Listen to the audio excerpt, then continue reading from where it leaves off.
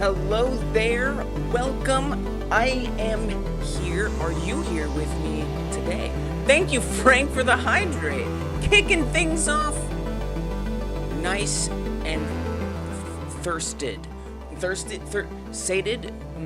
hydrated. Starting things off nice and hydrated. That's the word I think I was looking for.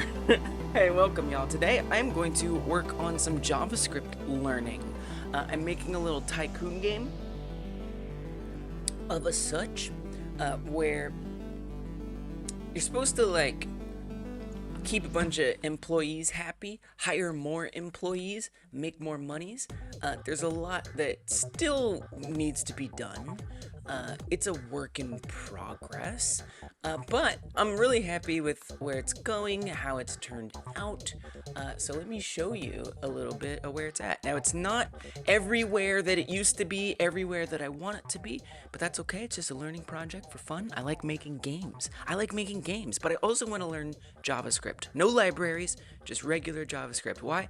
Because there are tools that I want to make. There are things that I want to do and have, and there's often other tools that I want to debug and learn more about how to tweak. Like even this chat up on screen, that has options for me to use JavaScript to tweak it.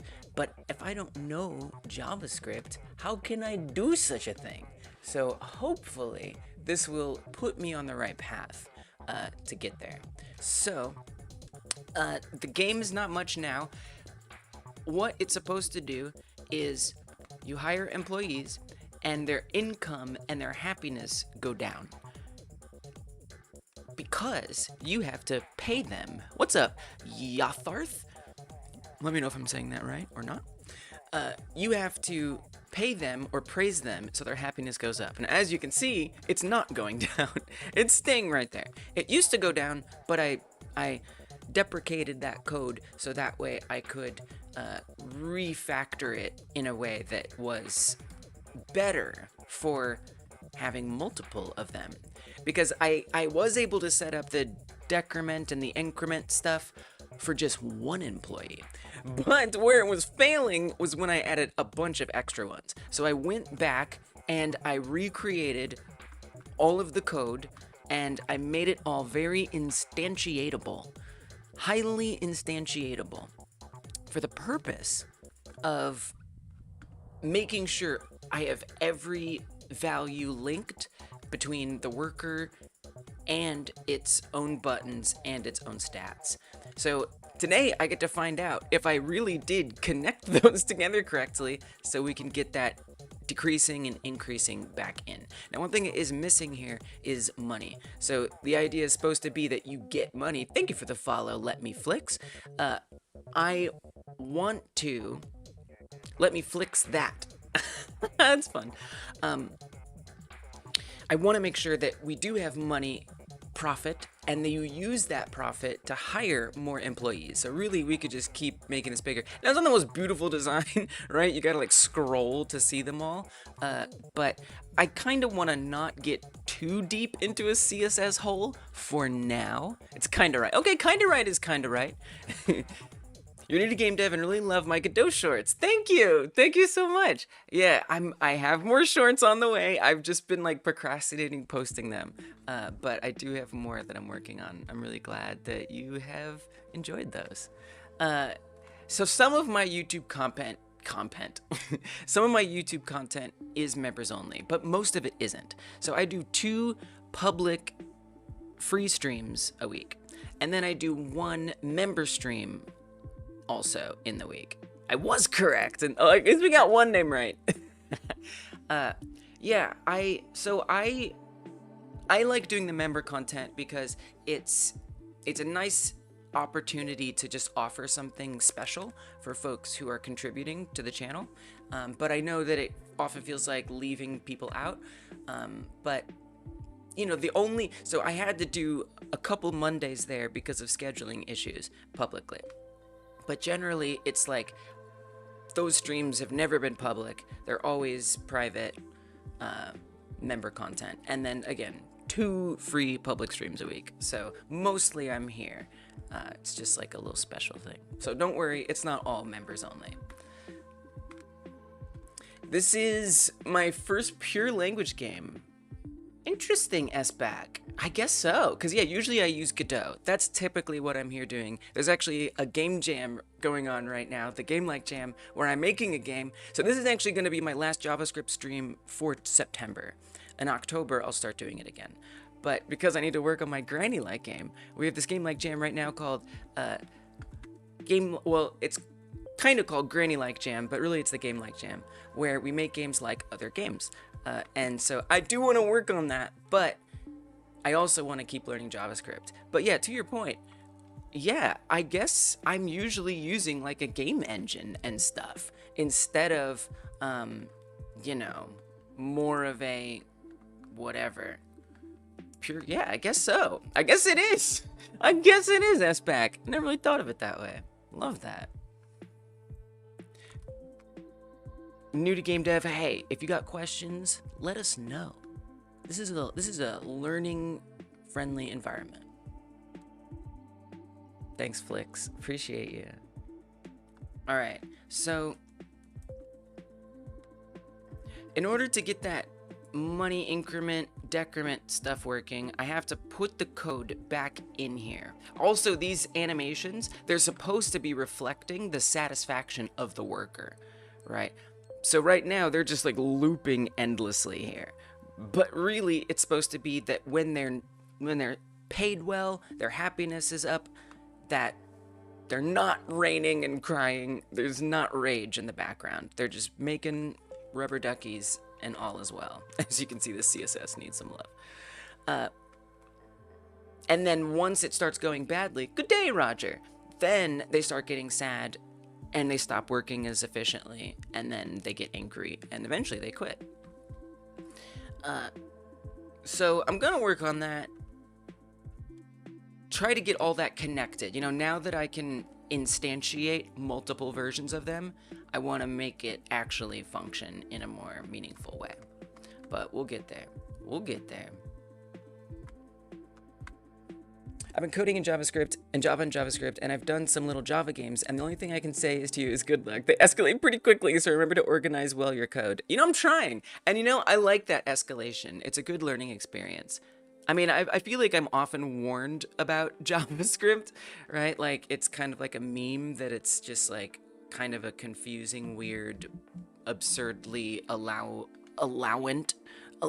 permissive language, despite it potentially having really bad coding practices. So I'm trying, but, you know, I know I'm going to look back on this from, you know, a year from now and be like, Jesus, what was I doing? It's just the way it's going to be. But yeah, appreciate that. Appreciate the advice. I do want to focus on organization for sure. Good call. We looked at that. My code is pulling so many odd moves to optimize to be faster. Nice. I mean, if you need that speed, right? They always say don't over optimize if you don't need it. But if you need it, I mean, if you're coming up with some clever stuff, that could be, a lot of people could use that. It could be helpful to find what those things are. Time to learn about binding. Oh, is that what this is? Is that what I'm doing, is binding? I'm using dictionaries to index vectors because comparing an integer is so much faster than comparing vectors. What? Is that true? Wow. I mean, I guess if you only, but you're saying you need X, Y, and Z, and so you're breaking them all up. Because yeah, I would think that because you have more dictionary entries, that would be more complicated. Very interesting. Sub and superclasses, yes, I was very excited to do that. You know, and this just is coming from the way I'm learning in GDScript and Godot. And using base classes and extended classes. Yeah, I'm not doing binding yet. But do I need to do that? And Doiko, I am going to try to get my little incremental tycoon game to actually have decreasing values that you can increase. So I think the real first thing I'm going to work on in my no library JavaScript project is making sure that individually each employee's stats decrease. And individually, when I press these buttons, their respective stats increase. In theory, I've tried to already set it up for that, but we're gonna find out. We're gonna find out. We'll see. You're not breaking the vector. The dictionary is referenced, so each index is referring to the actual vector. Interesting. Can you point me in the right direction for the problem that you're facing? You want to add a camera bounce effect when your player jumps in your 3D FPS game. Nice. A bounce effect. So do you mean like when the player lands back down, there's a bounce? I'm not sure what you mean. Because, I mean, if the player jumps, the camera should follow it, right? Anyway? Or, but is it like what kind of first-person shooter game? You should post about it on the Discord.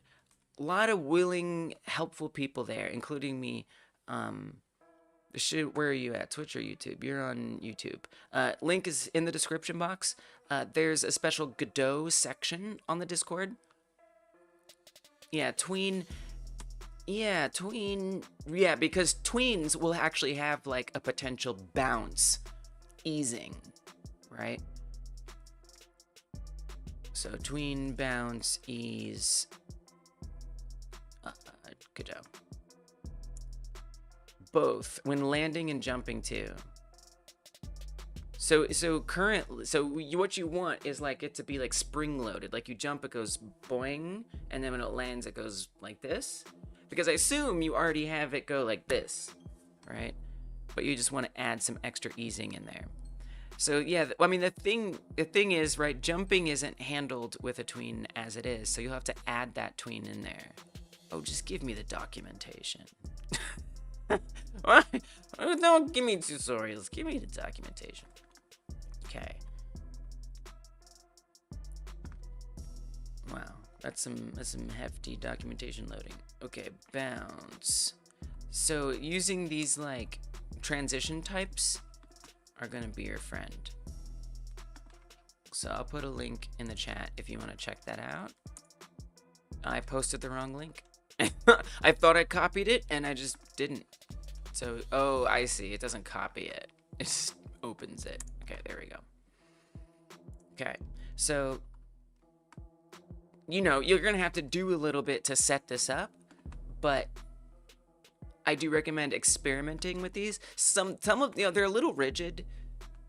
So that's where an animation player could be more useful because you can have a lot more control over what that looks like. But these might serve your need, so that's one thing to look at. If you're not happy with those results, then you could go to an animation player. But the idea is that you would run a tween, create a tween and run it as soon as jump happens. And then when you're back on the floor, then it bounces again. So you're gonna have to set up a little infrastructure to make sure that that works. But yeah, if you need extra help, we can definitely help you in the Discord. Okay.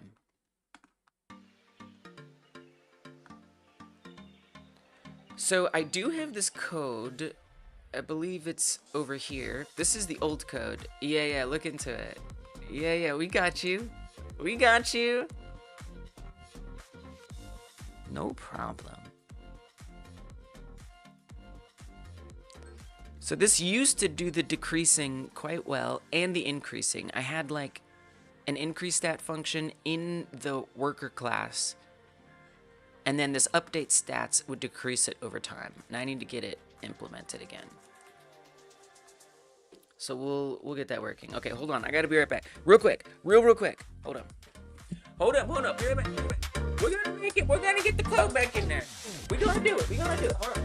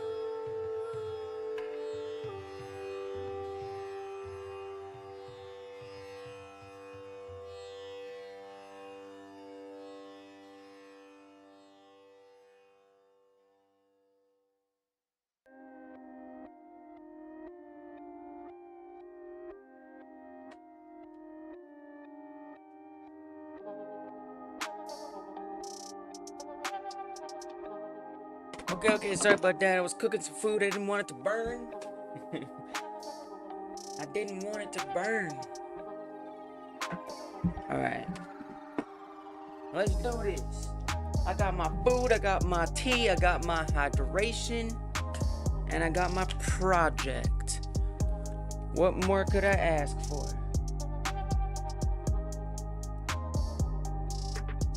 Okay. Put some updates in your discussion. Nice. I look forward to checking that out later then. Basic loop setup. Oh, for your granny like? Let's go. Yes, basic loop. All right. Okay, basic loop. Let's go. Very nice. It's hard. I mean, there's a lot to set up.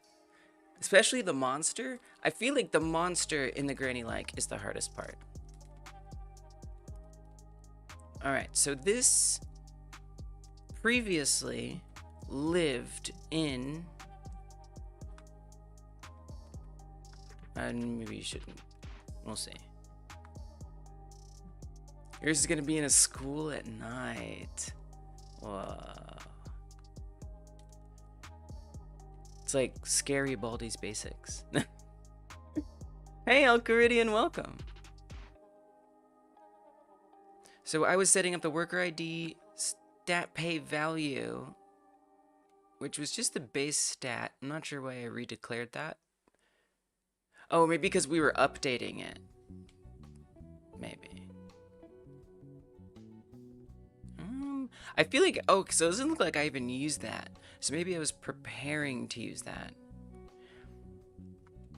Hey, Psychonic, welcome. Yeah, I'm doing JavaScript. No library. Library free. I'm trying to learn JavaScript on the most ground level possible, which is torture to many. But for me, I'm learning a lot. Because I've just, I've been making or working on tools and modifying other things, and I've just always used libraries, and I don't really know why. Like, I don't appreciate that. Oh yeah, I'm really glad I have that library. I don't really have any appreciation for that. And again, I just, I'm getting help from Stack Overflow, God's forbid ChatGPT, to try to get my JavaScript projects to work instead of actually learning the language at a fundamental level. So that's what I'm doing. You're the obscured to absurd feature tech support. You may not finish your many projects, but you sure know how to make random features they need. Hell yeah. I mean, tooling is an important part of the development ecosystem. I like that. That's nice. Okay. So we have a switch statement that is checking to see which button is pressed. We have an event listener, and we say if the target class name has button pay, then we know the pay button was pressed, and we increase the relevant stat. Stat equals this, so it's actually looking for stat pay right there and setting it to a variable and then increasing that one. You respect that challenge? Certain zen and attractive minimalism is just doing stuff from scratch. Yeah. Okay, I like that. We're zen and minimal here. Yeah, I don't have a bunch of libraries to manage and modules folder and all that stuff. Yeah, it's kind of nice. But really, I just want to learn fundamental stuff. Painful as it may be. It's not bad. And this is the only other, besides HTML, CSS, which whatever, coding language that I've learned, besides GDScript. So it's a far cry from something that's a little more generous, GDScript, to something that's a little more unforgiving. Made JavaScript game. I mean, I say unforgiving, but it allows you to do a lot of stuff you shouldn't do. So there's that. Made a JavaScript game engine once. A game engine once. That sounds like something you'd make. 3 times, but only one involved coding versus building stages. Nice. So was it a library? Whatever. Phaser or something? Same thing with button praise. Okay. And then we update the stats every, so this actually gets, I remember, oh, did I save that? I think I lost that. Luckily, I do have old versions around. So maybe it was back here in this old version. This old version. Or it could still be around. But basically I was calling, oh, decrease stats. So then what was update? Maybe this is old. Maybe this is even too old. And this was just looking, so I was actually adding all the stats to an array. Everything that has a stat value. Oh, interesting. Decreasing them all equally. I mean, what if you want some employees to decrease at a different rate? I don't know. Somehow. I mean, you could just have it like increase it as a balance, counterbalance. But I guess I'd almost rather not do it that way. That's interesting. Okay, what was it like back here? Some of these don't actually have updates. Okay, this does. Let's see. Oh, yeah. There's nothing there. Employees are hireable. Stat management. We did some renames. setInterval. This was the new one. Okay, so I had a setInterval special parameter. Multiply. Yeah, something like that. You don't gain forbidden knowledge without breaking every established rule of how to do things. Fair. I agree. If we agree on what forbidden knowledge is.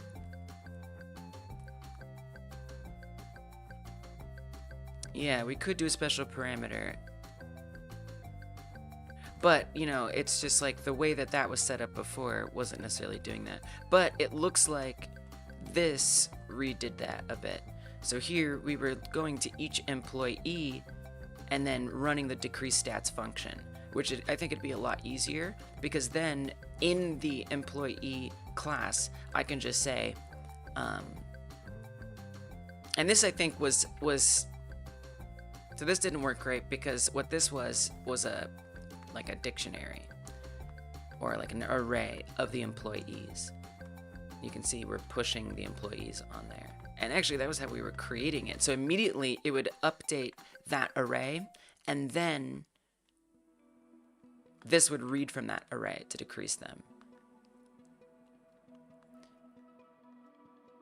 But this still is nice because I can, for each employee class, we can just have like some parameter, some setup to make sure that decrease stats behaves differently on a different employee. So this is definitely better.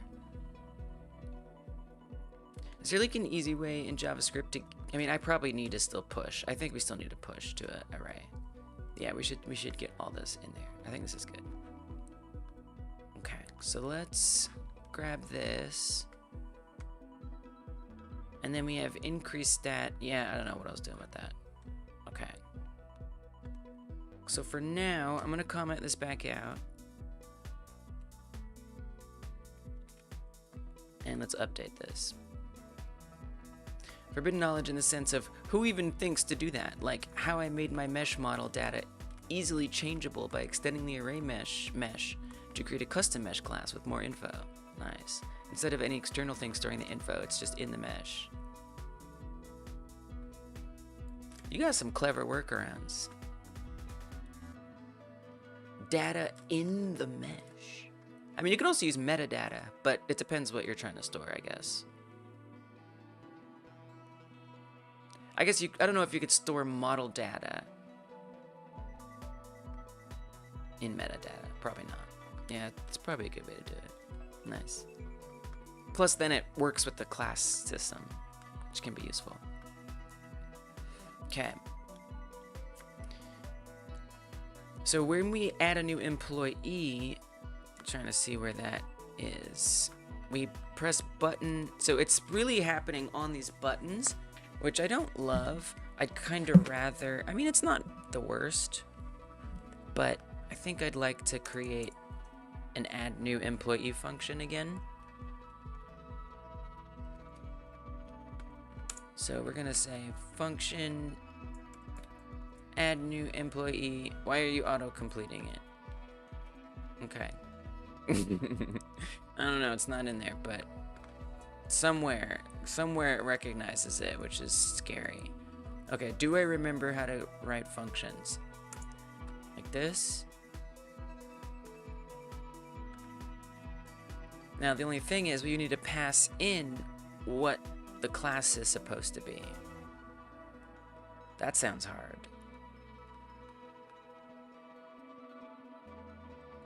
It sounds a little tricky.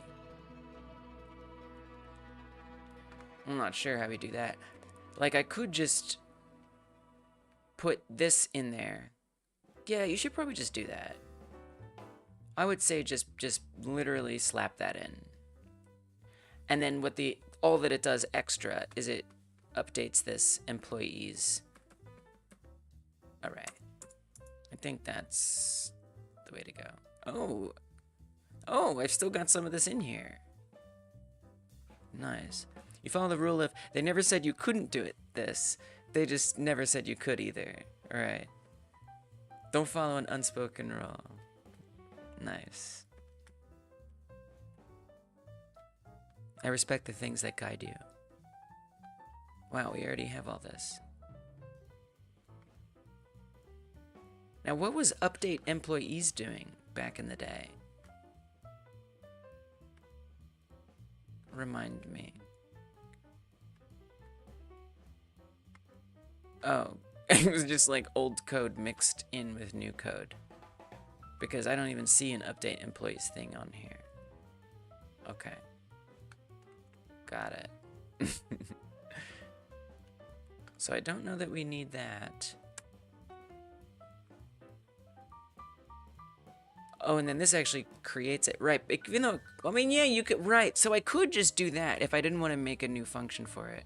Let's just do that. Okay, I actually like that. This is nice.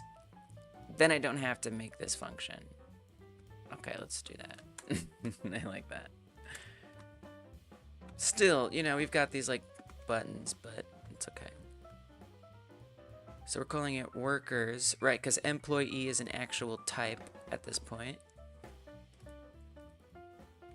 Or a subtype, subclass.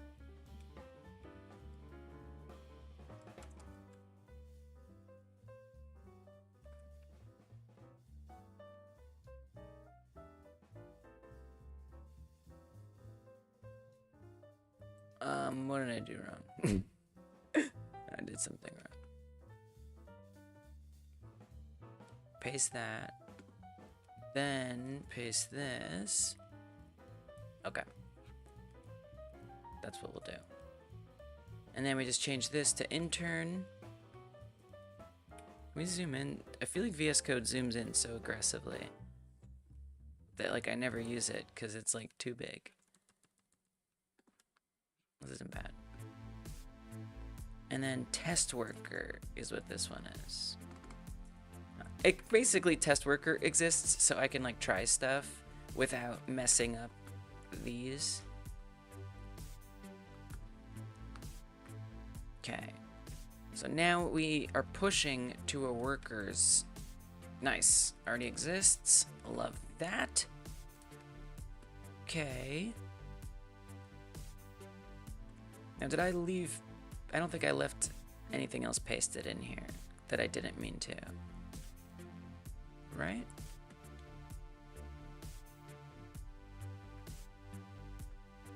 Other than these old commented out things. Update employees. Oh, that was update employees. It was right there. Jesus. I didn't need to delete that. Okay, we'll just go find it. It was just running when a new worker is created. But we really want the interval. Oh, I guess this is just like, it's just reporting stuff. And what was update stats doing? I don't know. I'm not sure. Not exactly sure what the vision for that was. So I say we just come up with it from scratch and not worry about trying to figure out the old partially commented code.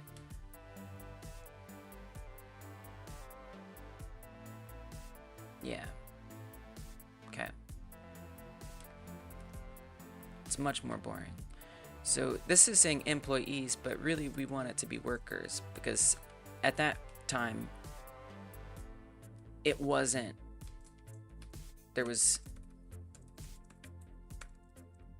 employees wasn't differentiated between other subclasses, but now it is. So we definitely still want an interval happening and running this function. For each employee, I feel like this could be a variable too, in case we want to change that somehow. Employees, for each employee, that could even, honestly, that would also be interesting. I almost feel like they should be on a class level. You know? Instead of just updating all of the workers, like just have each worker update itself. Right? Like that makes an abundance of sense.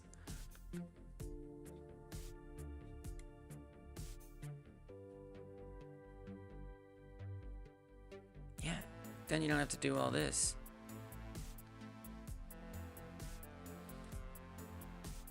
Okay.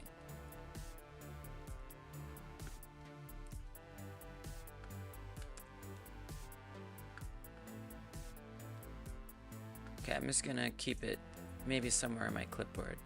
Abilities container, create element. We don't need this. Increase stats. That's supposed to be if a button is pressed.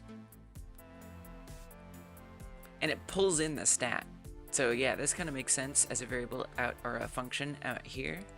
We just pass in the stat and it'll do it. Same with decrease. This makes sense to me. Create worker ID. I guess I'll say this is employee or worker management functions.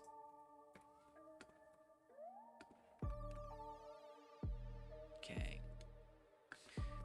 This is where all the stats and the buttons, which I'm calling abilities, are handled. Whoa.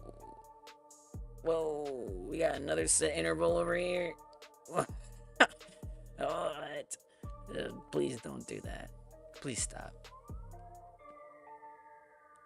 Jesus.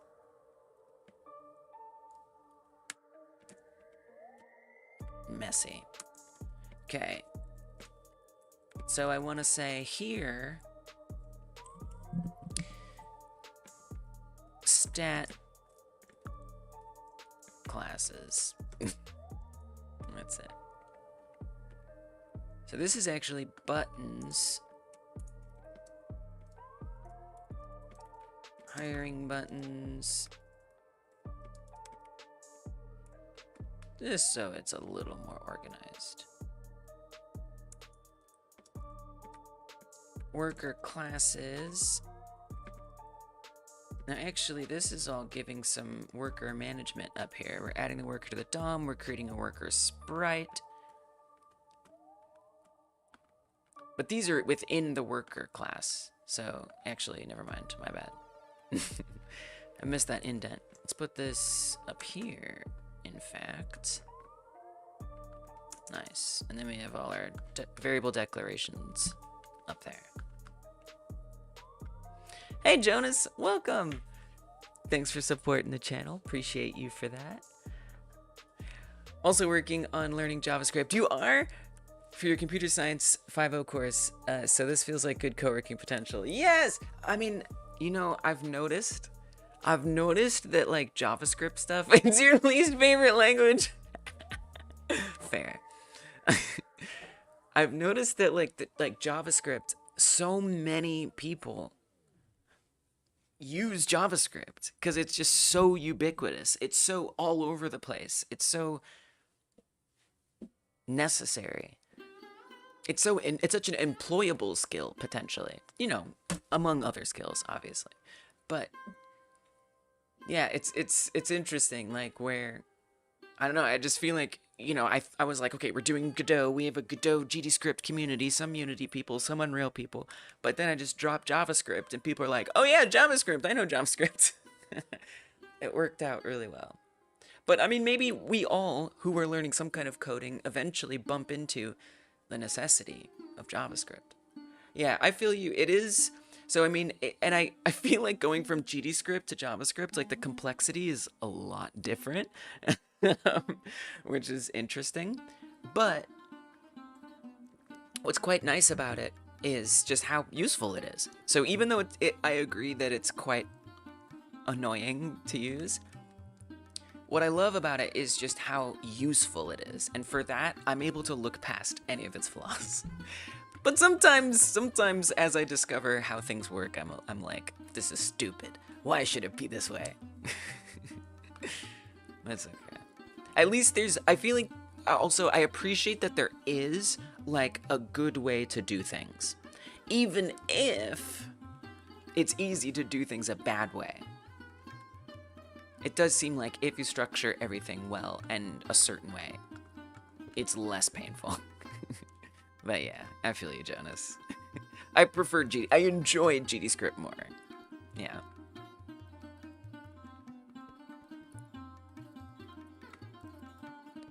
I think I want this to be a base worker, because whether it's an intern or an employee, we're gonna want the stat behavior to be happening. Welcome, Lili. Thank you for joining us. Lili is the calico cat, right there. Looks like she's just off screen. So that's... Oh, there she is. Nice. Let's go. Welcome, Lili. Thank you for being here with us. Okay.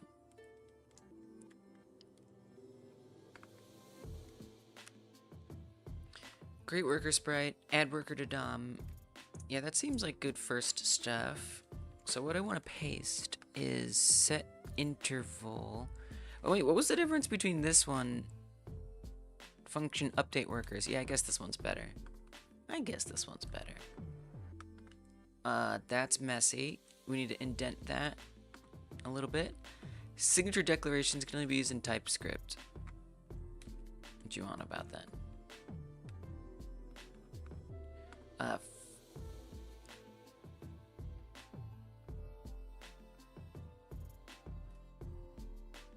That did not paste well at all.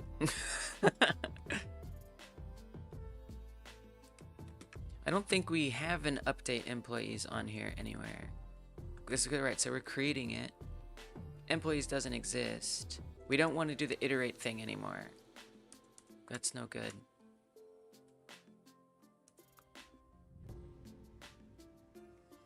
Dear God.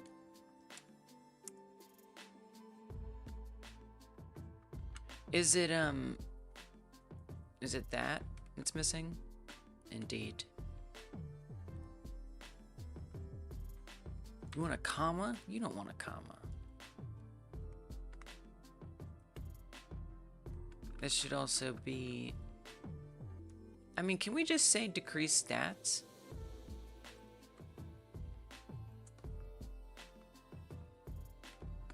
You know? Set interval, decrease stats.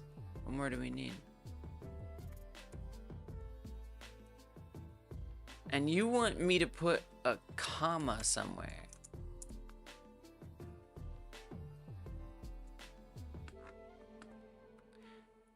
Maybe this doesn't run the way I thought it ran. Maybe I need to put this in the constructor. Perhaps this is it. Now, decrease stats, currently not doing anything, so I'll create that here. I will say, I look forward to overcoming the I don't like this hurdle. Because you're right, it does seem super useful, right? Especially since I'm starting to work on building my portfolio website. I mean, just a website is so greatly enhanced by JavaScript. Like, the only reason I'm learning it is because I needed it for managing the hypergame.dev website, for setting up tools that we can use in this community. As I've said, for managing that very chat that puts your messages on screen. Currently, it's got a little bug where the animation playout doesn't work. Now, it works fine if I use the chat app as it was designed, but because I'm adding some of my own things in there, stuff is broken. If I understand JavaScript a lot better, I might be able to fix things, like so when it goes away, it doesn't snap away. So it just kind of, for me, came out of necessity. And maybe that'll be the case for you too. Where like right now, it's like less you have a specific application in mind. But yeah, portfolio website, I have a feeling someday there will be things that you want to use JavaScript for. Do not despair. It is useful. And then I love the vanilla or the non-library thing too, because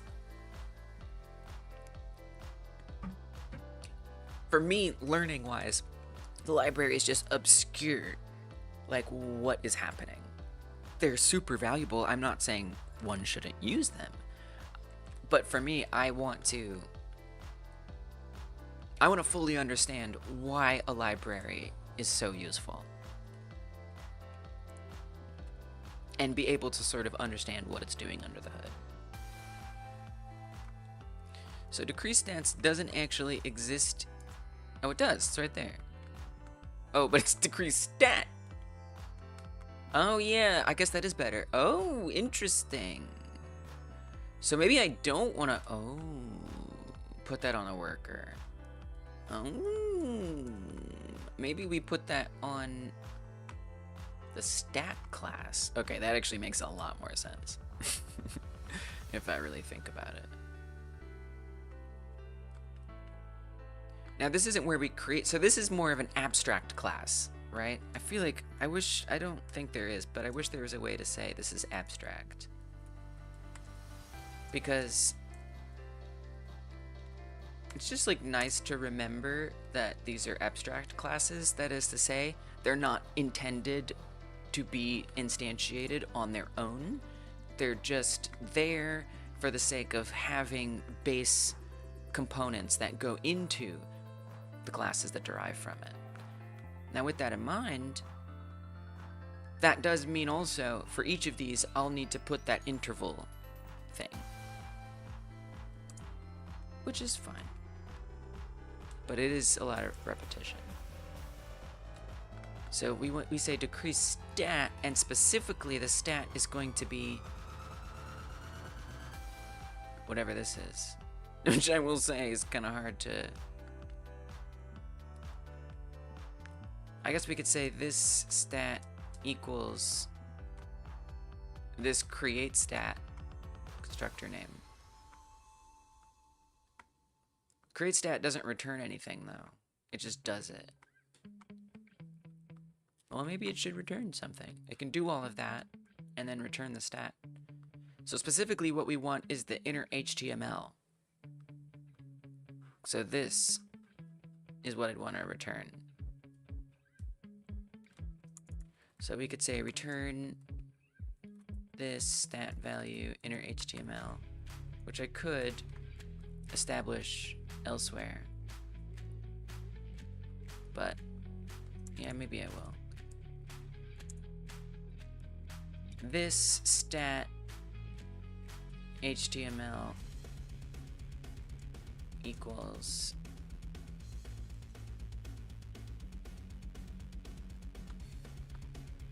I have a feeling I've broken things, but that's okay. I thought those messages at the bottom were supposed to last longer. I gotta fix that. Libraries are just pre-built code to help make life easier. On one side, they make development faster. On the other side, you're missing out on the understanding on how it works. Yeah. unless you made it. Yeah, I mean, right. This is it's giving reinventing the wheel to not use libraries. But yeah, I mean, and not everybody needs to be learning everything all the time. Right? Like, of course. And again, especially if you already know those fundamentals, there's even less point. Yeah, 100% agree with that.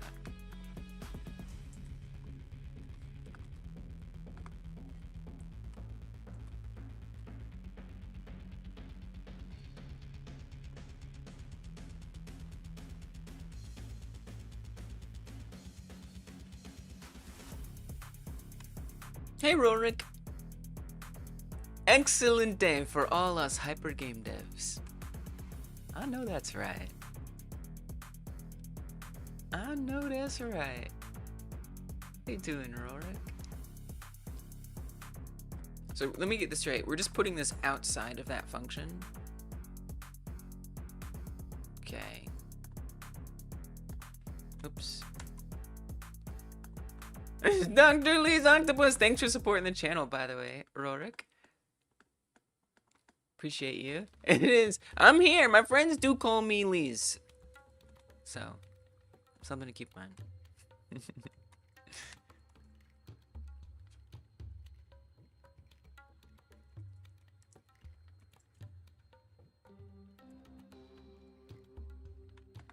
I feel like I'm making a mistake here, but I'm just curious. Hey, Zanyar. Yeah, so it's still a work in progress. Hopefully I didn't break it just now. But the idea is that you hire employees and their stats go down over time. So it's kind of like a tycoon incremental game. Yeah, I'm Monday, Tuesday, Friday now, Merv. Thanks for supporting. Welcome. And these go down, and then you, the player, have to go through and increment each of those to keep workers paid and happy. And then, right now, this animation is just cycling, but what it would do is they would stay in the normal productive state, this one, if these stats are maintained. If they're starting to get low, then this rainy one happens and they skip some. And then if it's really low, they get really angry and they're gonna quit eventually. So I did have the decreasing and the increasing working in the past, but it was only working for one employee at a time. And so I've refactored all of the code to function better for multiple instantiations, in theory. And so now I'm trying to reconnect that decreasing and increasing code to the workers themselves. So it's not, it's not meant to be a game that I expect anyone to particularly love to play or anything like that. It's just a learning project for me.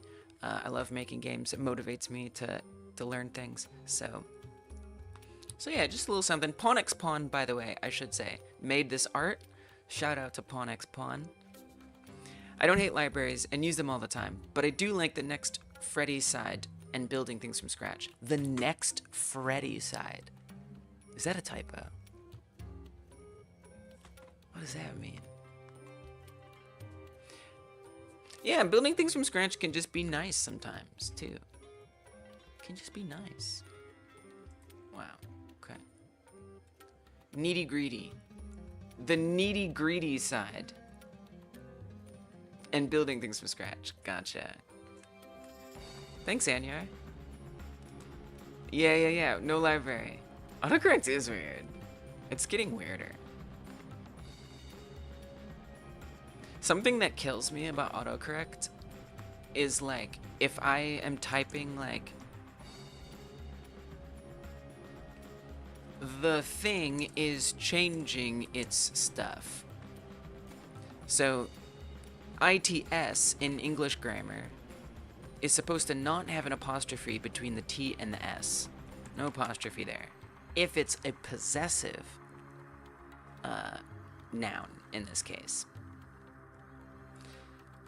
Or rather, if its is acting as a possessive thing, which means it's referring back to this noun, right? So if we say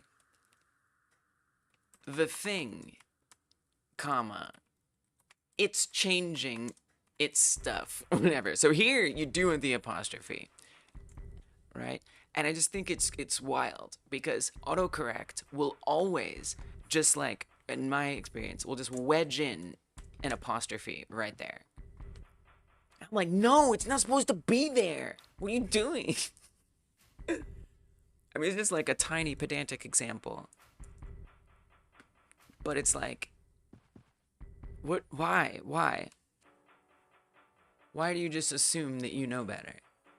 You don't. Tiny example of how there's so many other corrections that it just is like, oh yeah, you didn't mean that. You meant this. The hubris of it. When did I implement animations? Last time I was here, the project only had cards with placeholder stats. Yeah.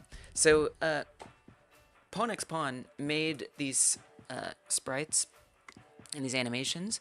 It was kind of a mix of them offering and me asking. It was interesting. They both happened at the same time. And yeah, Pawn just made these. And it does have a proper sprite sheet, so that way we can actually have it reflect the current mood based on where the stats are at. Hopefully sooner than later, I can actually have those sprite sheets reacting depending on what the stats are, but I'm still getting the actual stat changes to be working.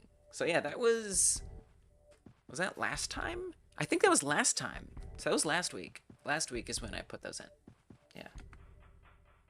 Because I was just like setting up the like visuals and the CSS, and I was setting up each worker being made, and so I wanted to make sure I had like a function for putting that in, right? So now I have like create worker sprite. I wanted to make sure it was part of the workflow of instantiating new employees before it was too late. And also the CSS to make sure it kind of agrees. Yeah.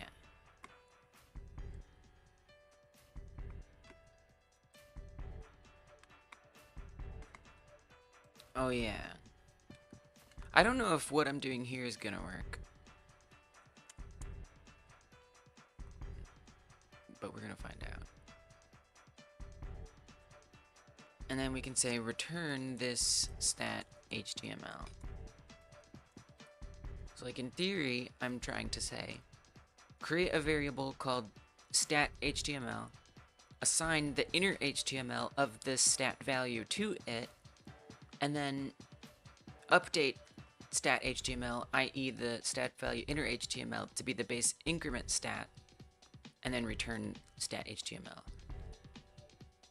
I'm not fully sure, but we're gonna find out. So decrease stat then, right now we say this stat equals this create stat, but that's not going to be the stat HTML. So I think you'd want to say this dot stat HTML in theory. So that's just on duration, which isn't really set up. So we put this on all of these stats. There might be a way to pop this into the base stat, but the thing is the stat gets created on each of these, so we'll just keep it that way. Yes, Flip. It's going down automatically.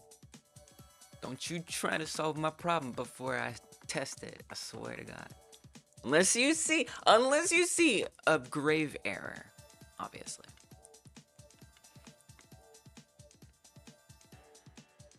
But no, they just start decreasing automatically. All right. Sometimes I might have to look away from chat if you're gonna give me answers or things before I need them. I gotta learn. I might as well be talking to ChatGPT otherwise. Okay, so I'm gonna say, tell me what you even see when you're going to decrease it. Decreasing stat, which will only pull in an actual value, assuming it's correct. So I don't know what's gonna happen, but we're gonna find out. Oh, nothing gets instantiated. What's the error? Tell me now.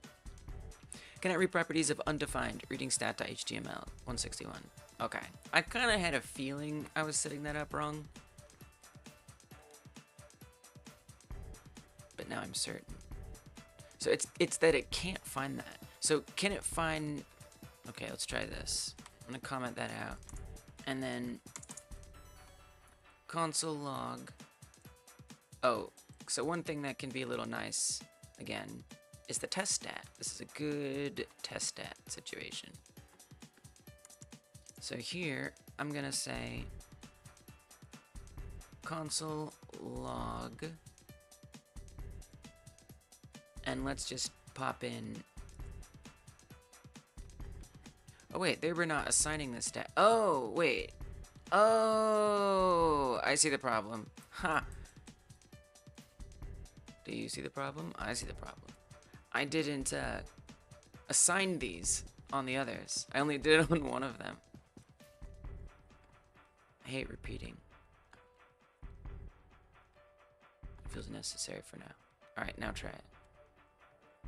Cannot read properties of undefined on 204. It is running decreasing. It's just undefined. Nice. Alright, we're getting somewhere. So it runs this, and then it has the error right here. It's like, what are you talking about? Oh, but look, we have stat. First of all, we have stat.innerHTML. In theory, this should now be the inner HTML.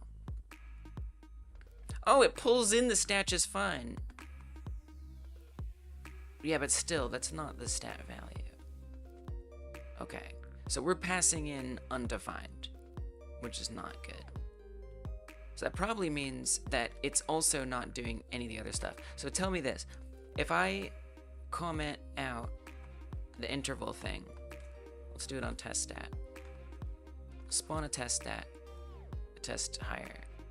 Just nothing happens. Undefined. Okay.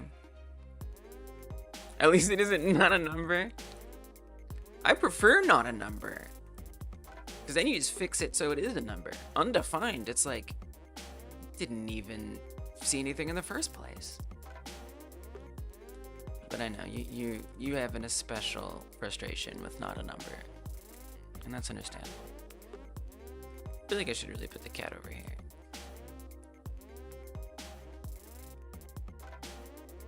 It's the worst? Why?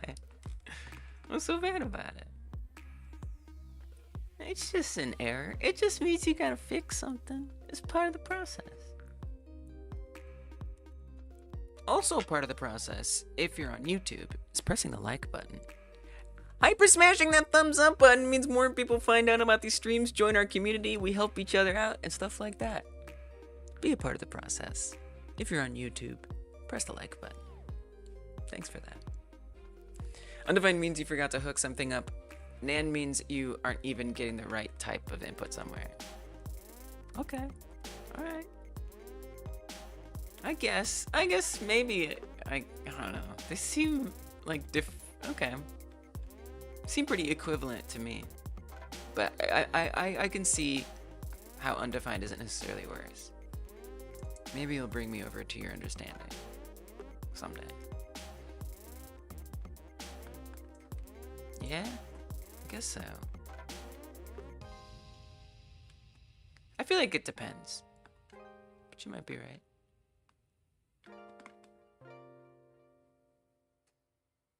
Whoa, first of all, why are you putting a return up there?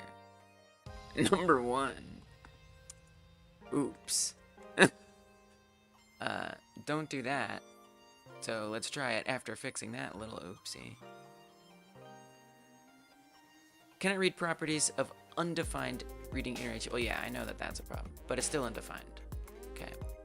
All right, so I'm clearly making a huge mistake here. So let's try this. Let's not create this stat HTML thing. Let's just not do that. That was a mistake. We're just gonna say stat value inner HTML equals base increment stat. And I'm just gonna return this. I didn't love the repetition. I'd love to slap that into a variable. I didn't do it right. Whatever, let's just do this. So now that we're returning that, that means that in the decrease stat function, I don't need to actually do inner HTML. In theory. Okay, so it's still coming in as undefined, which is interesting. But it's clearly updating the inner HTML, because that's how it becomes 5. It just isn't returning the inner HTML correctly. So I guess I'd like to see if we do console log. You know what might be something to consider is saying this.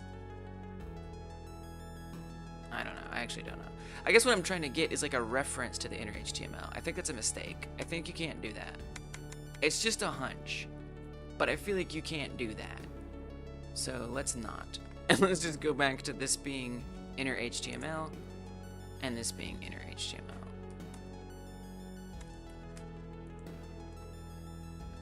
You know, I'm trying to push it and do certain things, and if it doesn't work, whatever, it's fine. 203. Okay. We return the stat value. So tell me what that is. Console log this stat value. Stats value is that. Div class stat value 5. Okay.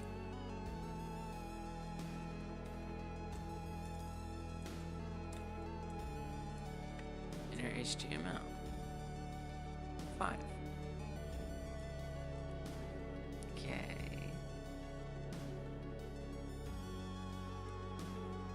I wonder if I'm not using like return. Am I not using return correctly? Oh, I'm not. What are you doing? What are you doing? I forgot. We want create stat to return something. So if this, all we want to return is this stat here. Whoops.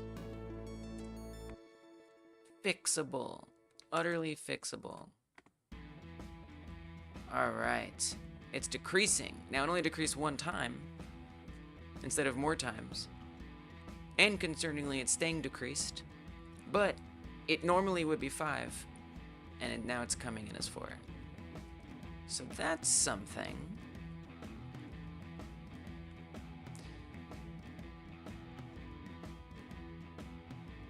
Interesting that it runs once. So maybe in the instantiated class, it's not going to actually do the interval. I guess we could check. I mean, no, it would be running every time if it was. Also, what is this?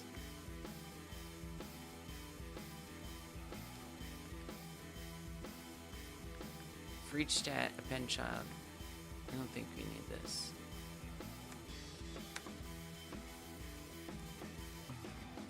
Okay, interval there was a bad idea.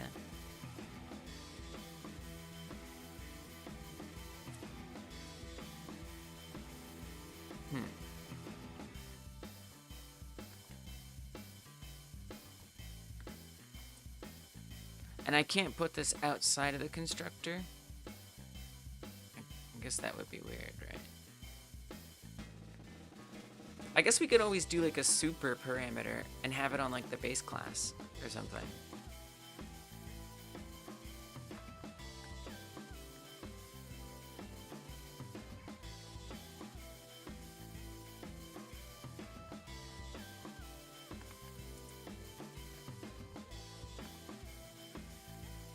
Yeah, it really doesn't like that at all. being outside of the constructor. I mean, I guess we could always make like a function, like function.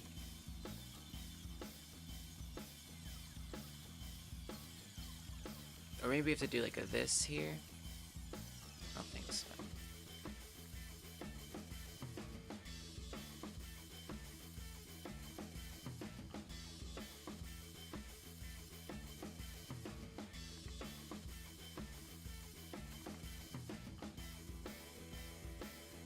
Didn't like that either. I think you don't need function. So what if it's like that? Does it hate that? Does it like it? So that's only going to be for income.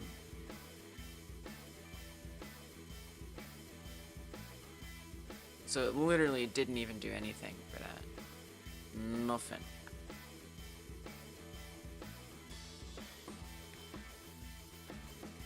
Oh, because I didn't call it.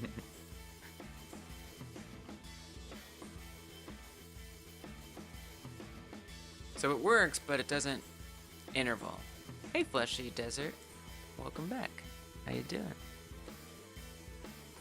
Trying to implement decreasing of stats in my Tycoon incremental game.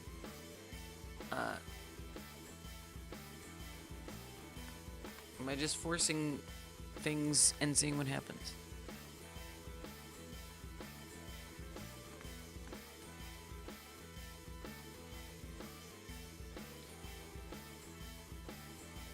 I'm surprised that we can't have an interval set. I guess I could look it up. I'm surprised we can't have an interval set. JavaScript set interval on a... Do we call it on a new class? I don't know if we call it instantiated here. Set interval to call a function within a class. Oh, Flip was talking about this earlier. Bind. Nice, Flip. You knew. Flip knew. But if Flip had told me that sooner, that this was the time for bind, I wouldn't have tried all those things and failed. Yeah, I think we can, Fleshy.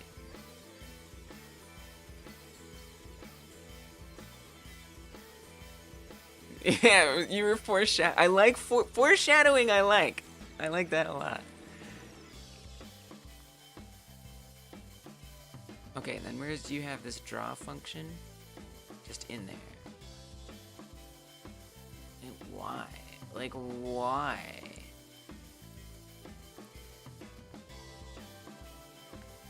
I have no idea upon if it's the same. So I feel like with bind, that's like, the only time I've used that was when creating, oh, what was it? When I was like adding extra parameters to built-in methods. I feel like that was how I used it, if I remember correctly. Similar? A bind function method of function instances creates a new function that when called, calls this function with its this keyword set to the provided value. Those two different things. And a given sequence of arguments preceding any provided when the new function is called. Concept module get x, return this x.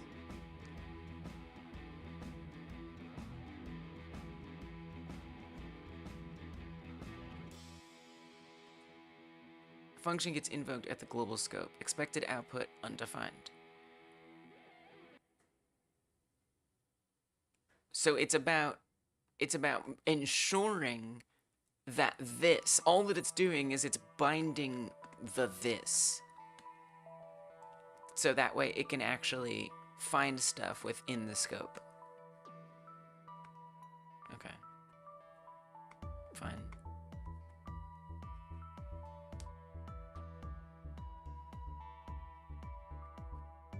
Yeah, it's a little weird. Like, you can't just figure it out. Like, obviously, that's what I'm talking about. It's like, but you didn't bind it.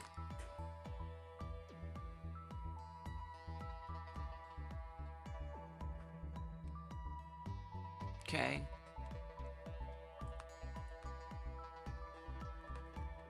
Just have to remember that, I guess. Set interval.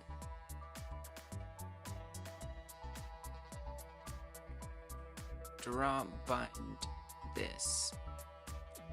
So I would say like maybe like that. Maybe.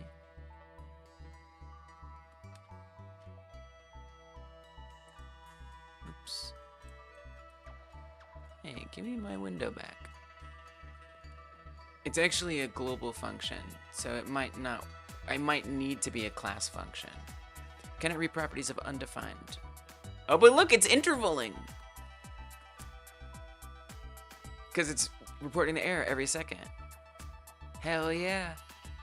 It may be undefined, but at least it's happening. This is good. This is very good. And which one is the one, like, which class? I'm not sure which class is the one that's happening with. Is it income or happiness? I don't know. Can't tell.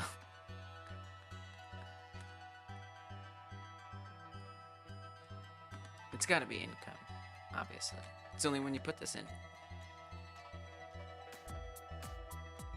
Okay, and then I would prefer to just not put that in there if I don't have to. So I basically now just need to make sure this is correct. Sure looks weird with the dot bind there, doesn't it?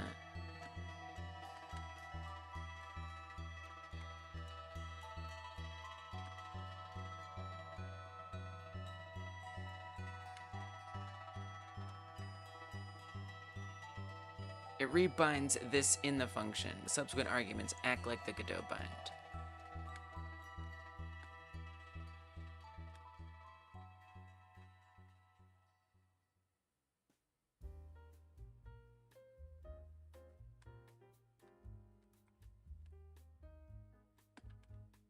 Do I want like another bind here? I don't think so. I'm a little confused, but you are heard. So what if I just try making this like a magic number? What happens? I still want to try to puzzle it though, and suffer through it. So it doesn't even pull in that number at all, even if I just slap it in there. But by putting bind here, it actually runs the interval. Well, because, I mean, first of all, this isn't looking for, this is looking for something other than what you're giving it, number one.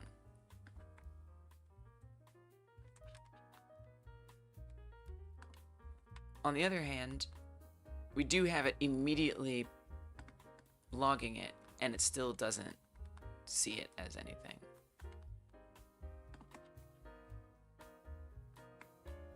So that whatever is in those, whatever parameter that I'm putting in there is not actually getting passed in. Just slap a bind. Just slap a bind in there. Hell no, it doesn't like that. I'm surprised it doesn't. What if I, okay, what if I do this? What if I make it a string?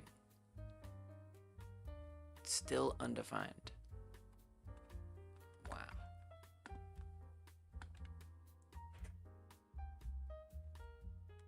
Okay, so I'm definitely still missing something.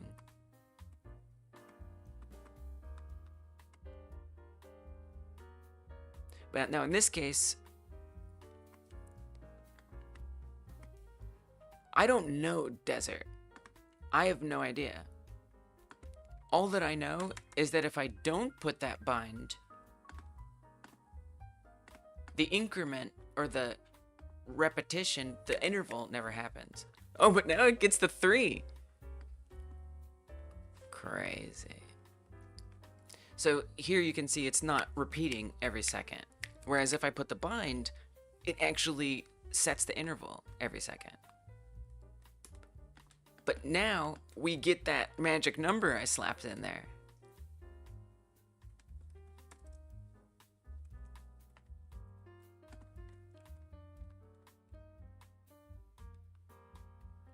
And now what it's passing is just, so this is correctly passing that, which is what we want it to receive, is this. The difference is it needs to be doing it every second. Like maybe I want to do setInterval bind.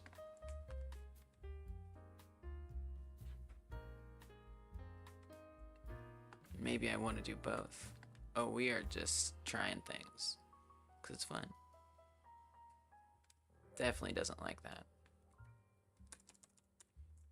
We're just trying things. We're just trying things. I love trying things. To me, that's like the way to, that's like one of the best ways to learn.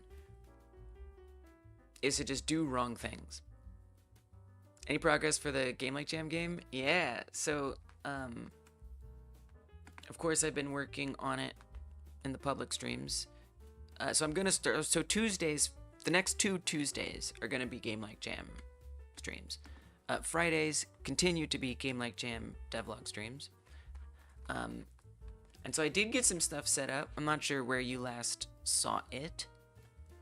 But yesterday, in the members only /sub Twitch sub only stream, I made the monster. I didn't finish like all the texturing and getting the sculpting just right, but I got like the base mesh and even a little armature added in there. It's not little, it's actually a big armature. So yeah, actually has been some progress, for sure. You know, I didn't want to stop working on the JavaScript project because I kind of wanted to keep building on my learning journey. And not just like take an entire month off. That felt like I was going to forget too much. Yeah. I'll show you what it looks like. It just has to load. Working on the map? Nice, like the level layout and stuff, or like actually like a mini map or something. Level design is really important for this jam.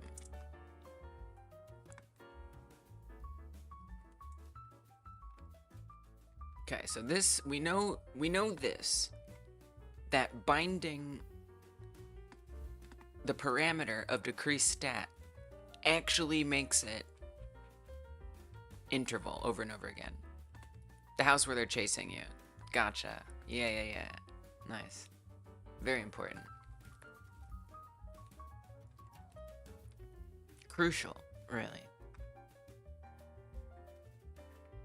A succinct example? Okay, so I know that that's there. I'll circle back to it when I'm ready. If I need to. Thank you. Thank you for keeping it separate so I don't get tainted by it before I'm ready.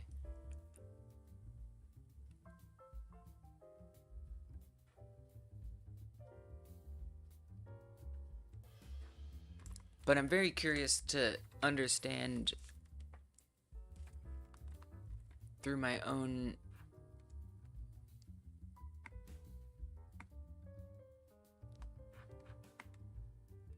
I don't trust. Are you giving me answers? I'm not looking at chat.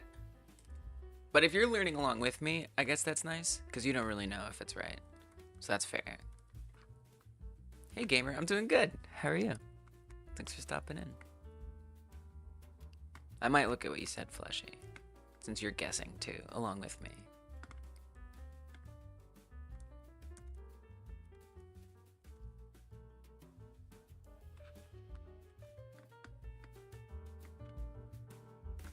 A bound function can be further bound by calling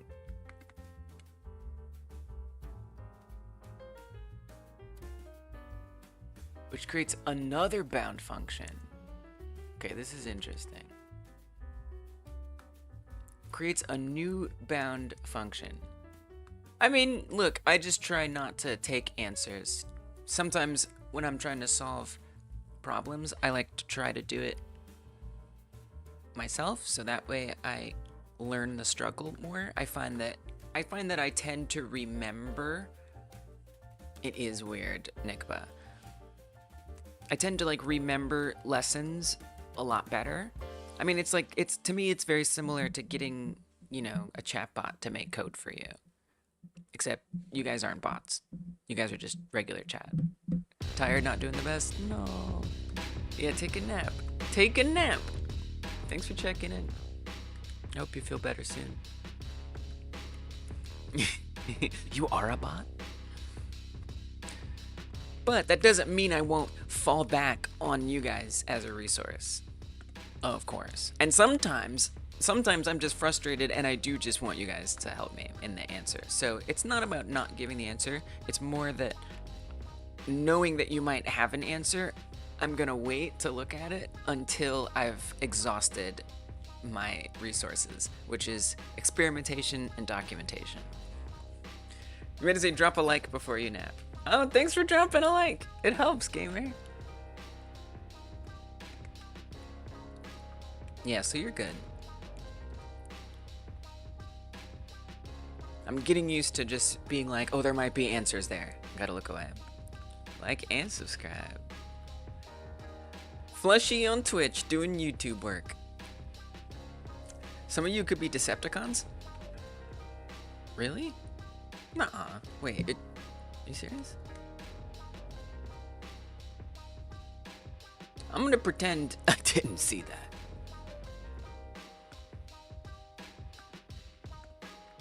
Flip's like, please, please, please, please. I can't know. I can't know. And I don't trust your judgment. I don't. I feel like you might think it's not an answer, and to me it is. I just don't know. The bound function, okay, bind function creates a new bound function. Calling the bound function generally results in the execution of the function it wraps. Okay. Oh, you won't. Yeah. Nice. Love that. More like connect. Oh, I like that. Yeah.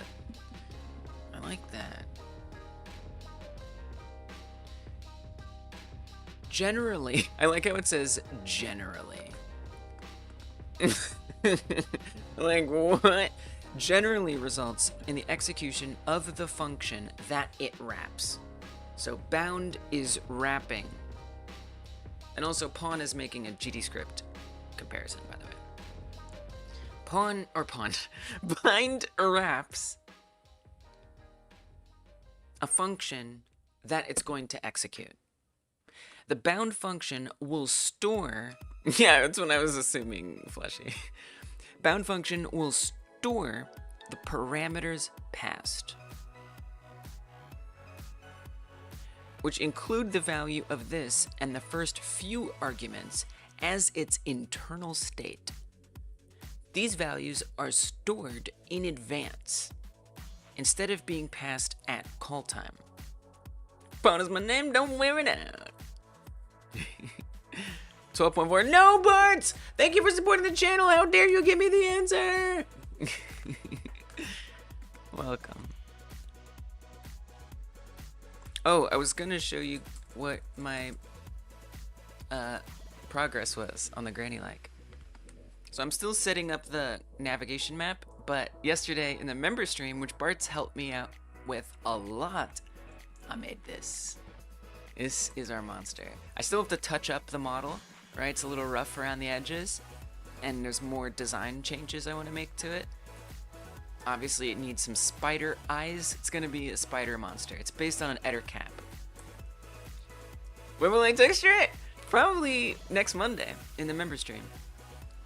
I tend to keep art stuff to the member and Twitch sub streams. And that's just like personal preference. I mean, you guys love to help and I love you guys helping. But sometimes it feels like creatively it can be a little stifling sometimes. So it's kind of nice when it's a more private thing. Yeah, it turned out good, right? Yeah, I did do the extra legs. And the armature works. So this isn't really even giving you the best appreciation of it. But all of those legs have inverse kinematics, so I can grab just one part of the foot and they all move like this. Yeah, it's one room. Xenomorphy. Love that. Yeah, it's one room. So it's going to be bigger than this. This is just kind of a test area. So it's going to be one giant warehouse with shelves. The monster is going to be able to climb shelves, and then you can hide in between shelves. There's going to be boxes on all the shelves, and they make a lot of noise if you bump into them. The boxes are going to be the only way that you can truly hide from the monster, because the monster is going to actually be able to see you through the shelves. You need boxes, so you're going to have to stack boxes to actually truly block the monster's vision from seeing you. And then you got to get from one end of the warehouse to the other to flip a power switch. And then you have to get all the way back to the beginning where there's an exit that the power switch opened. Is the basic loop of the game. Get to one end without the monster catching you, flip a switch, go back, same thing, and then you win. So yeah, it's coming along. I've started to get some of the navigation mesh down, but hopefully on Friday I'm gonna get that stiff, non-fully animated monster moving around and chasing you.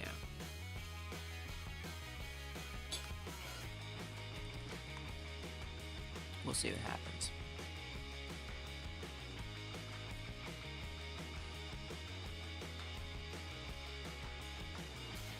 Stored in advance, instead of being past the call time, you can generally see const bound function equals function bind as being equivalent to const bound function equals arguments arrow function call for the effect when it's called, not when bound function is constructed. I don't know what that means, but okay. A bound function can be further bound by calling bound function dot bind and then these arguments, which creates another bound function. You're not sure what your monster is gonna look like? Do you know like your setting for your game and stuff? Creates another bound function 2. The newly bound this argument value is ignored. Oh yeah, I'm noticing that. Yeah, it's ignored. Because the target function of bound function 2, which is bound function, already has a bound this. When bound function 2 is called, it would call bound function, which in turn calls function. The arguments that function ultimately receives are in order: the arguments bound by bound function, arguments bound by bound function 2, and the arguments received. So it seems like what I'm putting in here as an argument is being ignored, which seems right, because if I add in just a random magic number or a string, it doesn't take it, and it's just undefined. You know the setting, and you know it has to be humanoid. Oh, you don't want to reveal the setting? Alright. Gotcha. Witchy. Ooh, interesting. I'm not reading it, Flip. It might be really helpful. I'm not reading it.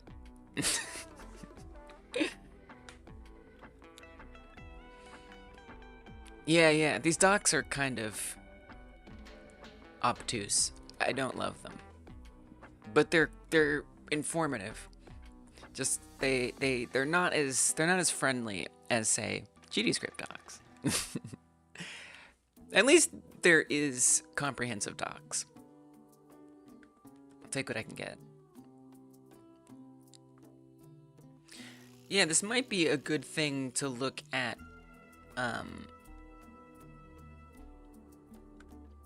To even ask a chatbot to not give code, but to instead reword this explanation.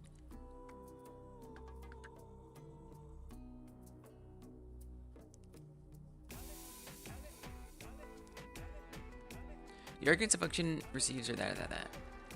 Okay, so this example is saying log.bind, this value 1, 2.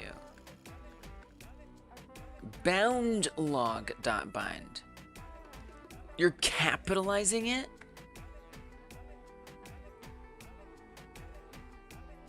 Are you just making like a new function?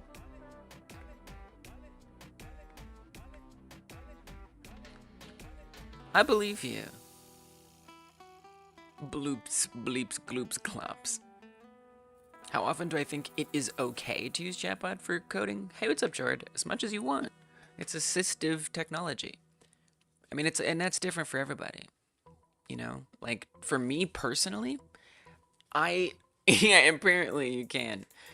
I don't like it to give me code answers because then I don't actually learn much. And sometimes it does things. Sometimes it does things that I don't understand as well as I think, and then when I come back to try to like work with it, I don't understand it, and it just slows me down. And then there's obviously like the asset theft component. So again, this is just personally, I try to avoid it for, you know, giant code blocks or, you know, art assets, stuff like that, because I don't really like the ethical implication of that. Now, if you're training your own LLM or you have like a verifiably ethically trained LLM, then I think I would feel less weird about using the things it generates. But even so, you know, I value the process of making things. I don't know what neurosama means. What does that mean? However, I really like using it to explain things or to, you know, make stuff a little bit more clear.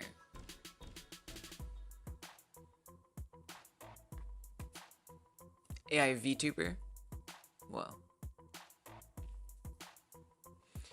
So I think it's an excellent, like, search engine that can be context specific.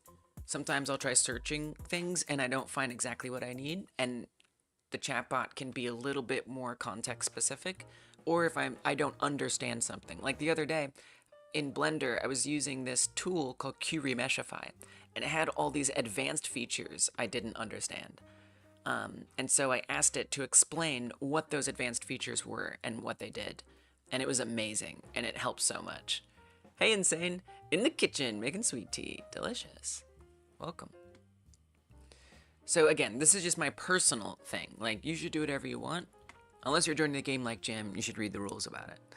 But personally, I avoid it except for, you know, explaining things. Sometimes I'll use it if there's like a really confusing logic problem, like if I have like a lot of, like an if statement with a lot of nots and negatives and double negatives and stuff, that tends to like trip me up, like in general, and there's really no hope for me. So I'll be like, can you just like straighten out this logic and make sure I understand why it works this way? You came off rude when you said about not giving you answers. No. Did you? I don't even know what you're talking about. What are you talking about? I don't think you were rude. What do you mean? You started over on Sweets World again. I was trying to perfect stuff too early. Oh, nice. Do I remember that game? Sweets World. Maybe I remember it. It's possible I remember it. Fleshy, there was no moment where I thought you were being rude. Alright, binding an already bound function isn't relevant. No, see, that's why I didn't want to see that, Flip. Because I want to find that out myself. RPG you're working on. See, your judgment for what's an answer is different than what I think's an answer. You know, I want to be able to look at it and say, is that something I need? No? Okay, great. Now look, there's just a point where I let go of it. I like how we spend a lot of time talking about what we should be talking about. Okay, I'm gonna keep going. A bound function may also be constructed using the new operator if its target function is constructible. Doing so acts as though the target function had instead been constructed. You know, I guess flip, it can be a little micromanagey. Like, don't learn this, learn that. It's like, let me just figure it out. Doing so X is though the target function had instead been constructed. Had been constructed or was constructed. The prepended arguments are provided to the target function as usual, while the provided this value is ignored. Construction prepares its own this.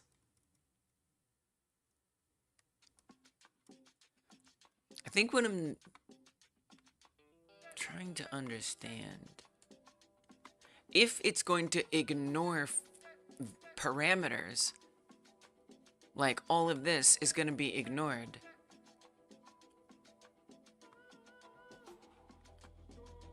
Like this example is a little confusing to me. Prevent this from being boxed into the wrapper object. Use strict. What the hell? Chandu, I agree. JavaScript is power. It's so useful. Welcome, Chandu. It's so useful. Obtuse and confusing as it may be. Okay, I'm starting to feel a little confused. Yeah, it seems like it is going to be ignored. That's exactly what I'm getting from it. But okay, if it's going to be ignored... I see you're making like a sentence. If it's going to be ignored, well, I need to put something in there. But I can't put stat because it needs to be a this. So it's still undefined. So somehow I need to pass that parameter in without it getting murdered. This doesn't do anything of value because we're just like asking for this bound function, which doesn't make sense.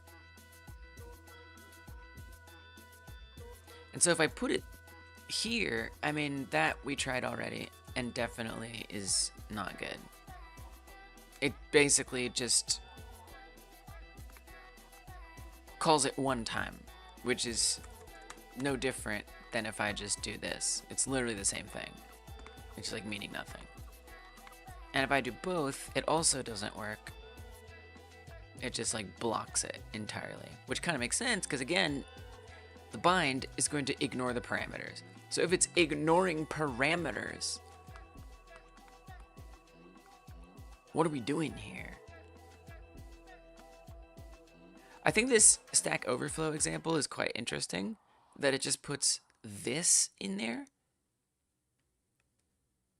But I guess that's because it's returning a specific thing. The entire thing.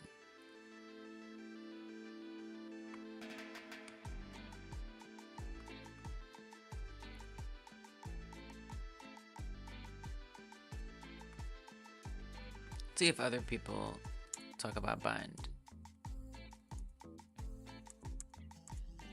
Nope, just that one person.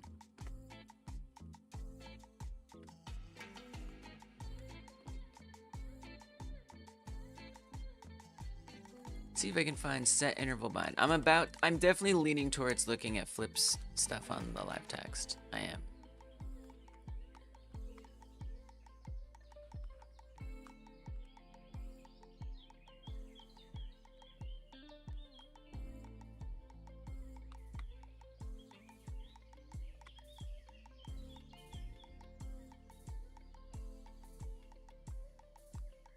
So they're using call,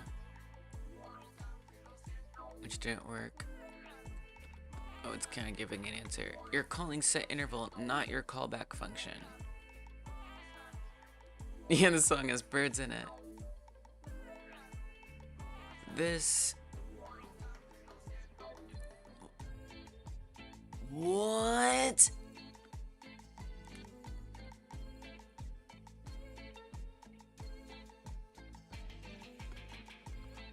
LD, the cat is making bird sounds. Maybe she heard it too. Look at her. She's like, I gotta go find that bird. I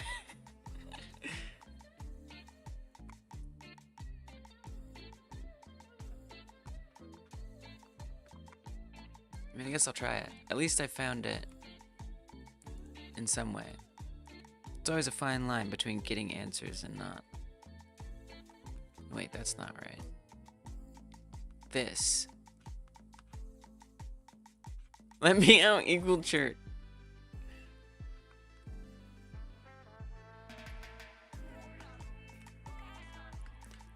So, okay, so is this saying, hey, that value, bind it to this constructor? Like, hey, whatever this is, we want to run it, we want to find this variable relative to this. Now, even if that does it, I mean, I feel like the incrementing won't work. Oh, that didn't work at all. That didn't work at all. Okay, well, it was fun to imagine for 10 seconds.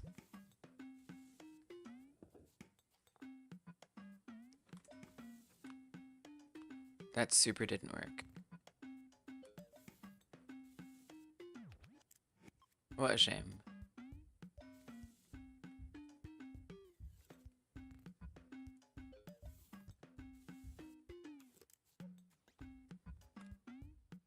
Right. Oh, but tick is a function in this example, I guess. Wait, but it's not either. Oh, it is. Got it. Right, so it ignores parameters but not functions?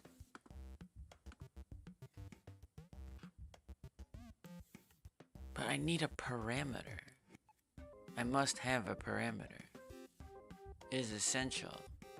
Okay, so maybe what I'm really asking is how fast parameters bind JavaScript.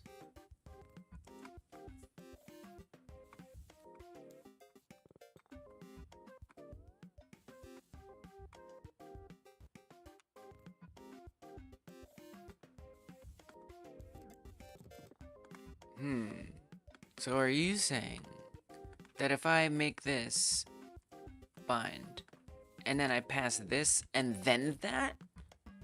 I guess that is kind of interesting, because up here it says that this argument, the value to be passed as this parameter. Whoa! The first parameter. Oh, and it does say argument 1. Oh, wait a minute. Wait a minute.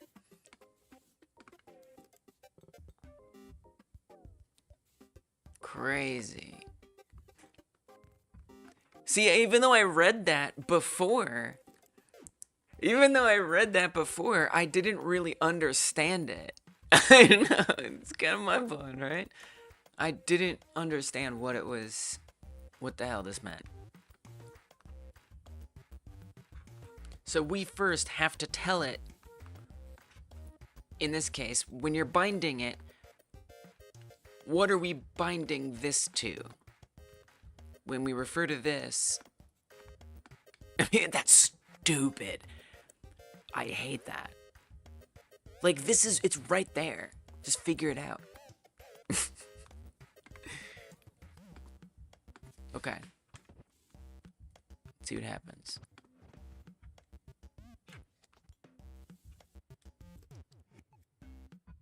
Hey, we got decrement! We got decrements! Oh my goodness.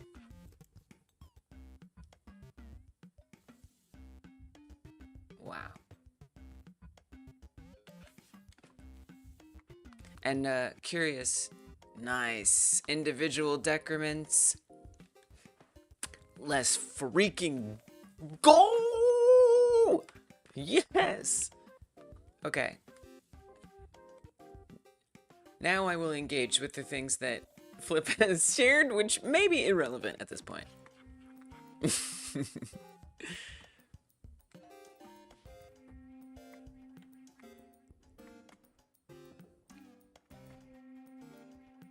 I might have lost some of them in the chat.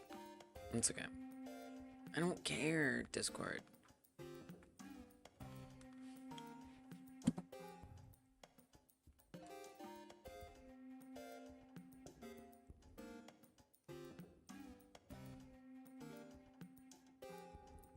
This is just sharing things that don't. So you shared everything that won't work?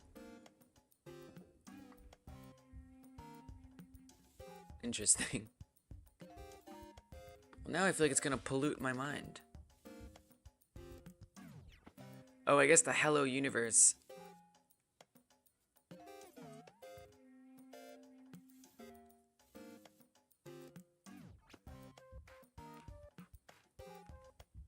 This example stresses me out. I don't understand it. I don't like it.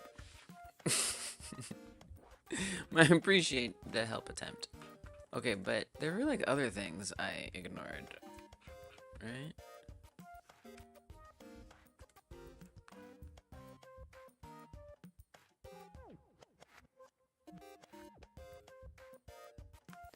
Okay, so yeah, Flushy said maybe try setInterval arrow function decrease stat this stat.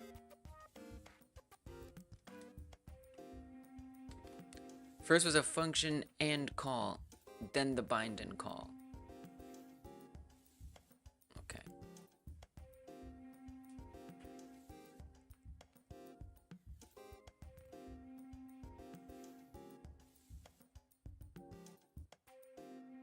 But it didn't work.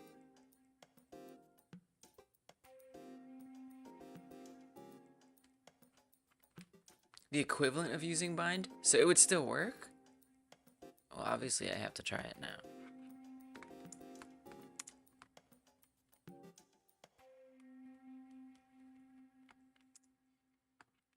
Let's see.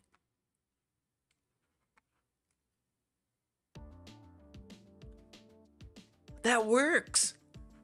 You totally gave an answer! Well, I'm glad I ignored it then. Dang. But wait, I kind of like this better though. This is way like easier to look at than this. I mean, they're both, I don't even know. I don't even know what I like more. I don't even know what the disadvantage of doing one versus the other would be. So to me, this does feel like a chatbot question. Since it's context specific. Don't give code, be succinct. Explain the advantages / disadvantages. We'll say pros, cons. Explain the pros, cons about using one or the other of these same result achieving situations.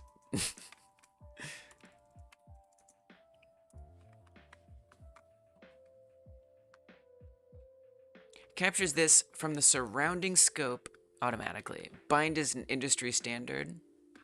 Well, luckily we're not in the industry, but I do like trying to keep to some standards.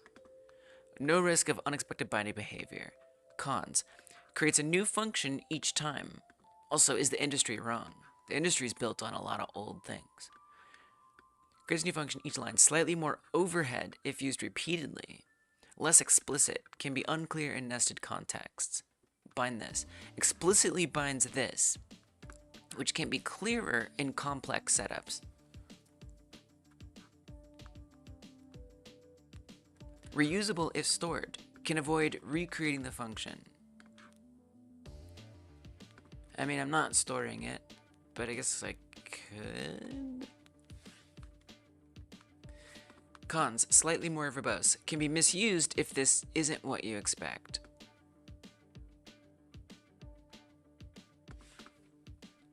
Oh, no, I didn't mean to do that. Stupid extra little dumb auto buttons.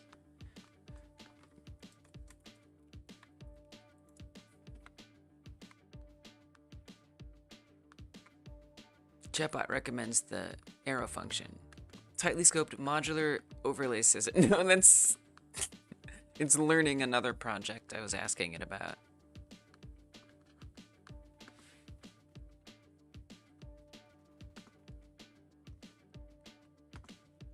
More context, it's not the overlay project. I hate how it learns about you. I actually hate it. Derek is making their granny game instead of days, do hours. So you're going to fail classes for the year if you don't change your grades. Nice. I like how you're tapping into like a fear that's very like human and relatable.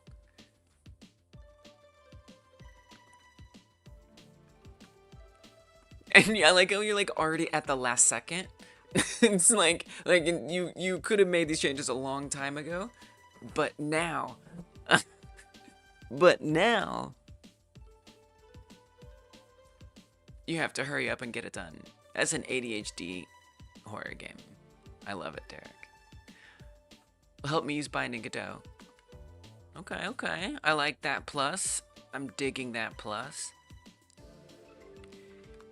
If this stat is mutable or replaced later,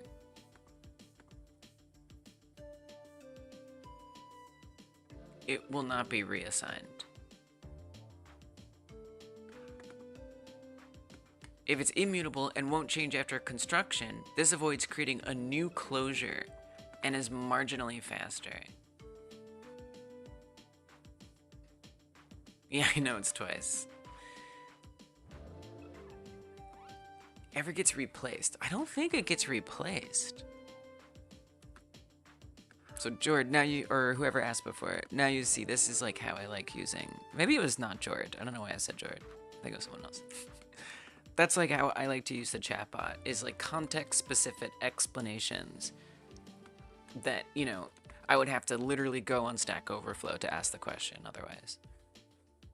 It'll be stressful. It sounds like it'll be stressful to play. Yeah, I guess I'm leaning towards bind, but I love this. Look how beautiful it looks. It looks amazing. Still, what I don't like about the arrow method is it's not as self-explanatory to me, where this looks more like how I would normally call a function anyway, with just the addition of .bind. And this feels more like almost like a workaround or something.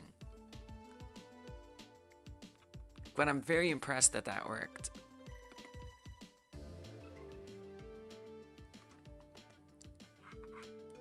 Travi has joined us, the other cat. Welcome, Travi. So I'm leaning towards using bind. And I believe it's not ever gonna change. Like, the stat is the stat that gets created, period, the end. Stats aren't gonna go away. Wow, but I really want to remember this because I love, Flushy, that you were able to, like, figure out this. That you had the, like, working, like, I dream of having the JavaScript ability and knowledge that you have. Whoops. Which is, being able to recognize a situation that you can take things you already know and like piece them together to solve a problem. Really like that. All right, we're gonna give Flip and Fleshy some special thanks. Whoa. We got a lot of people on this list. Okay. Thank you guys for your help. Even if I waited till later to look at it. Okay, so we're gonna go with this. Then I just need to make sure I do it in the rest of them as well. So this is always happening for every stat all the time. Something I don't love is the interval here, like if I want to change it at some point. I don't think I would. Oh, but maybe that actually brings us back to the mutable versus immutable thing, too. If this isn't mutable, copy pasting code within the same project. How dare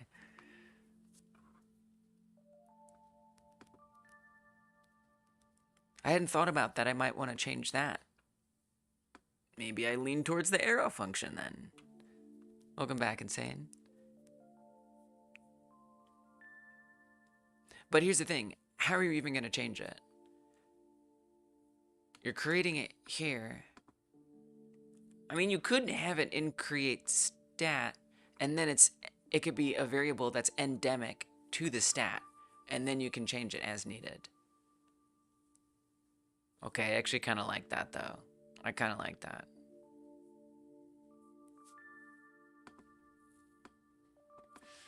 It'll be a problem. Oh, dear. I do want to, like, structure these the best I can. Okay, so here's what I'm going to experiment with right now.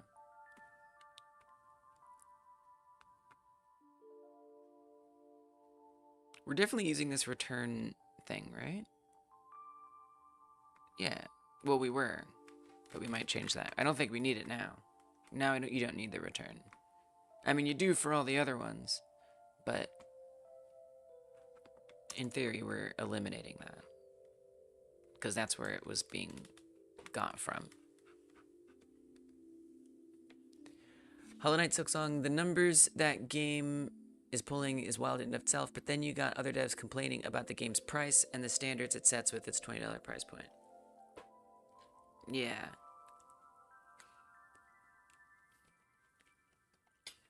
Very anticipated indie game. And since they didn't have the pre-orders, it, like, effectively DDoSed Steam. Or at least the game page. Yeah, it's wild. That's crazy. 580,000.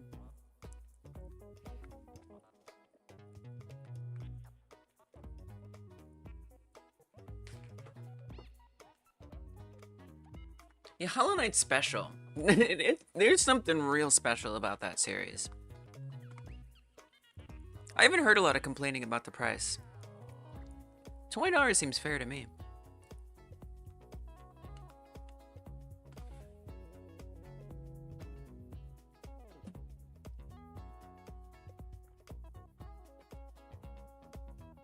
You know, they have like a small team too, so they want to pay all those people.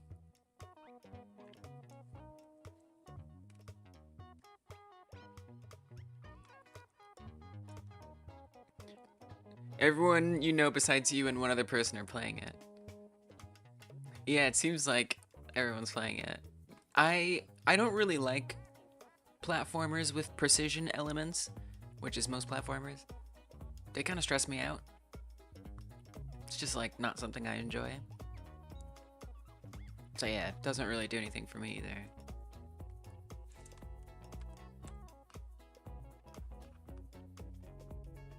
Other game publishers are complaining $20 is too low. It's setting them up for failure because they want to charge more.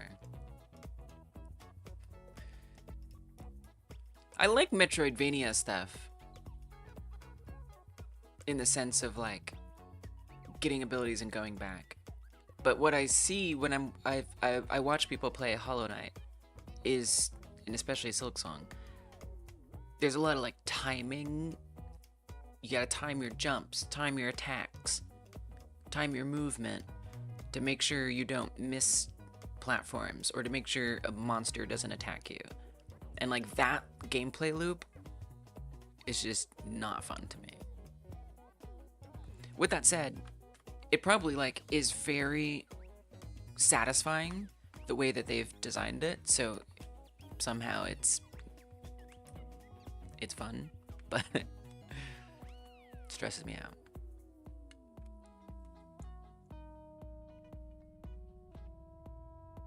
Yeah, I wonder what it is. What is it about Hollow Knight that makes it so addictive to people? Like, is it that, or anticipated? Is it the art? The platforming, like, mechanics? I mean, I know, like, there's, like, a great, like, ability system and unlock system, and you got different paths you can take and stuff. Like, that's cool. But, like, what is the true, like, secret sauce?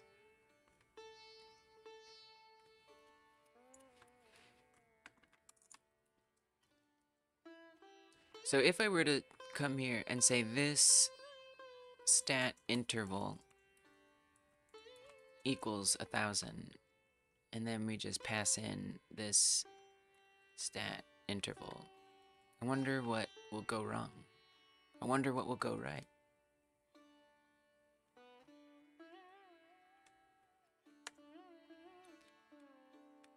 Yeah, right, how it all comes together. Yeah. You think it'll work, Fleshy?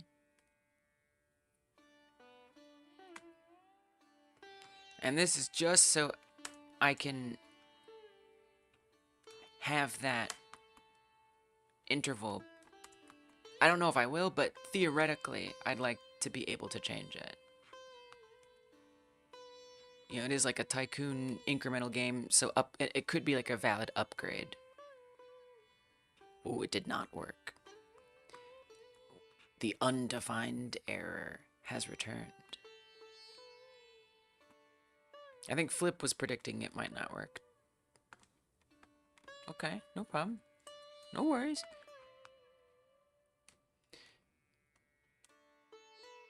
Now I do wonder if we don't need a second bind too, because now we have this, which is another this. You know? Like, do I need to say like that? Like, bind it all, say another this, do that, and then pass that in? Probably not. Definitely not. Absolutely not. 100% not. What if I just did the one? Probably not.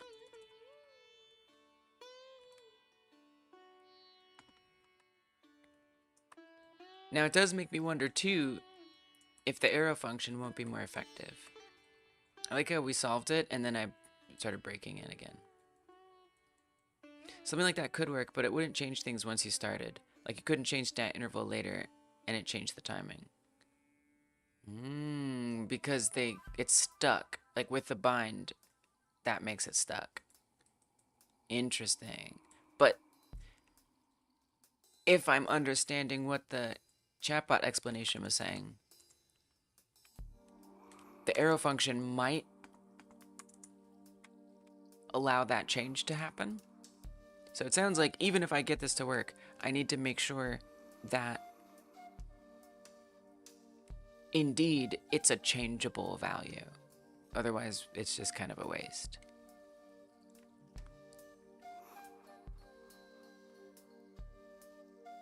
Oh, right, because if you set an interval, it's set. Gotcha. I mean, I guess you could, like, cancel an interval, maybe? How to update set interval value. Minus AI.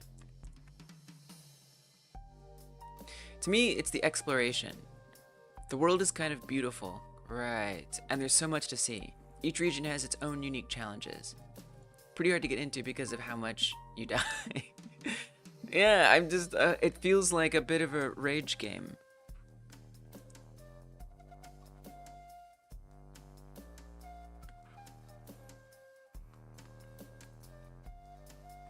Thank you, Nickba. That helps me understand it a little better. It's like Dark Souls, right? The death is like part of training you to be better. Try it. Use larger values so you can confidently easily detect what the change is. Maybe Flip is wrong. Maybe not. JavaScript function calling is always passed by value, not passed by reference. Value 100 is passed to set interval when it's called, not a reference to the variable x. Any changes made to x later, that's what you're saying, won't affect how the interval behaves, neither on the current interval nor in the remaining one. It gives you built-in functions for running a task repeatedly at a constant interval, and once after a set delay. If you want to run a task repeatedly with a variable interval, you need to program something more complicated. Okay. Well, I can let it go. It was more a theoretical thing. If it was easy as rearranging stuff, great. Make function A just call itself at the end after a set timeout using X.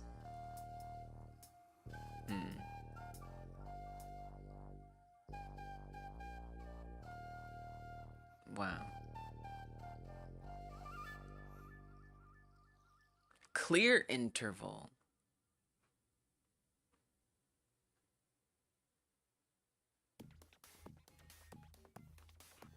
Interesting. I don't think Dark Souls Silksong counts as a rage game. When I think rage game, I think getting over it with Bennett Foddy. Yeah. I mean, I agree. I guess I was kind of being cheeky. More than literal. But I appreciate a literal interpretation. Okay, is that real though? Clear interval. Go on. See, I'm just digging into the learning. Cancels a timed repeating action which was previously established by a call to set interval. If the parameter provided does not identify a previously established action, it does nothing. Interval ID. How the hell do I get that? It was returned by the corresponding call to set interval. It's worth noting that the pool of IDs, and there's going to be a lot of intervals, right? If every stat has its own interval. It's worth noting that the pool of IDs used by set interval and set timeout are shared, which means you can technically use clear interval and clear timeout interchangeably.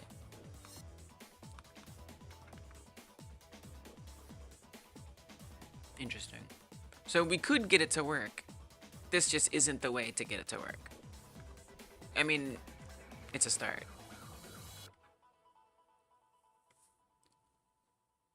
And so really, I'd want like an update interval function that changes the interval to decrease the stat by. Which is interesting. Weird. It gets a little complicated thinking of it that way.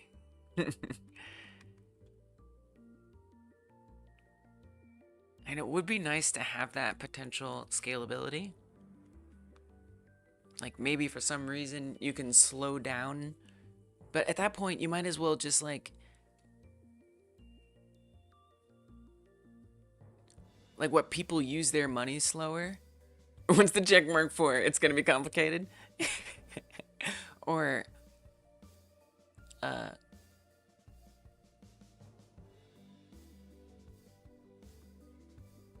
using clear interval.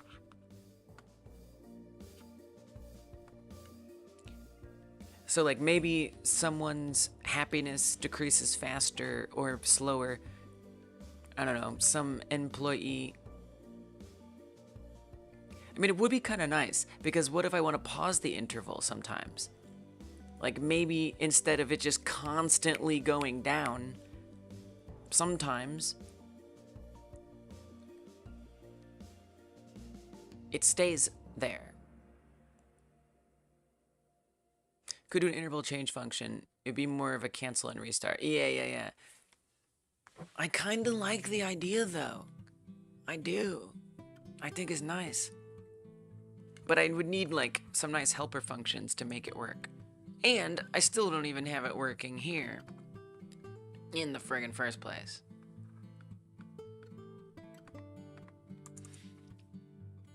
So I still gotta do that.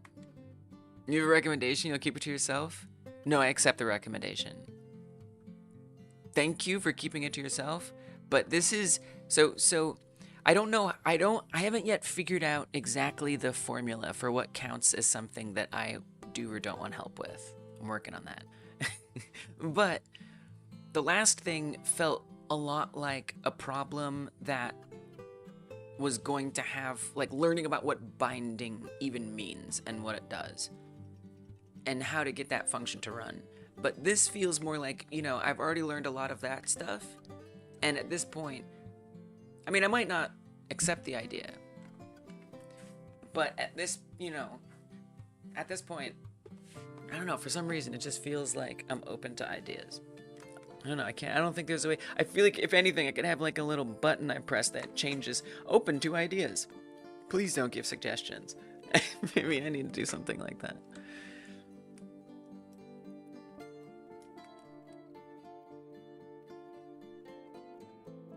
So I don't think this ever even worked yet in the first place. So I would like to actually have this like do something before figuring out all the extra function stuff. Yeah, people might still miss it, but you know, if someone is used to it, it's okay if they miss it. But at least then I can say, look at that there. Yeah, we'll see. I might do it. Insane. Have a set, but then I just have to remember to change it. Have a set game clock that calls a tick event. Whoa. So don't use setInterval. Instead,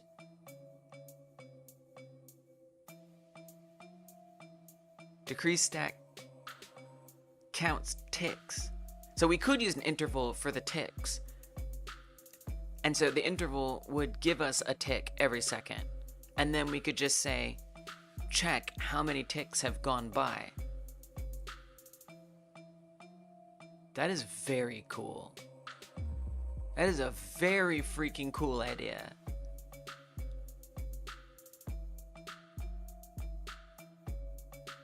Okay, I like that idea a lot. Yeah, I mean, I might even say less. I might do it like half a second. And then I could say, like, the default behavior is it waits for 2 ticks. And then, oh, that is a very cool idea. Don't give me the code for how to make it. See, I like the idea because they're still learning and trying to figure out how to actually make it work. But that opens up a lot of possibility. Wow, I like that a lot. Do it every frame? Whoa, that can be an interval, is it every frame? And then just actually count time. Interesting. Wow, you're blowing my mind right now. Big special thanks. What? That is a very cool idea. Okay, morbid curiosity. Before I do that, I want to see if this arrow function works. So I do want to finish that thought. It probably won't. But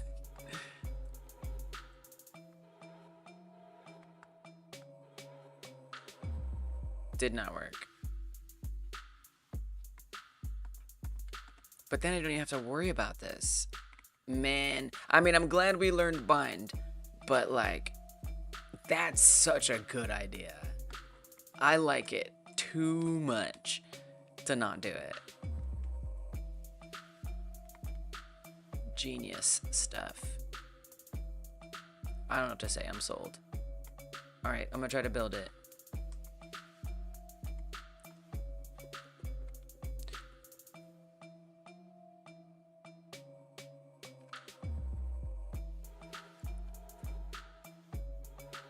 So I guess I would want just like a global tick that's always running.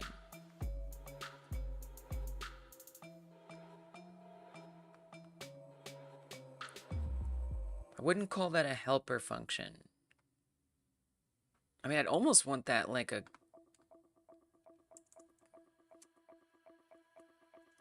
I don't know what to call it. A global... functions.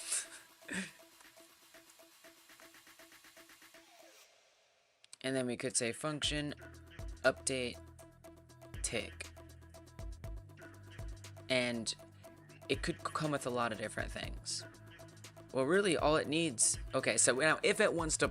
Okay, so if those stack classes want to go look at what the tick is, or track it, and even say, how much do I want to track it?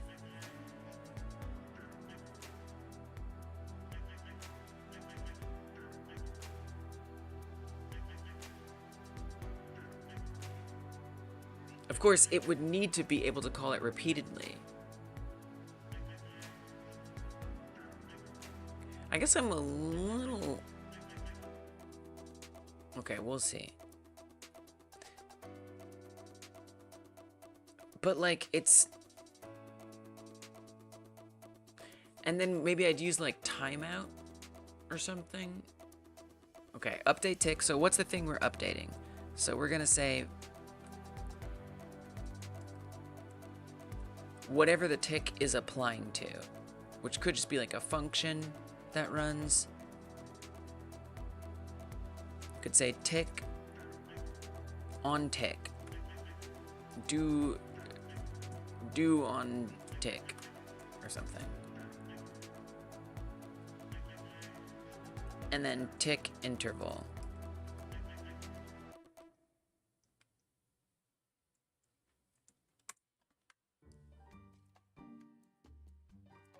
And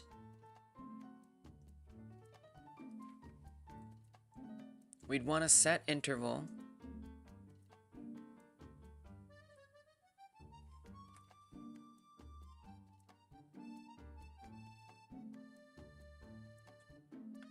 and that would run do on tick.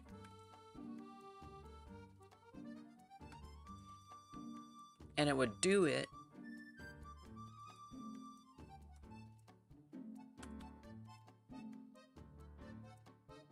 so you said every frame? Set interval frame. Request animation frame. I don't know. I don't know how I feel about the frame thing.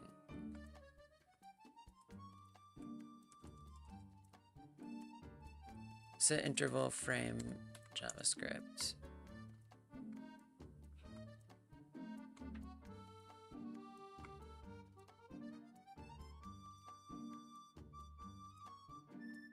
I'll take the AI answer.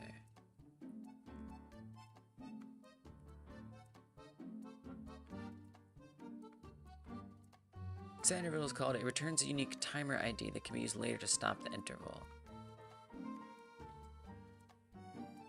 The provided function or code will be executed. Right. But I'm saying set interval every frame.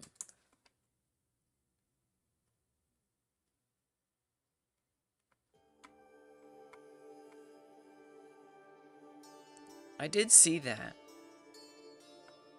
in the docs, but I wasn't sure. Tells the browser you wish to perform an animation. Oh, so it's like how animations work is by running every frame. Gotcha.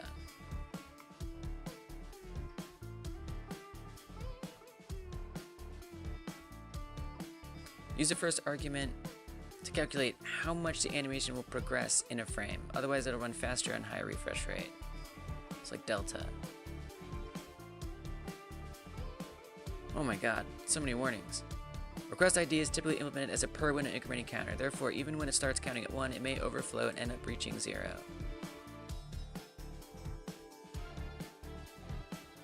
Unlike the cost issues with early applications, you should avoid 0 as a sentinel value of invalid requests. It's stressing me out. This is stressing me out. I don't know if I'm ready for this.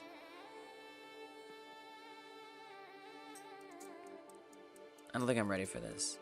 I'm not gonna do it. It's very interesting, and I'm glad I know now. Animation frame is like the way to go, but like I don't want to do it. It's stressing me out. So we're just gonna say, and I assume interval is safe for that. We're just gonna say 500 milliseconds. I can't. I can't. I literally can't even. So that'll do the tick. Now that does it. Oh, internet buffering. No. Hopefully it's just a short little blip. We've got some alternatives. Look at the gray boxes. The gray boxes are coming. They're here. And they mean business. That's a funny emote. Yeah, like Delta. It's just kind of stressing me out, though. Hopefully it was just a little quick thing. I get like the concepts. It's just what's stressing me out is like learning the steps in JavaScript to make it work right is really stressing me out.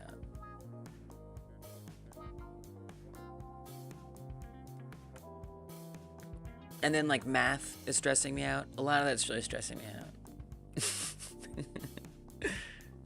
So I'm just not gonna do it that way. Now I want it to be based on the tick interval. So this is having a tick happen all the time. Yeah. Just math by itself. So this is not exactly what I want, right? Because this is doing on tick too often. What I actually want, can you like put a function in a function? Probably, and I just don't know how. Arrow functions, variable function. Probably like a variable would be good, right? I'm just gonna assume that's good. But you can't do a const in there is the thing. Right? Or can we? Oh, you can. Hell yeah. I think I'd rather make it a variable. Could just use function? That's sick. Okay, that's actually awesome though.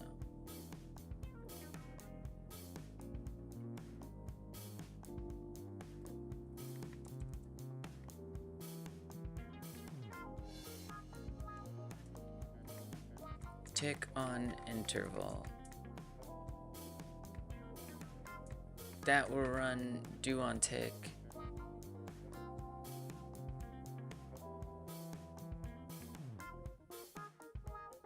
I mean, it's kind of crazy. It's pulling all of them in. We'll see. I'm just going to do it and then I'll fix it. So what I actually want this to do, what I actually want this to do is run tick on interval.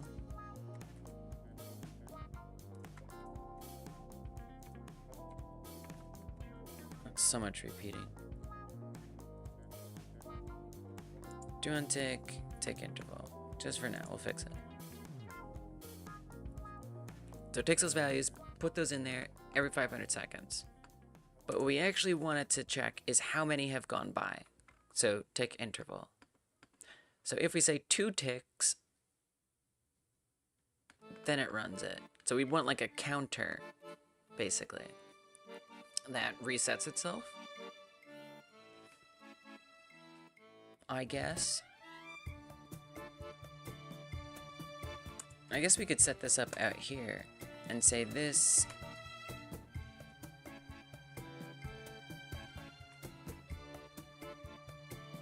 tick counter equals tick interval. So it'll get set to that number. If it's 2 or something, tick counter becomes 2. We don't really need to define that there, because we can just refer to it otherwise. So if we say it becomes a class constructor, interesting. Constructor is wrongly censored. If you use this dot something, it will become a class constructor. Oh yeah, oh my god, you're right. Jesus. Thank you. Special thank. Appreciate that. Always appreciate that. See, that's why I don't want to put the message I don't want to help. Because I like catching little things like that before I like have to deal with it. I appreciate. It means a lot. A mime crafter. Thank you. Am I saying that right?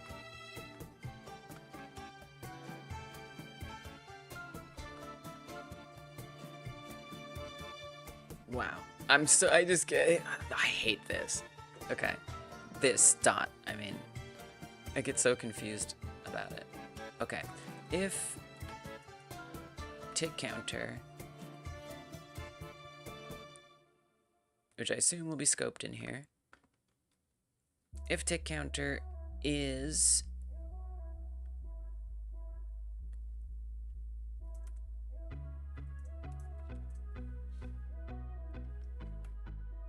Now, I do want to clarify, Amime. I don't want too much help here. I don't want too much help here. I kind of want to cook and run into issues on my own and build it out in a way that makes sense to me, even if it's not going to work. So I do want to say that. I'm trying to learn, basically. It's not like GDScript where I'm more familiar with it, and you giving me a suggestion is going to make me be like, it's going to challenge everything I thought I knew. I don't know anything yet. And I want to struggle through it and get there. Like, I'm already pretty sure that the way I'm setting this up isn't going to quite work, but I just want to get it down and then sculpt it into something that does work. But yeah, basically a main loop in a way. Because before, so I have this game where stats are like going down. Nice, something to look forward to then. Amen. I have a bunch of stats, tons of them, potentially infinite, that need to tick down. Oh yeah, GScript is closer to Python. Yeah, oh, that's what's not that different. I see. Yeah. When will they just event that matrix thing where you can download Kung Fu? Oh, that would be no fun. I like learning. I like to struggle through it.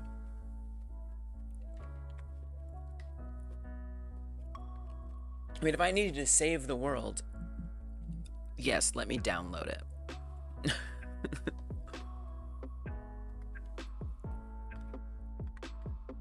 Hand wavy consoles where I can make GIFs fly around flailing. Like in person. You want to be able to do this and a GIF appears. What a unique idea. I've never heard of something like that. That does sound quite nice.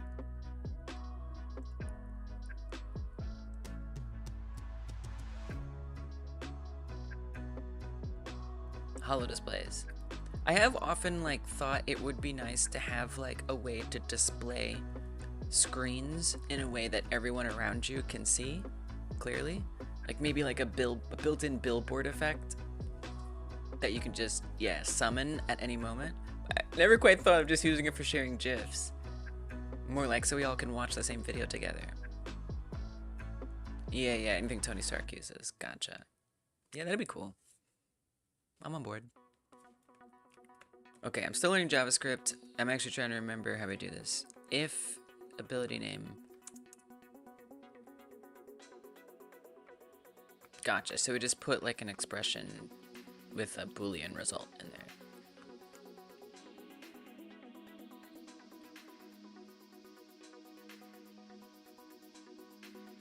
So we don't want to do this way at all. Wrong. If tick counter is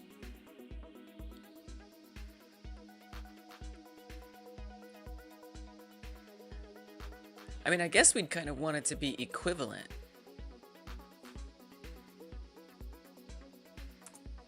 So every time the interval goes by, tick counter gets subtracted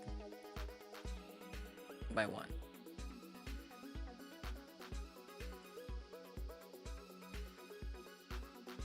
I feel like I have to like tell it to equal that. Oh, you could decrement.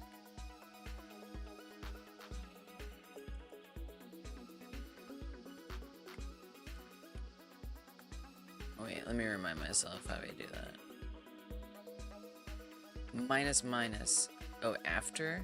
I know like it's different depending on which direction you do it.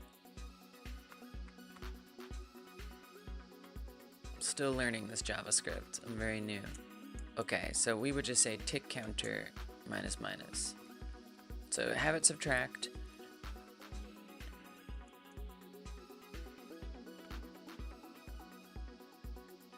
So if it's so let's say this tick interval is 2. Tick counter is at 2. as soon as we run update tick, we're kind of creating a tick event. Create tick event or something.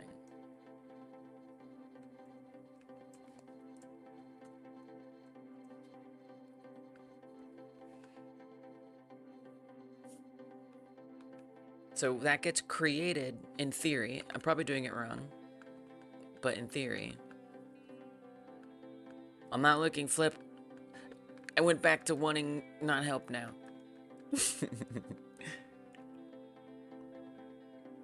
Or are you just talking about the before and after? Oh, before and after. Okay, I'll look. I didn't want to know. I wasn't sure. Okay, yeah, I actually do want to know that. Before subtracts 1, then returns the value. After returns the variable, then subtracts 1. So it's more about if you're assigning it to something. I have had, like, even if I don't assign it, like, a different experience. But I guess here this makes sense. Because I want to get it. I see. I want to get tick counter and then subtract it. Thank you, Roger, for the hydrate.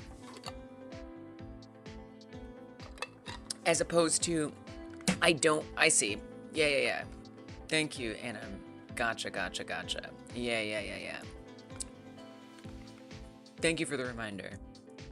I forgot that, like... No, I think it does matter, though. Really? Only matters in an expression.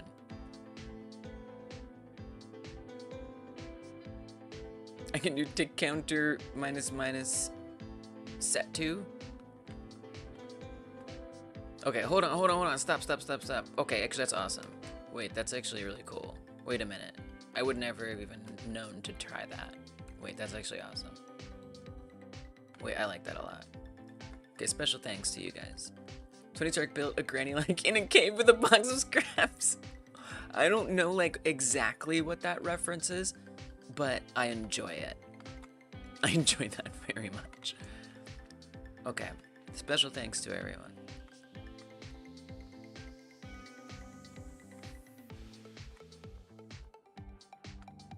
That's fair, anime, and I always want to say anime. That's fair. That's a very reasonable point. This is a reasonable point.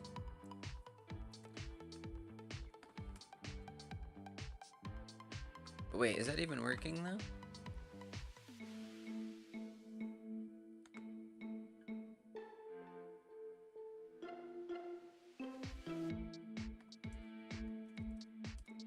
That doesn't look like it's working. Oh, too many parentheses. There we go, we're good. Yes. Yeah, and that's a good point. It is, thanks Flip. It is less readable, but it's cool to know, and I like that. Yeah. Yeah, totally, Roger. If 3 times the charm to help me remember it. But I'm told it doesn't matter here.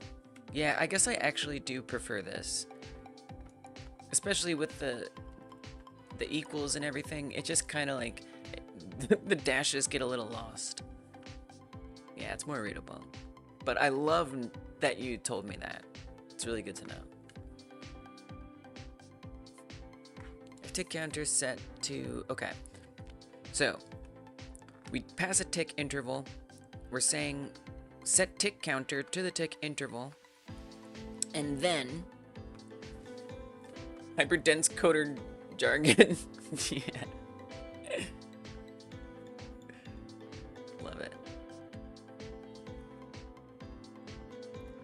The interval is going to run every 500 seconds. It'll decrease the tick counter. So if it gets to 0, so it starts at 2, does 1, does the other, that was 2. So if the tick counter gets to 0, then we want to restart the tick counter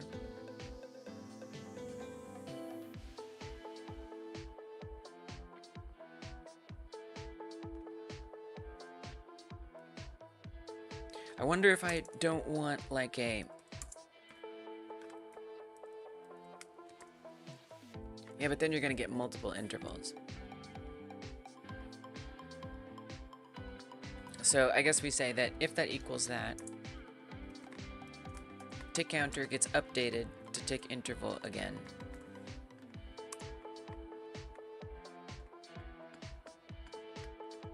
Arrow equals 0 or greater or less than or equal to. Oh, good call. Yeah, that's smart. Yeah, you never know. That's a good call. No, I don't, Amon. 100% I don't. Absolutely not. Thank you for asking, though. No. Let me struggle. But yeah, that's good. That's a good call, Flip. I don't know why I just like assumed, like I would always do that in GDScript, always. But I was just like not thinking about it for JavaScript. Like it's got 3 equal signs, it's gonna be correct. You just never know with the tick. Okay. So with less than or equal to that, tick counter equals tick interval. So it resets it. And then thank you, Flip, for your help. Enjoy your lunch. It reminds me, I should take a bite of some food. Nourishment. It's very good for us. So not only do I want it to reset it, but I also want it to do on tick.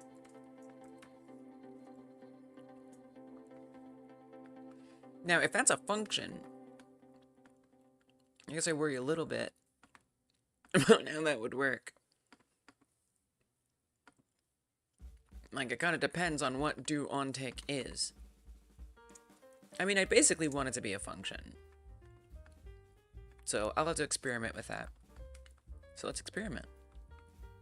I'm going to keep it very simple for now, and I'm actually going to make an entire button just for that. Just for the sake of testing it. Or I could do it in console, I guess. That'd probably be easier. But I do need some kind of function to sit with it. Alright, Am. I gotta ignore chat. You're doing too much. Stop. You can chat, but I'm icing out chat for a second. You're too intent on the micromanaging. I appreciate it and I understand it. But I can't take it in. I can't. I'm not gonna learn anything. Alright.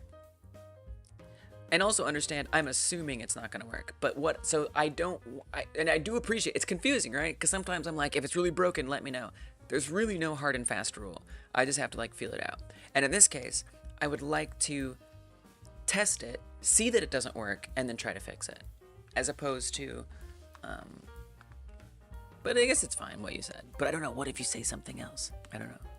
I just don't know. All right, so I'm gonna have my do on tick thing. This is gonna be function log something.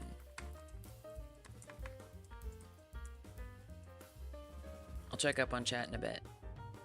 Log something. What I want to log is whatever. It doesn't matter. Console log something. Okay.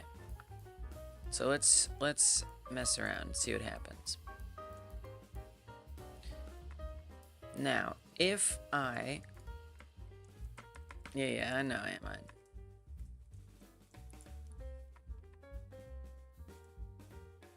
You're right. But it's hard, you know, because it's like I try to scan it without actually reading it.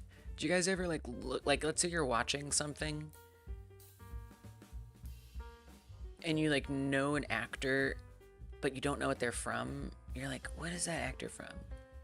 And so you start looking it up, but you're careful because you might spoil the episode or the movie because you know them spoilers be out there. Any little thing can give you that spoiler. So what I like to do is, I don't even know how it works. I just make my brain ignore everything possible except for exactly finding out who that actor is. It's like I don't know, I don't even know how the hell it works. It's like somehow I blind myself to everything and I just try to find like the one thing I'm looking for and ignore the rest. Doesn't always work. But that's kind of what I was trying to do, was just being like, am I saying something that has something? You tell Darun, you're looking up something, right? You don't want to get spoiled, but you still want to get information. The way that you kind of read it, like spoiler goggles. I don't know. So I was trying to read it. I wasn't sure exactly what it said, but I knew it might be. I just wasn't sure. Like, it has the vibe of might be giving away too much. Okay, so I want to say create tick event. Oh, we need more than that. Create tick event, and we want to put in there log something, and I'm going to say 2. So let's see how it doesn't work. Undefined.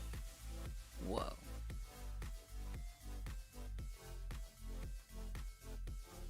What's undefined?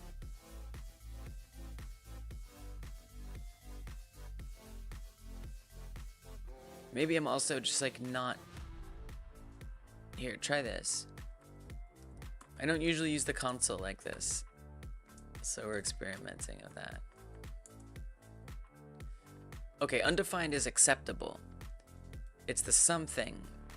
Gotcha. Yeah, I know what undefined means. Yeah. Oh, return!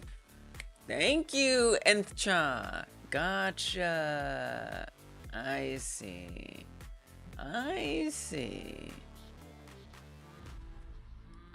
Yeah, I know what undefined means, but it's important to remember null or none. Yeah, for sure. But I guess I was always confused why every time I put a function in the console, it always returns undefined, even in like Flip's example. It was part of why I was so confused looking at this, because I'm like, what are these undefineds? What's going on?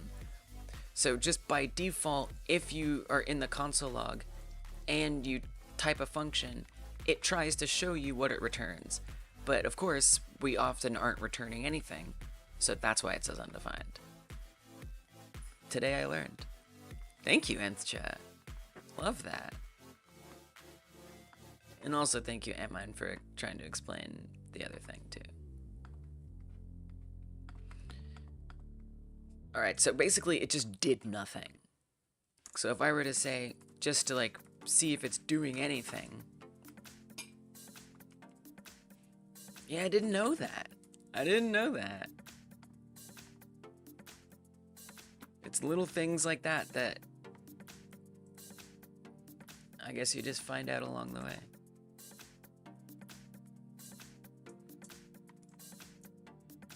Creating tick event. So then I can at least just see something happening there. So there it's doing that. Yeah, exactly, Nth Chat. Exactly. I love it. I love making mistakes. I like it less when I'm in the like last few minutes of trying to get my game jam game done. But other than that, I like it. Generally, I have that luxury of time. That's the only scenario. Creating tick event undefined. Okay. So that means setInterval, which was predicted by Amine, is not set up correctly and is not working. Okay. So then I gotta figure out why it's not working. If I were to do setInterval just for fun here, log something. I wonder if I just have setIntervals set up wrong. I think you do. I think I just set up setInterval incorrectly.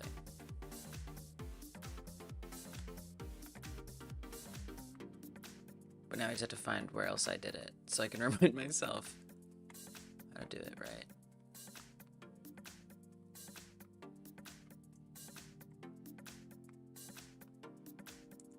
No, not this. No. old version. I'm gonna look for it first before I look at what you might be saying about it. I'd still rather refer to old code too. Oh no, I mean that looks correct. Docs might help greatly. Fair. Fair. So it's like,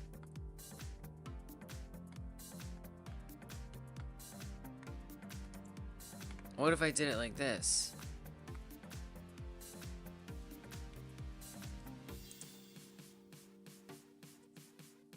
There we go.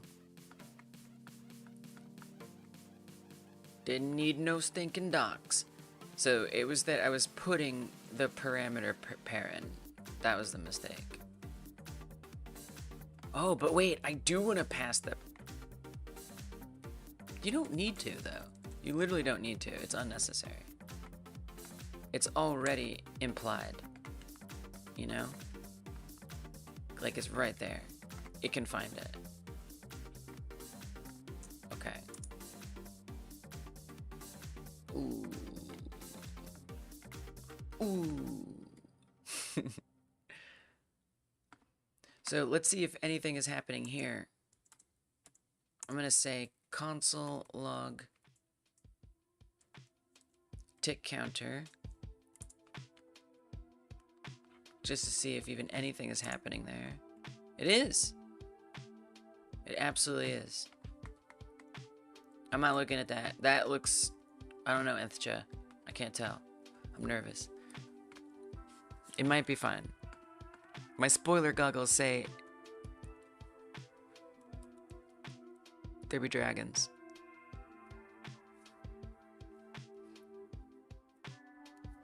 Okay, so the interval is getting set. And the tick counter is working, and it is resetting. It's our do on tick. And that's kind of what I wanted to test out. I gotta ice out chat right now. I gotta spoiler goggle it.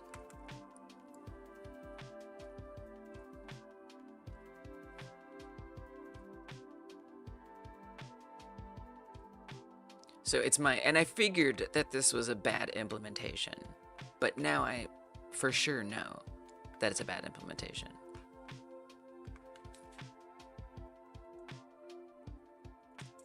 So we're gonna try some random things here. Oh, it didn't like that. It didn't like that at all. Like I might need to check what type is or something.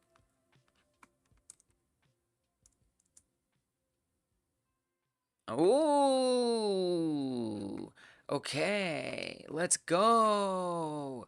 We got something. That's wild. So I don't have to call it a function here. We're not using TypeScript or anything, I guess. But here we have to do that. So I feel like we should say function on tick. Yeah, just so it's a little more clear what it's doing on tick, so that way I kind of have a clue as to what needs to go in there. Dope. Should be able to figure it out. It's the same function context is how it knows of it.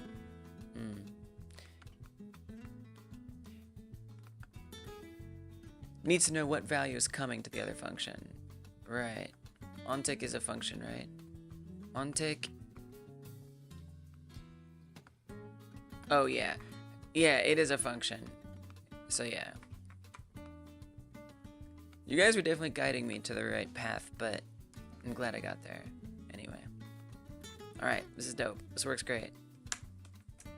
So now, at that interval,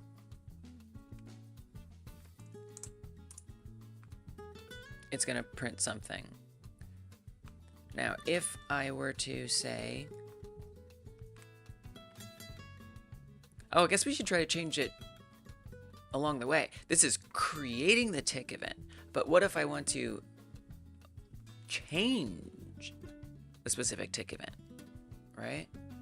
This is very different. And what if we have multiple of these? So still some experimentation to do here. So what I'm thinking, at least, let's start with updating the interval. So if we do create tick event again, it's going to start a new interval, which we don't want. Instead, I want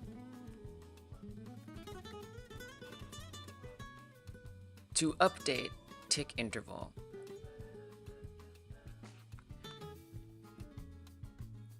I mean, I do kind of feel like we need...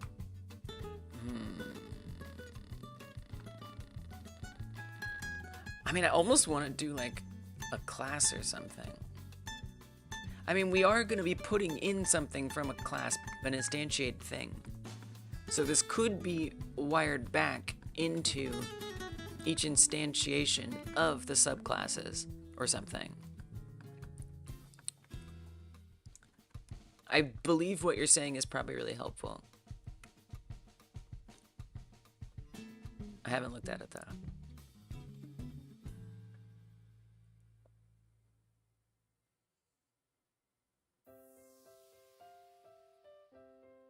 Because, you know, creating like a separate thing that exists outside of the instantiation feels a little pointless. Not the initial tick, but this.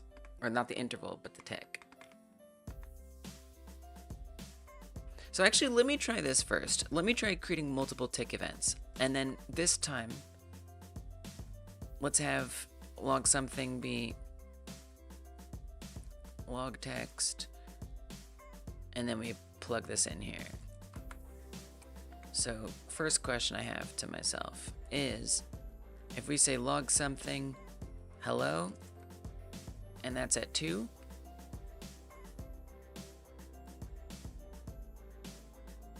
and then run that. Oh. There we go. Oh. Function on tick is not a function.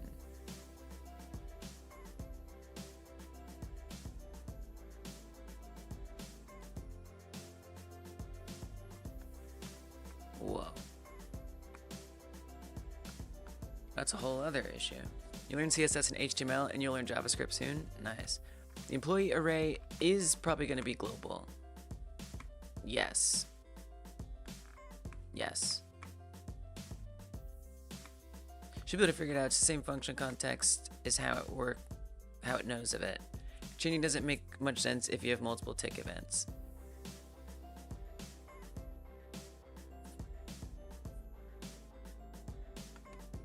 Yeah, there, I remember.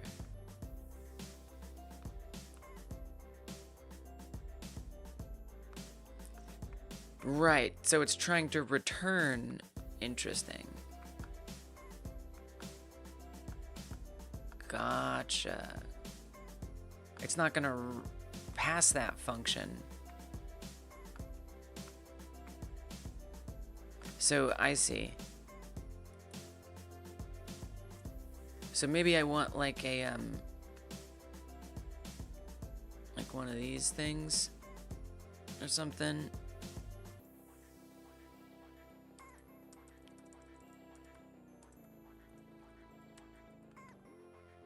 Probably did that wrong.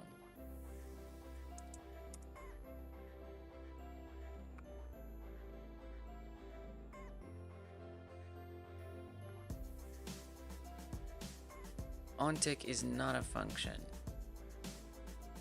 Function OnTick is not a function.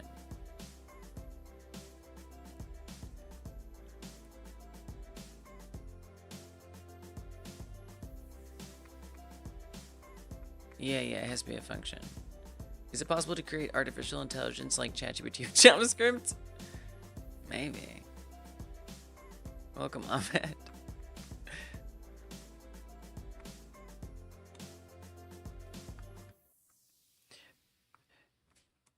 So like in my mind, I am passing a function. The function is log something and I'm giving it the parameter hello. Right?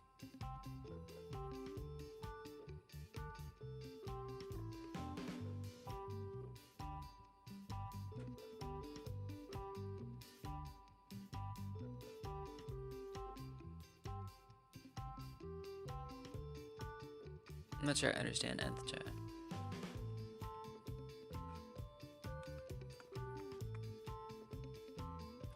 Like, all I'm trying to do is give it like a different string each time.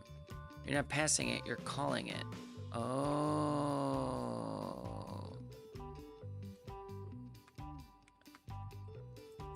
How to pass a function, gotcha, as a parameter, JavaScript. Remove the parents.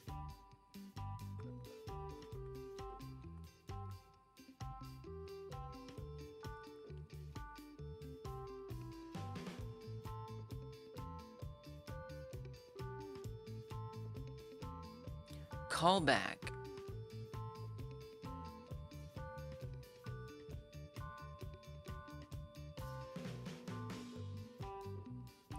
Wow. Wild. Okay.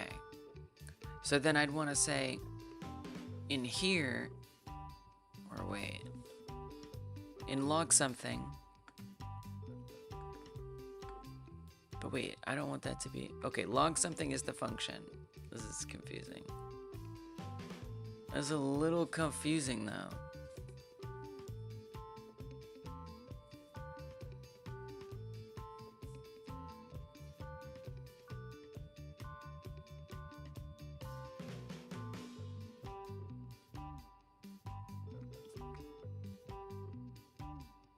Hey, Flip. It's just JavaScript. I'm just doing JavaScript without any libraries as a way to help me learn JavaScript. So it's just, this is VS Code, which just is an IDE for writing code, and then we're just running it in HTML. No engine. This is kind of breaking my brain a little bit.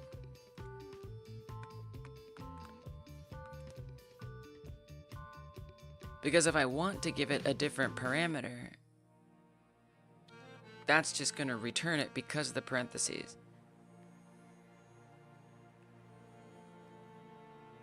So I would just need to actually, that's crazy, I hate that. I would need to actually like have like hello be a separate parameter and then call this a callback and then feed that parameter into the callback. It's disgusting. It makes me sick.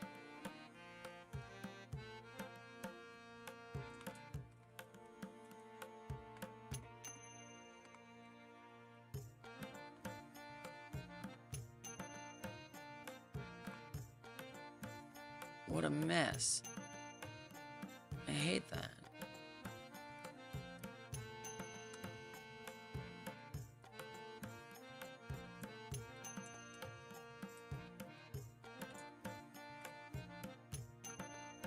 It's so awful. And then like this would go in here. I pray this is not how it actually has to work. I'm just making a mistake. Please tell me that's not how it works. I swear to God.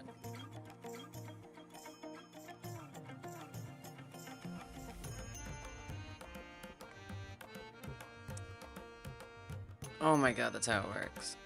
Ugh. That sucks, because it just means that, like, you know, it always has to have an extra, we always have to tell it, like, how many parameters are gonna go in there. I mean, I guess we could do, like, an array or something. Oh, Jesus. Looping through the workers and calling their update functions instead. I think it's kind of what I'm trying to avoid. Because I want each, so what I want is potentially, if we have two workers, worker A and worker B, I'd like potentially a different interval for when things happen for worker A than worker B. So, you know, if I did that, I would have to also, I mean, I could still do that, right? Because we could like store that interval count on each worker and then have this run through, check what its interval count is, and run this. What I was imagining is that when each worker is created, it creates its somehow we set up a tick event for it, and then there's an update function that each one can update the tick interval counter. We'll see. I might try something like that. I think it's a good idea, but I'm gonna see where this leads me, because I have a feeling I'm gonna hit an issue. If not, we're already being on an issue. Okay, so if I create tick event hello, that's ticking along. So what if I say tick event goodbye? Is hello gonna continue, or is hello gonna stop? So you can see hello is increasing. Let's see what happens. Oh, we got hello and goodbye, baby. That's what I was hoping, that we could have them all running concurrently. Perfect. And then we can say every 3 is whatever, something else. BTW. Look at that. Every 3. Hello, goodbye, hello, BTW. Goodbye, hello, goodbye, BTW. Awesome. Okay. So it does what I was trying to solve with that. The reason why I made log something be a parameter is because I wanted to see if I could just create multiple of these. Now, of course, we're creating multiple intervals, which isn't quite what I want. I guess it is, though, because we're trying to get one interval and then refer back to that source of truth. Whereas this, we're actually making multiple intervals. So that is not quite what we want. In fact, what we'd rather do is say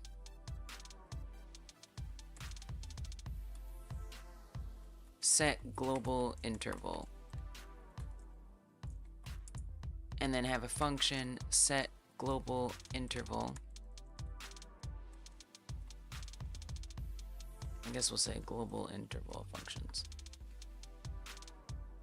Set global interval, and that kicks this off and can run.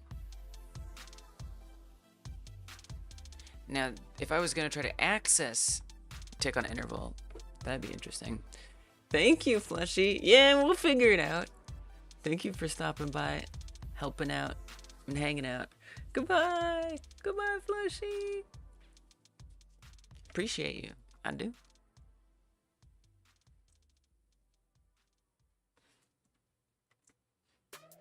So now I can't access tick interval, I assume. Whoa.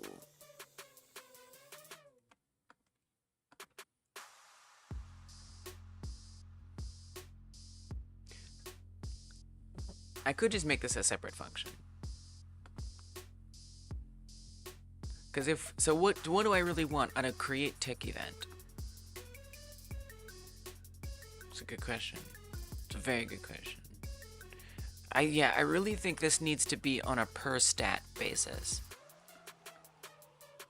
Or a per worker basis. But I think it's going to be easier if it's on a per stat basis.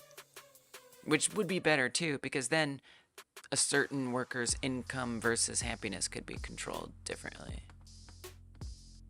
Okay. So I don't know that we really need this concept of creating a tick event, because it'll be created by the fact that the stat is created. Now, if we're going to tick on interval, make sure that, I mean, you don't even have to do that, right? You just don't even have to do that.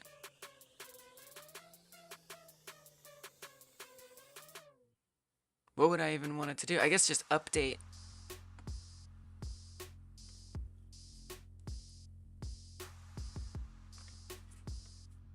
Something. One interval with a counter, an array of objects with functions in their intervals. Something about that I don't like. I don't know what it is. I don't know, something about that feels like more bloated than it needs to be. But then again, I don't know, maybe my other idea is bloated. I'm not sure. Definitely a possibility. Something about it feels inelegant to me. Special thank for sure to Nickba and Amine for that, because it is interesting.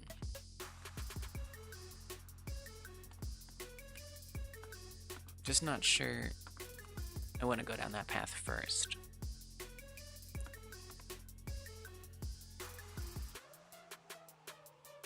So somehow I do need to make sure, if we're setting interval, like something has to happen. A handler, a timer handler.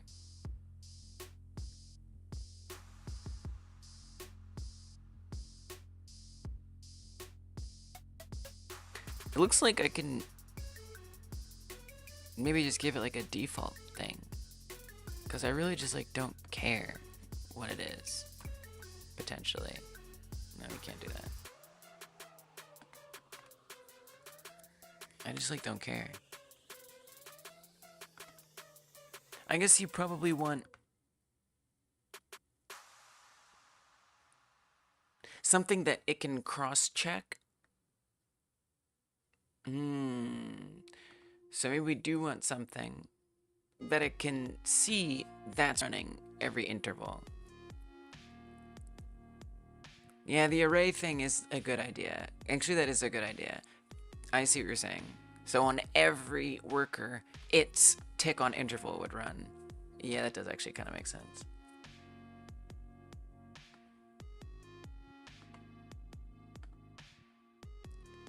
Interesting, Amine. I mean, because if it was just chugging along, I feel like we could potentially get the timeout data for it. And then we could just fetch the timeout data, since it's a global anyway. Right?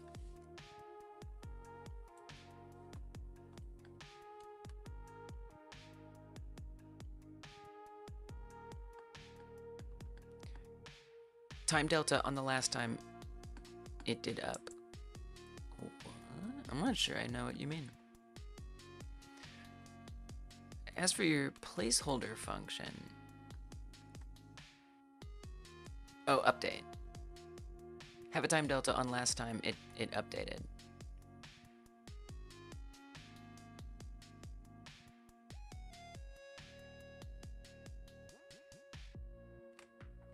You know, I still don't understand.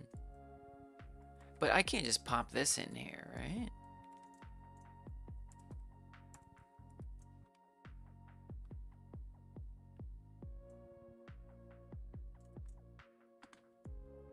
Food done? Sandwich. Nice. Like, I'd have to create this somewhere else as just some random empty function.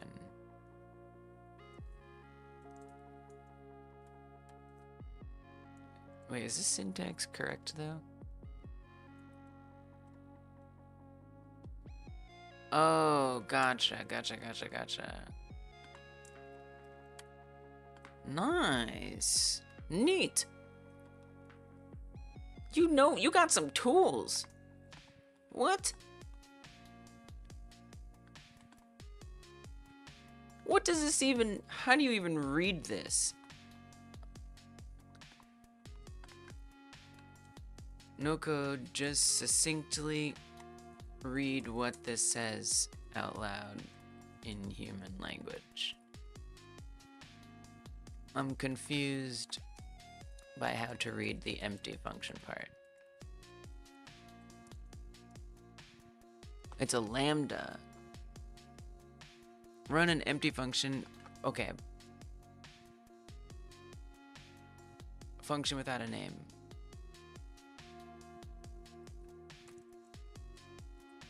Explain succinctly what the empty function is.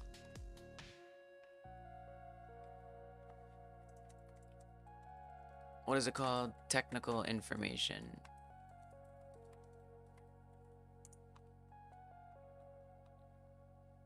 A no-op function. Is it making that up? Is it supposed to be lambda? A function expression with no parameters and no body logic. Commonly used as a placeholder callback, especially in APIs or timers. Returns undefined and performs no side effects. Treated like any other function object. Why don't the parents works too, but no one really calls it that? Gotcha. Corkboard conspiracy meme? Noted. JavaScript callbacks. Or the corkboard conspiracy meme. Lambda is a type of function is. Another name for arrow functions. Right. Why don't the parents have a function preceding it like normal then?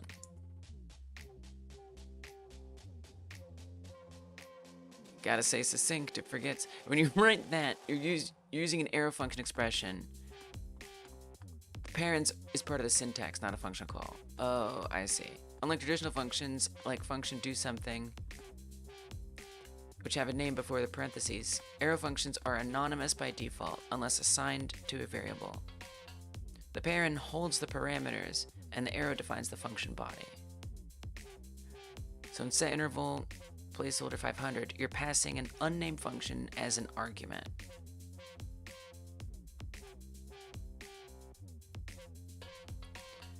Every 500 milliseconds, run this that I'm defining right here, which happens to be undefined. That's really obtuse to me.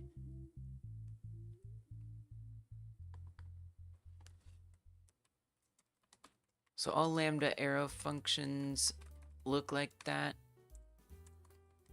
except curly brackets are filled out. Give succinct examples. Code okay, but only one line with the lambda.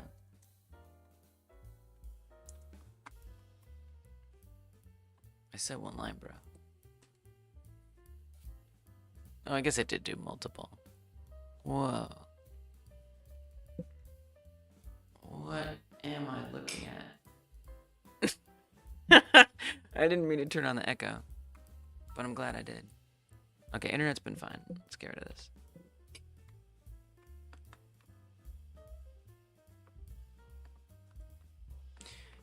I guess I'm taking this moment to make sure I actually understand how the hell these arrow functions work. You guys have told me about them, but I generally don't know how to use them to solve a problem. Yeah, multiple lines need them. That's fair. Another name for arrow functions. Yeah. Only calls one function can ignore the brackets. Multi-line if you put code between the curly brackets. Multiple arguments in the parent. Right.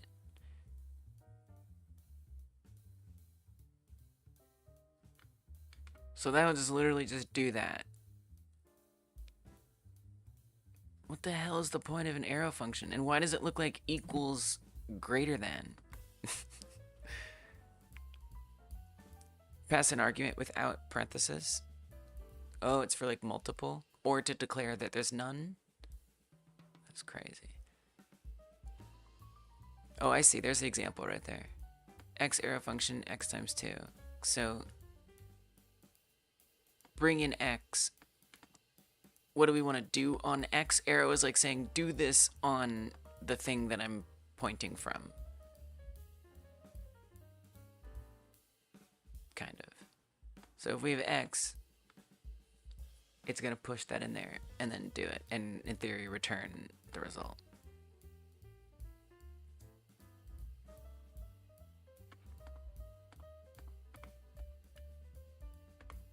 Wow. Why use arrow funcs instead of normal func? Yeah, it's syntax. It's weird. Regular function looks like a comparison. Yeah, the main difference is that they're the same thing, just different syntax. Has its own this objects. Shorter and cleaner, especially for one-liners and inline callbacks. No need for function keyword braces or return in simple expressions. Oh, there's the this thing. They inherit this from the surrounding scope, avoiding common bugs in event handlers, timers, and class methods. What? So it's not just a shorthand for function, it's extra. Dude, what? I definitely need to learn this.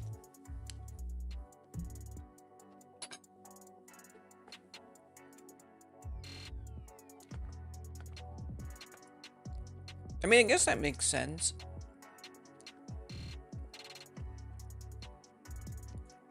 Like, if I had a function nested in here, wouldn't this also, like, or, yeah, here. Like, this also inherits the scope. So I guess it's not special. Or is it? Ideal for use inside classes or closures where you want predictable context. Forces clarity. Use REST parameters explicitly. Prevents accidental reliance on implicit argument lists. Can't be used as constructors. New won't work. Mostly matters in classes? Right, with where this even exists. Gotcha. Not hoisted. Must be defined before use. No dynamic this. Bad fit for methods needing flexible content. Use arrow functions for callback closures, class internals. Use traditional functions when you need constructors, hoisting, or dynamic. Welcome back, gamer. How was your nap? Okay, so here in this, let's see, one of these classes. Right? Wait, I do have this somewhere, right? Okay, here, in the worker class, right? Here's the worker class. We have the constructor. I'm establishing things with this, and then we have a new function here. Nap was good, nice. Seemed like a good length too. So why would this, like you say that arrow functions has the scope and gives you a this, but here I'm not using an arrow, and it still is able to see things that are established out here. So it still has the parent scope. But I guess that's not the parent. I mean, it is. Oh, gosh.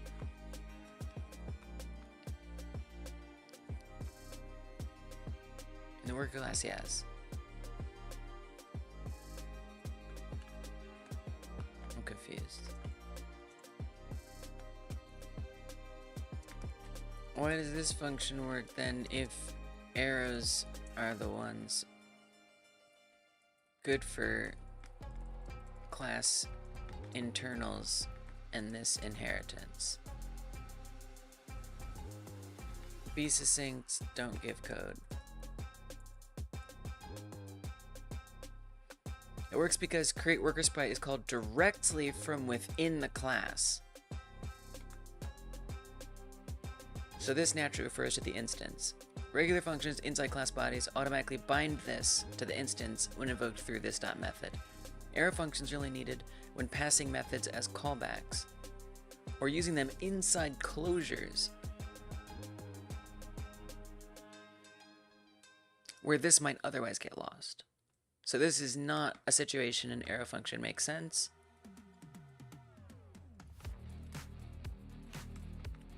Rewrite that block with an arrow function instead. I'm just trying to learn, you know? I'm just trying to learn.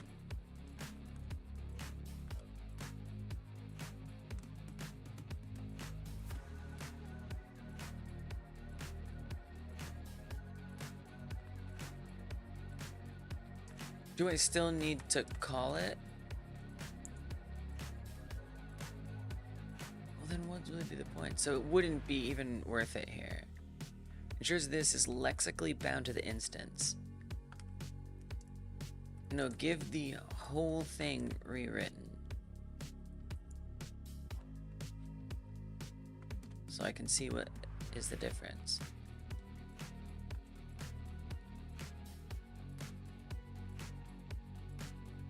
I mean, it's literally just the same thing. So there's really no point in doing it here. But it's interesting to see.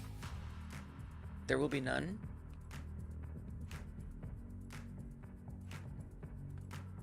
How it just looks the same. But this time, instead of, it's just like, there's nothing is different. Except it's interesting that it's equaling.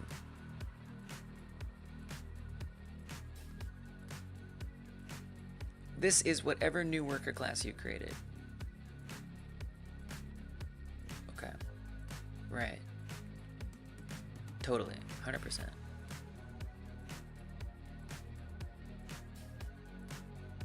Wild. So we're basically saying, hey, whenever I refer to create worker sprite,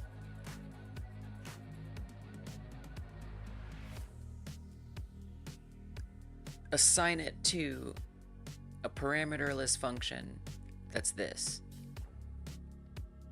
Limit arrow functions to 1 or 2 liners.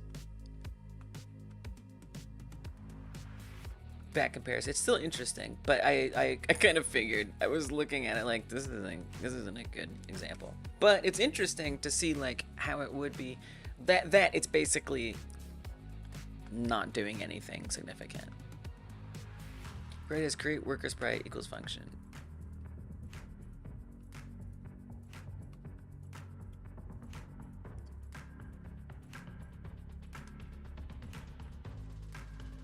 Why is JavaScript so weird? It's useful if you want the this of the function that you gave the callback to.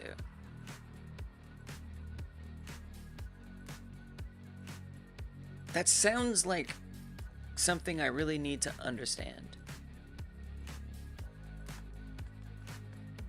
Express.js?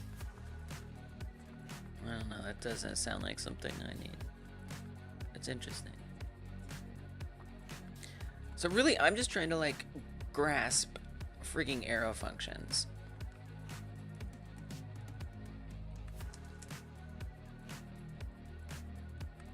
Come up with a succinct in context with 3 succinct in context examples where arrow functions are optimally used.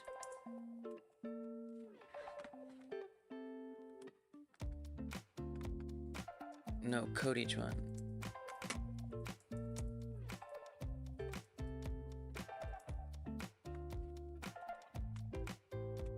Timer inside a class method. Whoa, a class method interval? Wait, now you're just solving my problems. Most common arrow function is probably the for each loop. Right. Yeah, so that I have been using. I have been using that.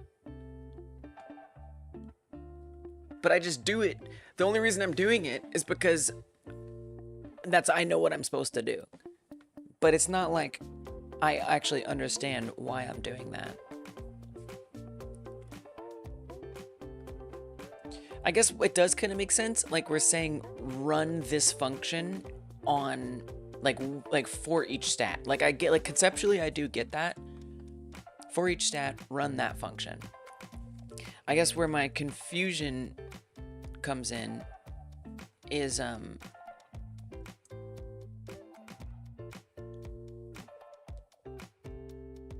any other situation the arrow gets used in. This stats for each stat. So find each of those things in the list and then run that function for each one. And then it also looks a little different because this almost looks like a function, but it's not. I mean, it is like a method. So like, I guess I didn't realize that this was a parameter. I think that's where my confusion was. I thought, I mean, but it makes sense. It makes sense. So like I could easily just put parentheses here and technically it would still be correct. Oh, it did not like that. It didn't like that at all. I hated that.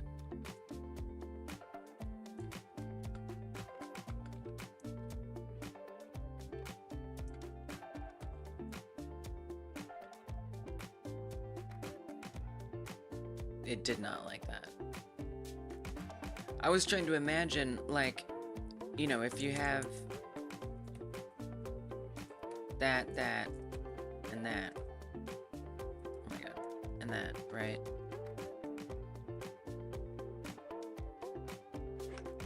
This is the equivalent of this parent right here, right? It isn't an argument. Yeah, make an example with the for each loop. Yeah, that's okay. Thanks for asking. Yeah, at this point, I'm not really trying to solve problems. I'm just trying to understand. I want to like have like a fundamental understanding so I can wield arrow functions from a place of like problem solving in the future instead of knowing that, well, when I do a for each loop, of course you use an arrow function. Like that's just memorization, but not actually understanding why that's the right thing to do, if that makes sense. This isn't an argument. It's a context. It's kind of like an argument, but you can't pass it directly.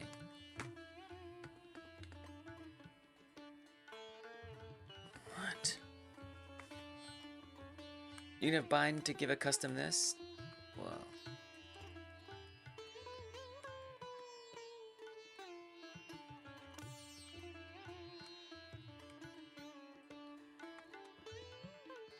Classic for each with arrow function. Got it. This is how you would do it without arrow functions.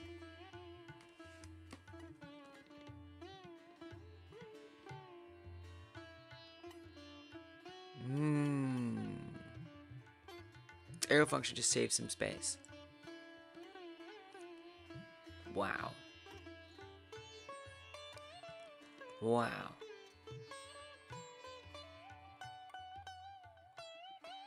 Wow.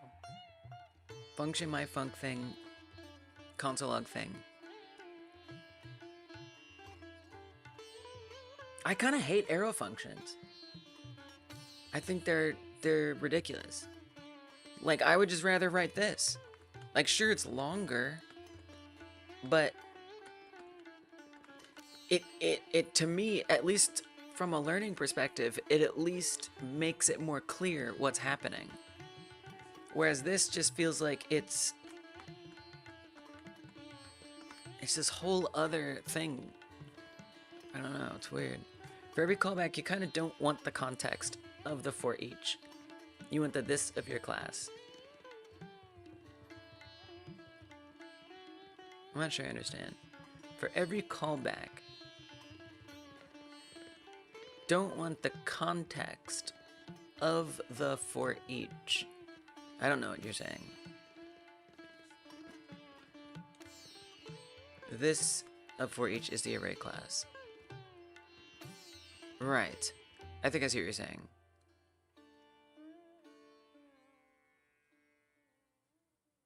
I see what you're saying. So you're saying like when I was trying to force the parents here, I don't want the for each. I want the array of stuff.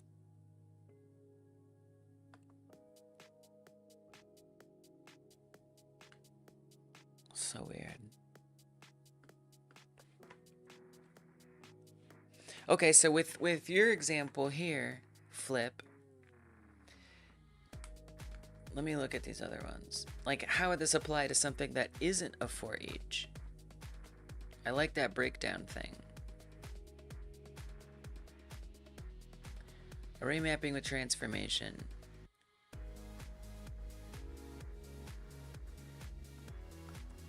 Show number 3 without an arrow func. Doesn't do anything with it. You could try both and print this.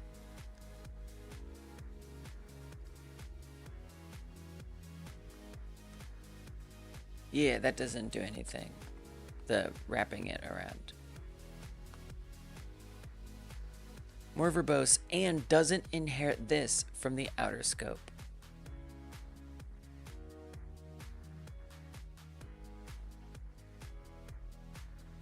We're not using this from the outer scope. preferred for clarity and brevity. Setting names to users.map parameter a user,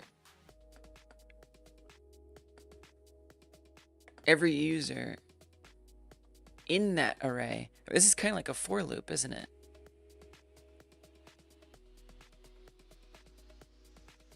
This is weird. You need to bind this at the end if you wanted to use this.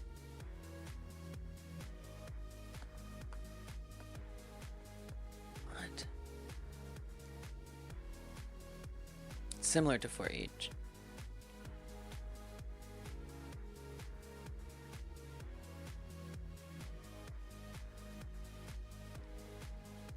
I'm not particularly appreciating the arrow function, if I'm being honest.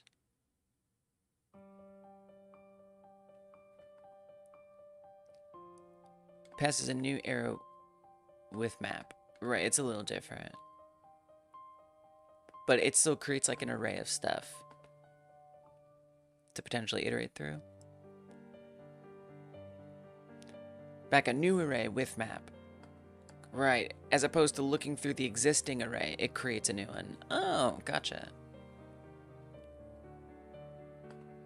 Yeah, do another example. I'm definitely taking a hard pause right now because I'm getting real tired of not understanding this.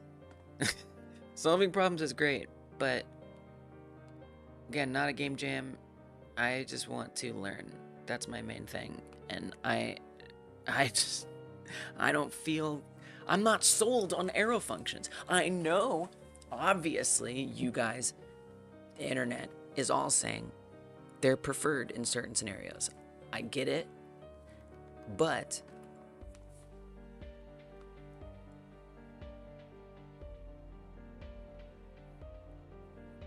some part of me is like, but why not just write it all out? Imagine if your class has an array member and you want to do an operation to each one of them. Okay. Okay, in this example, create a clock class, give it a constructor, which sets an interval.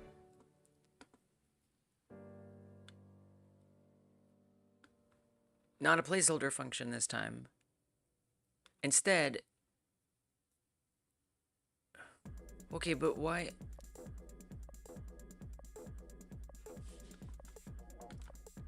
For the timer example, why not just do that? Tick with parents calls the function immediately.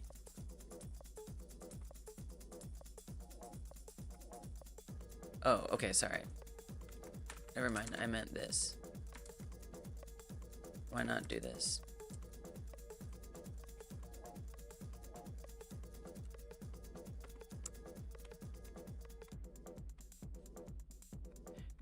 In your example, tick is missing its parenthesis. Oh, that's not what I meant. Dang it, I keep saying it wrong.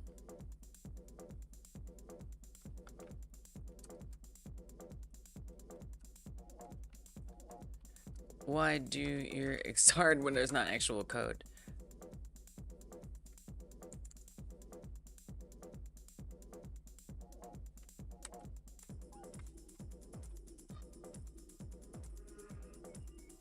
Centerville, this tick passes a... Dang it, I still did it wrong. It's so hard not in an IDE. It's driving me crazy.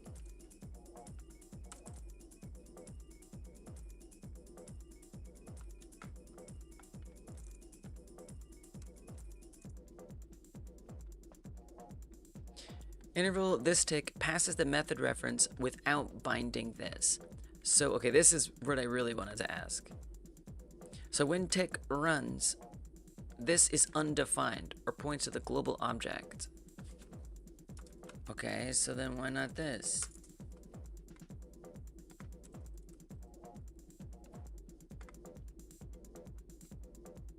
Oh, get rid of that. Tick and set interval tick is treated as a reference. So basically what I did here was I just said set interval tick 1000. That's it. Tick and set interval tick is treated as a reference to a global or undefined function.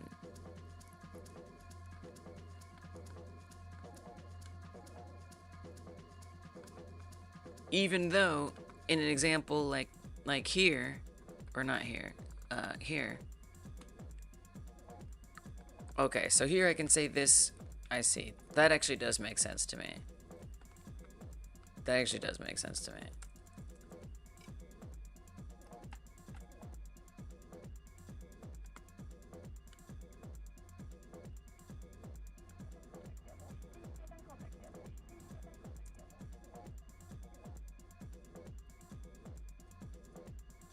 If tick needed to refer to anything in the clock class, it cannot. Calls the method immediately, not every second. It runs once, returns undefined, and passes that to setInterval, which then tries to call undefined every 1000 milliseconds. You need to pass a function reference, not the result of calling it. Right. I'm still kind of wrapping my head around that. Right. Okay. Got that. Right. But this .tick is no good. Pass the reference without binding this. So when tick runs, this is undefined or points to the global object, not the class instance. So it'll like kind of work, but it'll work wrong because it won't refer to the clock instance. The arrow function or bind.this. So why use arrow versus .bind this?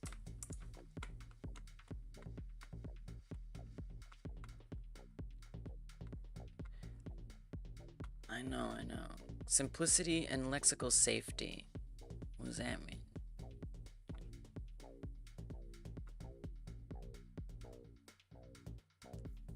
I'm just not convinced. I can do either. Why not do the other? Smaller plus less function calls. It's less function calls? Is it because bind is like creating a new function to call? Therefore, it's more function calls?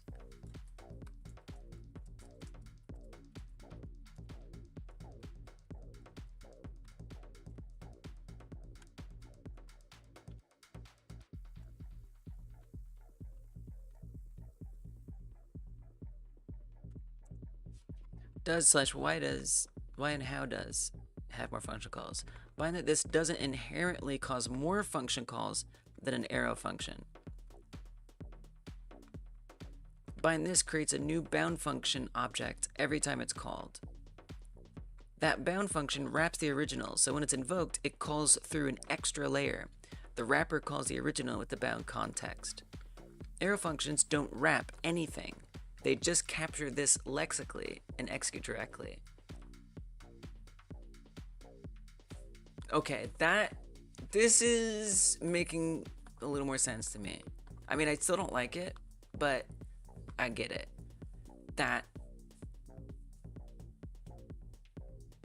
It's like, so it's literally not just the difference most of the time, or often, sometimes. It's not just like, you could do it this way, or you could do it that way. Like, it's true, but they're not doing the exact same thing to achieve it. It's not like another way to write the same thing. Like if I say A plus B equals C, I could also say B plus A equals C, right? Different ways of doing exactly the same thing. You know, unless it was negative, assuming they're both positive numbers. I mean, it's addition, so it'll be fine. So this is not the difference between arrow function and typing it all out.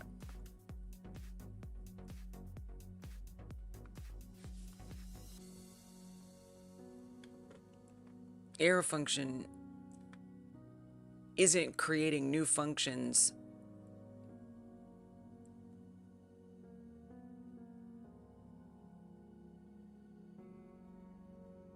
and trying to call the original with the bound context. It's like essentially fundamentally different. More function objects are created with bind this if used repeatedly. More indirection happens at runtime because bound functions are wrappers. Arrow functions are leaner in execution and memory, unless you're binding once and reusing.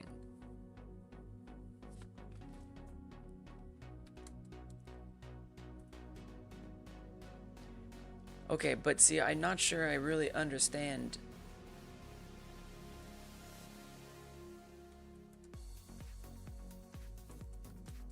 Give example of bind being preferable regarding binding once and reusing. C minus A plus B versus add A plus B. C equals A. Oh, that's interesting. Then having a function that adds them. Wow.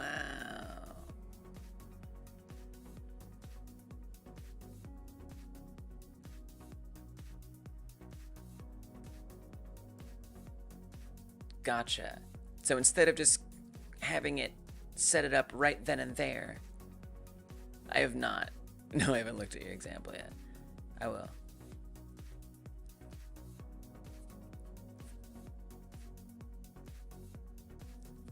The bind is creating a new function that runs the stuff. That's a really good example. This is solid. Might be preferable if you have an already existing function that you want to change. It's this into an entirely different this. Interesting. Class controller constructor buttons. This handle click equals this handle click bind this. Bind once.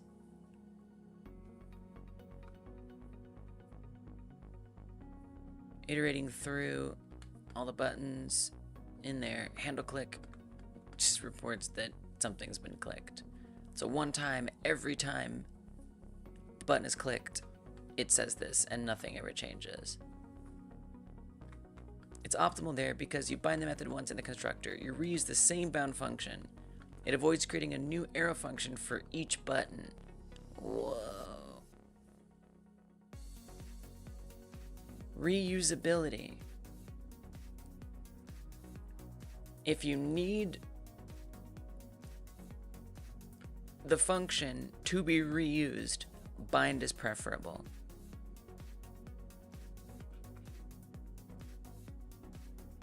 Here in this placeholder example, I'm only setting the interval one time. Granted, I am running this empty function over and over and over again, and it's never going to change. So, like, then why is this preferable to creating a single empty function? Wouldn't this create the arrow function every interval? I'm sure I'm misunderstanding it.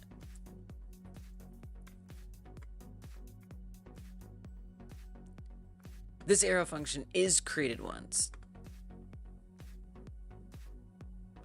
That's how you do an empty function? Just longer.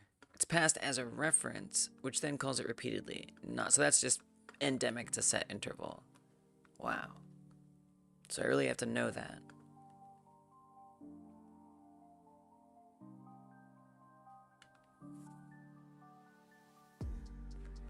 If it wraps logic, then the arrow function ensures this stays correct.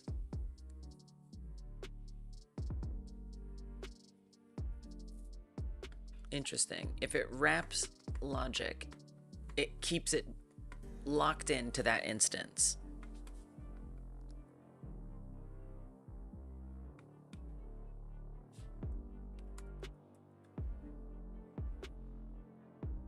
It's not a setInterval thing, it's an all callbacks thing.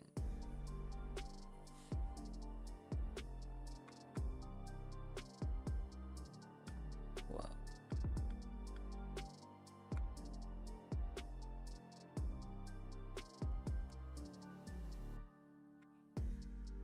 See, I wouldn't even know that that was a callback.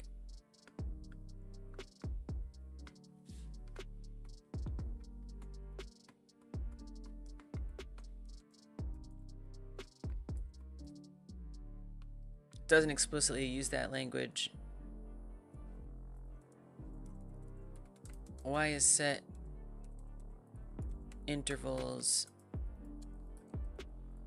callables in Godot? Maybe. Callbacks are equivalent. Do I know? Why is set intervals func param considered a callback?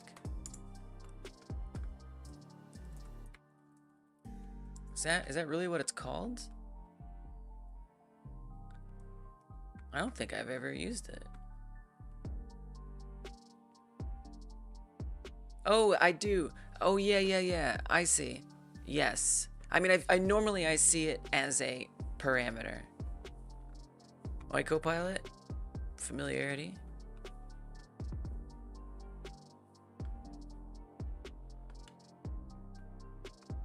Not much of a reason, really.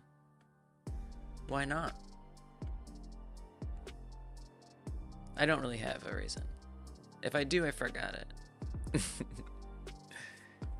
I might have started using it when maybe like ChatGPT used to like not have the latest model available for free, but Copilot would automatically have it or already had that latest model it was using. I think that's why I started using Copilot. But I don't know if that's true anymore. That Copilot's actually ahead of the free ChatGPT version. I feel like that's not the case. But it was. And then I just got familiar with it, and now I just keep using it.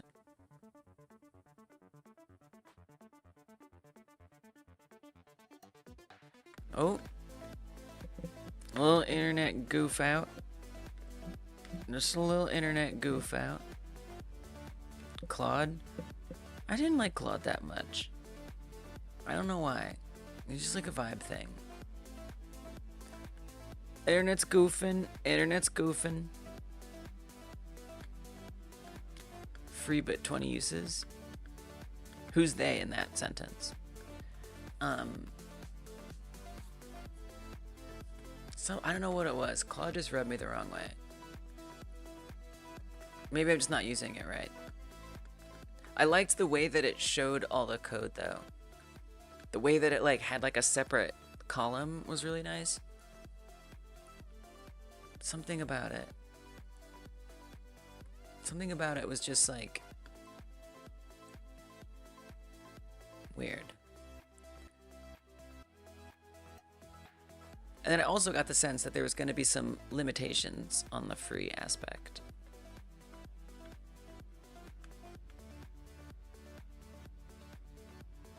But heard.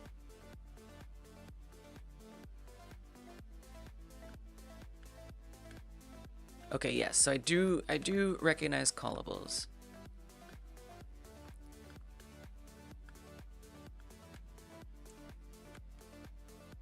It's a function that's passed to another function to be executed later, not immediately. Gotcha. Understood. Okay, let me look at your examples.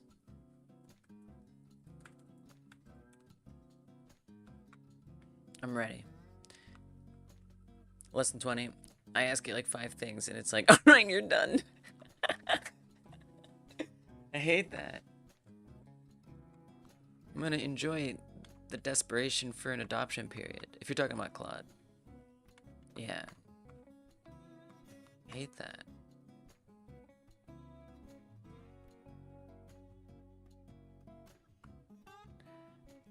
Let things equal 1, 2, 3. Things for each thing, arrow function, console log thing. So we're taking in each thing for each thing and things, and then running console log thing.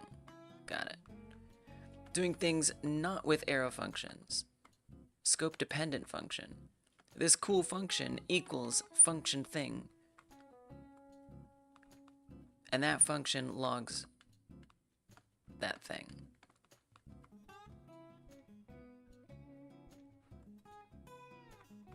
Thanks for the follow, Amon.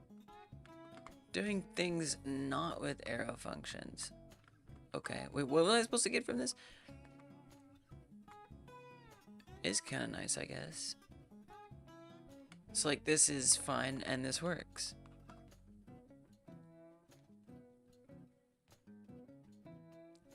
It's like barely shorter than this too. But you're saying it's scope dependent. Yeah, I'm not really sure what this is demonstrating. The same thing without arrow functions. Things for each this dot cool function dot bind this. We need to bind this here because otherwise this will be something else. Wow. Interesting. All right. I'm burned out on this. Very interesting. I've internalized many things. I must distribute special thanks. Sorry for getting sucked into that. I wanted to sit with it for a bit. Two special thanks to all y'all.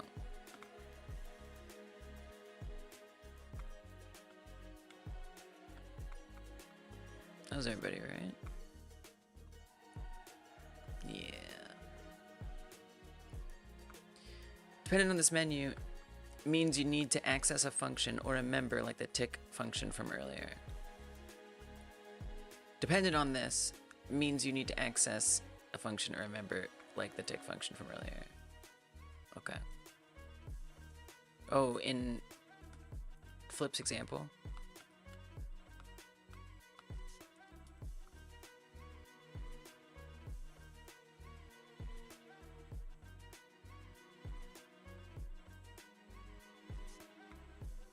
So is this showing like optimal uses for these cases? Is that what this is? I see. I wasn't sure the context of what this is for.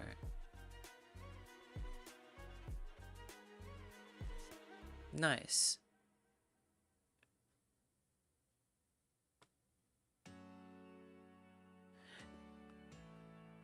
And now this was set up, I see, this is set up for the next part.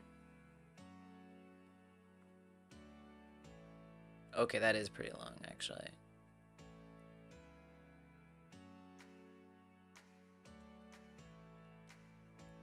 How it changes when this is involved. Gotcha. So no this even needed because it's already going to know the scope.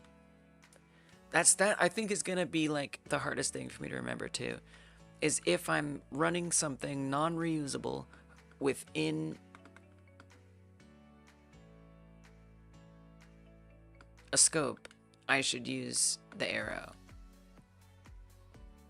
If I am gonna reuse that single thing over and over again, I might consider using bind. Wow. Thank you. Wow. Okay. It's a thing to understand, but not hyper focus on. Yeah. I agree. I'm definitely hyper focusing on it. No, but I'm glad that I gave some time to it, because if I don't, I'm gonna freaking forget it. Right? I'm gonna totally forget it. It's just gonna be gone. Like I'm gonna try to I want to try to impress it on myself. So maybe next time I think back to this cycle or this discussion. Okay, great. Let's move on. Thank you for indulging that.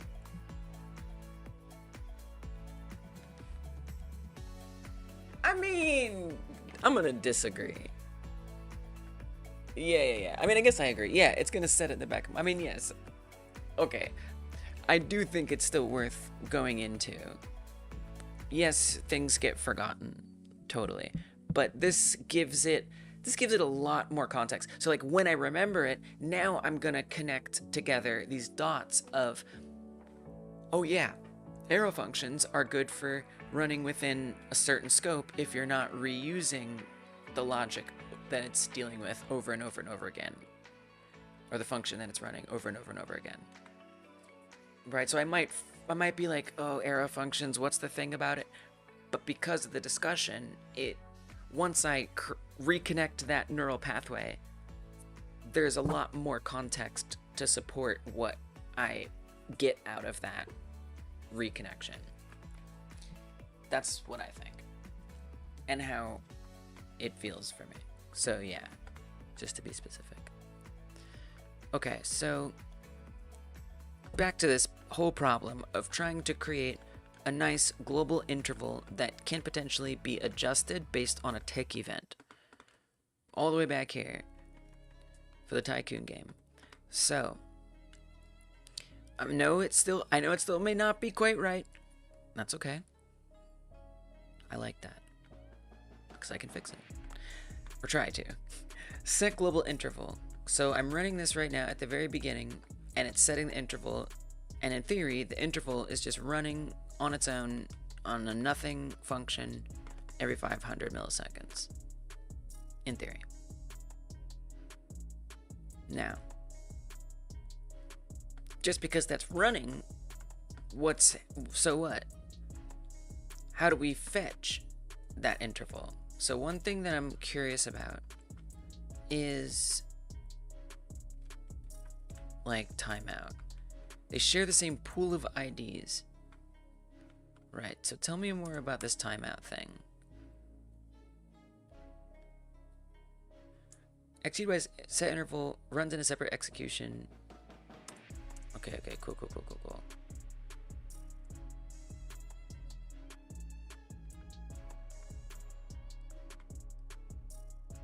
So I mean, it's certainly making it look like it's the same thing, but I feel like it has to be something. If you wish to have your function called once after the specified delay, use set timeout. Gotcha. Use to set a delay for functions that are executed again and again.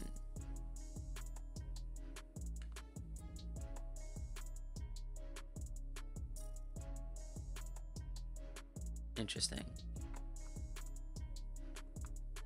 Yeah, different function. Okay. So then I guess what I'm wondering,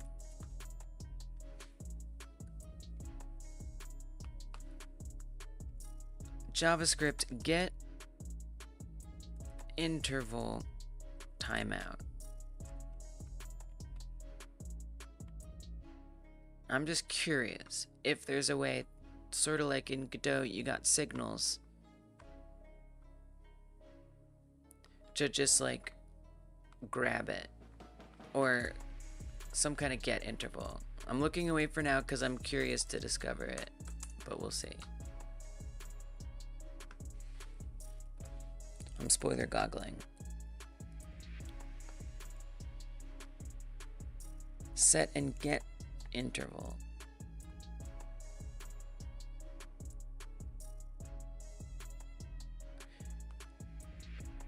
Yeah, don't pass the string.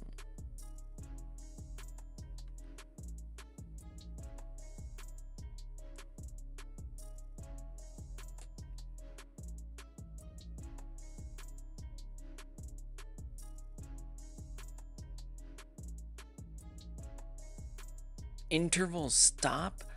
Interval start?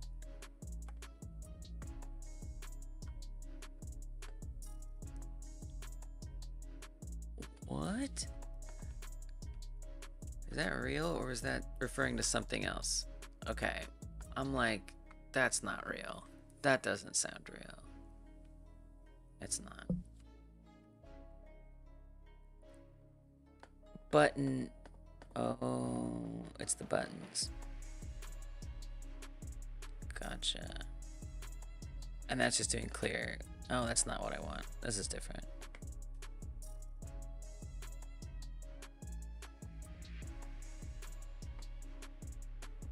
Can't enumerate active timers. You could override with clear. So guess what I'm trying to look at is if there's a way to just fetch that interval. All right, let me see what you guys are saying. More like events, not intervals. Right. It's a cool thing you can do is set timeout. Really? Yeah. What's the cool thing? I'm interested.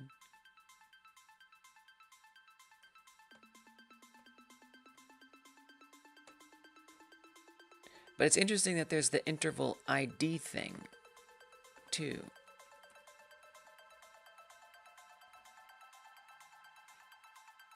I know that's a thing. I'm not trying to change it. I'm trying to fetch it. I'm not trying to clear it. That's not what I'm trying to do. I'm trying to say, okay, so this is like what I'm imagining, right? And it may not exist, but the interval is ticking, doing its thing, right? So is there some way I can just say, hey, that interval that's doing that, let me see when it's hitting right there, basically. Without, and I'm looking for like a built-in thing. I know we could create that, but you could have your loop function no set interval.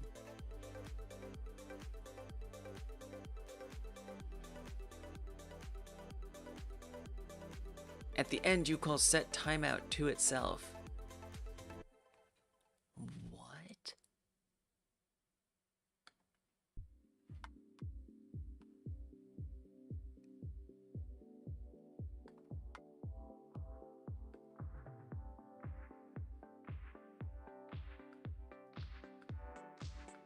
Callback limit?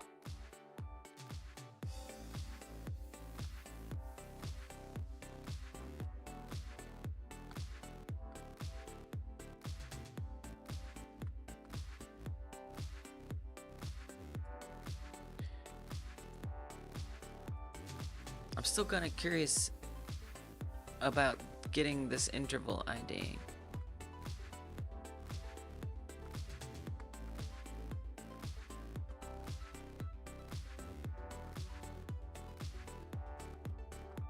Right, because setInterval returns an interval ID.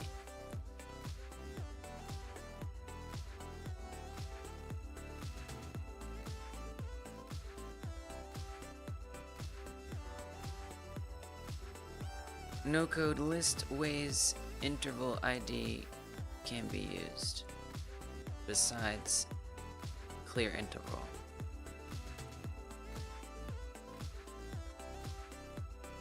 Store for layer cancellation, throttle or debounds, limit execution count, log interval activity.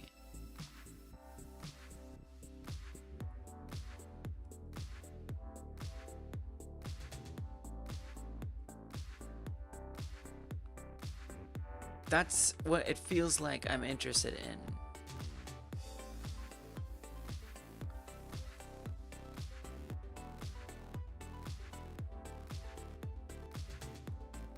What methods would be used to log interval activity?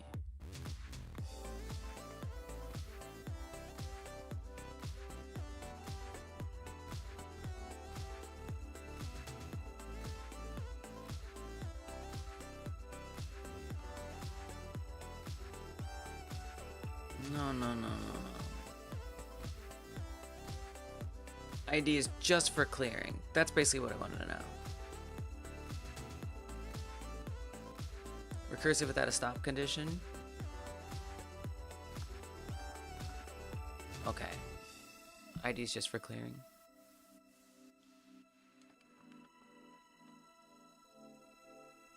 The custom interval tick thing. I like the idea a lot. It's definitely like...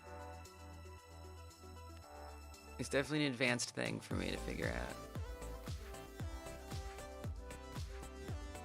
I'm gonna spend a lot of time on it. Yeah, I mean, I guess I'll implement it myself. Like...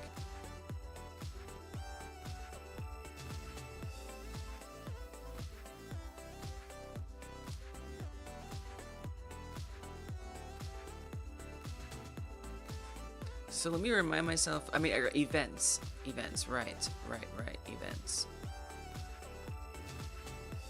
I remember that now, like an event listener or something. That's like the signal equivalent. I feel like that would be really nice, is to listen to a timeout event, not set timeout, an interval moment happening. I feel like that's what I want. I don't want a timestamp. I don't care about that. It wouldn't hit a callback limit since set timeout doesn't call in the same stack. Yeah, I can do it. Okay. Yeah, I'm just gonna figure out how.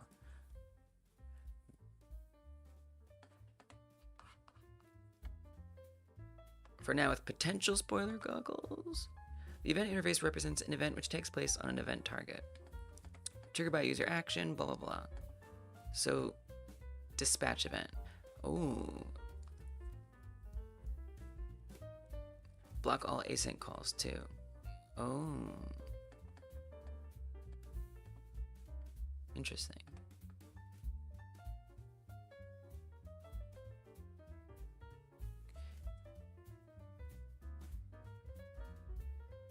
Define the event, send it to a specified target. I don't want to send it to a target.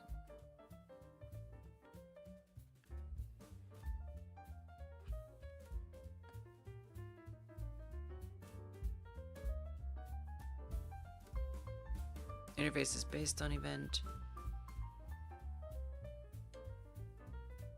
What's a time event? Like time, like date?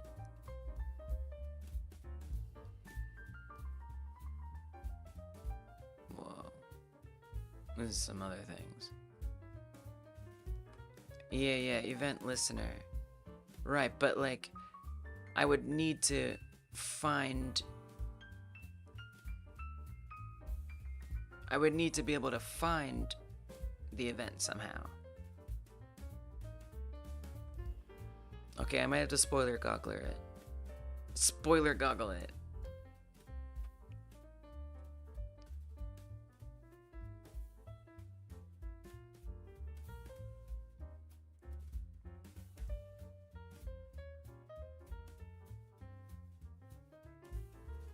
For now, we'll see.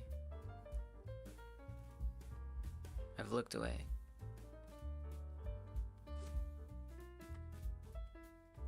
Kind of curious to see if I can figure this out. Probably not. Creating and triggering custom events. Bam. Events can be triggered with the event constructor as follows. Let's go. New event, just like a class. Listen for the event. Then we add the listener that's looking for, that's what I was trying to figure out, how if we're gonna do an add event listener, how do we know what to listen to? Wow. What the hell is all this? We got more arrow stuff. E runs nothing. Whatever, I'm not gonna worry about that. Dispatch the event.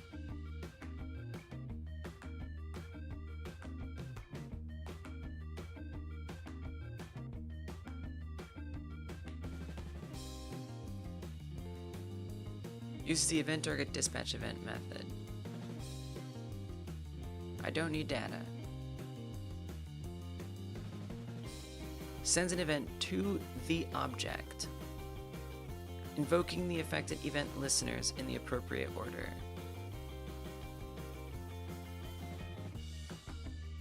Last step to firing an event. The event should have already been created and initialized using an event constructor. The event target property is initialized to the current event target.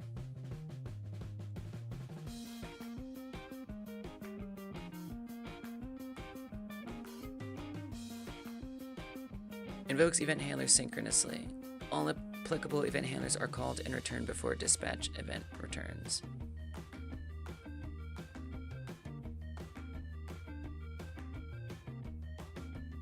False if event is cancelable. Okay, but just because I have the event, how do I know that something's gonna run because of it?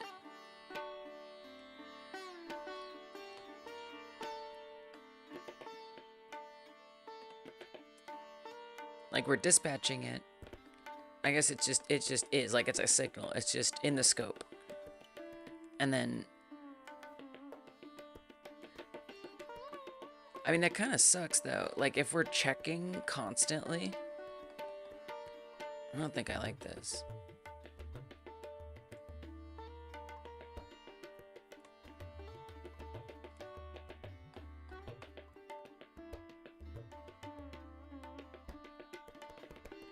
So this is like how we create and dispatch it, but then how do we go get it?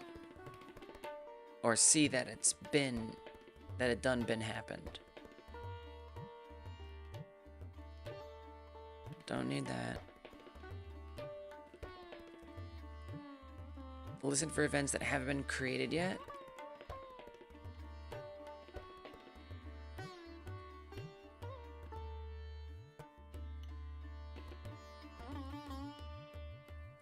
You know, like, so like in GDScript, like on signal emitted, run this, is basically what I'm looking for. This example demonstrates simulating a click that is programmed by generating click event. New mouse event. I mean, just looks like a class to me. But mouse event is like a built-in class, I guess.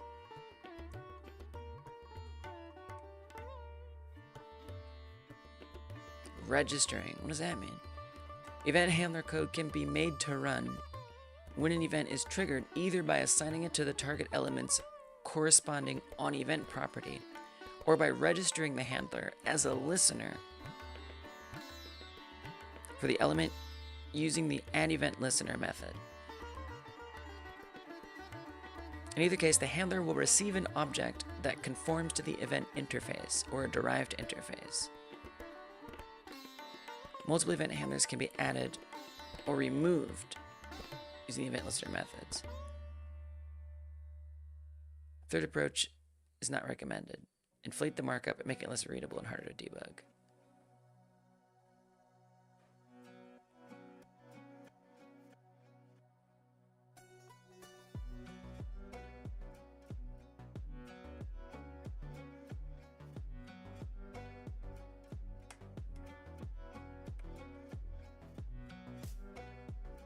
The most flexible way to set an event handler. Hey Proton, it's going real good. How are you?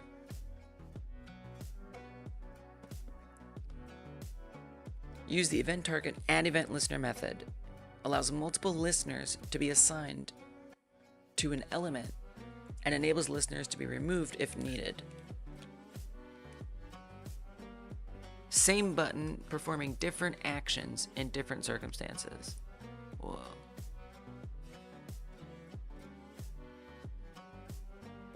Not exactly what it sounds like I need, but it's interesting. But actually, maybe it is good.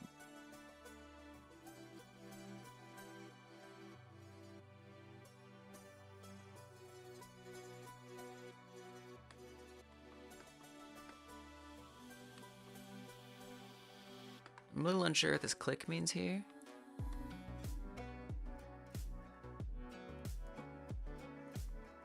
Yeah, translations are probably okay. Click signal equals event.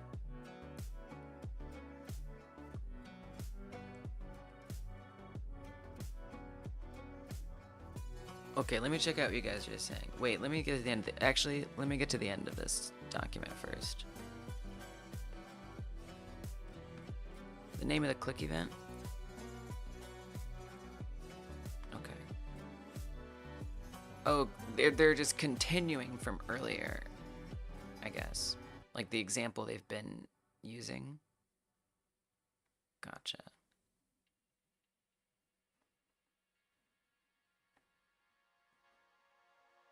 Whoa, that's a signal. What the hell? An abort signal to clean up multiple event handlers. We don't really. I mean, maybe if the employee quits or gets fired. Yeah. Wow.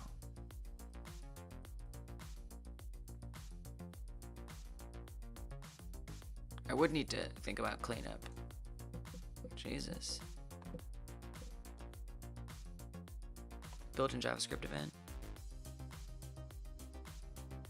Yeah. Right. So we run the greet function every time the event listener click happens. So we'd create our own event tick and say that every time that runs, do this. That's it. But now this is a little different because it's adding it to the button, which is, I see, it's checking to see if the button was clicked. Got it, right. I see, it's pulling it from the button. Click is endemic to that. Gotcha. Now it makes sense.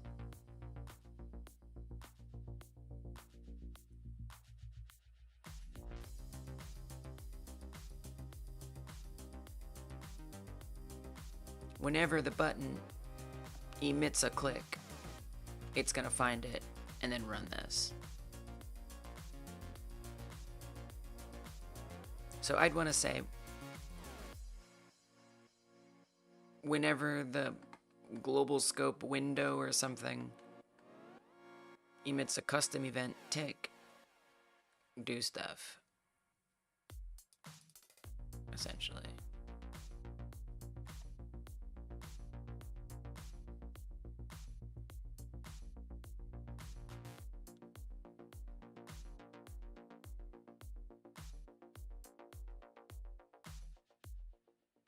Amine confirms that Flip's recursive timeout thing is legit.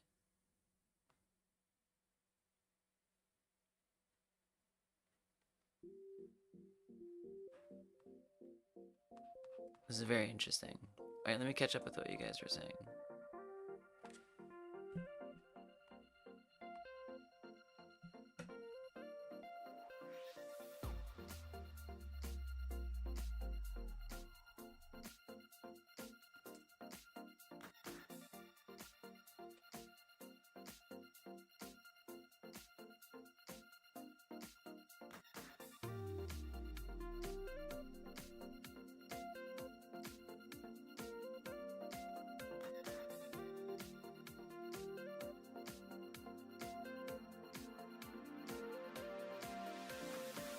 Don't want timestamp.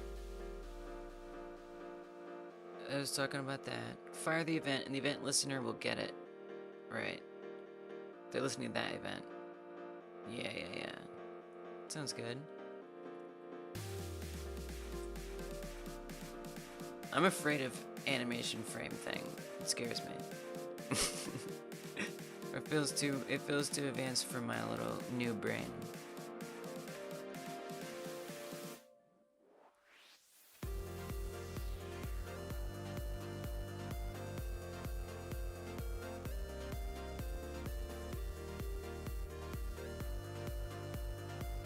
Web way to go, set timeout, loop, more of a game engine sort of way.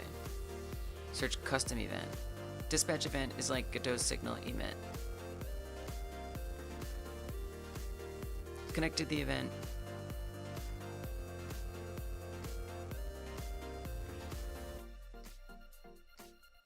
Like you connect to signals. Add event listener is like Godot's signal connect.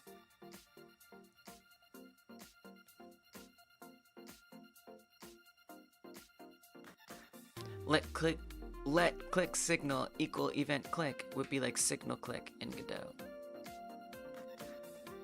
Gotcha. I'm not ready for request animation frame. Yeah, I guess with like an animation, I would really want that. Because I'd want to make sure that it's happening at a certain rate. Maybe when we set up the sprite sheet for the employees, maybe I'll be ready to explore it then. Okay. So this seems hard, but let's see if I can figure it out.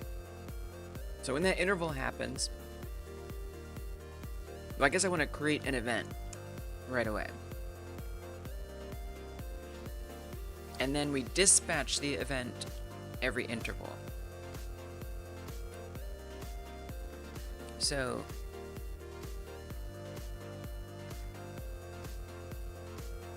actually, I need to look back at the docs. I'm not ready to go off docs right now.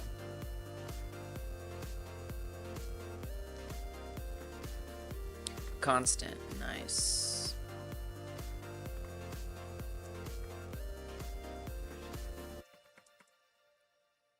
Tick equals new event tick.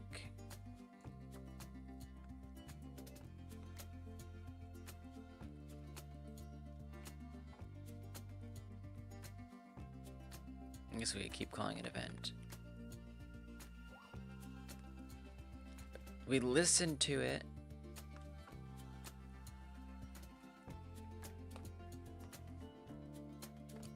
Canvas seems really cool.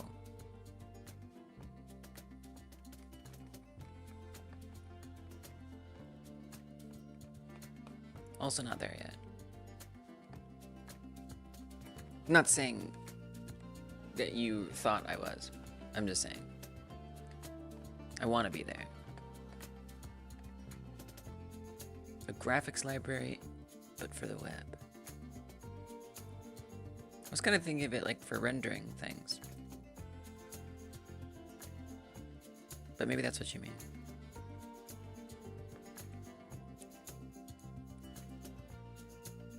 I mean, this is just different. Okay, so I don't know if I'm doing this right, but we're gonna try it. So, if we set the interval, I want that to then dispatch the event. Okay. So let's say event as a parameter, and what do I want to do with that event? Well, but remember, there's the element. Well, it's just in here. I mean, we're creating it right there. Look, it's a little bizarre there. No, I think this is fine. And then can we say dispatch? What is LM here? The thing we're adding the event listener to. I feel like I'm doing this out of order, but that's okay. Oh, your head platformer was using the canvas. Yeah, that was pretty tight. Right, I have to reference something. Window? Actually, thank you.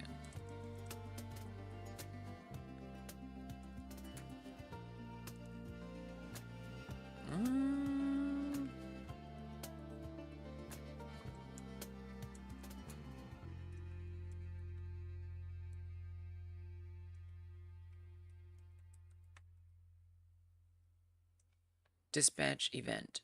Oh no, it's just right there. It's just chilling. Oh, okay. But do I need to do window here? If it allows it? Like maybe, obviously. But I'm not really sure. Okay.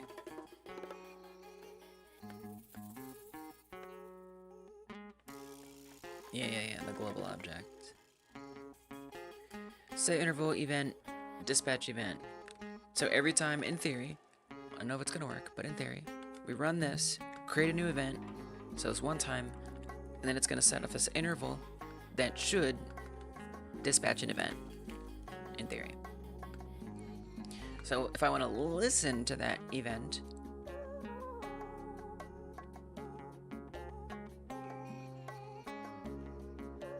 probably easier to just actually put this into the stats themselves at this point. So what I want to happen is that each stat will keep track of its own tick counter.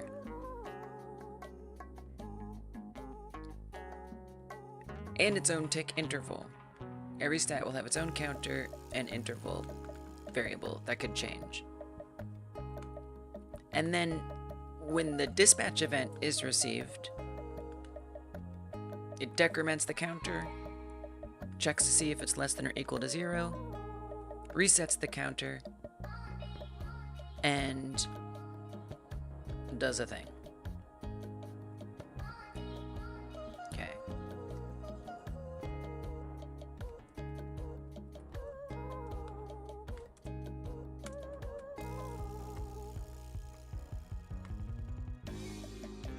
Now, it would be kind of nice if this was like a base stat thing. But then again, I don't know if that's true. I don't think I really believe that. Because I guess in theory, each stat could have a different thing. Yeah. I guess I was trying to decide how much of it I can shove onto the base class. We'll see. Let's just start with putting it on one, and then maybe it'll just be obvious, like, oh wait, that should be somewhere else.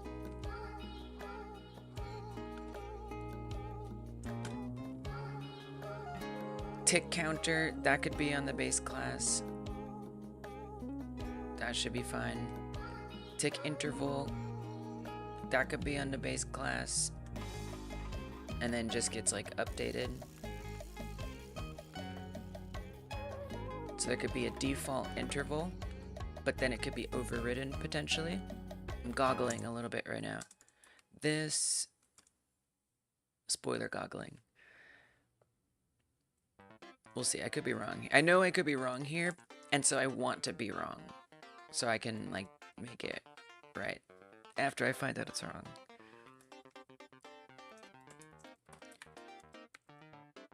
Tick counter default, we say 2. Tick interval default, we say 2. Actually, I guess default would be 0.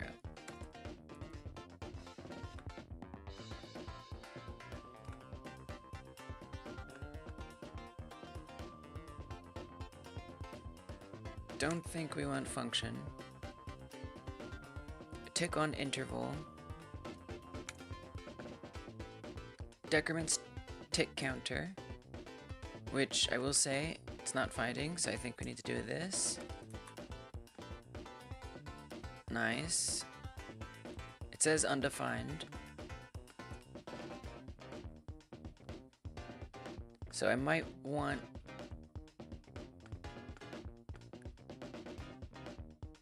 to not put it there. I might want to put that here. So if I say this tick counter, just out of curiosity,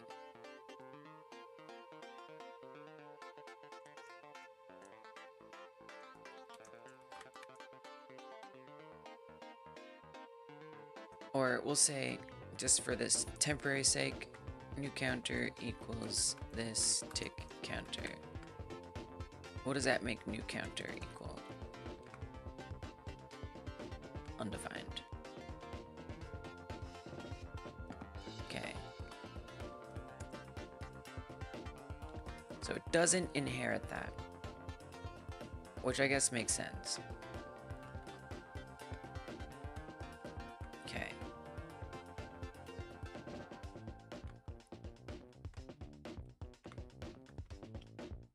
Okay. Even though we can go to like create class, again, it's an instance, and you're creating an instance of the subclass, not the base class. It's an abstract class. So if you wanted to set these defaults, you could make them global, right? We could say default tick counter equals 2. Default tick interval equals, oh, I guess 0.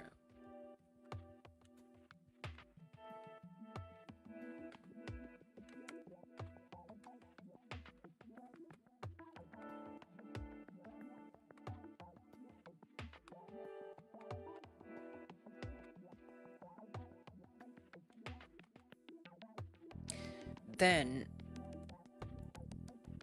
we could say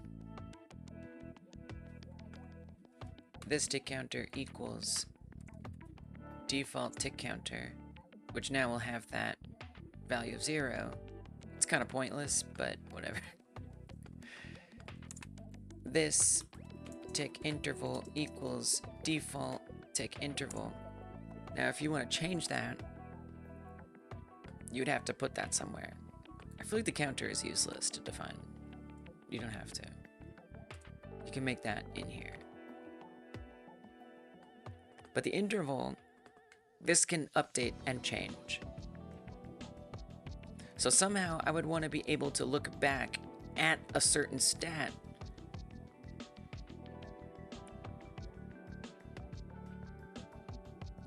Like, what does a class return? Let me try something really quick before I get too deep in this. What's broken? I feel like a lot is broken right now. Nope, it's good. Yeah, dispatch event. I know. Okay, so that happens. If I wanted to find that particular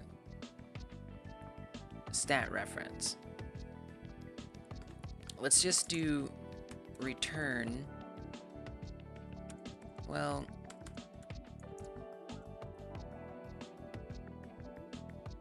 what if I try console.log this? No, it didn't like that. Put it in the constructor.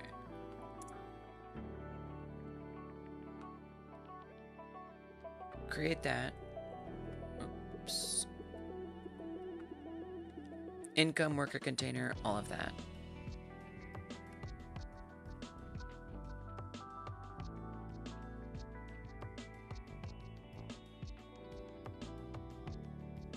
Now that doesn't like have its own ID, but it does have the worker ID for the worker container.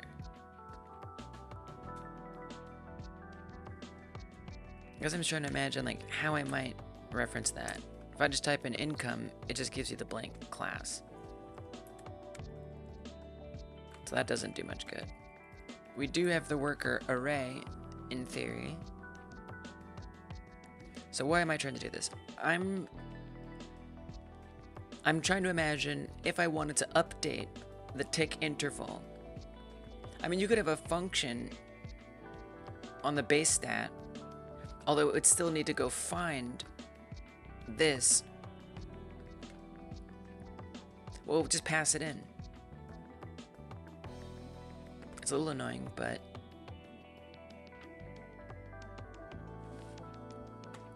so like if I were to do update stat interval or whatever, pass in new interval, and then well, we'd need more than that, wouldn't we?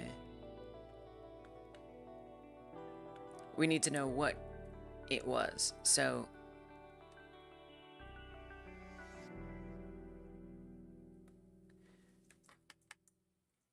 let's say stat a new interval.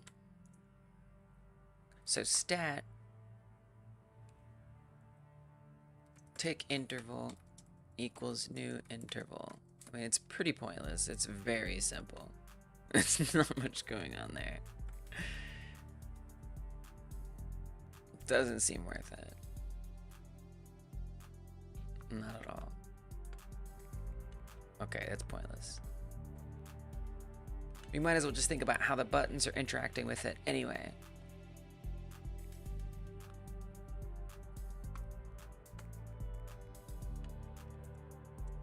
Okay. There's not much going on it. But you still have to think about all of the extra tick on interval stuff. I don't want to do that over and over again. But we don't have to. This definitely looks like something that would be good in the base class.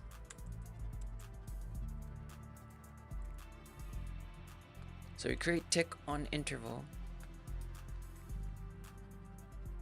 but it needs to pull in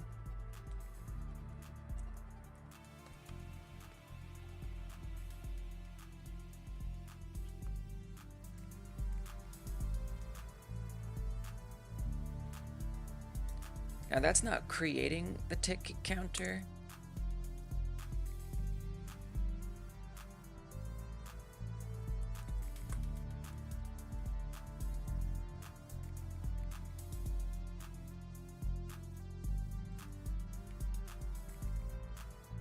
And I guess this would pull in the tick interval. So it sets it, it decrements it. In theory, every time the event happened, this would keep running. So I could even have in here, maybe. But you have to remember, it needs to be able to reach down to the other thing.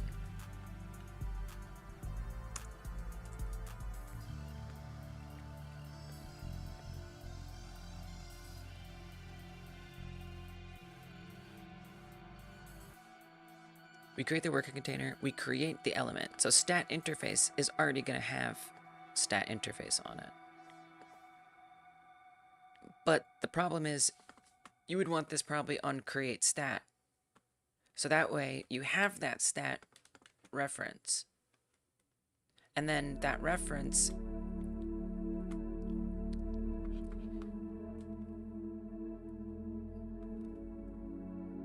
oh, this is confusing me. Thank you for the follow, Belton.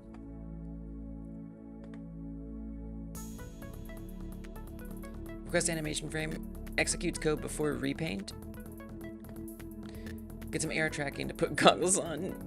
Oh, that's a good idea. Override it in the stats that have different things. Right, well, stats already being extended. Override it in the stats that have different things. Yeah, and I guess what I'm trying to do right now is like avoid repeating, and if I have to, I'll do it. Like, obviously, we're already doing it. But in theory, I'm trying to avoid repeating too much in here. Yeah, so, okay, so we'll call it, okay. So if I set up this interval tick on interval, we can call this in the extended classes. And that'll be fine. Of course, we still need to pass in some things in order for it to work right. We can keep the counter on each one. So we can pull in the tick counter and the tick interval, decrement it. If it's less than or equal to 0, reset it. Okay, now what do we do? The thing that we do, I mean, it depends. It depends. Maybe I don't want to decrease. In this case, I do. So I guess I'll also want to say function on tick.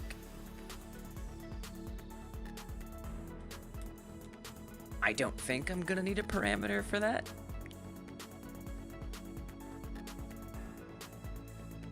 But if I do, I'm probably gonna wish I had one. I mean, if you run decrease, decrease requires the stat. So I think we do need a callback added in.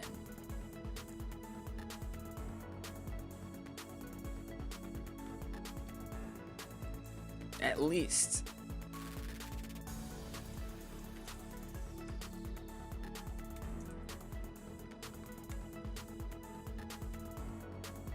Function on tick parameter. Which I suppose I could just make nothing if I wanted to. Probably. So like, could I just set it like default to null or something? If I wanted to, and that would be fine. I don't know. I'm gonna ignore that I saw that. Because I don't want that answer yet. But maybe you're right. I don't know. Let's find out. I barely let it sink in.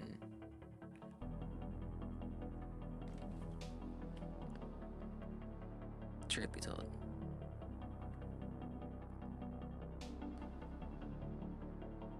So right now, what I'm seeing if will work is globally, it's going to run this function one time, set global interval. It creates a new event called tick, and it starts the interval that dispatches that event every 500 milliseconds.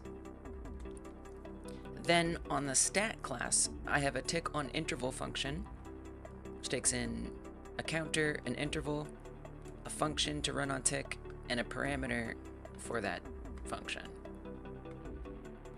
Then on the stats, this is where I'm at now.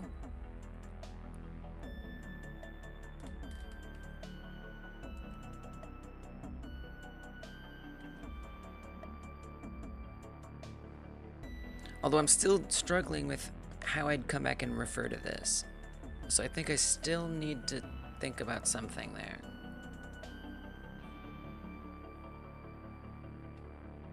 But I'm gonna not worry about it too much for now.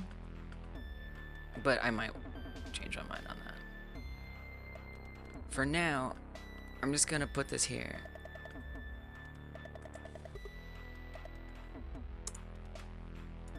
But I'm not sure about it. So we create a counter, which equals nothing, and then a tick interval.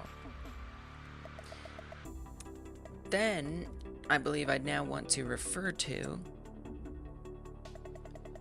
the event with a listener.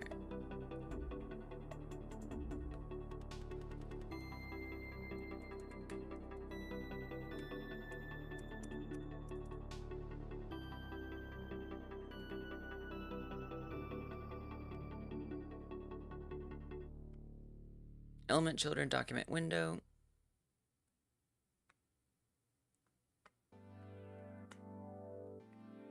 Type and listener.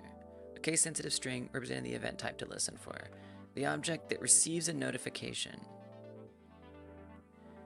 that implements the event interface. Whoa.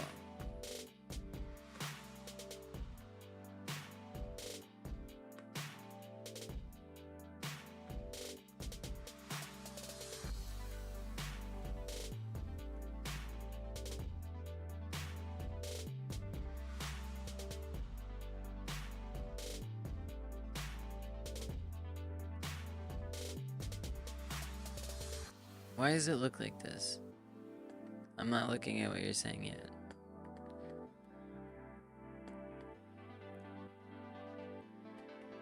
But I might look back and be like, you were right. I will look back, and I might be like, you were right.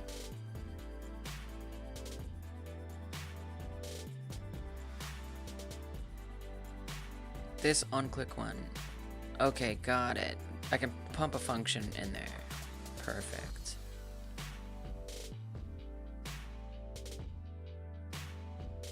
And what is this true and false thing at the end?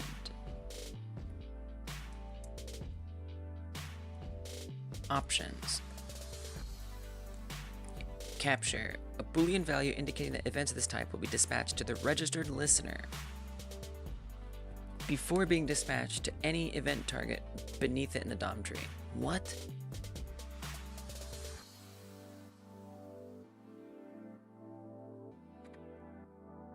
Wait, I'm doing something wrong here.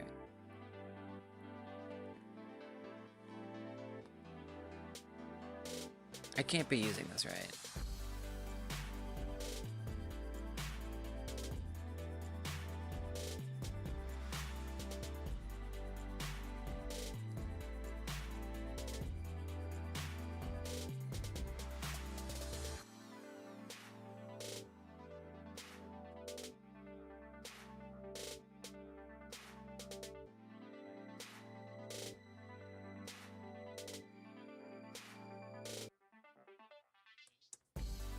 I'm not really sure. Someone explaining Godot terms. Yeah.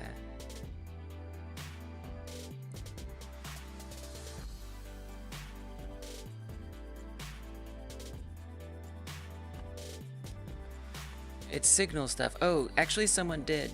Bart's Flip did.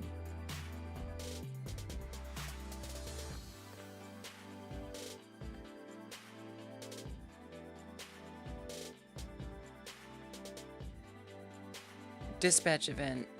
Oh no, we didn't get one for add. Dispatch is like Godot's signal emit.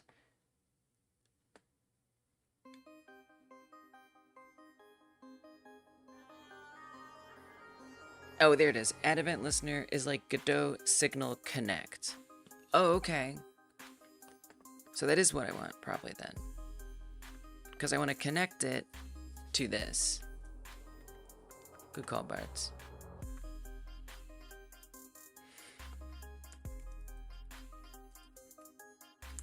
Although I'm a little concerned that I'm not, like, adding it.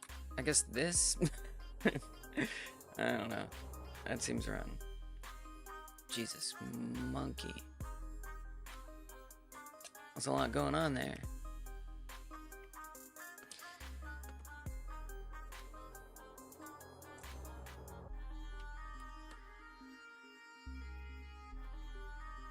But if it's gonna find it,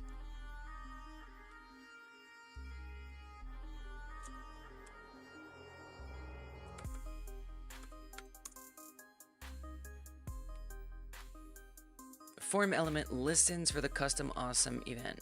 Oh no, it's what it listens for.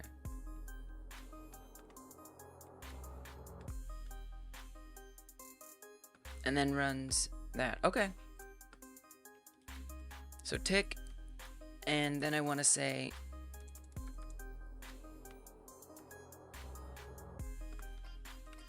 this tick on interval, which pulls in the tick counter, the tick interval, and what happens when that interval ends.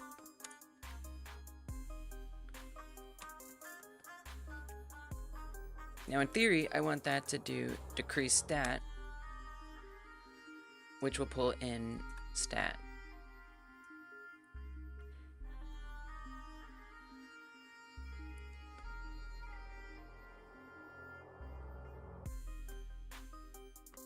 Something isn't gonna work. But I think if I at least slap this in a bunch of places, something might happen. That will be interesting.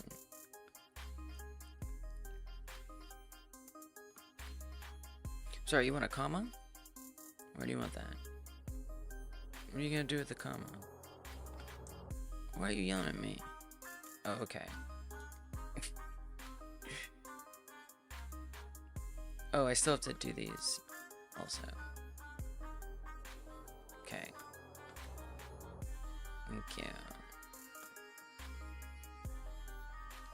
You know, I hate having to repeat it over and over again, but it seems reasonable. Alright, let's see what's wrong.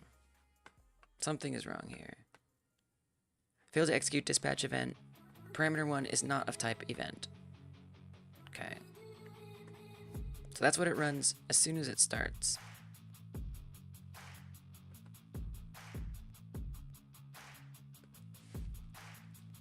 You don't want this. Like, why can't you find the event? Declared, but its value is never read.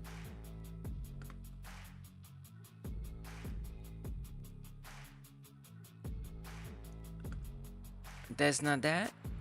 You can't see that? You don't see this? It's right there. Is it shadowing? It must be shadowing.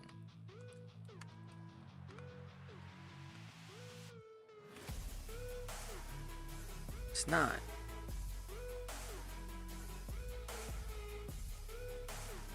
I mean, I could put this somewhere else.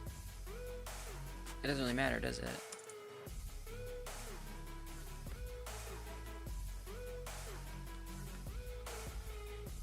Why you can't find that?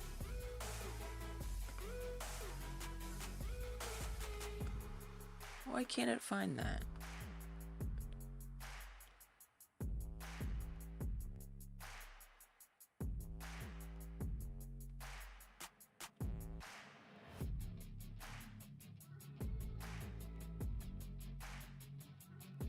I've done something very wrong.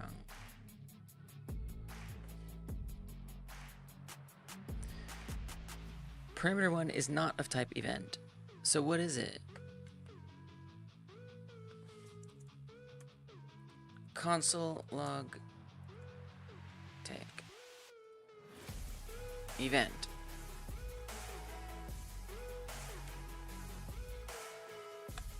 So it just must be my construction of this arrow function. Damn.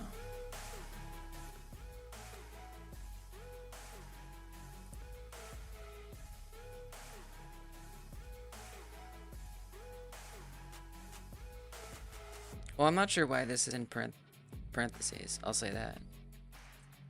Oh, it just adds it. Rude. The event variable isn't the same as tick argument.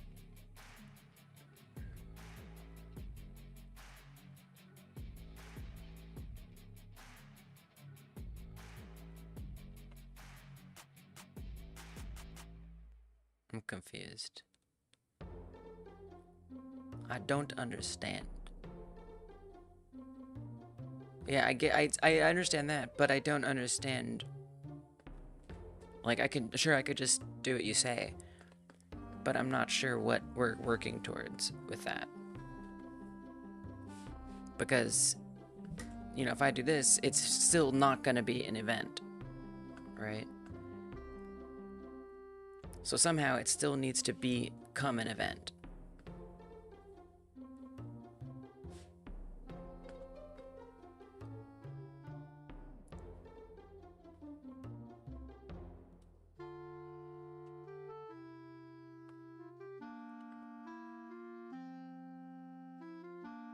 In setInterval, you have an argument called tick, but it's undefined because setInterval doesn't give arguments.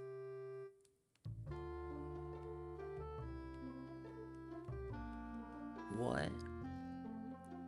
Overrides the tick variable, that is an event.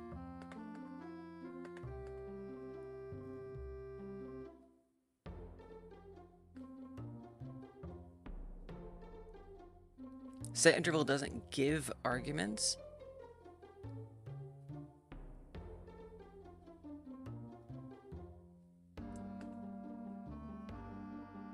Yeah, okay, it shadows it. But somewhere, a new event has to be defined. We have to define it somewhere. If it's not told to be a new event, how does it know to be a new event? Like, what, I'm gonna put this in here like that? I mean, that's not gonna work. But why? But why would I do that? Because that's not gonna look back at this. I don't have any idea what problem you guys are trying to solve. I'm so confused. Because I'm not trying to resolve the issue of only that this doesn't reference something. Primarily, it's the tick in the arrow function is shadowing it.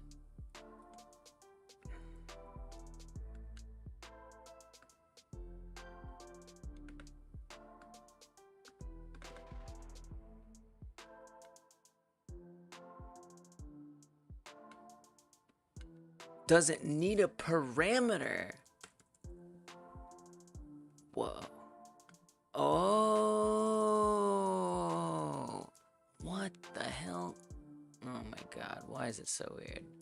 Okay. Wow. Wild. So when you were saying it's shadowing it within this scope. Oh my goodness. That's why this one allowed it, because nothing is overriding it. before there. It didn't, because we're just saying whenever an interval happens. Wow, okay, got it. That's crazy. I don't know why did I want to do that? I guess because I was thinking like it's a normal function. Arrow function's like a normal function, but different. And since it's a function, it's going to need stuff passed into it. Like if I were to come in here and say function do stuff, but if I were to do tick, it would still shadow it. Wow. It's already been declared. We don't have to do it again. I think often I get confused. You know, we've got these like classes. I almost wish some of these things were in different classes or different scripts. I mean, it would just be to remind me, but like within a class, and we're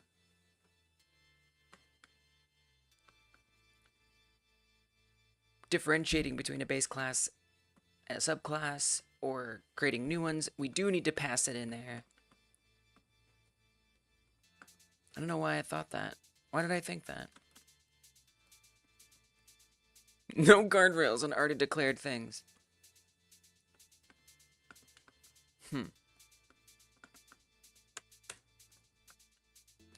Alright, just something to get used to think about and deal with. Thank you. Oh yeah, what was that strict mode thing? Oh shit, isn't allowed here. Very dangerous. Opt into a restricted variant of JavaScript, enforcing stricter parsing and error handling. It helps developers write cleaner, more reliable code by limiting silent errors.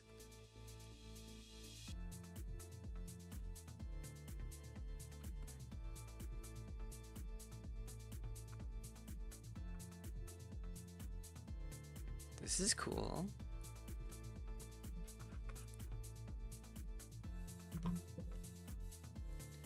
All variables must be explicitly declared with variable, let, or constant.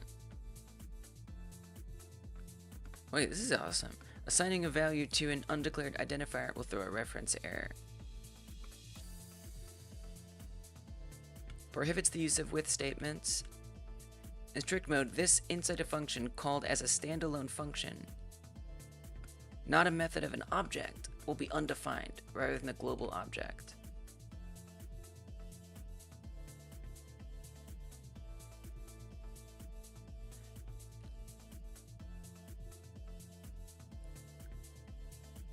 This inside a function called as a standalone function, not a method of an object, I see, will be undefined, rather than the global object.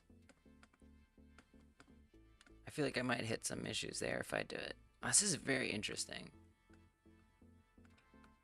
Wait, I'm gonna just do it. Like, what happens? First of all, get it to a working point, then do it. Okay, creates the event. Great. I'm just like a little curious. I kind of wish I had started with this. Seems like really good for developing better habits. Use strict. It just knows. It just knows to do it. Like, that's it? You just slap it up there. And now it's gonna do it. It's just gonna work.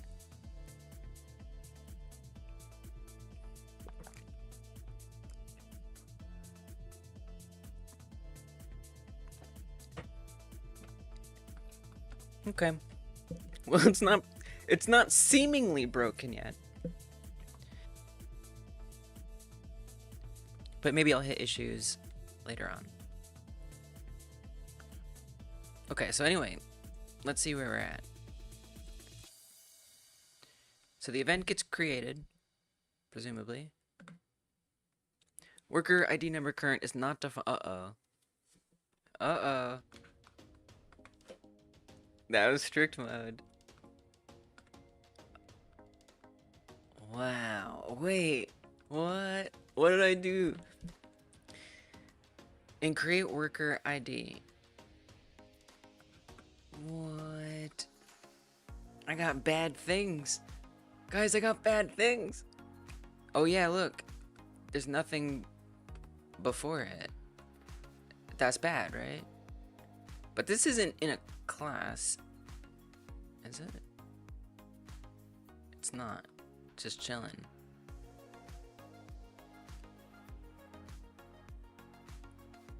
So what do you want from me? It's like forcing the scope to be in here. So does it want me to pass it in like this?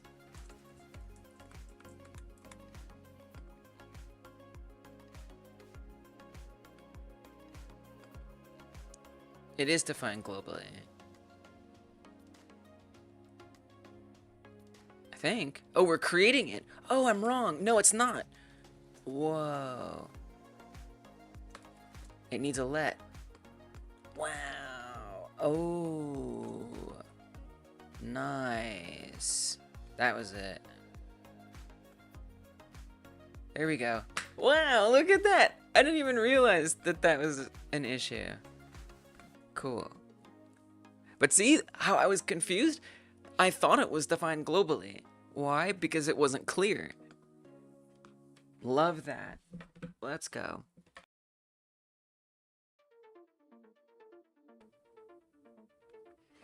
Okay, tick interval is not defined.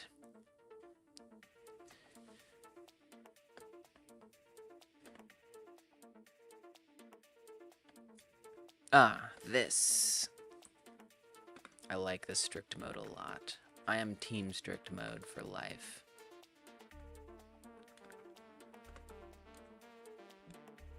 Apon, yeah, I'm trying to set up a custom interval, global interval tick that's adjustable.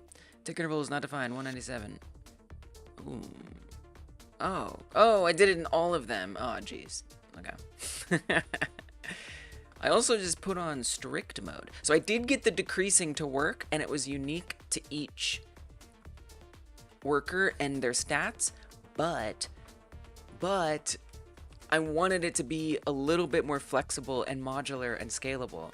So I'm making it be that the interval can potentially be updated, and it's a whole bunch of things. Value is not defined. Decrease stat. Oh, strict mode!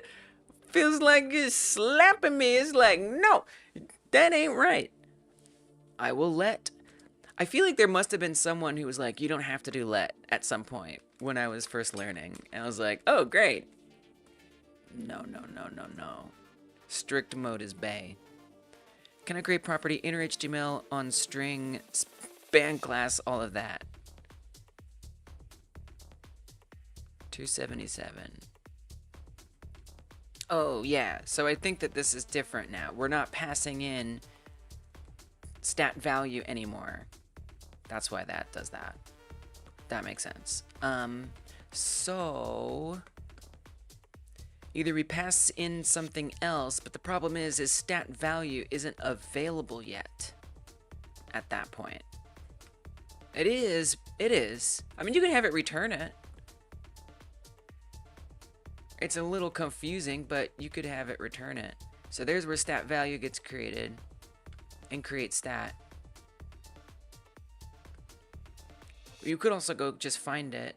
You could just say this dot stat value. Try that first. It's simpler.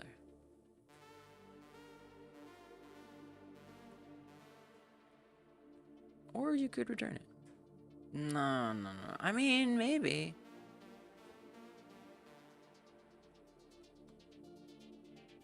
No, don't do that. So I would want to say stat. Oh. First of all, that's not this.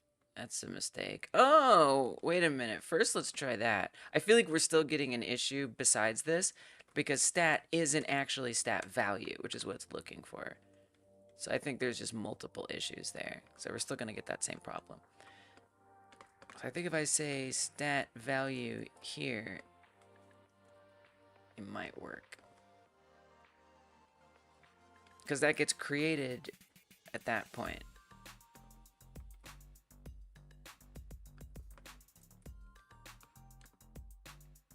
Ooh. Can it read properties? Yeah. Ooh. Gotcha. Sad.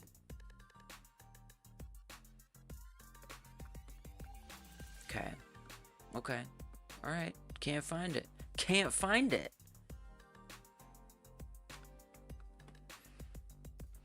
Might still not work, but I'm gonna try it. I'm gonna add in the return. I have a feeling this isn't gonna work. Especially because, I mean, you're returning stat, but there's nowhere else you're using it. It's literally the only place you're using it. In which case, you should probably call it stat value. I feel like I'm making a mistake here. It's just a hunch. Let's just do these two for now. I do think this is a mistake.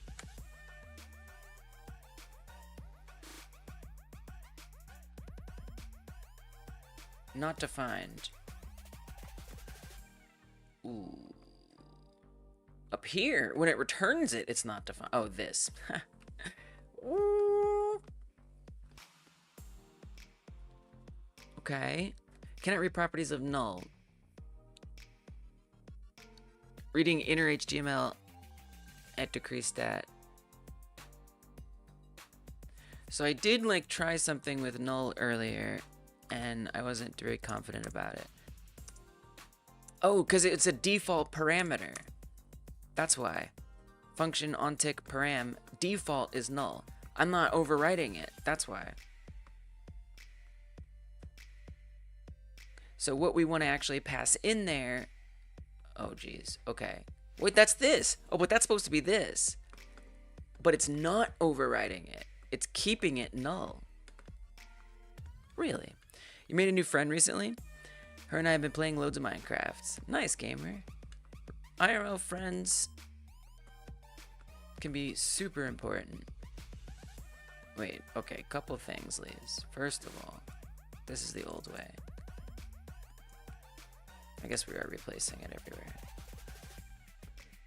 It can be super healthy. Easy to overlook when it's easy to have so many friends online.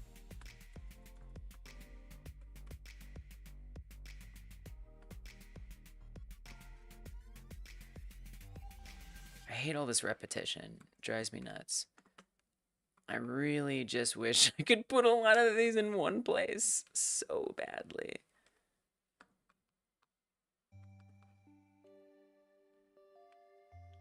Okay, so now it received the inner HTML, kind of. Sorta.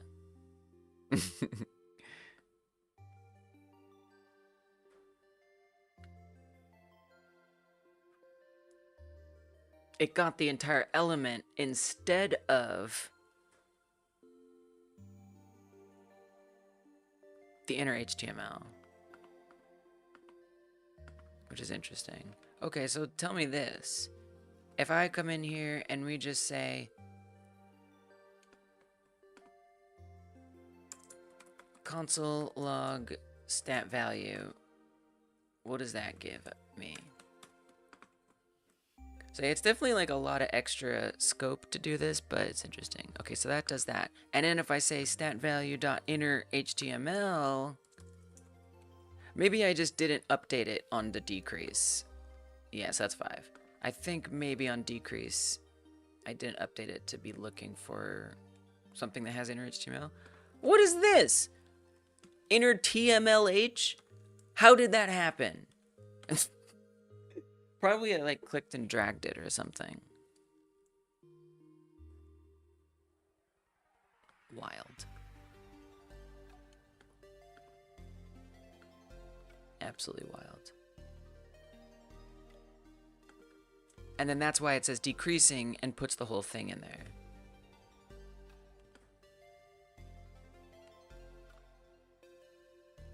Because this is the other stat that I didn't update yet. Interesting. Okay. Well, I mean, at that point, I say just put the whole thing in there, you know? Just like pop it in. And then if you want to be more correct about it, you could update this to stat.html. Spell it right.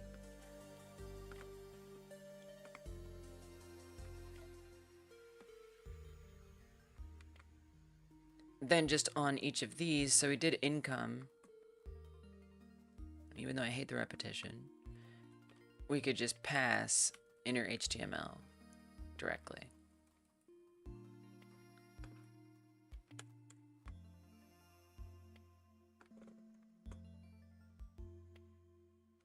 Just to shorten that path a bit. Doesn't solve all the problems, but it's a step closer.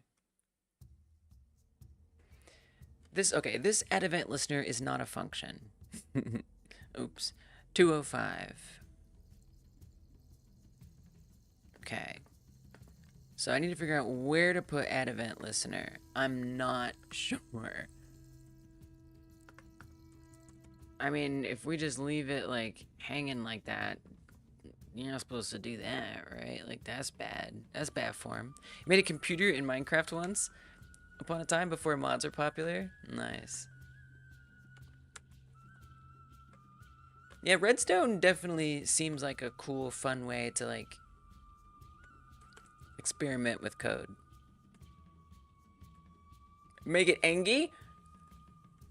Wait, what was Engie? Why did I have to make the console log Engie? Is that what you mean? Because it is the way. Oh yeah, right. It is, yeah, you're right. Actually, it's a good point, I mean, because it's like logic gates, which are like super electrical engineering type stuff. I actually really agree with that. I like super agree with that, truth be told. Yeah, that makes sense. Yeah. Yeah, I know. I know it be like that. I've often thought about getting into this someday. I feel like one day I'm tired of computers and I just want to like build something from absolute scratch and do circuit board stuff. So this is like a hobby waiting for me someday. And Kate, you're beloved. You did always love the end gate in those visual scripting languages, specifically Dreams, obviously. Okay, so we're definitely still making an Engie. What?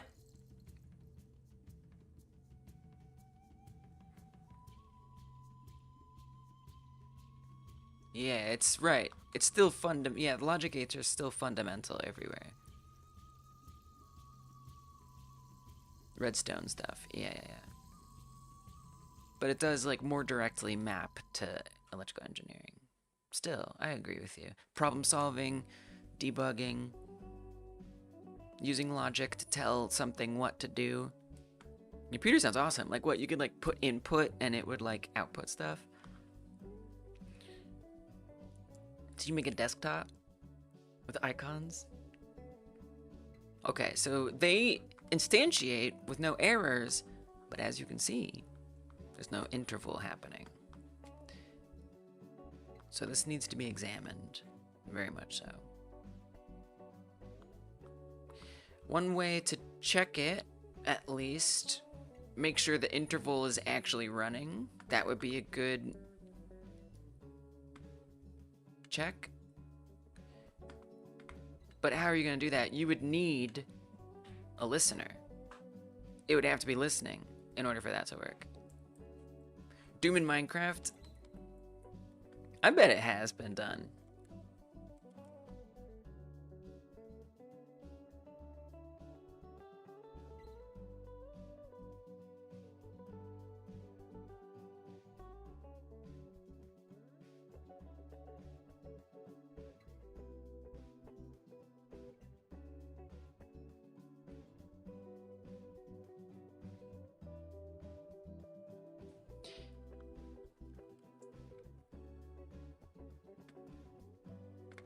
How am I going to test this if I don't even know how to access it in the first place? Tell them they are over the top awesome. My partner who's talking to me.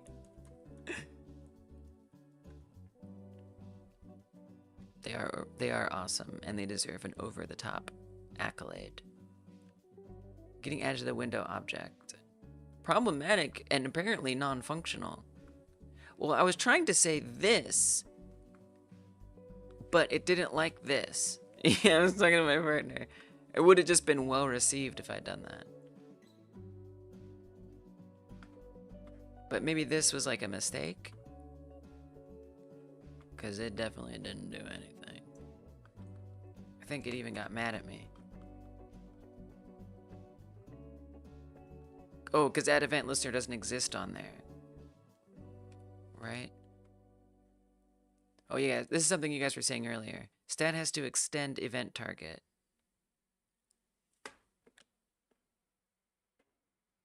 Really? You said that earlier, other man, and I like blocked it out.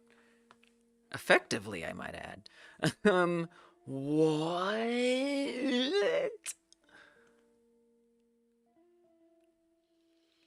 That's wild. Because it's a class. Wow. I mean, okay. I thought it did look like a class. It looks just like a class. Because it is a class. Okay. Hold on a second. So are you telling me, are you freaking telling me right now that every single one of these classes can be interpreted and listened to like they're an event? What are you missing? We're setting, so I did get it working otherwise, but I didn't like it. So what I'm setting up is a global interval, a single interval. Yeah. And then all of them are gonna check that event, that signal, to see if it's happening. And if it is, do stuff. Not an event, something that can listen to an event. Gotcha. Right. Because it's not dispatched. I don't dispatch worker. I don't dispatch employee, but I could. And since I'm, so could the event be something that listens to an event?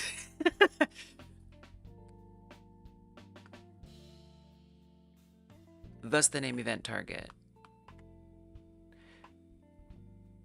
Well, yeah, now I'm confused. Right, event target. Because when we dispatch event, it's extending. Oh, this is kind of interesting and confusing at the same time.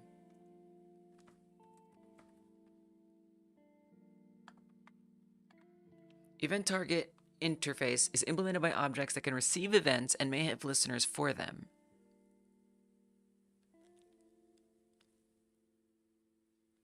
Any target of events implements the three methods associated with this interface. Element, document, window are the most common event targets. Wow.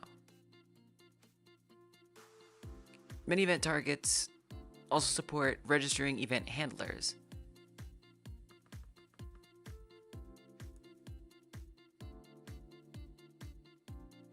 Creates a new event target object instance. So like obviously I'm not creating a new event target object instance.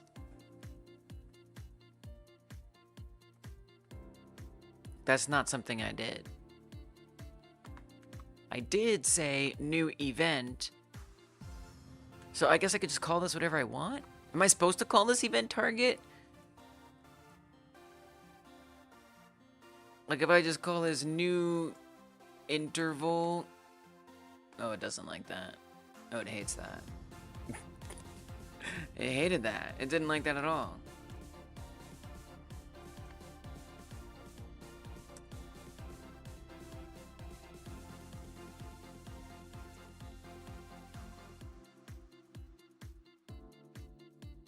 Wait, why is this different? Oh, because they're not defined. That's why. Got it. That's the event the targets are going to be receiving. So I can call it, but I can't. Event already exists. What's the difference between event and event target? We need the objects reacting to intervals to be event targets.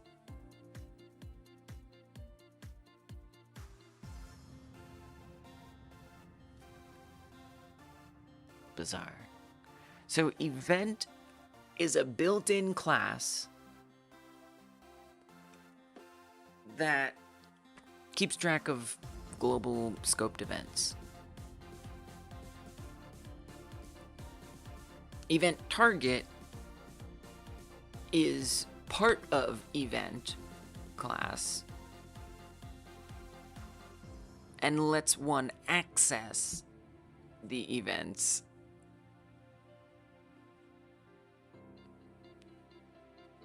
Imagine this message being an event and you're the event target.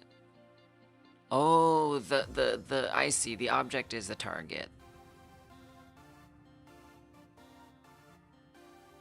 Event target and event class are built in.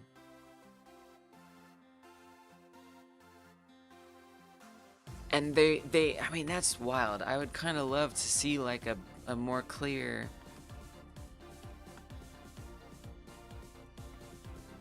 event interface represents an event which takes place on an event target. Wow. Wow. Defining the event and then sending it to a specified target using event target dispatch event. I mean, here I'm just doing dispatch event. I'm not even doing event target. Am I missing that?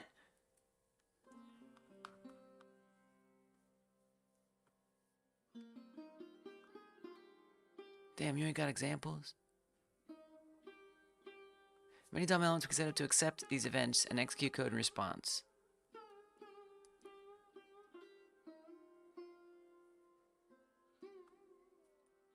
It's not even going to explain the extends thing. You need to loop over all of the event targets. What? Where? Cook up an example? Nice. Okay, definitely need to throw some special things around for a second here. Flip has probably been helping. A-mine is just like killing it. Let's say 2 goes in there. Okay, so I can create the event, and then if I extend, and then live text A-mine is the channel that's best for that. It's near the bottom of the channel list on the Discord.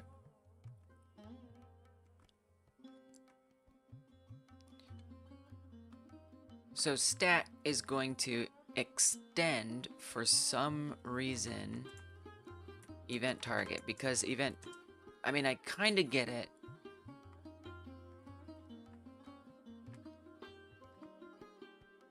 I at least get that I'm supposed to do that. I don't necessarily get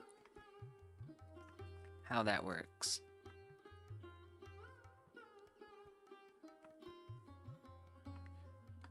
So with these event listeners, we don't even have this. And that's coming from the window. But now if I do this, oh, look at that! Now it's got stuff. Before it wasn't anything. And I guess where I'm sort of confused is like how does it know which event to be linked to? I mean, we do say event listener tick. So I guess that's like looping through all, it's looking at all of the event listeners and saying only this one. We're cooking with events. We are.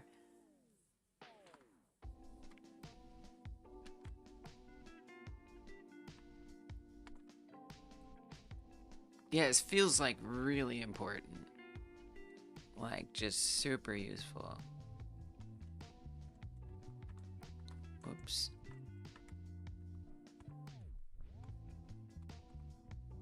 Must call super constructor in derived class before accessing this. What are you talking about? Why would you say this? Events are the backbone of JavaScript. Right. I at least got that impression with built-in events. And what's blowing my mind right now is setting up a custom event. Oh, because stat inherited. What the? Oh my god.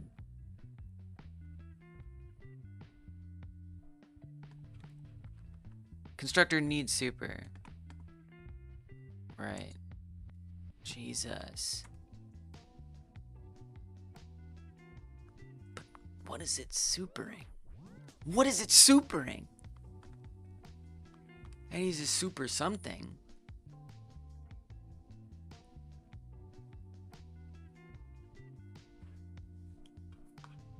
Okay, no errors, but also no decreasing. So we're kind of right back there again. Just the base class of event target. I mean, it doesn't overwrite anything that needs to be overwritten if I don't be more specific, I guess. Okay. Weird stuff. And I can't believe the docs are so unclear about that. I guess I can't believe it. I don't like it. Thank you for the hi, Drake. IAB.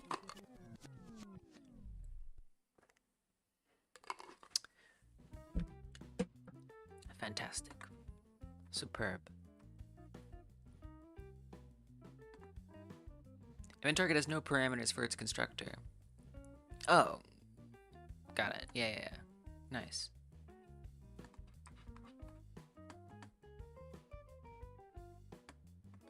So I guess what I'd want to check next is if anything is happening here.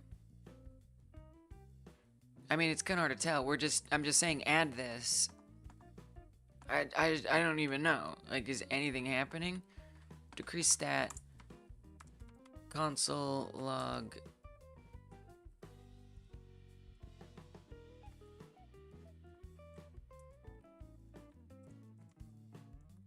Like, I guess I'm curious if this is even going to happen. If that function is actually running. It runs once for each stat. One time. Ooh! So we're kind of back to that. Oh yeah, the save your progress. That is a good one. Alright, here, I'll make it real fast. It's so good, and I don't want to forget it. So I'll make it. Although I do need, like, an image. Which will bother me that it doesn't have one. It'll bother me real bad that it doesn't exist. It just will. But I'll try to let it go. Where does all that crap go?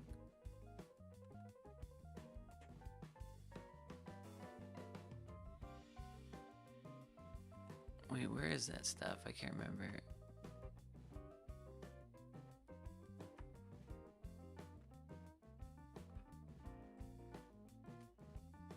Checkmark symbol? Nice. Yeah, but like I want it to be like brand styled. So I'll probably just let it go for now. And Twitch makes you upload like 3 different things, like images, which is super annoying. Where are you calling decrease stat? Oh yeah, 2d3. Yeah, right there.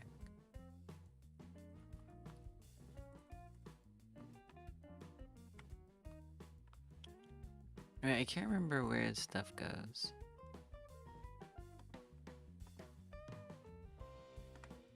Oh, there it is. I found it. Channel points. Where's that being called from? That is being called from each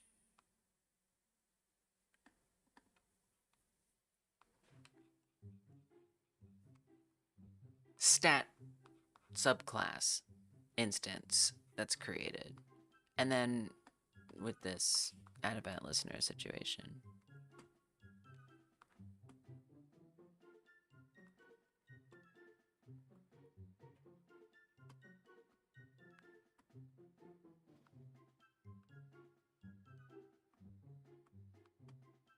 Okay, so it won't have like a good image, but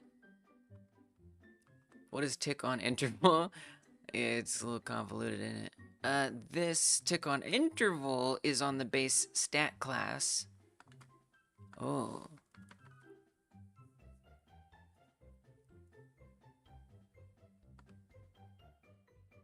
So in theory, it would be running that every interval, which decrements the counter.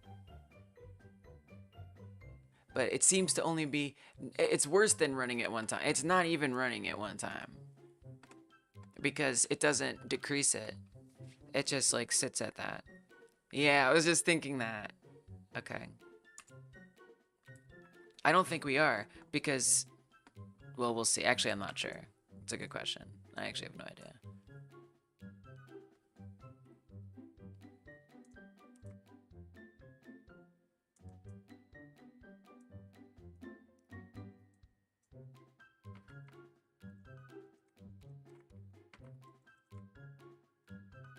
Updating tick counter.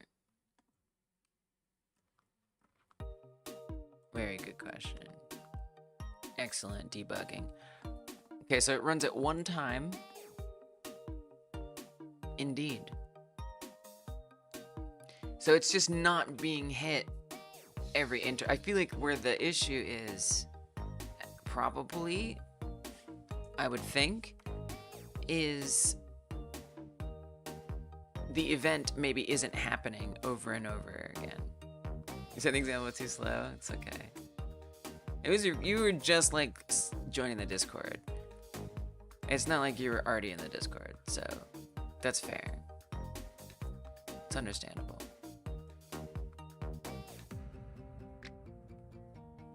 Strict mode. I see what you're saying and saying. I love strict mode. I'm so into it. It is slapping us. My class extends event target constructor super.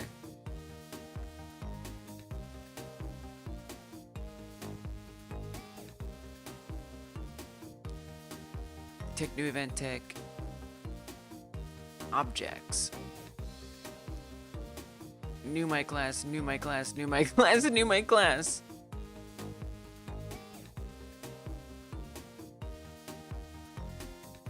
For each object in objects, add an event listener to it. Oh, yeah. That's interesting.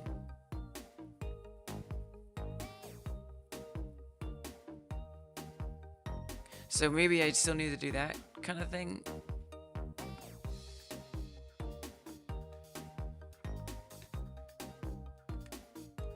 But so, I don't know. Wait, let me see. Where are you triggering the event? Event is up here in the global scope, or the window scope, in theory. So it does seem to do it one time. So there's setInterval, dispatch event tick. JavaScript looking for group. What a name you got there, Masked. Welcome. I think you gotta create dispatch it to each object as well. So you gotta loop over twice.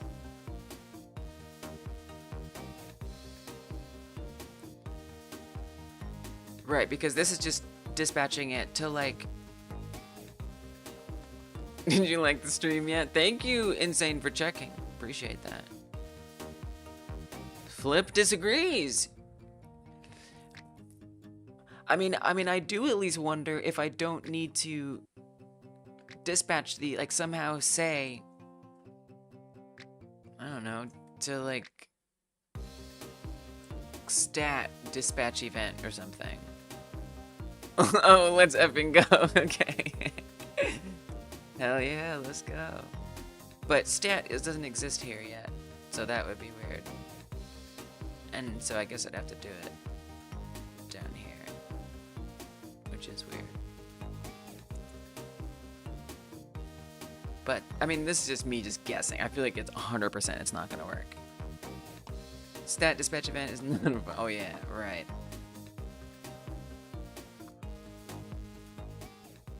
Interesting.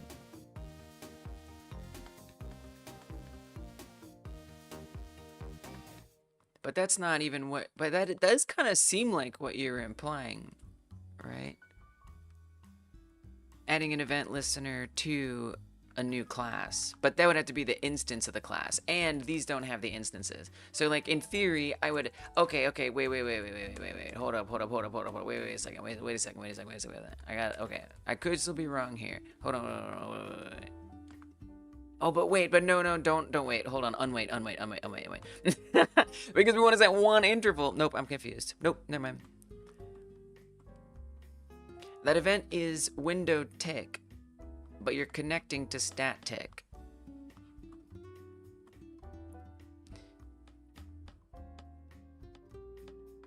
It is ever getting called. It's getting called one time.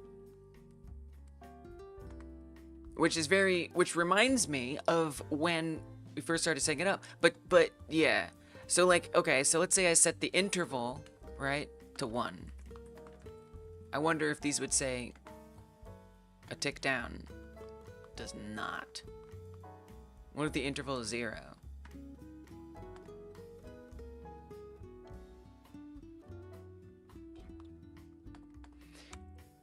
Can you tell me what...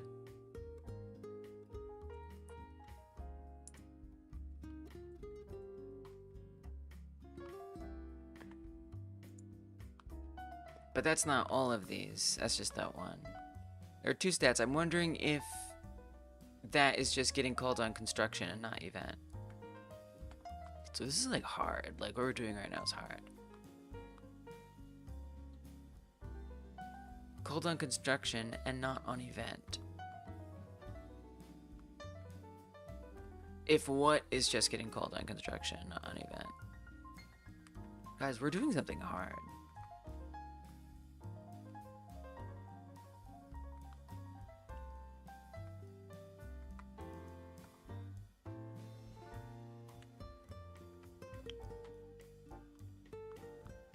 Next to the global one, try adding in another event listener. That's what I was thinking, but I was worried I didn't know what the hell to do for that.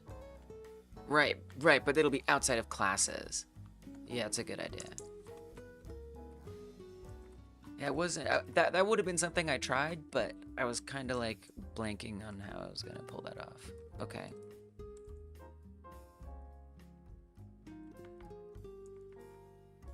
Oh God. Right, so now I gotta figure out how the hell I'm gonna do this. Just start with add event. Oh. Thank you.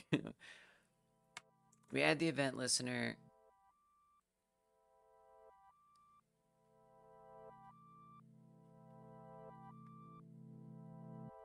And oh God, I forgot how this goes already. Oh, the event. Okay, tick. And then the thing that happens on that event.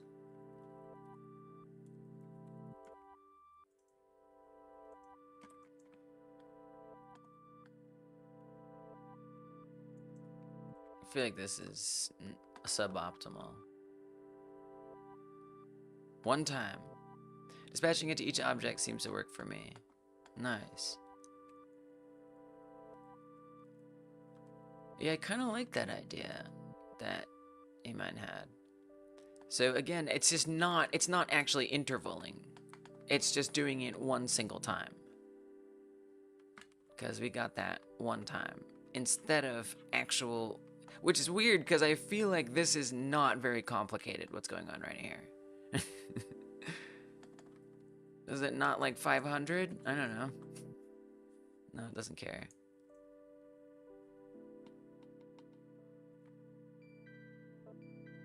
Are you adding the event listeners?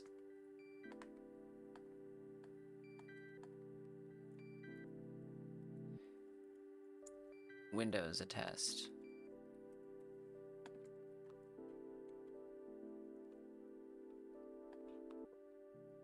Oh, lowercase. Hate that. One time. So it sees it still. No problem. But it's still just one time.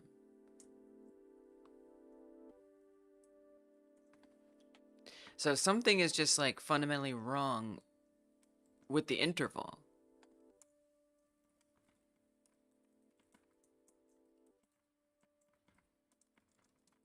Actual tick. Listened tick. Oh, my bad. Here.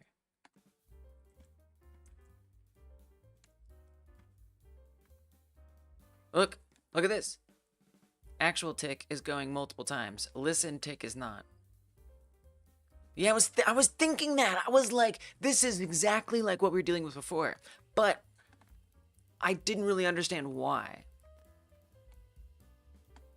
But we are using an arrow function. This is an arrow function. That's arrow. Oh, 35.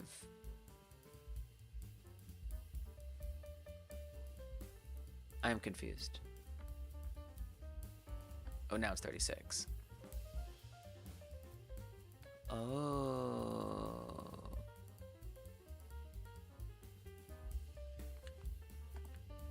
Add event listener. Arrow function. Hold on, I'm not gonna look at it. I'm gonna see if I can get it. I probably won't. Arrow function. I'm sure I won't. I'm sure I'm gonna get this wrong. It's almost certain. It's almost guaranteed. Okay, I'm gonna look at it. Thing is not a callback.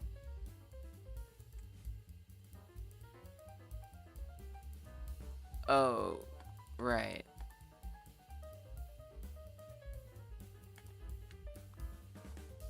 But like if it was,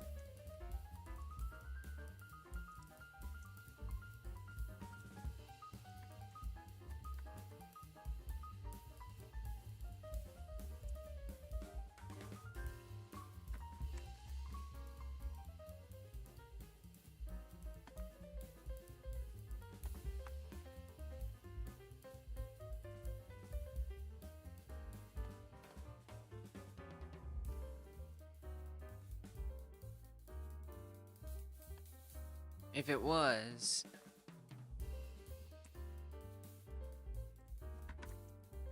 I'm not looking. You probably didn't say much that, but I'm just checking.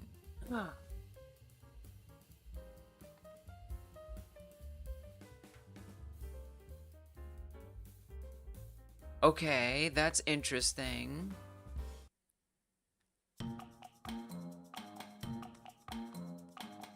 So something similar to what's going on here is the issue down here. So when the event listener gets added,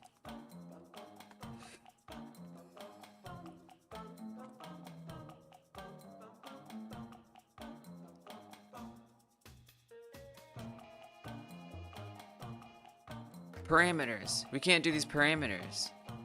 This is wrong. We have to do the callback thing. We have to do the callback thing. How the hell did we do the callback thing again? Oh gosh. Oh yeah, I forgot about the save thing. Sorry, insane. I'm working on it in the background. I'm just seeing if I can find it from before.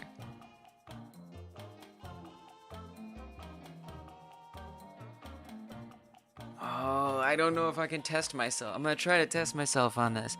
So it was something like, I feel like we still used it somewhere. Here. Kind of, maybe. I'm trying to see if I can do it myself, but I don't know if I will. I probably won't.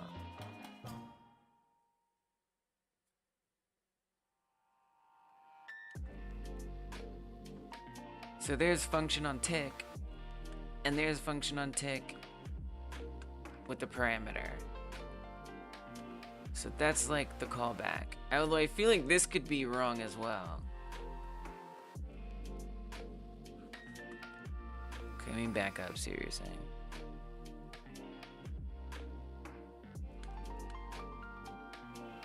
Add event listener, it needs to be window, add event listener. This add event listener, window add event listener.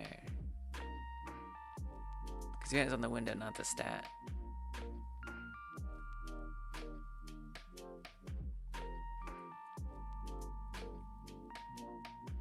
We use windows as targets, no different than just having a set interval. Yeah, I'm not sure I know what you mean, Amen. Because the set interval before, we were creating multiple intervals all the time. We only have one listener unless we add a listener for each stat.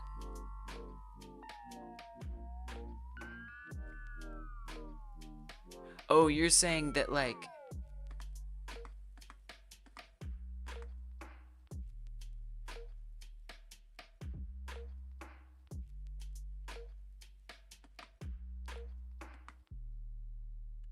yeah, we are adding a listener for each stat. Yeah, exactly.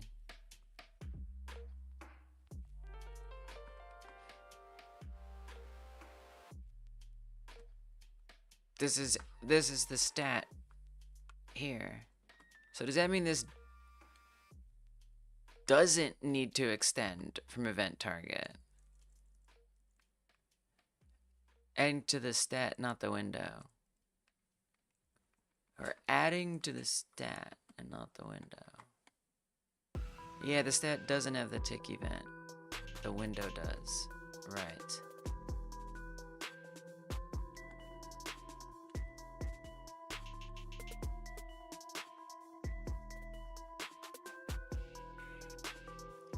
You want to loop and dispatch to each object.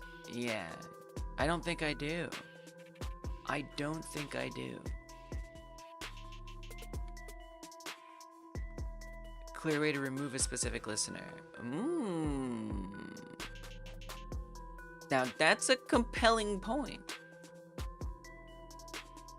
Like, suppose an employee gets fired or quits. Separate, but is this an opportunity to set it up so that way that's possible? I would think yes. And I certainly would like to set that up if this is a key moment. I mean, we can always change it, right? It's not like it's the most baked thing. Yes, you can lose employees, 100%. Absolutely. Absolutely you can.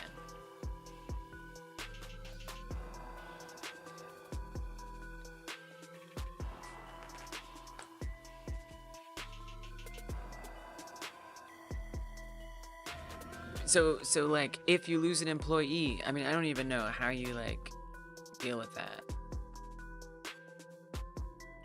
Delete free instantiated class JavaScript.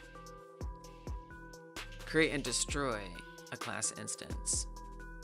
There's no way to actually destroy an object, but using delete, we can remove a reference from an object. There's no way to destroy an object?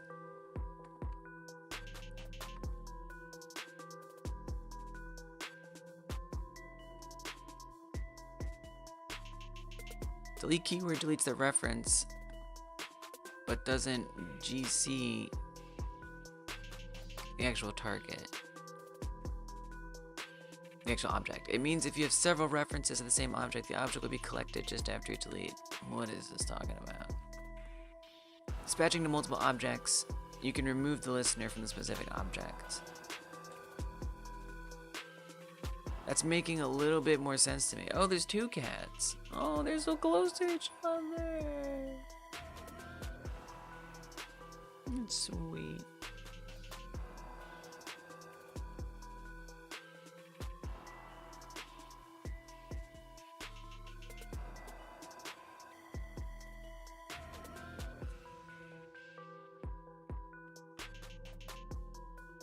This is quite strange. You don't explicitly delete or free instantiated class. Automatic garbage collection. An object becomes eligible for garbage collection when there's no longer any active references. So delete or free, you need to ensure the references are removed.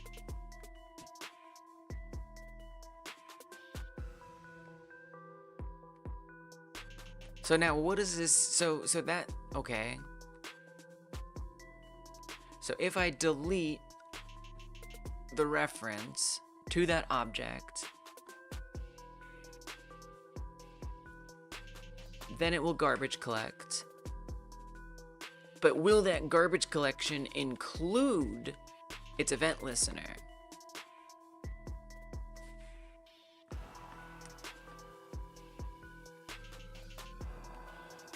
Garbage collected instance JavaScript event listener. Are event listeners from an event source automatically garbage collected? Yes and no.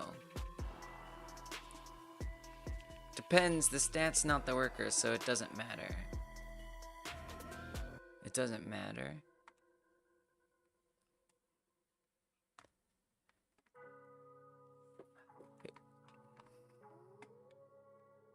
Yeah, I guess it would just be the worker that gets deleted. I guess there wouldn't be a situation where the stat would get deleted. So maybe I have to make sure that when a worker gets deleted, it also deletes the stats. The event source value can be garbage collected when it can't be accessed anywhere.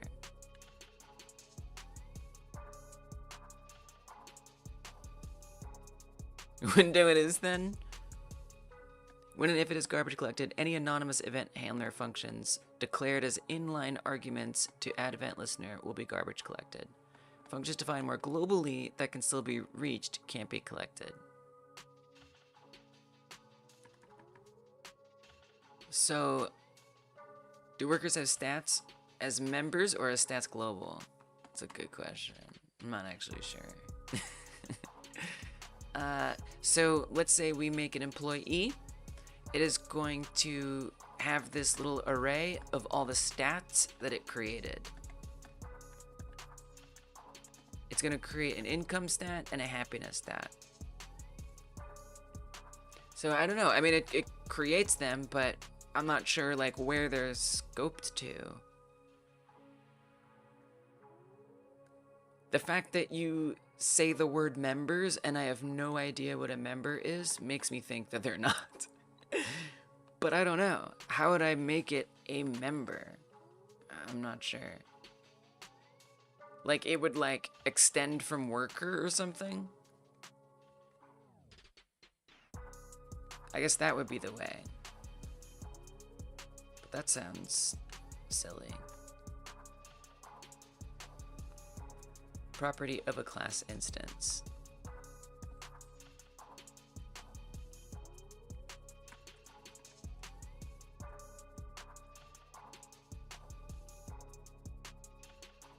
So stats here is a member. It is a member.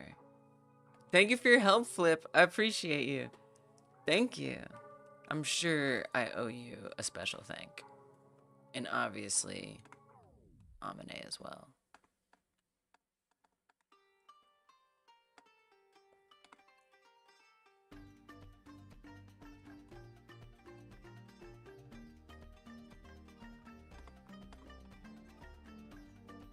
Good luck with your life, Flip. I mean that. I don't have any reason to say that. It's just like a general thing. Good luck out there.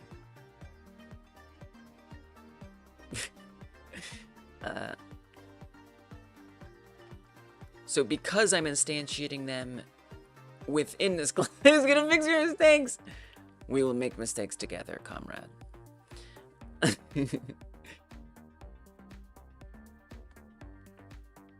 Because I instantiated this within that class, that makes it automatically a member.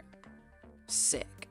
So it will just garbage collect it if I am sure to delete that employee. So that's definitely going to be something I want. I'm almost thinking... I mean, we still need a way to find that employee. Well, no, but that's fine because we're going to make a workers array, right? So every time... Let's see, where do I reference that?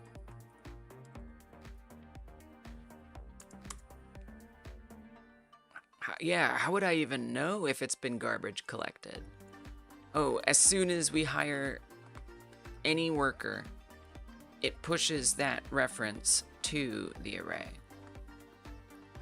So then, in theory, we could say when when a worker is to be deleted. I mean, I guess I'd be curious. Okay, this is just a curiosity that I have. From the worker,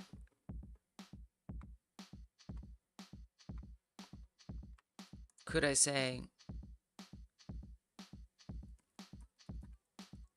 I might need to put this in the constructor for it to work. You probably should. It'll be removing it from the worker array. Oh, interesting. Very interesting.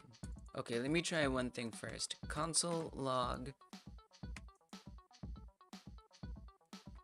this. And then, I don't know if we left off anything else. Probably.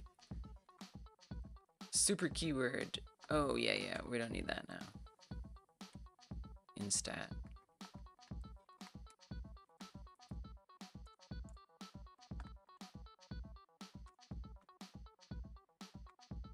Just make sure I scoped all those to window real fast. Window, window, window, window.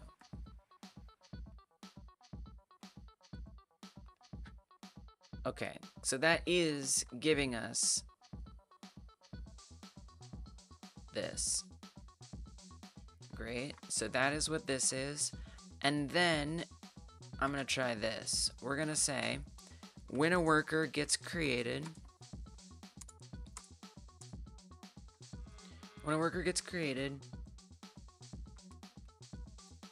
show me the current worker array. Oh, didn't like that. Didn't like that at all. Hated that. Here, put it here.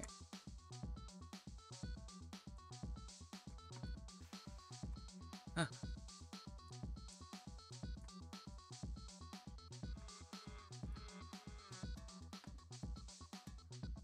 Maybe there's a different way to print out an array that I'm missing, actually. Seems like, oops, seems likely. Oh, that was the right place. We've done this before, but I forgot how to do it. I think in like a previous one that was done. Let's see if I can find it. It's probably called employee back then. It's workers, not... Oh, I did worker? Nice catch. Look at that eagle eyes. Whoops. Oops.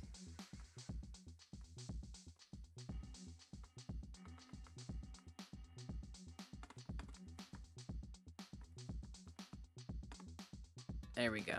Okay, so it's got that employee right there. It also has a prototype array. I guess that's nothing. I don't know what that is. Okay. Now, I'm gonna delete it.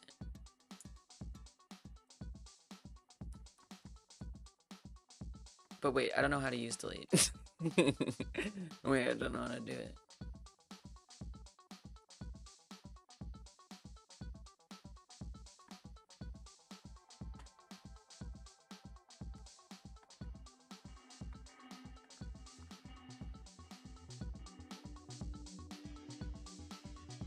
Oh, neat. Pop the array. Wait, oh. Wait, why?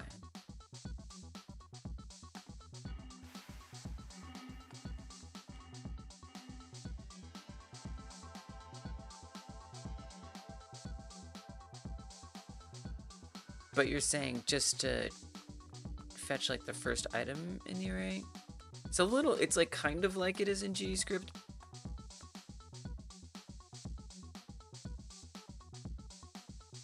Push adds it to the array. Pop fetches the array.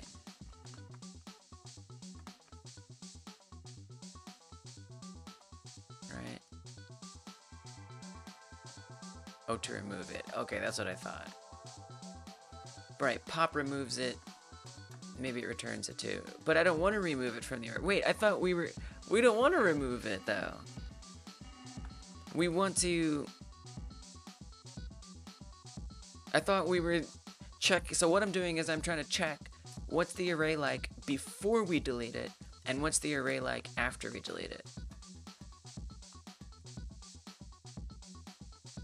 Before deletion, after. Still there.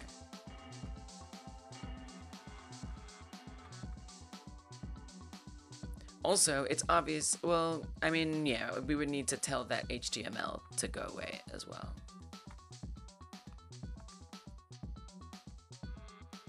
But I thought you were saying that it would remove it. If you delete it, its reference stays in the array. Well, then how? Okay, I see. I thought what? So then I guess I go back to my question. How do we know if an object has been garbage collected? And to that end, how do we know an event listener has been garbage collected?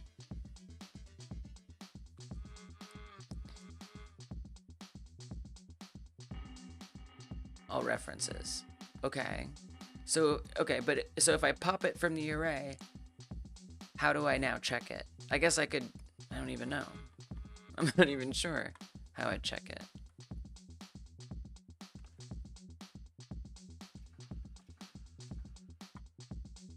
To see if it's still there. Like, I guess I could do, I don't know. I just don't even know how I'd check it, honestly.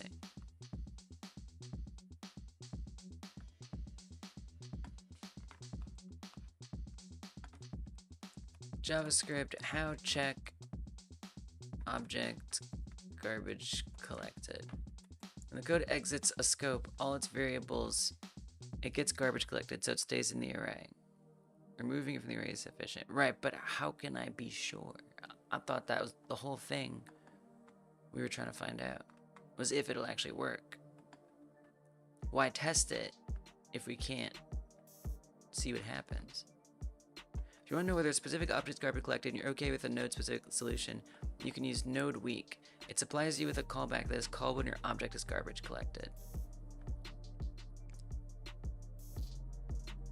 What? I'll notice the event listener stop working for it.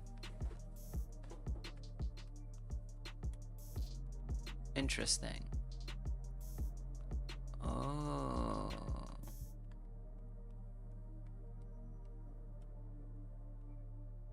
That is compelling.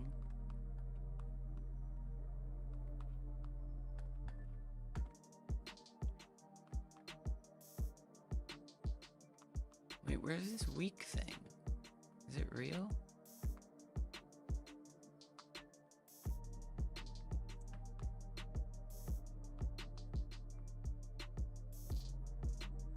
Oh. It's like a library. Boo. Okay. Alright, that's a good idea. Yeah.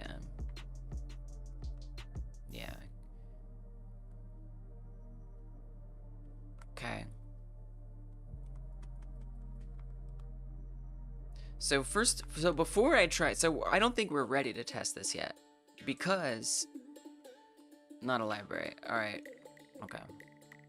Noted. Heard. I mean, we definitely have Node.js. Like, I just have it, like, installed. Or something. And NPM, I got NPM for days.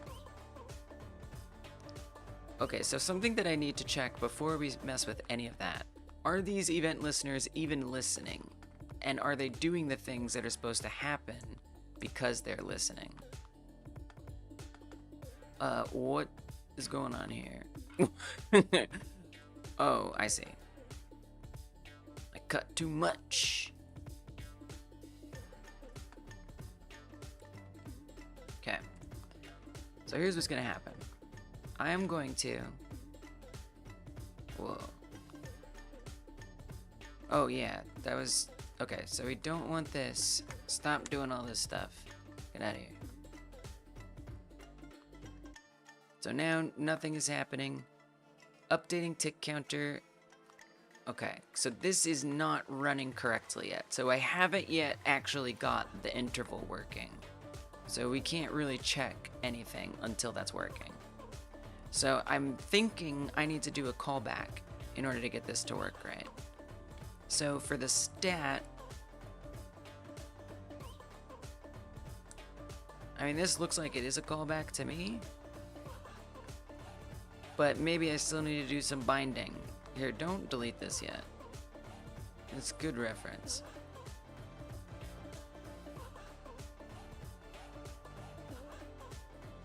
Well, I mean, we don't actually bind it. That's just added to the window, and then tick listener does that. So back on the stat itself,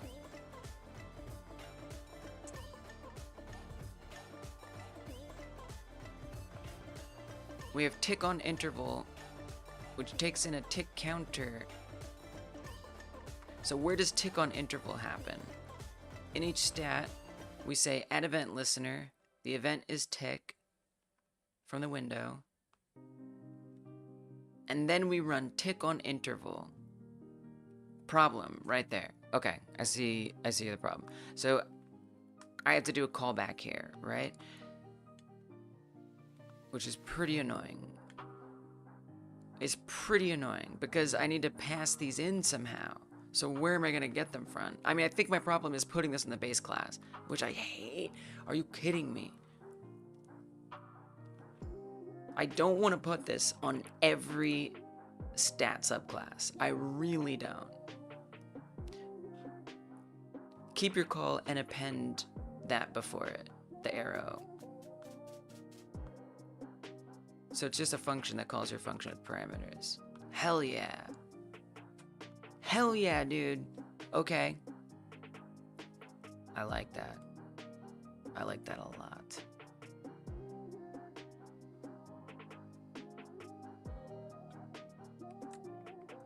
I am so down for that.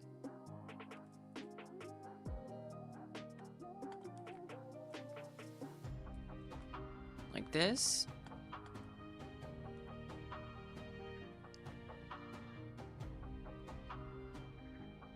I continue to hate that I have to put it everywhere. But it's fine. Do what we have to do. Hell yeah. Wow, see, wow, still haven't internalized the arrow function thing. I was gonna do some convolutions. The arrow function is good here because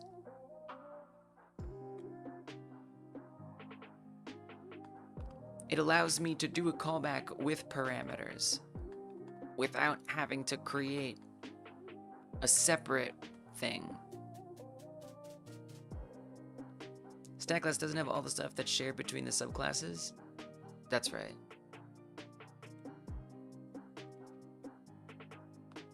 That's why I'm passing it in.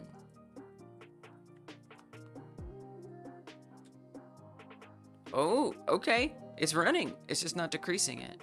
But it's ticking. It's definitely ticking. Nice. Love that. Problem is that there's no ticking,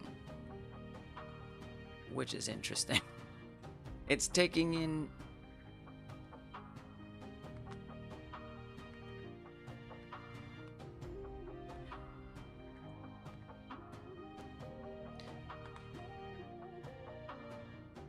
so in the decrease function,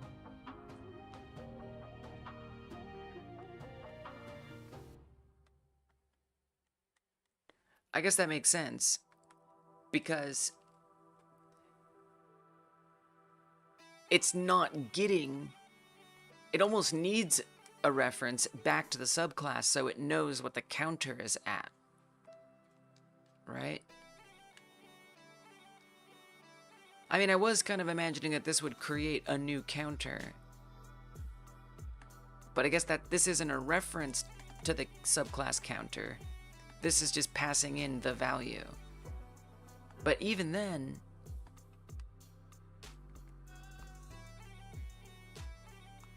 it's recreating it every single time instead of keeping it updated. Holy crap.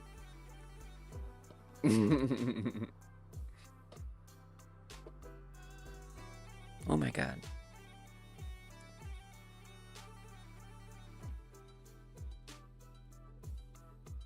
That is shocking.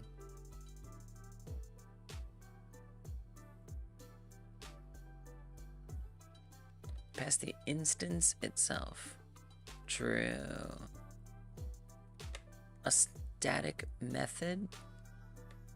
Have I even come across that in JavaScript yet? I don't think I have.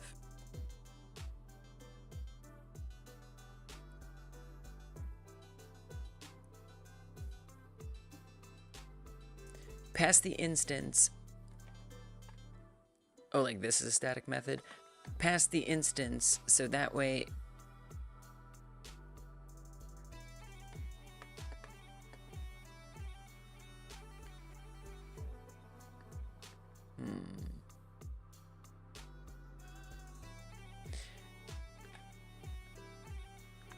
Alright, something I'm curious about right now. I'm gonna add something else to this. Although I guess in retrospect, now I'm thinking I don't have to do this callback stuff. We could do the arrow here. Whatever. Looks okay.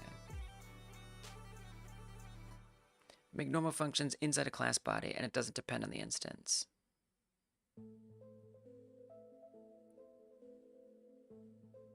Right. Is that like as simple as just being like static? Nice. Okay. So something I'm gonna try is onTick parameter 2.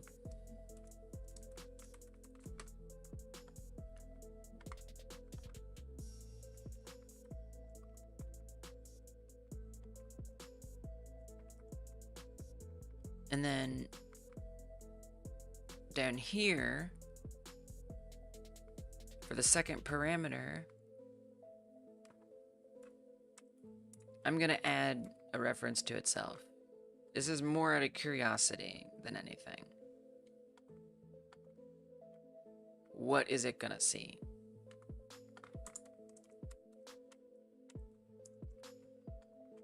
Just do happiness and income for now. So when we go to the decrease, we say decreasing that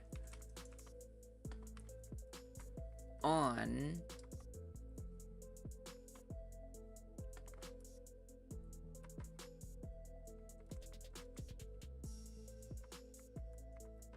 what's decreasing.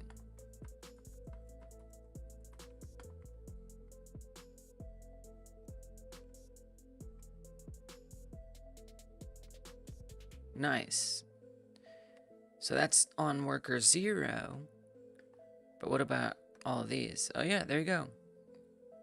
Nice. Nice. Nice. Cool. So that is able to look at that instance totally passable into there. I don't particularly want to pass that into there. Ideally, it's just updating the inner HTML of a very specific reference.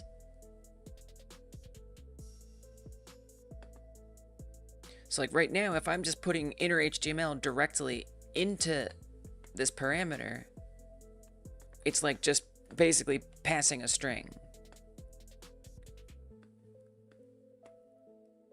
Now the tick counter, however, I guess I don't want to check that on the base class. I would want the tick counter to be on the subclass.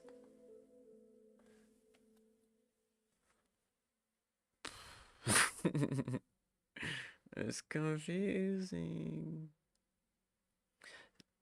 So I guess what we could keep track of is the instance that calls it, and that goes back and updates the tick counter.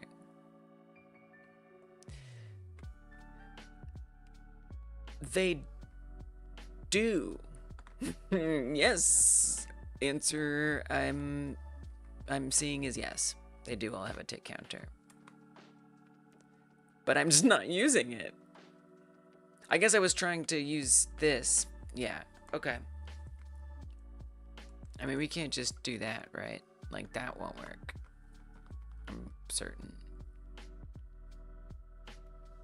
I mean, it doesn't get mad, which is shocking. Why did it happen in the base class? I don't know. I would very much like to have it in the base class. I think like something I was trying before made me think that it wasn't going to work. But maybe now things are different. And so it will work.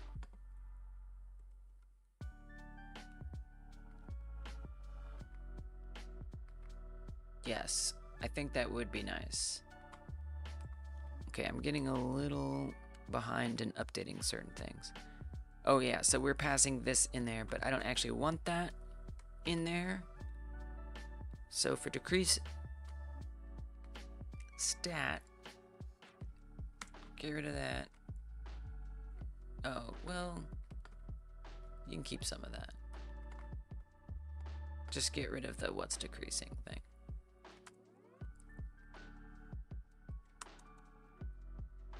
Okay, back up here.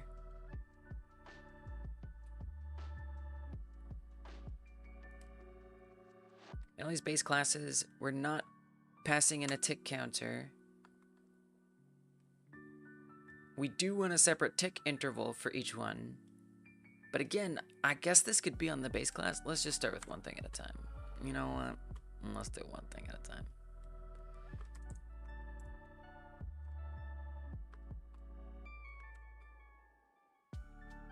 Wild, just like wild. So much learning, so much confusion. Tick interval doesn't pull in tick counter anymore. So instead, we're looking at this. I have a feeling that's gonna not work good, but we'll see. Well, we're not doing a second parameter either anymore. That's gone. Where is this at? Okay, it's running a tick, but no decrement. So let's say updating tick counter, and then we'll put the tick in here to see where it's at and if that's actually changing. Updating tick counter, I'm not gonna say on. Can we do like on, like a name, this name? Is that like a base thing?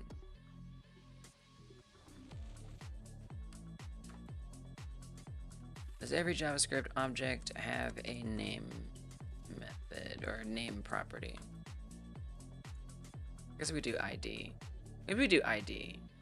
That might be, well, but it's, we're talking about an object. Getting object's property name. Loop through. Jesus. Object keys.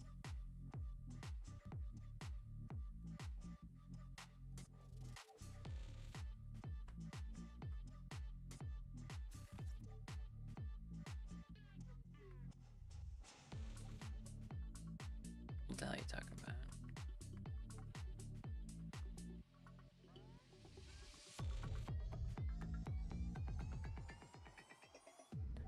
I is the name, so you could do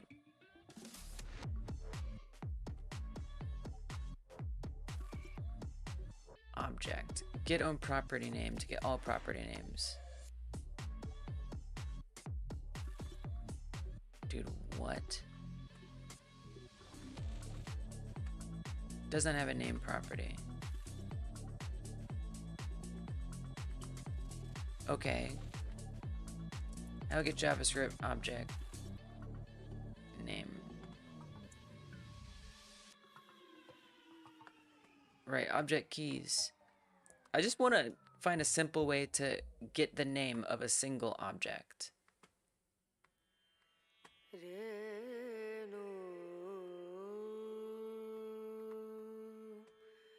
But I guess that's not a thing because there's these keys. So there's like a bunch of... Right, but that's every property though. So really I just want to get the name. Is there like a simple...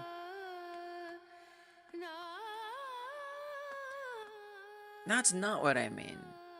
Like a very short reference to the object. Returns my class.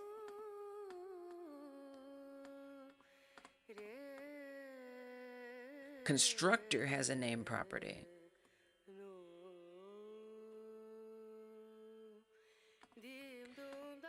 So that may not be the most unique name.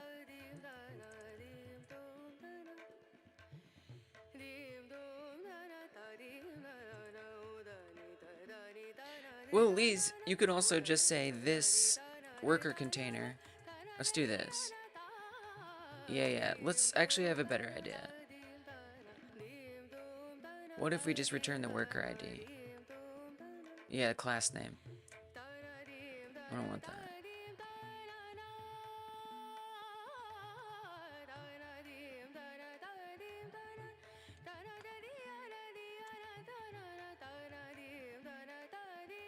Whoa, what have I done? Updating tick counter on this worker container ID.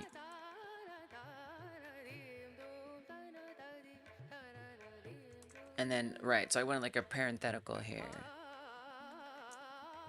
with the value.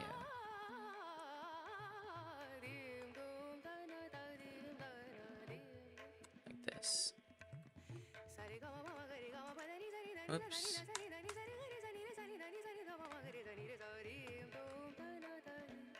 This might work. It might not. Or it will. It didn't work.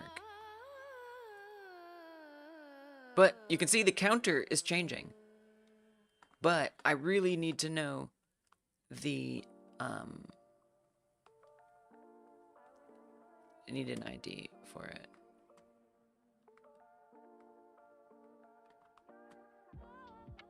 So technically, I feel like every worker container should have a worker ID, but we're just not fetching it correctly.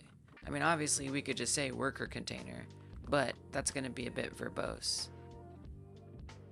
ID! Okay, let's try that. This worker container dot ID.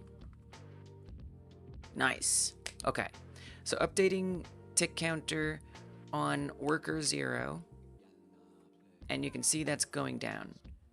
But what I really want to know, is there a way we could move this to not be there?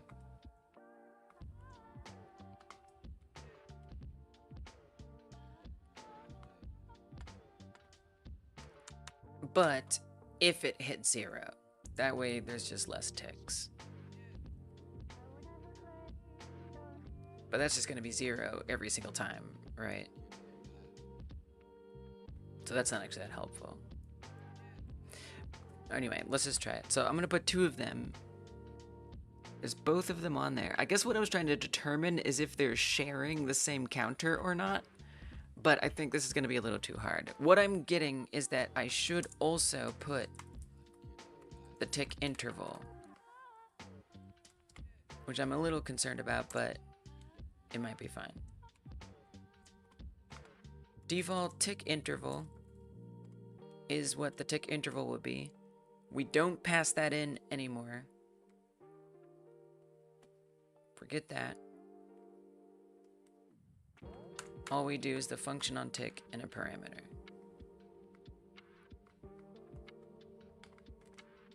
So get rid of all of this. Nope, don't do that. Get rid of that. On each stat, So that way it doesn't try to pass in a tick interval parameter in the subclass, but rather refers to the base class. And I'm assuming that it's going to be fine, that each tick interval will be unique, but I just don't know. So that's why I'm going to test it. Okay, drop that in there. Tick interval is not to, oh, I think we need to do it this. Would be my guess.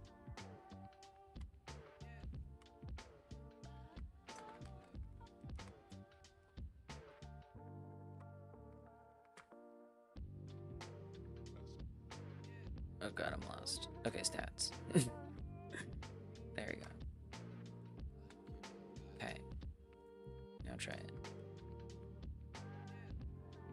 Okay. Counter is changing, which is good.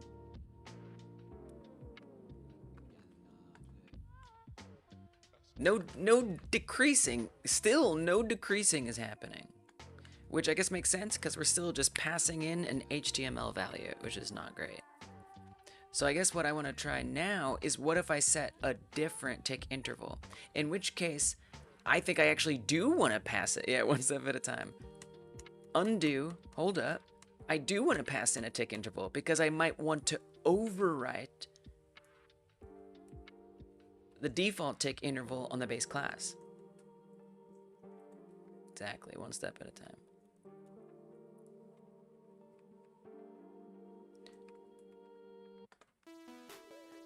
So I would want to say, as soon as we call that, this tick interval gets set to tick interval. Although this really should be optional, right? No, I don't think it should. You know what? But here's the thing, how are you going to go back and update that? Well, you just refer to the base class. Yeah, it's, okay, well, okay. I mean, maybe you want to put it in there first, but it's not super important. One tick at a time, you should. You absolutely should.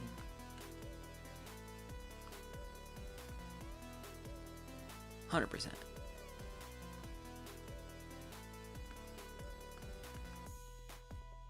Because what if you don't want to pass it in, though? You know? Because that would suck. To have to do that every time. I think if you want to override it, Lise, this isn't the way to override it. If you want to override it, we do that somewhere else. I was thinking we should move it to last. That way it's optional. But then I was like, yeah. Will I really even want to set it that way at first? Like, maybe. You know, I still would have the issue of wanting to set it sooner. I'm not fully convinced that that's something I want to do, but I guess we could just always say, oh, then I don't have to declare that up here, right? We could just put this, well, you do need to declare it, but you could just make it nothing and then have it go to the default in here. I don't think we need to define counter either.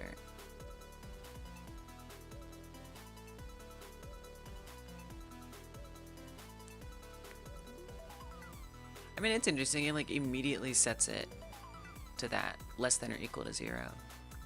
So I'll just fire it right away. I think this one you could do default tick counter and be fine. Okay.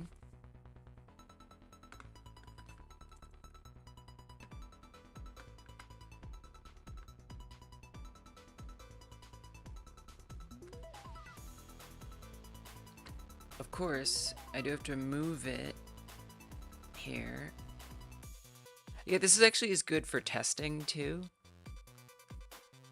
So I can see if they're happening on different values.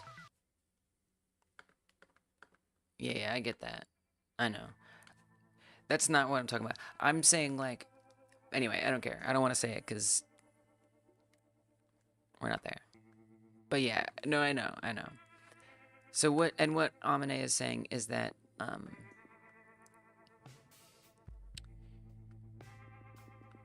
because it's set to equal null at the end of the function, it can just not even be mentioned when we're calling that function.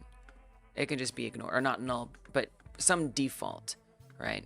Which is, I feel like, really common in languages. So yeah, I get that. But I was more just asking myself about what intended behavior do I actually want, to even bother leaving room for. Like, how useful is it really for me to define that ahead of time? Like, maybe. And then I guess the other annoying thing is being sure to remember to do that as well.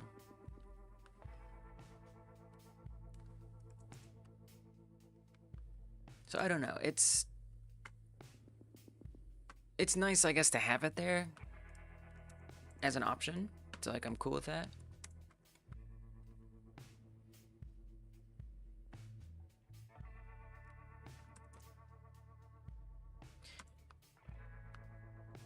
So that should do the same thing. Oh.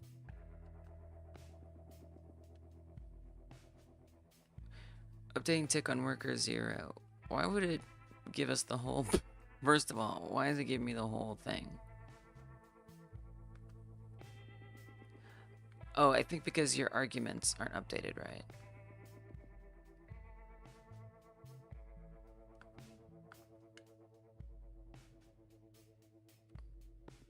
Wait, what?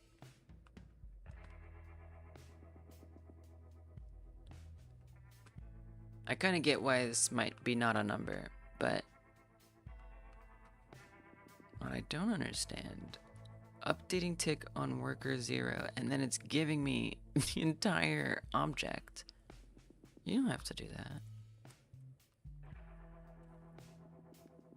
Is that printing somewhere else? Thank you for the follow. Kalakalal. Welcome. I'm learning JavaScript, trying to make a little incremental tycoon game, and getting in way over my head and loving it.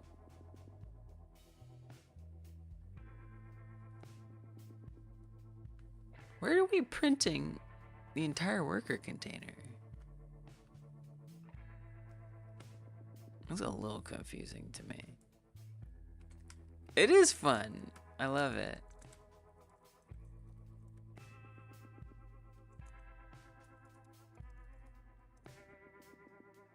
Just like no pretense, solving problems, figuring things out. Learning along the way. No pressure. I'm a little confused why it's printing out that way and why that single change would lead it to do that.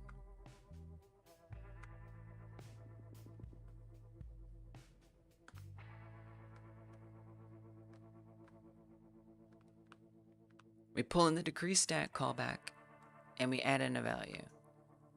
Callback value. Oh, this. Oh, what does that do in there? Oh, okay, that makes sense. Whoops. Forgot to clean that up. This is why I hate repeating. It drives me nuts, man. Okay. I hate it. I can't stand that I have to repeat this every time. I really hope someday that could change, but I don't know. All right, this looks perfect so far. Still needs work, but better. Okay, so what I want to check now, if I do a different default value, or if I override the default, let's say on happiness.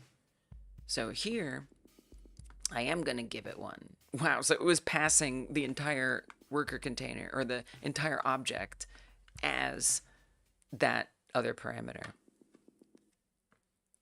All subclasses do nothing that can't be put back in the original class. I hope so, but I like, I experimented with trying to move this stuff over there. I mean, think about it, right? Look, we're literally defining a unique name. So that feels like that does have to be there. And then here, we're getting a unique name based on the class. So like this makes sense. All the constructor stuff makes sense to me.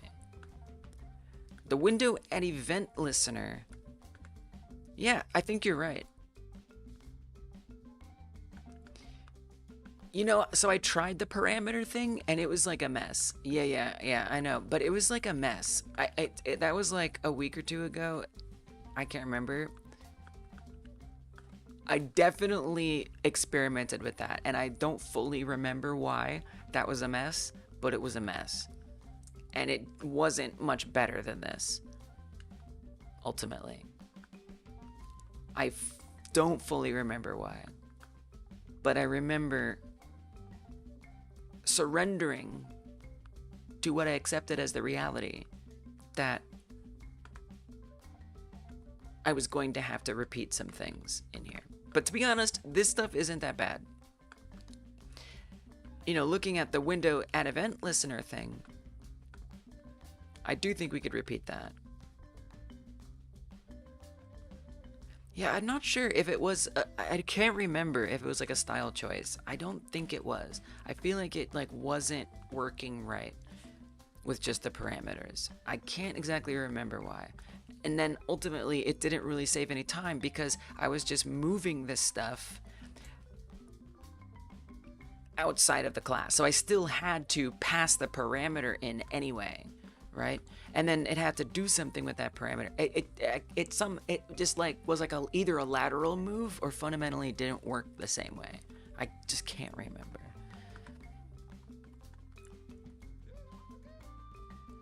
And at the very least, I appreciate it being endemic to the class instead of living outside of the class. But anyway, I'm not worried about that. It's this, which now that I think about it, yeah, this could totally, maybe, I don't know, probably be in the base class. So that makes me a little happier. I'm very happy to think about that. Should have seen the stream a week earlier. I mean, you can always go watch it, but I don't expect you to do that. Okay. So yeah, we can probably replace this, but I'm not ready to do that yet. What I do want to try is using that extra parameter. So let's say that happiness does get an overridden, we'll say new, what's it called? Interval. And I'm gonna make it 4. So now we pass in this new interval. So just happiness, in theory, should be at a different interval. It's impossible to tell. So I need to check. I need in the print, what stat is it updating? Ooh. I guess we'd want to get the class name for that, which we do.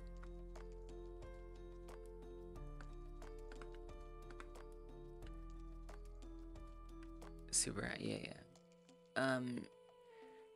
Constructor.name, right. So I kind of would like to pass that in because I'm not sure it's gonna work if I put it on this side. Updating worker container IDs.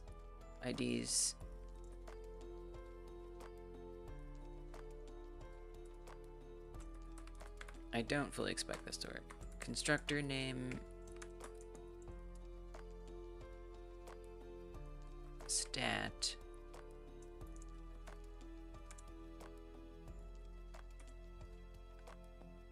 Okay. Oh, great, it worked. But I'm not sure. Yeah, let's go even higher than 4. I can't really tell. Yeah, super high is good. 20. So it should not be appearing in there. Oh, nice. There's the count. Look, it's different. Nice. 8, 6, 5, 4. Super different. Let's go. Okay, that definitely worked. Ooh. Ooh. Okay. Beautiful. Love that. Freaking love that.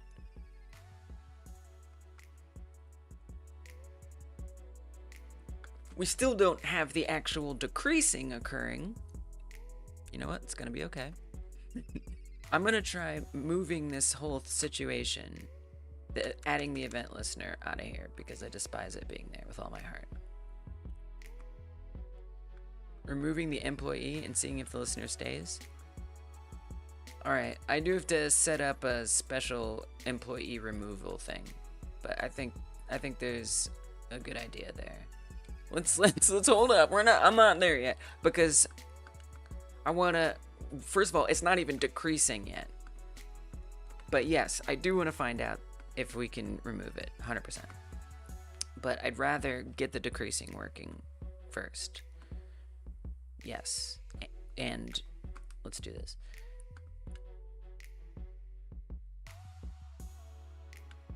I'm not sure it's gonna work, but it's worth a shot.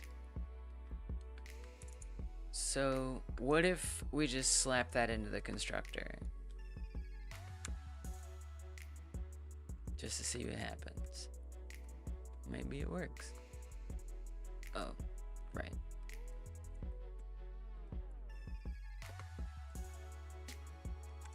Get rid of it all up in here. Okay, so this one sets a new interval. So that is one thing that isn't great about it, right? Is now we don't have a way to call a new interval. Don't love that. So this would definitely be better in its own function. So if I say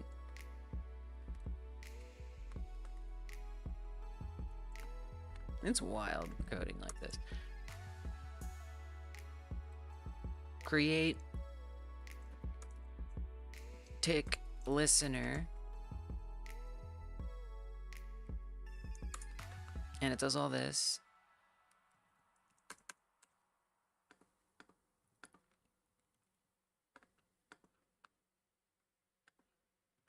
It's gonna put it in here correctly.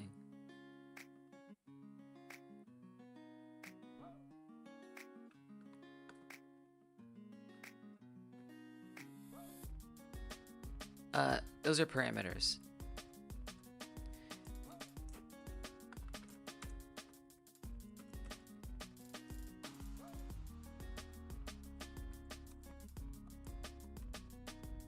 Okay. Create tick listener, and I might want to pass in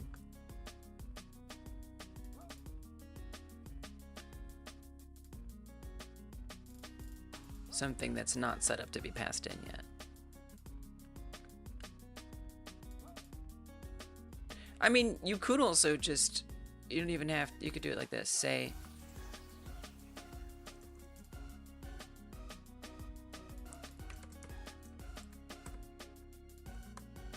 tick interval equals this tick interval. And then we just put that in there. This tick interval equals tick interval. I mean, you could call this new tick interval. What's up, unboxing and creating? How you doing? New tick interval.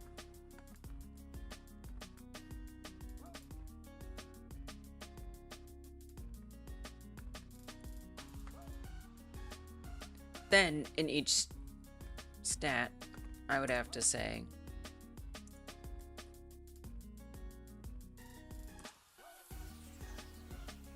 call the new or create tick listener. So for duration, don't need anything special. For income, let's not put anything special. Thanks for subscribing. I am making a tycoon incremental-type clicker game as a way to learn JavaScript, and it is not gonna be like the best game or anything at all, but just as a way, an excuse to learn JavaScript. So it's probably a bit broken at the moment as it's in progress, but the idea is you hire employees and you pay them and you praise them, and if you do that, then they will earn you money, and then with that money you can hire more. So it's also kind of got like a Tamagotchi pet vibe, where you're making sure that you take care of the pets or employees. And it's in a broken state, but hopefully it won't be forever. Indefinitely.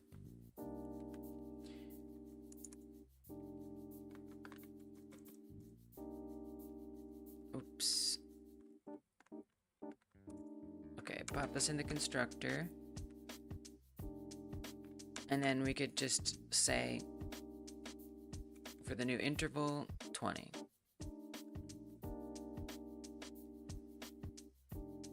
I don't love how that looks. This new interval equals 20. New interval. And then we get rid of all this.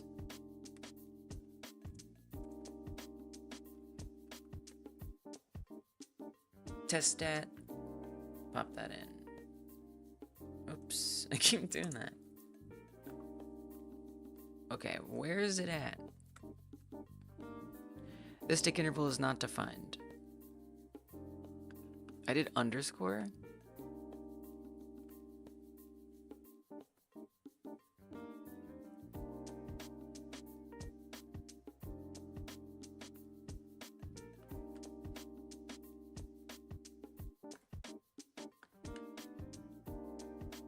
$130.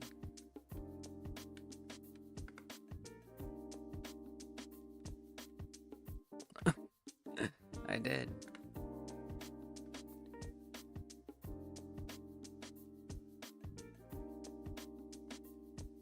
Okay, so it's not actually overriding it anymore. Yikes. It seems to be ignoring that. Oh dear. Why?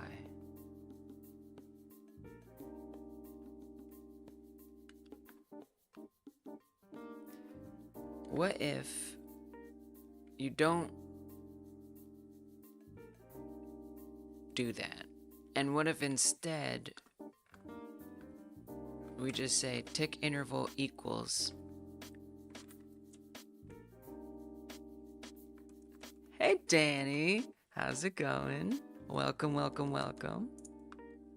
I'm learning some JavaScript and loving almost every minute of it. How you doing?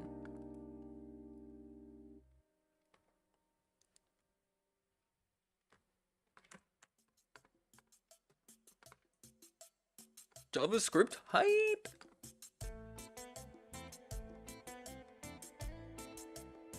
I mean, I do feel like we need to create that, though. I don't think that's gonna work.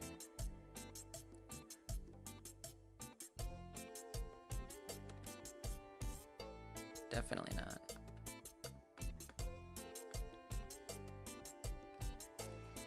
Why are you like this?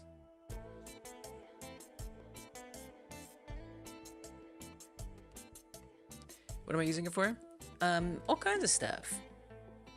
Updating websites, fixing tools like the chat you see at the bottom, modding things, You know, I'm already using it like for the hypergame.dev website when I want to change things in the way the chat appears and shows up on screen, but I like don't fully understand what I'm doing, you know, and I hate that. So I'm using this game as an excuse to actually be able to understand those things. Yeah. Because it's, you know, JavaScript is so useful. It's everywhere. You know, all the things that JavaScript can do, that's what I want to use it for. And I mean, I like the brain exercise of learning a new language. It's a fun way to learn. It's confusing. It is confusing unboxing. Very teaching kids. Might as well use it to teach your stuff yourself. Oh, having kids make games? Hell yeah. Well, it is hyper game dev after all. So it seems only appropriate. But yeah, it's fun. It's like, you know, a reason to have a direction. I feel like I get a little more bored making a tool with no point. And the tools that I want to make are a little bit more complicated. It's like I really want to make an interactive poll that keeps track of like a database and has auth. Just like tons of stuff that I'm not ready for. It's confusing, lots of freedom in it. Which means it's a lot easier to break. Right. 100%. I have used my freedom to create something that works, but works wrong. And now I gotta figure out why it's so wrong this way. You're learning C right now. Nice. I've never learned C. Do you like it? Seems like a good foundational thing. Nice.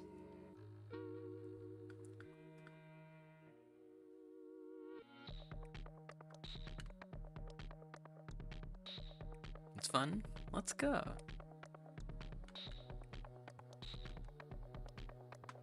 If you can have fun coding, that's it. You're in the right place. At least that's how I feel. What are you gonna use it for? What you learn? As Danny asked.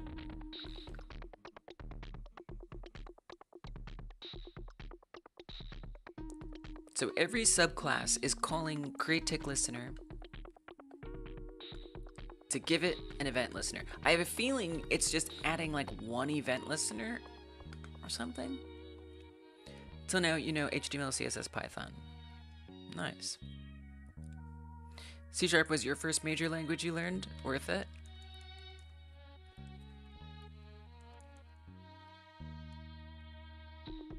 I like all the static typing that C# uses. C's fun. People say it's hard, but you don't think so? Wow. But you look at JavaScript and you're like, huh. I do feel like learning JavaScript is going to help me a lot in learning other languages too, because it seems to be one of the more wacky ones to use.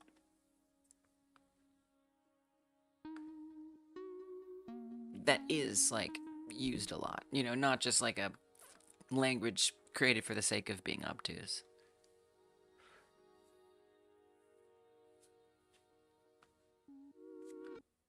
You ever take interval parameter? Different syntax. Yeah.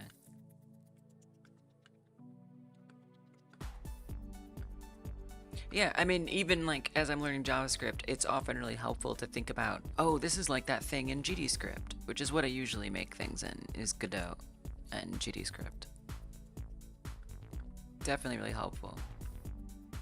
Although, you know, GDScript makes a lot of things easier. The fact that this doesn't make a lot of things easier is nice too. Because maybe it'll apply to even more things. hope.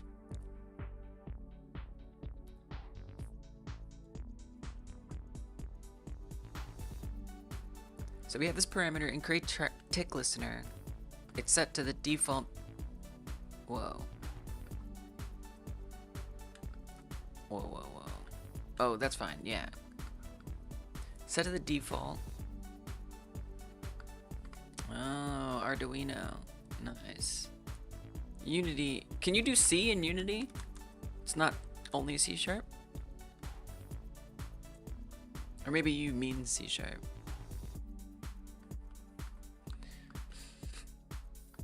I don't know. I didn't really get into coding much in Unity at all. Window and event listener tick. We set this tick interval to whatever tick interval is. Now you haven't actually established tick interval anywhere, but I don't see why that is particularly necessary or useful.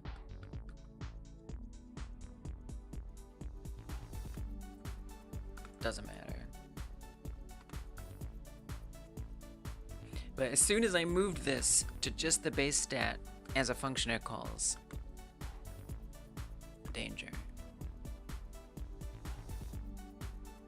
Something very different happened. I'm not sure what. Why? Why is that so different? Take a short lap. I actually realized I should BRB too. I'll take a short lap and then I'll BRB. Everyone says that's what people say. It looks like take a short nap. No, it's more like stretch out legs, just like stretch a bit, you know. A little lap. Maybe I need to like get that sleep. We want sleep. We want sleep. It'd be so nice just to like walk around. When you're sitting down all the time. Thank you. Thank you. Yeah, any language to make games. That's fair. Yeah, I just didn't know if Unity was like, I accept C. Okay, gotcha. That was 10 waters right there. Speaking of all the waters, I gotta make a deposit. All right, hold on. I will be super right back. I will be right back. Hold up.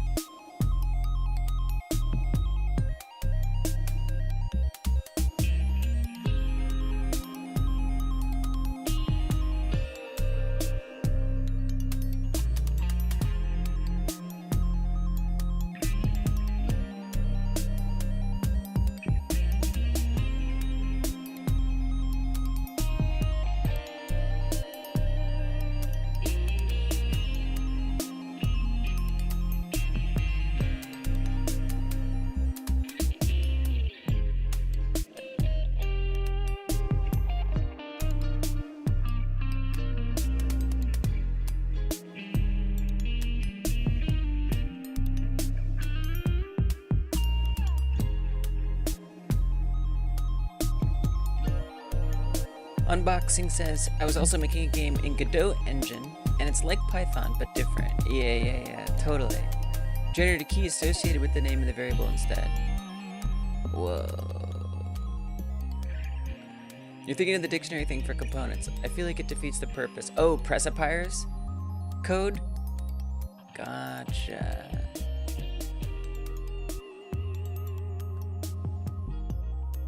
Interesting. The stuff Precipier shared in the Discord.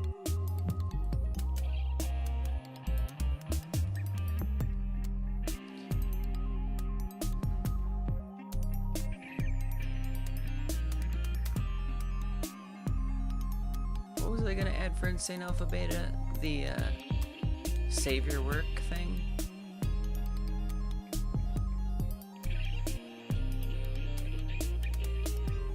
Trying to see if they have a nice default icon for it, but they don't. Here, we'll make it this one. Oh, I gotta download it? Why are you like this? You know what? No icon. It gets no icon. This is too much work to set up. I gotta do it later. I'm sorry. Feels exactly like Unity's Get component. How are our workers doing? What's up? Did they start unionizing after all the bugs? Yes. I tried to create tick listener to the base class, or what adds the event listener. But it is not accepting different definitions of tick interval for some reason. I'm setting the granny game. Added doors that disable collider when open to stop pushing the player.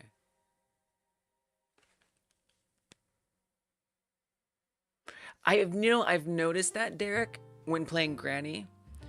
You're talking about, like, if you try to close the door on yourself, or behind you, you can often accidentally push yourself outside of the room. And you're saying that instead of accidentally pushing yourself out of the room,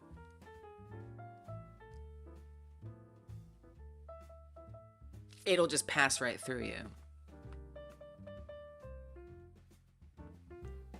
Yeah, I don't love that. I mean, it's like a little, I love what you're doing. I don't love that in Granny all that much. Like, it's pretty annoying how you can get pushed out. So the reason we're talking about this, you may not know why the hell we're talking about Granny. There's a game jam that we're doing right now called the Game Like Jam, where we make games like other games as a way to help learn game dev. And the game that we're making our games like, this time we do it every other month, in every odd month. And this time around, we're basing our games on Granny. And it's a game where you're like running away from a homicidal grandma, and often you want to like close the door behind you so she can't get you. I ran into a bear trap there. And that door can like push you out, which can be really annoying. I don't think 3D games are hard.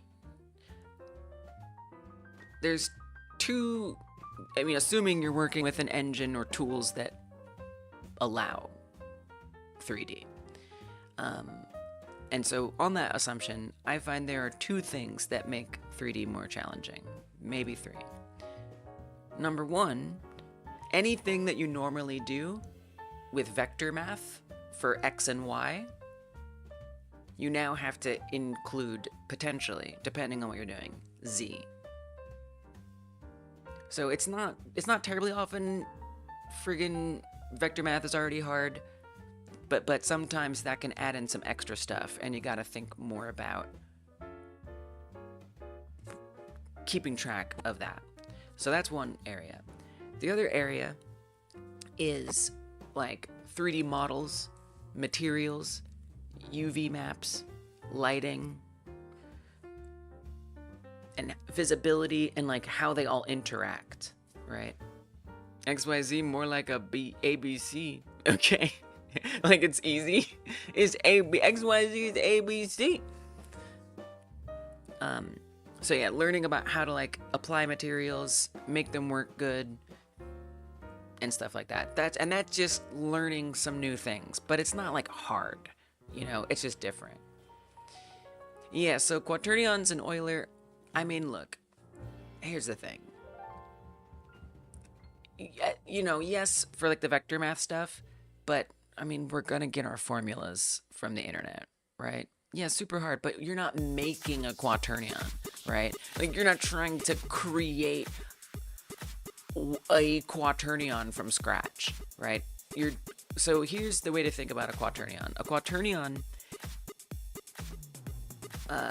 is an extra axis. It's not really an axis. What is it? X, Y, Z, W? It's an extra fake axis that's telling the XYZ how to rotate around. No, it's really, you don't even have to worry about making quaternions. It's like something, again, this is the first thing I said, assuming you're working with a tool set that already has 3D capabilities built in. Make it so the collider is in the doors folder, so when you move the door, yeah. But so that's what this does, though, and it pushes you out of the way. Yeah, you never have, exactly. It's super easy. Like, yes, again, if you're trying to figure out how someone calculates a quaternion, yeah, that's like the biggest brain math you could ever do. But don't worry, you don't have to. It's just an extra thing. And again, the only context that you need it in is if you're rotating something around, right? So, for example, 3D armatures, you know, walk cycles, things like that. Rotation in 3D. That's the only context it's relevant. Otherwise, it doesn't matter. And those are things that are like either automatically handled or so where it can get weird, it depends on the tool set. But like, for example, in Blender, when you're animating, it's just gonna like handle that for you. There will be a quaternion value, but you don't have to mess with it. Don't mess with it, in fact. Leave it alone. Don't touch it. Unless you want to. In Godot, it gets a little weirder when you try to mess with quaternions. But yeah, it's basically just something that says, here's like the relative position of something in 3D space, and therefore how it should loop around on like a circle axis. So it's really not that big a deal. Guys, 3D is not that hard, really. Use schedules so you don't get burned out? Yes. Work on the core mechanics first, then later polish. Schedules everything. Imaginary numbers for 2D. Oh, interesting. See, now I don't really do 2D, so I don't even know. Godot probably requires the most vector and matrix knowledge out of the engines. What? Oh yeah, actually interesting. When you said matrix, I was like, the matrix? No, like matrices. Yeah, so, I mean, yes, okay, so you do have to think about, like, basis and origin. But again, these are like formulas that you can just find online, right? Like, people are out here sharing these formulas. What are you gonna try to come up with? Vector math formulas all on your own? Okay, then you like math. If you don't really like hard math, then just look it up. Take the formula, put it in, it achieves what you want. So to me, 3D stuff is overrated. Yeah. Radians, you gotta think about those things, but you get used to it. You just convert. There's a method in Godot called degrees to radians. So the normal Euler degrees you see all the time, you can type those in, just do degrees to radians. It'll do it for you. It just does it. You loved it? Well, you might enjoy figuring that stuff out. But, like, you know, again, if you're someone who's like, oh gosh, 3D is so hard because of the math, don't do the math. The math can be done for you. It's okay. So yeah, learning what a UV map is, making sure your textures are in the right place, shading, that kind of stuff, I think is what people more bump into when they're doing 3D. But at that point, you just learn it. You like the theory, but not doing it. I feel like math is like largely theories and like proving theories, at least on an academic level. Other than that, I don't think 3D is that hard. Like, you gotta think about an extra axis when you're making your game, but not even necessarily. You can axis lock. You can just still make it basically a 2D game with 3D visuals. So I don't think 3D is hard. I personally don't. I don't think it's that much harder than 2D. I think it's just different, and it has some extra things.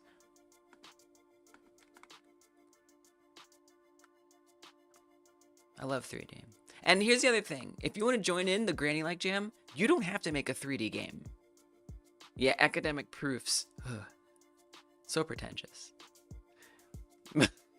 But, you don't have to make a 3D game. You could interpret Granny in 2D. Some of y'all are already doing that. So the Game Like Jam isn't about making exact copies. It's about using the mechanics that the game has to influence what you make. That's it. So, I mean, case in point, in the last Game Like Jam, Ski Free, the game that won the most like the original. So we did Ski Free. That is, if you are familiar, a 2D game from the 90s that was with certain Windows computers. That came with certain Windows computers. It also, I feel like, had a bit of a resurgence in the Flash game era. And so it's this 2D game. You go down a mountain and you move in different directions. Sometimes you run into things. There's ramps, stuff like that. Totally 2D game. The game in the last Ski Free Like Jam that won, and again, this is voted on by the people who joined the jam. Even the people who participated in the jam agreed that a 3D rendition of Ski Free was, out of all the entries, the one that was most like the original. So you are not bound by dimension when you're making these games for the Game Like Jam. You are free to interpret things creatively. The idea is to stand back and ask yourself, would this game be described as a game-like? Would it be described as a Ski Free-like or a Granny-like? And if the answer is yes, you're good.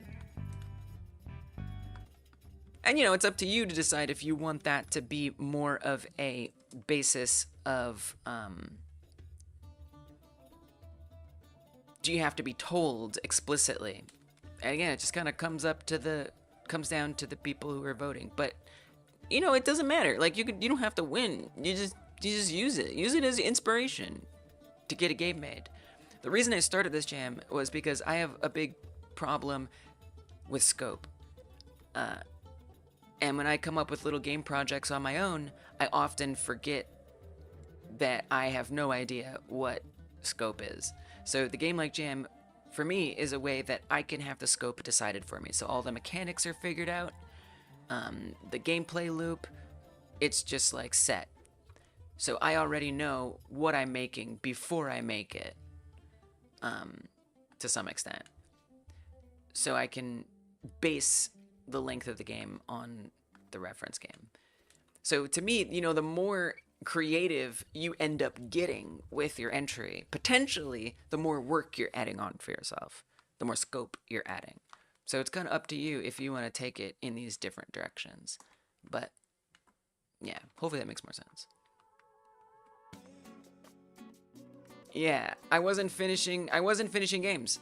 I was trying, but I wasn't finishing them. And now I've finished 4 games, and I'm on my way to finish the next one. Now, these are not great games. They're not good games, okay? Like, let's be clear. They are not good games. But they were learning experiences, and now I have the experience of beginning and finishing a game. Setting out to make something, tying up loose ends, and I'm learning different mechanics that I wouldn't even bother learning otherwise. So for me, it's like this boot camp, this training session of like, okay, what does it feel like to make a small game? What was the scope like? And so hopefully the idea is that I learn that more. And they are hybrid games.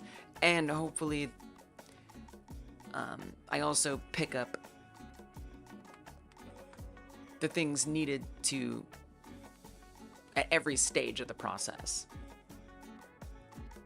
Namely, seeing something through to the end. So yeah, it's just been such an awesome learning experience, and I see myself get better and better each game that I make. So I just love it. It's really, really a great thing for me. And yeah, maybe it could be a great thing for you too. It's possible.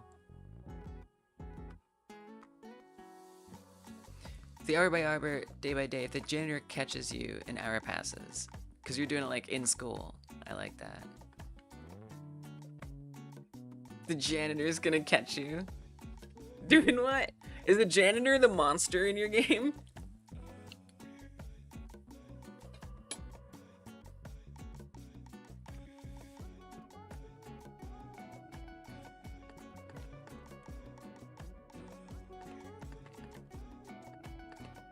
Oh man, why is this tick listener not taking in parameters? I don't know. I guess it would be interesting to see what it thinks tick interval is. Created tick interval at tick interval. And then maybe what I'll do is use the test one for this. Calling it in each subclass. So right there. Snuck into school at night. Oh, nice. The gems randomized? They are randomized. Yes. So the way that I set that up, and by the way, it still makes me sad. I never got the music and sound in there because the way I was trying to encrypt the game didn't have an allowance for, or it didn't have a way to, anyway. There was a limitation I ran into where I couldn't add my sound and music, but I did add sound and music. It's just, I'm just kind of waiting to, and credits and all that. I'm just kind of waiting until I have a encryption template that allows that. But, which is an effort thing on my part. But yeah, so the way that it kind of works is all of the things that spawn in, the rocks, the gems, they check to see, they keep track of their own bounding boxes, or like the general size that they have. And then they look at, every time it's going to add a new gem to the map, it looks at all of the things that are currently in the map. It's like in like an array or a dictionary, actually. And then as long as it's fun, right? Thanks. As long as those things aren't overlapping, then it'll allow it to be added in. So it's randomized, and it will skip where it's trying to place it if it's placing it somewhere where something already exists. And everything is object pooled, so none of it, there's not actual like collision. The only collision is like the player bouncing up and down when it hits the ground. Everything else is like math collision, where it just says, how close am I to this thing? If I'm this close, that happens. Take a breath. All right, let's see it. Wait, we need a breathing exercise. Didn't we have like this page that has different ones? Let's do box breathing.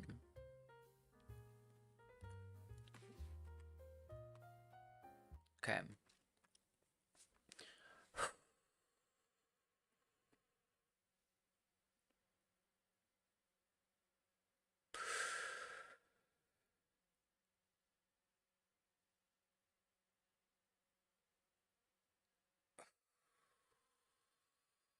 Oh, that's nice.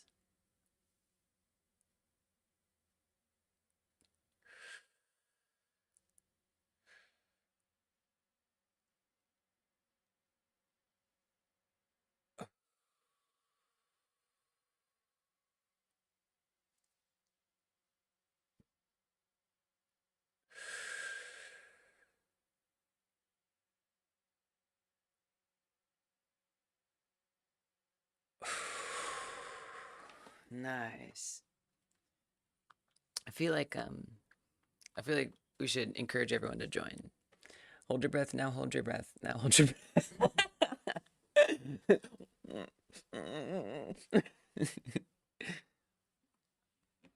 Thank you for the breathing exercise, and Jack. I loved that. That was very helpful.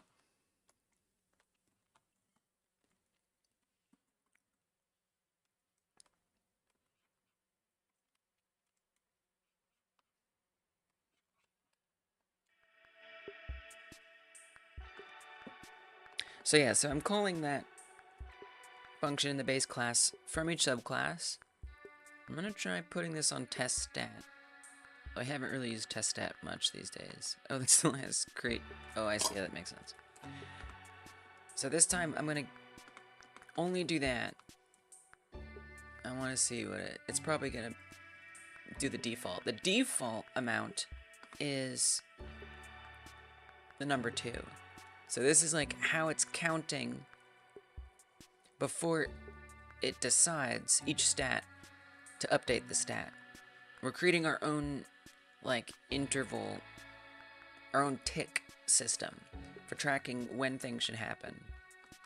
And every stat that an employee or a worker can have is going to decrease at a certain interval. And so in theory, you might get an upgrade in this tycoon game where you can change the intervals so it ticks more slowly or something. And so I'm setting up different ways, experimenting with different ways that those intervals can be tracked and set.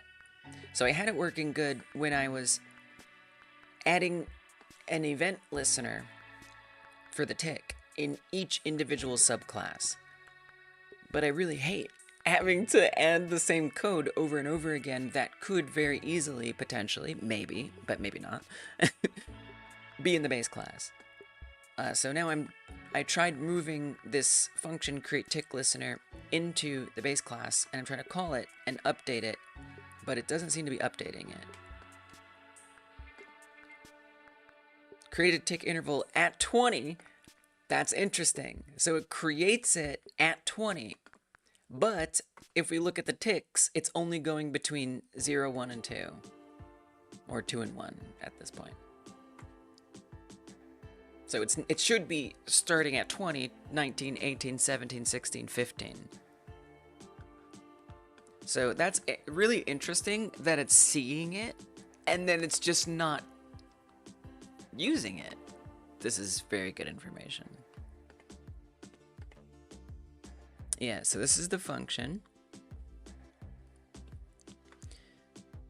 So it does pull in the correct value.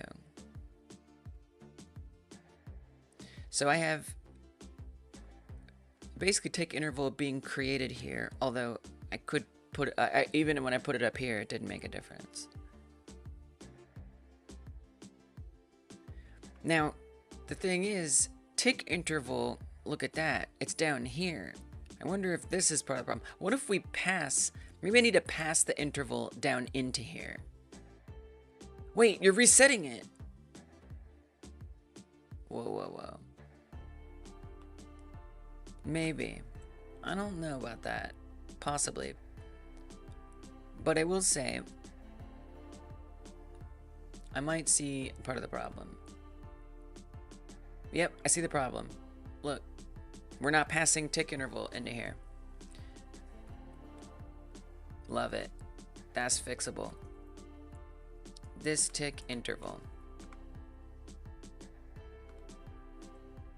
I forgot we did that here and there, which it doesn't really need to be there. I feel like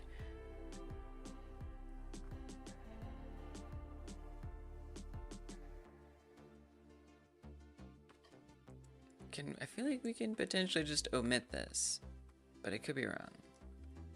Let's see. Nice. Hell yeah. All right.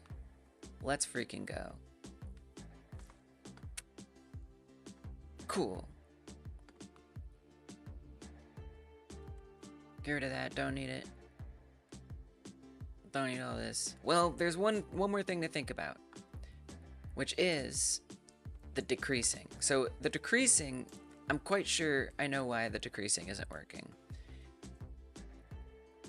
For the decrease stat, because, so even if I do this, you'll notice the number isn't going down. So I think the reason why that's happening, thank you for the hydrate. The reason why that's never decreasing, I believe, is because I'm passing in a string, essentially. What I need to be passing in is a reference to the stat. So that happens here. I'm just giving it the inner HTML, right? Which is not a reference. It's just like a string. So it's just like, wow, nice string, cool. So what?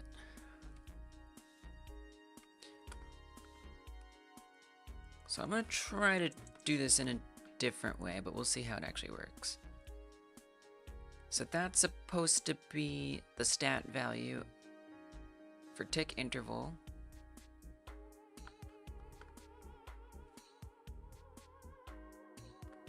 But now where are you getting that from? Well, stat value is already accessible, apparently. So what if you just changed that and we see what happens? The only difference is I gotta make sure in the decrease stats, it's not looking for stat HTML, it's looking for stat value.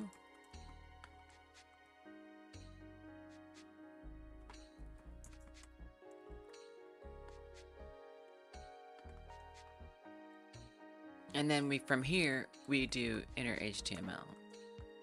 I'm not fully confident this is gonna work, but I'm fully curious to see if it does work.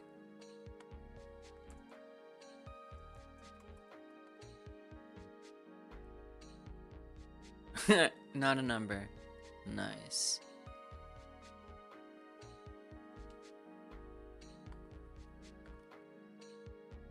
So what is it's just not a number. Cool. So tell me what that decreasing stat value on stat value.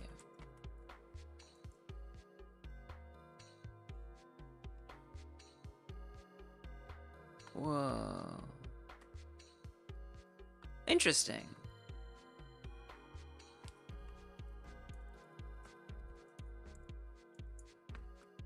That's all the way back when we create the stat up here. It is being very clear. It's not. No, it's not a number. I suppose it isn't. Oh. Oh, so I was trying to return stat value and assign it here. It does get the thing, but what about what's going into the inner HTML? Stat value inner HTML equals base increment stat. I mean, we know that that works because it shows the number 5. The fact that it starts out with the number 5 means that it's getting it at first. but on the first decrement is when it's an issue. That's where the problem is.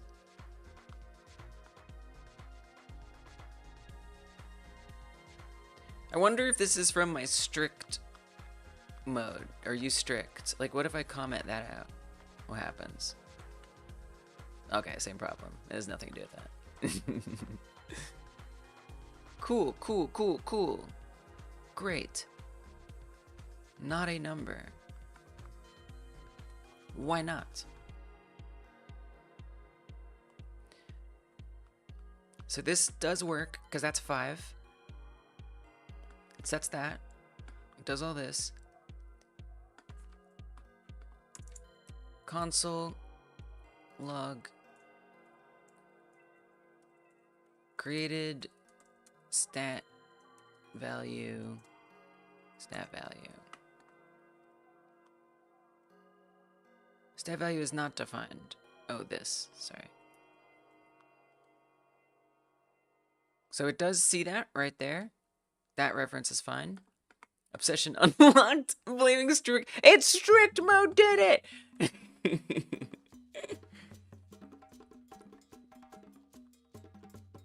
I love you, strict mode. I do. I do.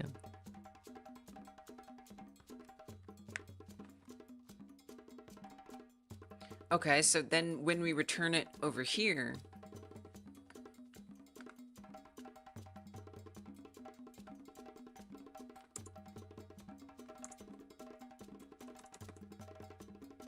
let's do the test stat.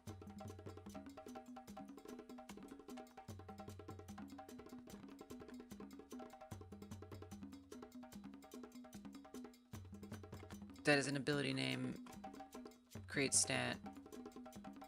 Okay. So if I say this, I feel like it's the return or something. I don't know. Console log test stat value is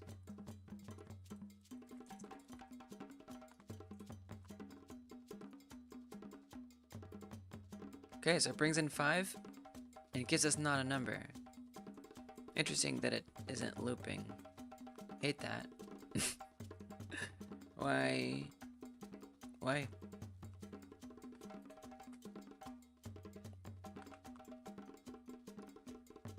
To know. Maybe it was, oh, because it was doing 20 and it's not print. I see, because it takes a long time. That's why.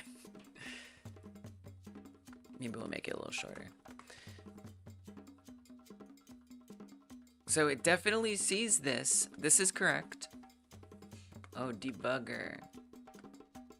Right. I forget. I've used it. You guys have told me to use it before, and I've used it, but I keep forgetting because that's only like a couple times, so it hasn't really sunk in the best way for me to use it. I do remember it being very verbose. Okay, so that's getting the right reference, presumably. I mean, I guess it would be. Let me just do it one more time. It looks like it's the right reference. Debugger in the code. Oh yeah, right. Wait, do I understand? Is it like kind of like a breakpoint, basically, but different?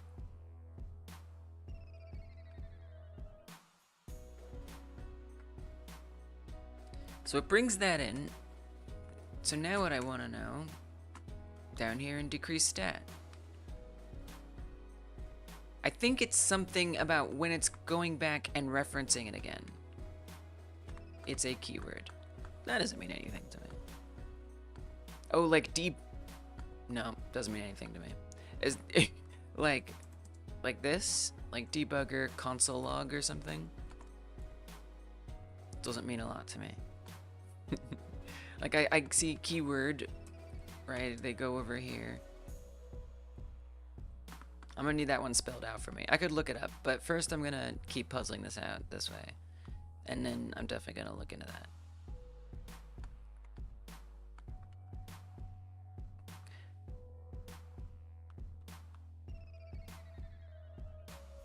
On its own line inside a function.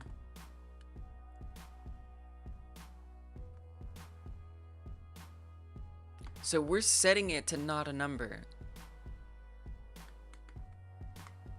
Okay, so what about this? Console log. New value is value. Okay, so that's where it's becoming not a number. Is right here. Oh my god. There you go. That's it.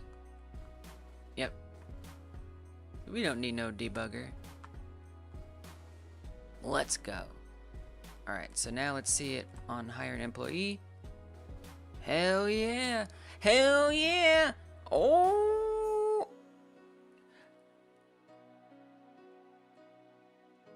Happiness is just on a much longer tick. I don't love that it runs it right away, so I think I want to update that. Yes. The employees have separate ticking down in a modular way that looks at the same interval tick from a custom event. This is nice. This is very nice. Hell yes.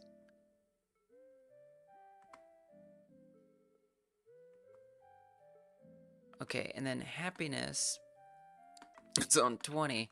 Don't really want that. It was just an experiment. Don't need to pass this in. Purely an experiment. I'm gonna remove the experiment from test as well. We should be good to go. I don't love that it ticks right away. That bothers me. Thank you for the celebratory hydrate.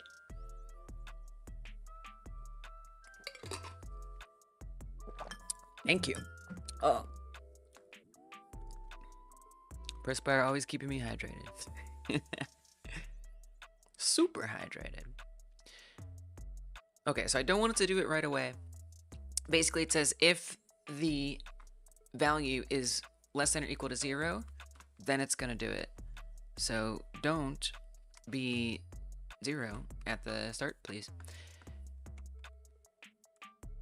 Tick counter at 0. I mean, you could. Oh, that's up at the top. Whoa, whoa, whoa. Hey, hold on a second. Well, no, you could still do it. You could say, because technically it's supposed to be the other thing. So what if we say, oh, internet? We got some internet wobbles happening.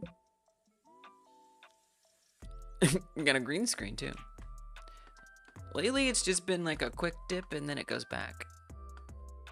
Keep an eye on that bit rate. But could I just say that this goes to that?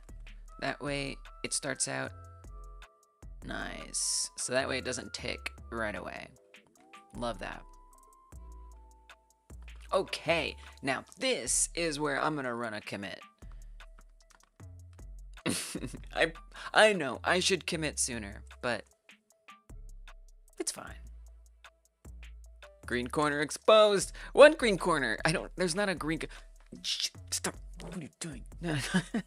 It's, don't look behind the green curtain. It's not what you think. It's not. It's not. Let's go. Okay, so I'm gonna commit, and actually, we can get rid of the temporary at this point, because this was just saving onto the decrement code. We don't need any of this mess, dude. This is all trash, I think. Oh no, because this had incrementing in it. Thanks for stopping by, Chaotic. Just finally got a nice, super hyper modular and modifiable employee instantiating situation. They can tick down at different rates.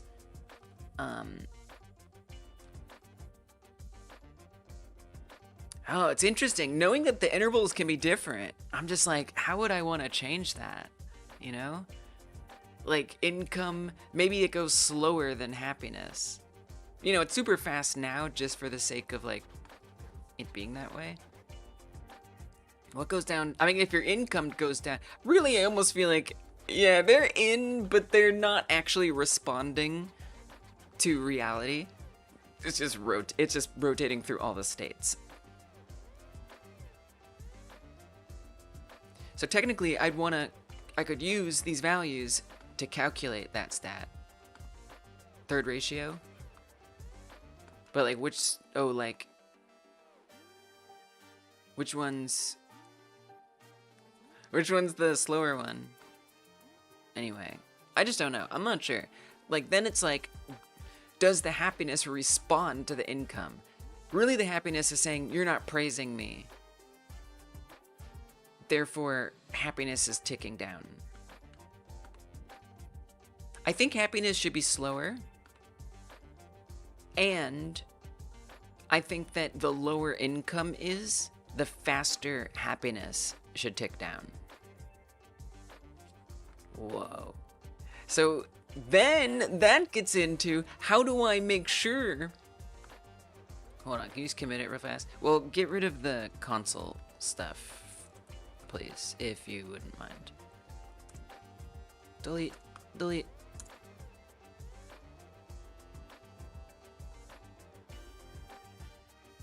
Create a return element. I think we're using this anymore. Are we? Hold on. Create or...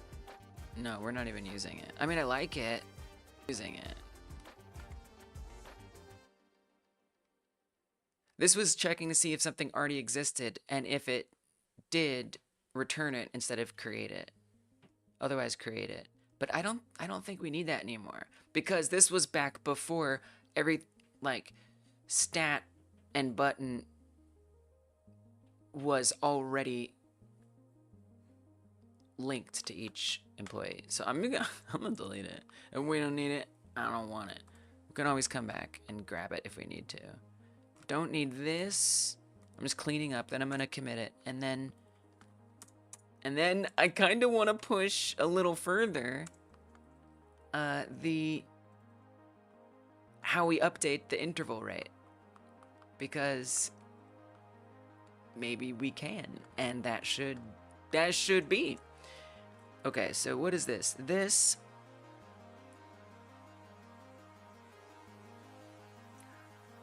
worker stats decrease modularly.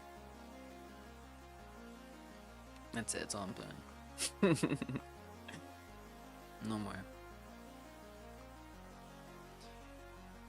Ambition minus income. There's no ambition. See you later, Chaotic. Thank you for stopping in. I appreciate you. Goodbye. Hope your day's going nice. Ambition minus income equals happiness acceleration. Whoa, it's interesting. An ambition stat.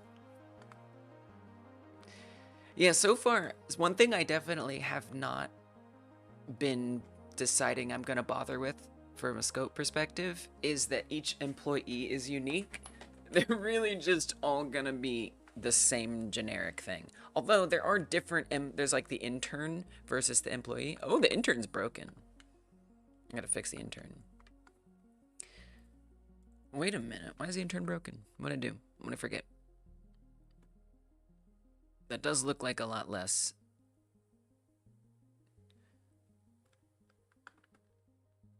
Did I just never set this up for the intern? This does not look like it needs to be on the subclasses. I don't see anything unique here other than stats. That is unique, but we could still pass that in. Ooh, is there more modularity that could be done here? I'm addicted. If the workers have zero happiness, you're gonna start unionizing. You gotta pay them even more to stop. Whoa. Yeah, right now the simple idea was that they just quit. That's interesting. That's a very interesting mechanic. Whoa.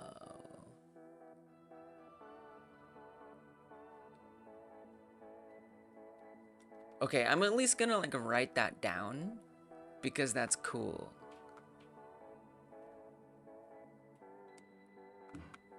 I feel like I owe you some more credits, probably, for chilling and talking with me.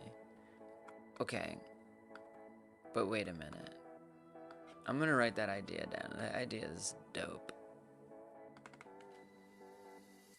I'll put it next to your name. Play my favorite game, Scope or Creep. Oh, that's fun. Right. Is it in scope or is it creeping? Love that. Unhappy workers unionize. It's fun. I know, but it's something kind of fun about it. Unhappy workers unionize / demand higher pay if unhappy. Okay, so I will say this then. Said jokingly. Okay. That way, you're not immortalized as having that idea seriously. But I kind of want to, like, revisit it someday. Not even close to today. Okay, so, like, all of this looks like this could be a base class function.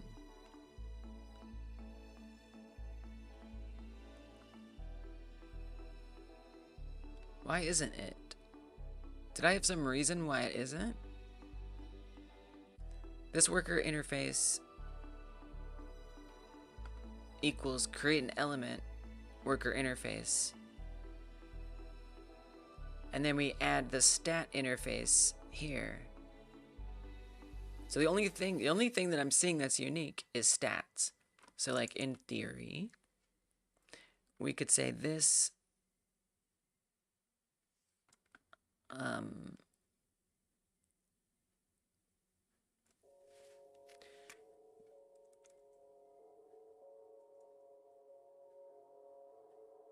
I guess create worker interface, basically.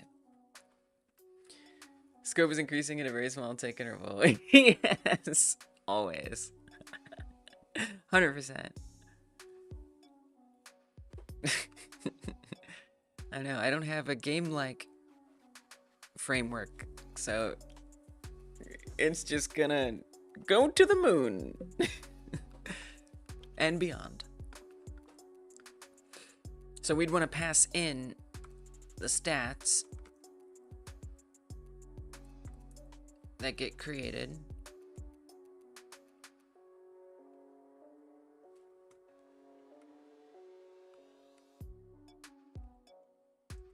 Oops. And then on the base class, say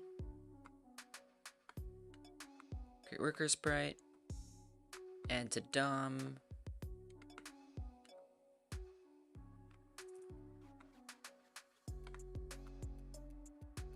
I'll do it like this. When Steam release. Dear God. It was like triggering.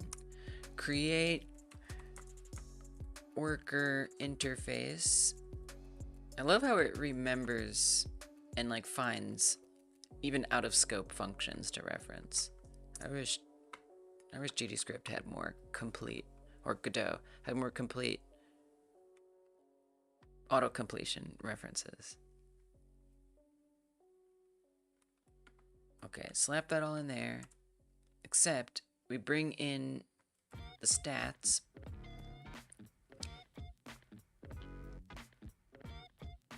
That's all the same. And then I guess we just do stats. Now I do wonder if I don't have some kind of scope issue here that I'll have to deal with.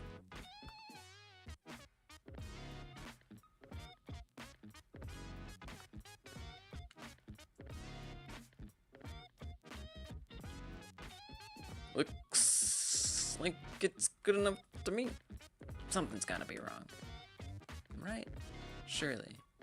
Oh, it's fine. Hell yeah. Hell yeah, it's fine. Let's go. Easy. Easy peasy.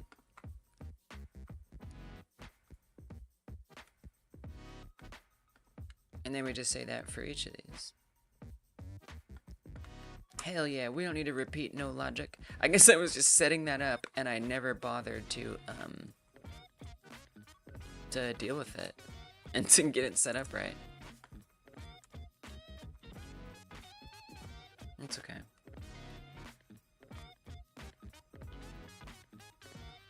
Alright, so now can we add interns? We can.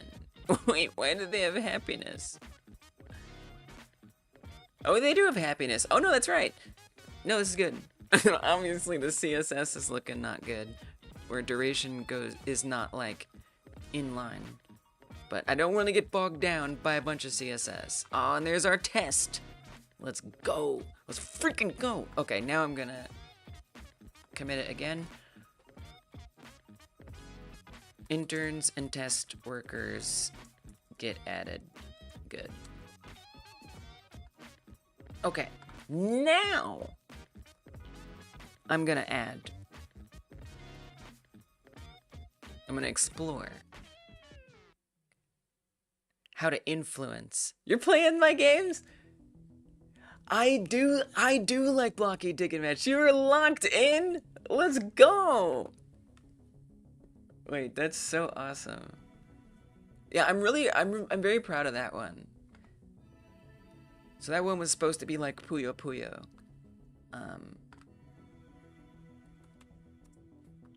And it does have like sounds and everything in it. It's supposed to be like Puyo Puyo. One thing I didn't get in that I really wanted to for this one was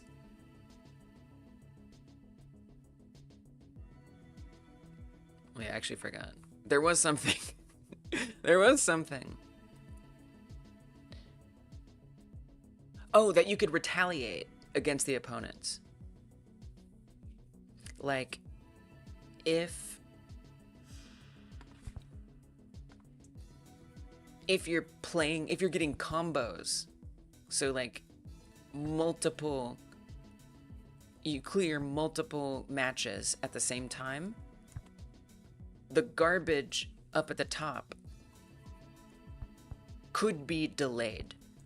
So for every clear, and it would kind of like build a, so you don't even have to get a combo. You could get like 2 single clears separately, or you could get a combo.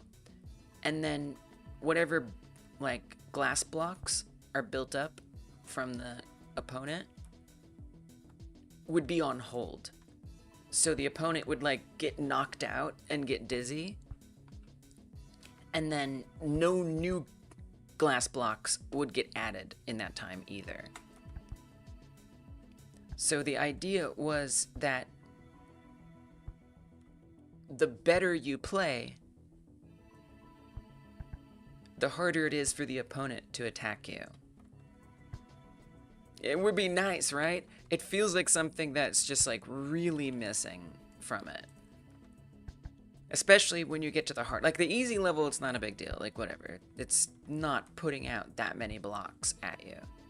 But as it gets harder and they start spawning more glass blocks, you just kind of have to deal with its wrath, and your actions, it can almost get to a point where no matter what, you have to struggle, instead of potentially you playing well means that you're more likely to beat it quicker. So yeah, I really wanted to add that, but I ran out of time. Oh, that was a bad move. That's okay. It was that scope, and this one was crazy, man. This was probably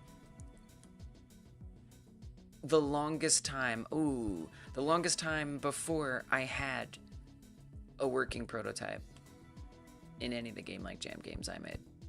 Cause like getting the like blocks to move satisfyingly or correctly and not bug out, and to match, matching on a grid is hard.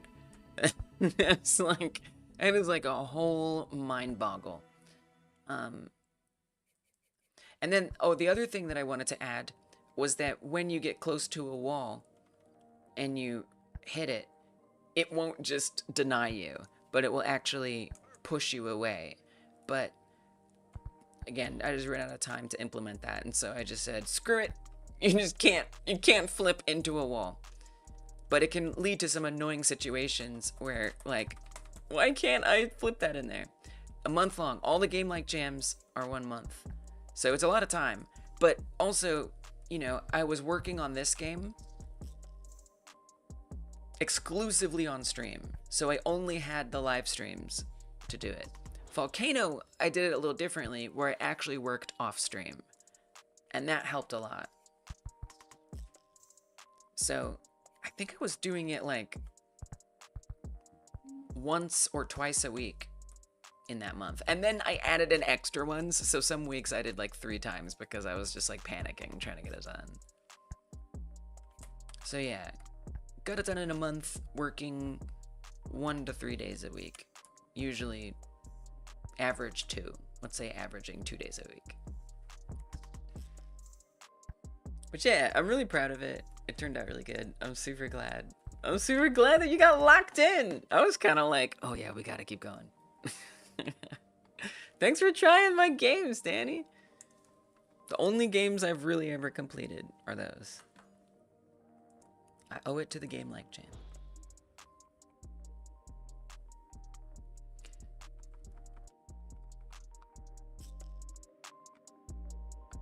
Right. Things influencing each other. So I do think in general, happiness should go slower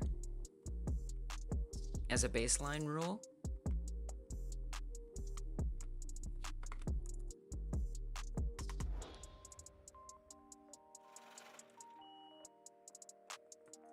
New interval equals,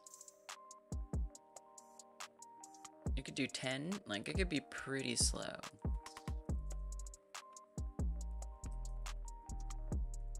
So the happiness, just with that single change now, will be slower, right? No! Oh, yes! Oh, it still does that first tick. Oh, we need to update it with the new interval right away. So it does work, it just doesn't work at first. Fixable. Utterly fixable. So right here, it's just checking what the interval is, and then it updates it. But I'd actually want it to update it immediately. So right away. But you gotta be a little careful. You gotta do that on create, because if you do that here, you're gonna have regrets.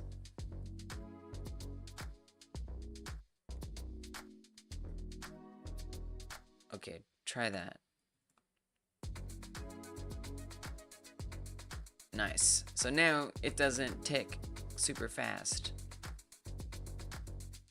Now, since it's only 5, obviously it goes down very quickly. But ideally, you'd be pressing this button, which is the other thing I need to get done too. You'd be pressing this button and increasing it. And I think 10 is our max for now. So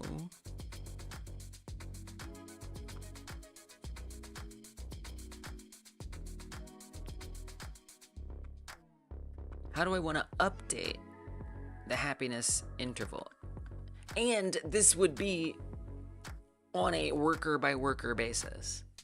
So it would need to be scoped within the object, which is interesting. Well, we do have a array with the stats that are created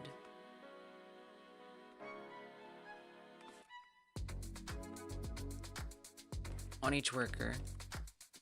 Feels like a worker thing, not something that should be monitored on the stats, but rather on the worker. Because we create happiness, duration, income, happiness, all of that on each of these. Have money, yeah.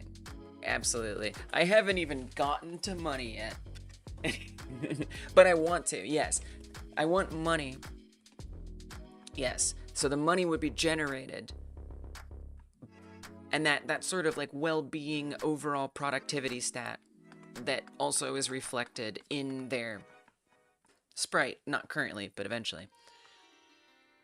That would be based on how much profit they're making you. And then, yeah, totally. You would pay them, your money would go down. If you want to hire a new one, that would also make your money go down. But I haven't really felt like doing that until I get the workers working. Especially because then I just, whatever, have to set up, I gotta set up a debug amount of money. I mean, I'm gonna have to do that eventually, but I'm putting that off until I've got the workers working. But yes, 100% agree. I'm hungry to get that in. So we track the stats in the subclass. And now we want to actually monitor what this is actually really important, because this is how we decide how much money we earn, right? Is what's the relationship between these stats? Are they up? Are they high? Now I will say, I mean, if happiness is going to be based on income, I mean, you can also just use happiness. Like, happiness could be the aggregate stat.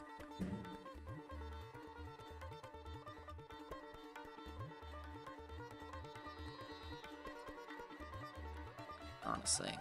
Like, if it's based on the income, and if every worker will have happiness that needs to be maintained, we can just track that. Something that bothers me about duration being below happiness. Kind of wish it was like this on the intern. So that way it's in the same place.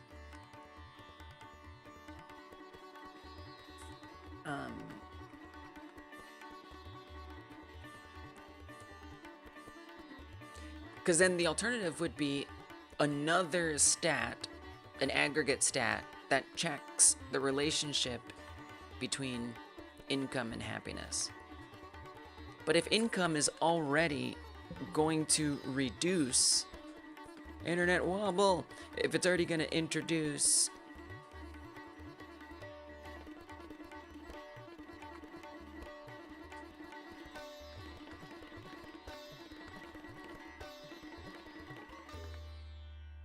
a value that's being tracked by something else, why have another one? What's the point? It's going to be quite similar. I mean, I guess if you... So, okay, here's the scenario. Let's say you're paying an employee really... No, you do need aggregate stat. Because assuming you're paying them really well, but you're just never praising them, right? They should still be producing an income or a profit. So, like, you know, in theory, you could run a business where you never praise your employees. Like, as like a strat, as like a build, right? No happiness build. And maybe it means you have to hire more, and maybe there's an initial slump, but maybe it can pay off in the end or something. Okay, no, I want to aggregate stat. I think that's the right thing. Because then the happiness will tick down pretty slowly at first. Yeah, okay. Let's do that. I wonder if there could even be like a baseline happiness. As long as income is above 0, happiness will never go down to 0. Like, it could stay around 5 if you never praise them. And so the reason why I'm thinking about all this is not necessarily for ideas, but how can I make sure that what I implement can receive those ideas and make them work? Okay, so back to happiness being affected by income.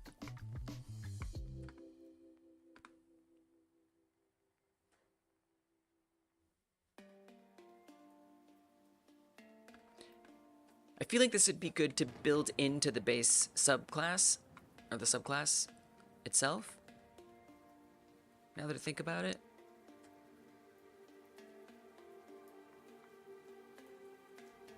It would need to go find the income object in the worker container, which could be weird, but maybe it's fun. Let's try it.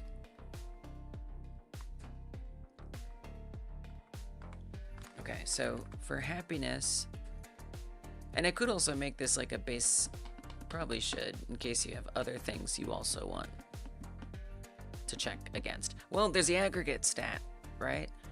How does the aggregate stat work? Where is it? The aggregate stat would literally just be, really it's productivity is what it is. How productive is the worker? Based on its income and happiness.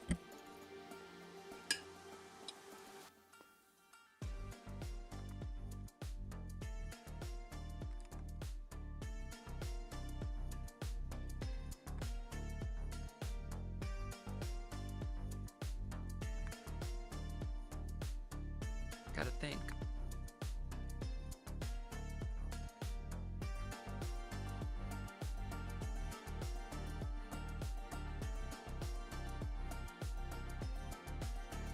I think having something that can receive minimum one, like a base class function that can receive minimum one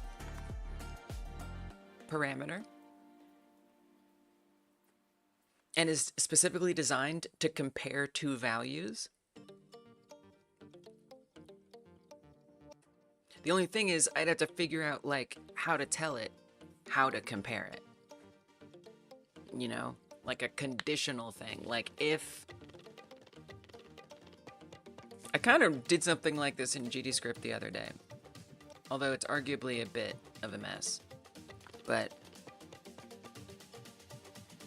I made like this static function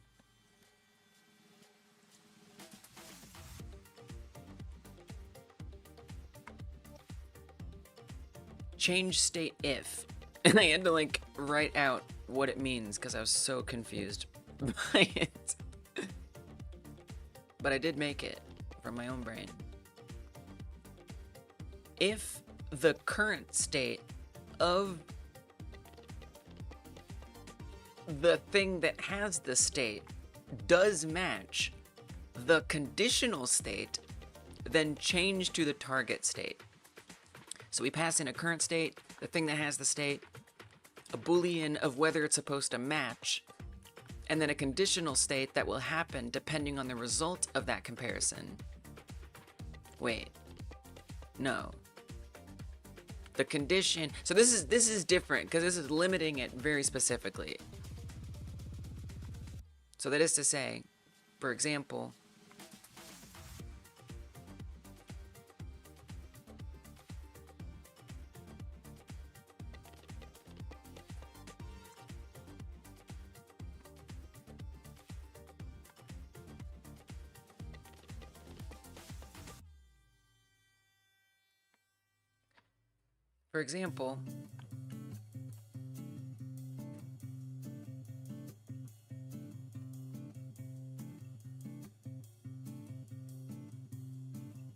I'm only going to update this state machine state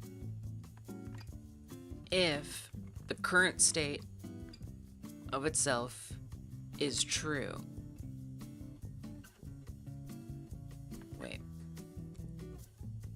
If the current state of itself does match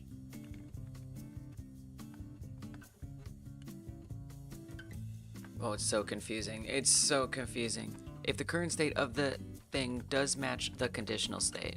Okay. The reason why I'm looking at this is because I'm trying to see if I can, like, adapt this somehow. If the player state matches the conditional state, if this does match that, then change to this. That's what it's supposed to say.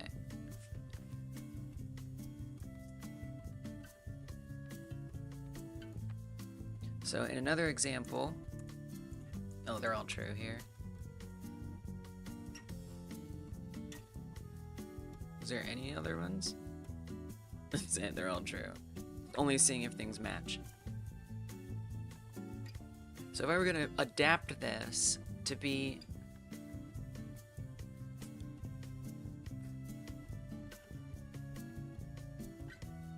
like reduce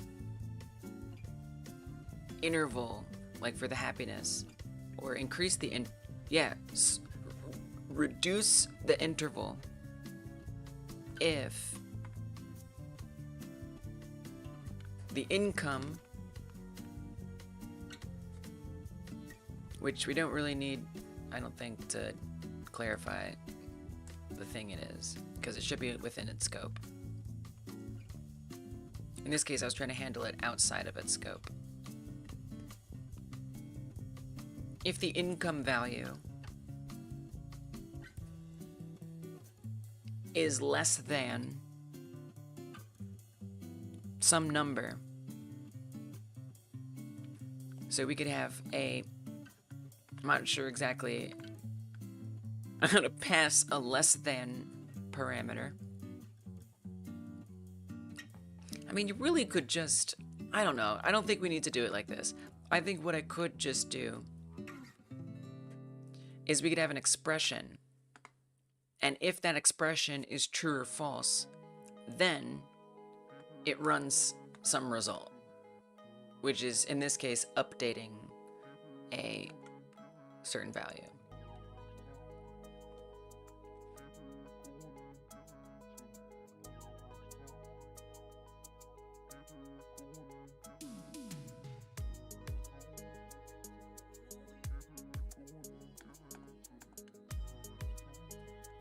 So in this case,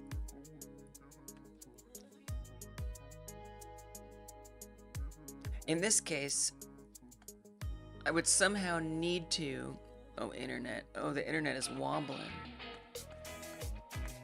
Don't make me switch internets. I will switch internets. So that should be around 7,000 kilobits per second. And it should be stable. Hopefully it stays there. Right there.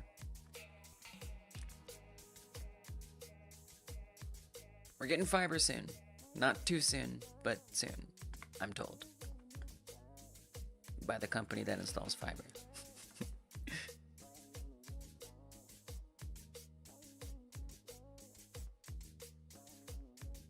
Internet is cannonballing into the void. What is that? It's cannonballing. It is. Yes, right. Oh, I see what you're saying. Yeah, it's cannonballing into the void. I was like, it's canon that the internet is balling into the void. I was like, oh, interesting. Yeah, so you might see some gray blocks. Ideally, that's the worst of it. Hopefully it sorts itself out. It is just the reality of my non-having good internet life. But I am told the internet will come. The internet will come. Hopefully by first couple months of next year. But it is not in my power. What is in my power is switching to a backup internet if we need to. See if that's better. And resetting the old one. And then switching back to it or something. It's trying to hide the code for me. Trust me. We see the future. You cannot let this code be public.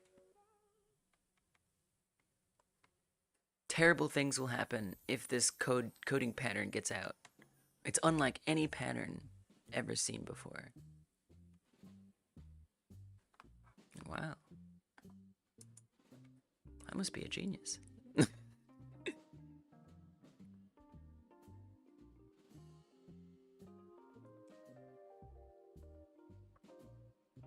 So currently, this new interval is 10, which we only call that one time. This happens one single time. But this would need to be checked frequently.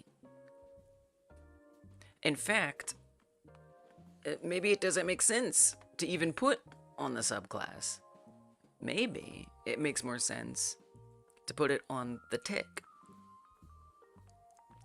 since that's already running anyway.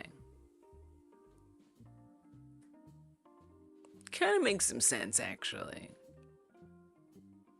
The only thing is, it needs to know what it is, what it's checking.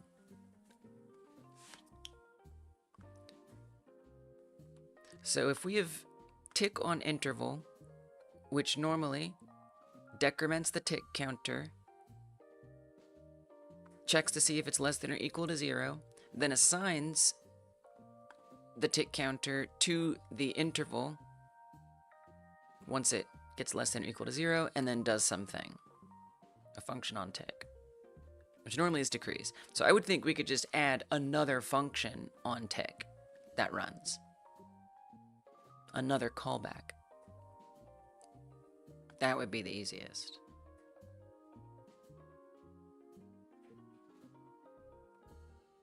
And I wouldn't even have to define it here necessarily.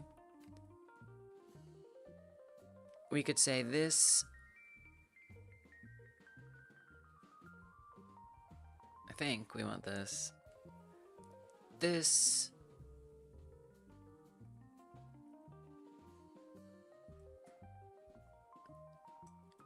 Tick. Monitor.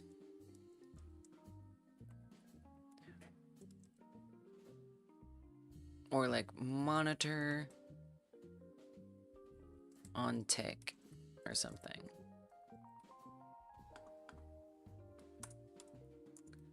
Monitor on tick.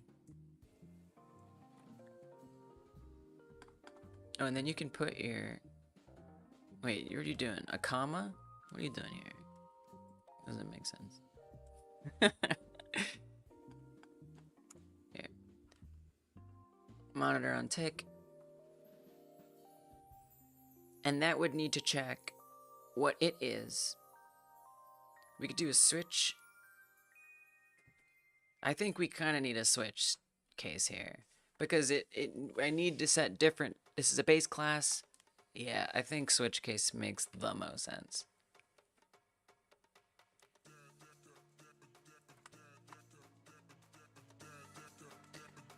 So this will pull in this constructor name.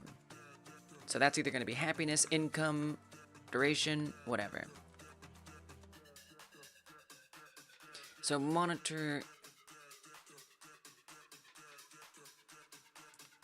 stat name.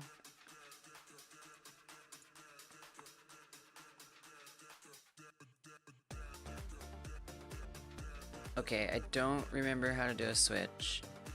Do I have it somewhere? Yes. You say the thing, and then we add all this. Yeah, I'm just gonna copy it. It's right there. We've done this before.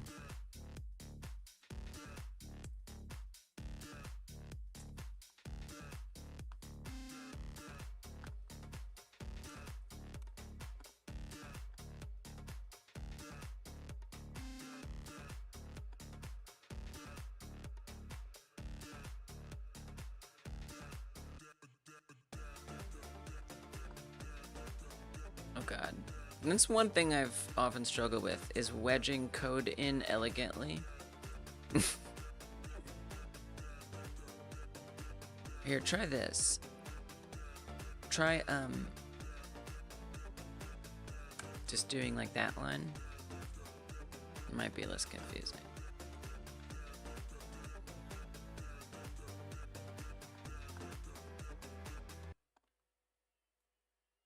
Wait. Oh yeah. Stat name. Ugh. Where do you want a semicolon? Something obvious I'm missing.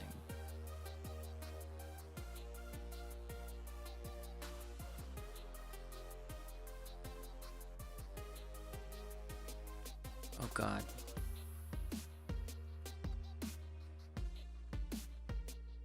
Oh, look. Bam. Those freaking brackets kill me. Wait.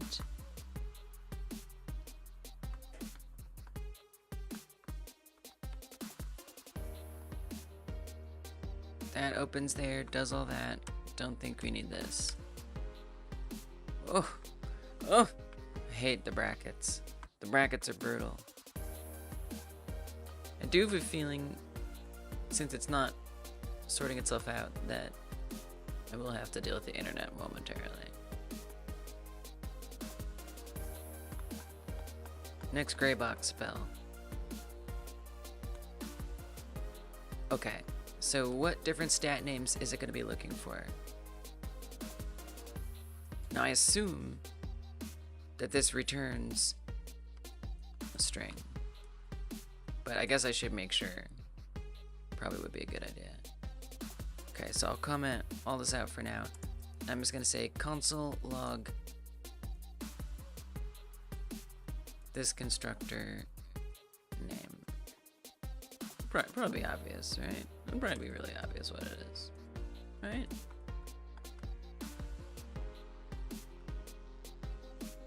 It looks like something. Is that what I would call a string? I think so. I know there's type of, but type of is often not telling me what I really need.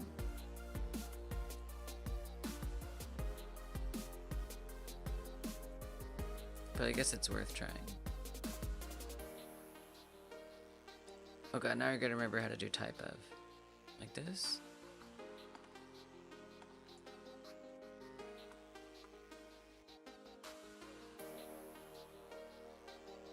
String. Let's go. It's great when it works, but sometimes it tells lies.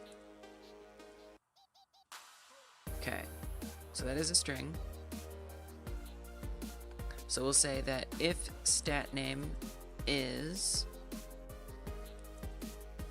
happiness, then we need to be monitoring something else. I don't really care about any others, truth be told. Should I leave default blank or just get rid of it? JavaScript switch default leave blank or don't use. Include default case but leave it empty and none of them match. It'll just execute the default block. Right? Oh, literally I could just put nothing there. Not using it at all. Switch state only skipped. Okay. Good practice to include default. Okay. I'll do good practice. Speaking of good practice, I feel like I gotta reset the internet. Unfortunately. So we can just say empty comment if it's something else.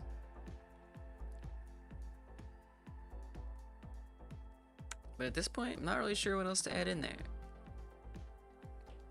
So things I want to get from it.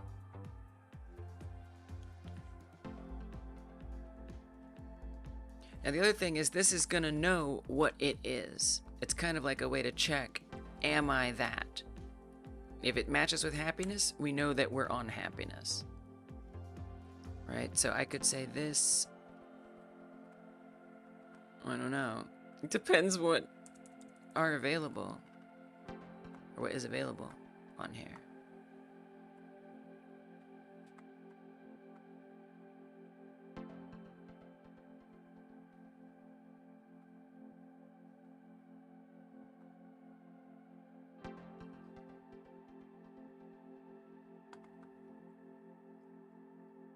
The stat value itself, we do create the stat, so maybe we should have a stat value. Console log this stat value. Let's see if that works. It just reports that every tick. Okay, so the tick is slow. Nice. So it's reporting the whole thing.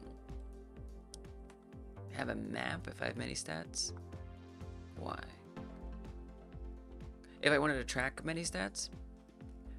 Well, this is all going to be like self-contained. So it's checking within itself. But you're saying, like, if I wanted to check a bunch of them all at the same time.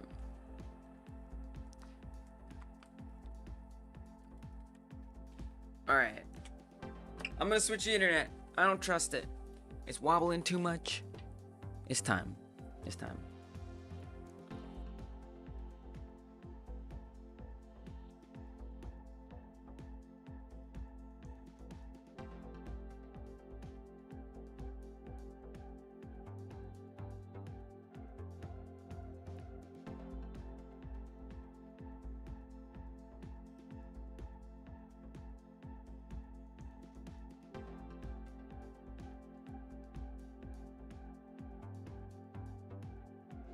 Alright, we're gonna swap internets. I'm gonna reset the other one. We're gonna see what happens. It's not a big deal. It's okay. We'll be right back. Stream is just gonna seem like it's buffering, but really, we're just swapping the internets. And then it'll come right back. Now, I don't know how good the other internet is, but we're gonna find out. It's backup internet for a reason. Alright, here we go. It'll just be like a quick thing, and I'll put a message in chat in case for some reason yours doesn't come back. You'll know. You can refresh it. Alright, here we go.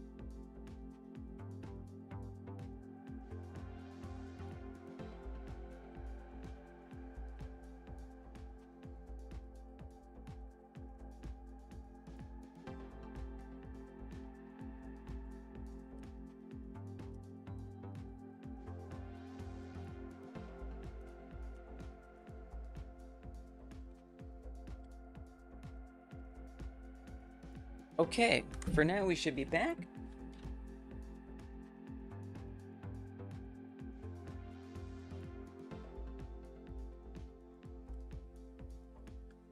It looks okay.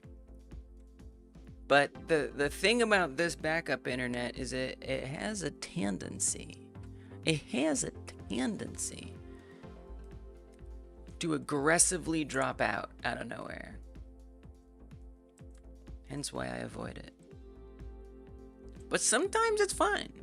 And right now, for now, it looks pretty good. So I think we're alright.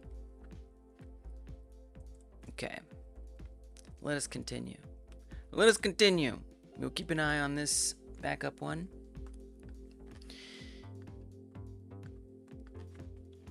Switch stat name, case happiness, log the stat value. It looks great, right? Right? It looks great. It updates and everything. It's slow. It takes so long. No, it's not the Chrome tabs. I wish it was that simple. I mean, it doesn't help, but it's always marginal. It's like barely anything. I mean, I can close them. I might as well. I might as well. But generally, it's not enough. Because it's not download, it's upload.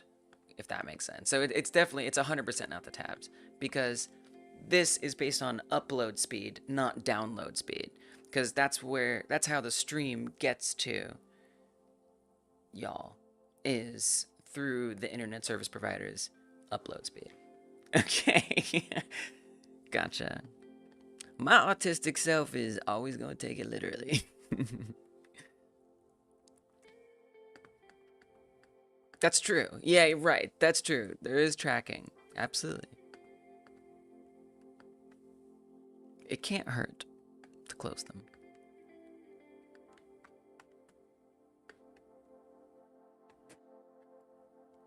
Okay. So this is good. But what I want to actually change is the tick interval. So what is this thing's tick interval? I just want to, I'm sure it's fine, but I just want to see it. I just want to see it. So it should be like 10, basically. It takes 10 seconds for it to do it. Or 5 seconds, actually. Okay, 10. Great. You can't have more than 3 tabs open. It annoys you greatly. I'm too ADHD to be annoyed by it. I mean, it does annoy me, but usually I'm too I'm much more interested in getting the next tab open than worrying about being annoyed because of how many tabs are open. With that said, yeah, I do prefer it being tidier. I feel that. But my attention doesn't allow me to notice that there's so many open until it's too late or someone else points it out.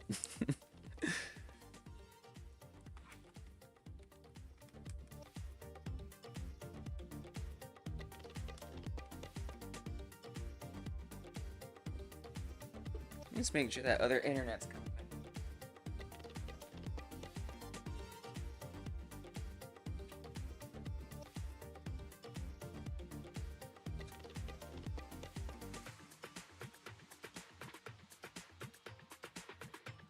Not for my sake, but so my partner can use it. Okay, maybe it's coming back now. No, it's being weird. It's like not...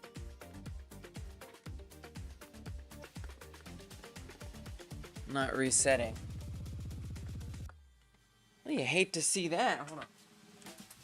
Oh, there it goes. Okay, it's working.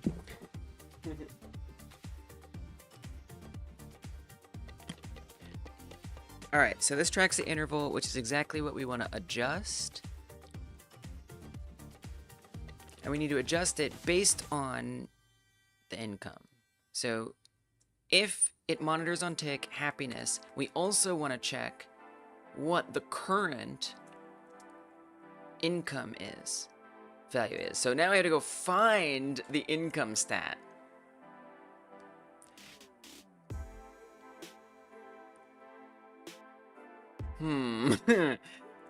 How do I find...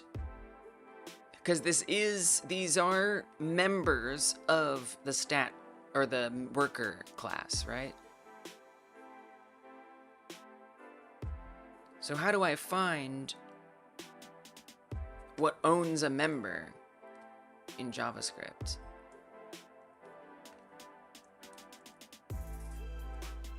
I don't know. JavaScript return owner of member class.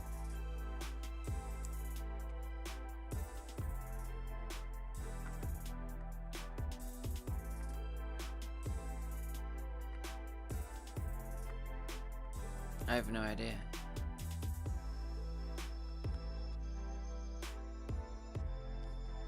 Would it literally be object or something?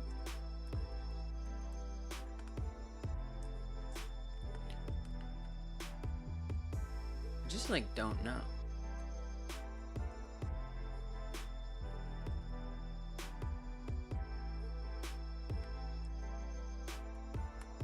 Like, what if we just say, I mean, I don't know, I just want to see what happens.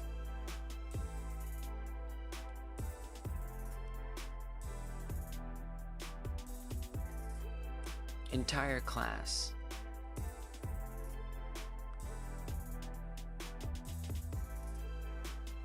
Object, native code. Okay, native code. Neat. So that's not it.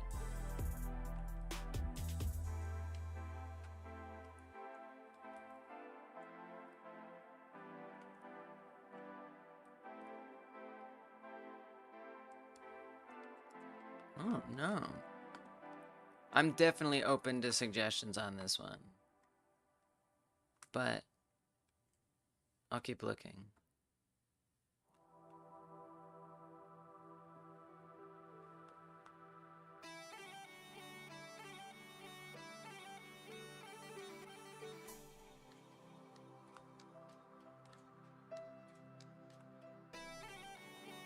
Oops. It's kind of hard to find. Probably remember the Disney by prefixing it to the pound. Constructor is the closest thing. But constructor is just the... So, okay. I feel like you do understand what I'm saying, but... just to be sure. So, like, we have our worker class, right?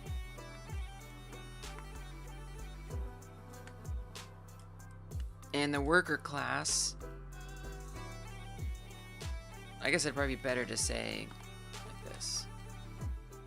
Employee extends worker.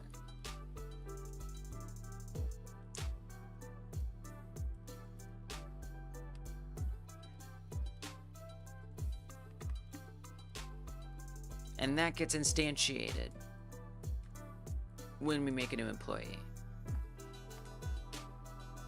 Now this also instantiates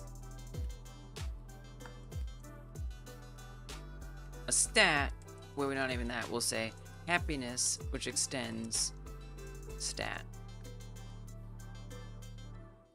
So we create an instance that is an employee, and then we create an instance within that instance that is a different stat. And then we also create an income that extends stat as well. So both of these get created within there. And so right now I'm writing some code on the stat, specifically on the stat class, the base class, stat class.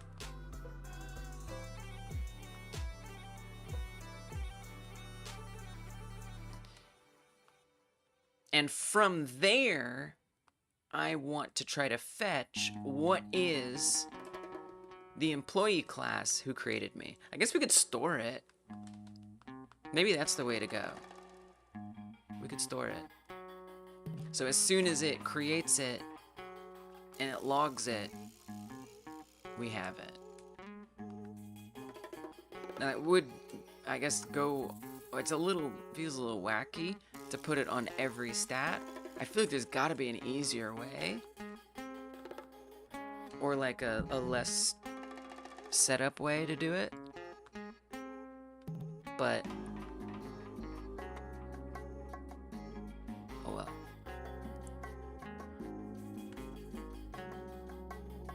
We do get this worker container, which is interesting. I might not even need that stat class. Ooh, worker container. Hold on. Wait a minute. Wait a minute. We might not need what I thought we needed. Wait a minute. Hold up. Hold up. Hold up. Hold up. Hold up. Hold up. Stat interface. I think we already have something. Print this stat interface. What do you got, stat interface? Oh god, I gotta make that time slower. Nice. So that has abilities container and stat container. I'm actually going to need to do a similar thing to make sure it's tracking the increment. Okay, stat container, stat wrapper.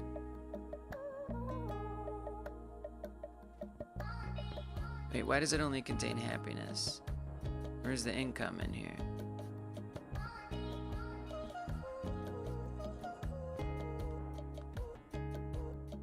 Oh wow, it doesn't even see the income.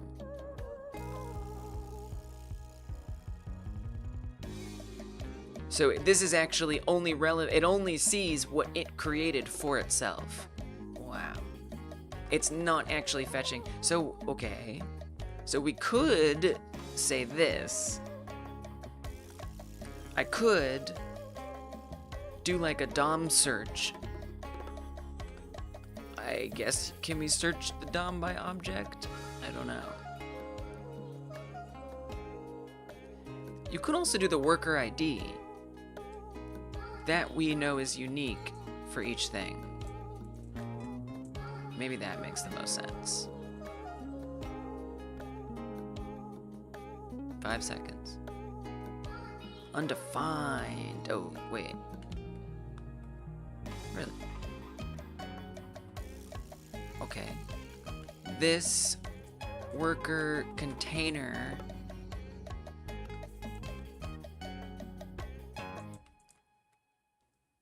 ID. What you got for me there? Show me 0. Show me 0. Let's go. Okay, worker 0. Nice. This is good because that array that we created we can go back and find it. We can also just search the DOM, get element by ID, which honestly I kind of rather do. I don't know, what's better, iterating through an array? I mean, but the thing is, the array isn't storing the object, is it?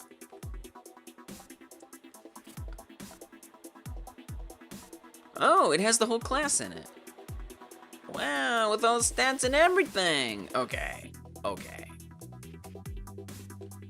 Nope. Let's do that.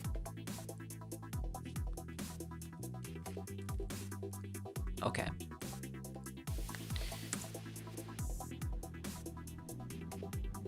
You know, it's a little weird, like, do I want it to do this on every monitor on tick? I probably want, like, some kind of function that this calls. But I'm just gonna write it out here for now. So if we're monitoring happiness on tick, then... See you later, Amine. Thank you for your help. Appreciate you. Goodbye. Goodbye. I like Amine. Amine? Amine. Why did I say Amine? Look at that. That says A Minecrafter. That obviously says A Minecrafter. I've been saying Amine this whole time. Okay. Amine. See you next time. Amine. What? You didn't correct me. It's okay. I like that you let me let my freak flag fly. So if it is happiness, we gotta go look for,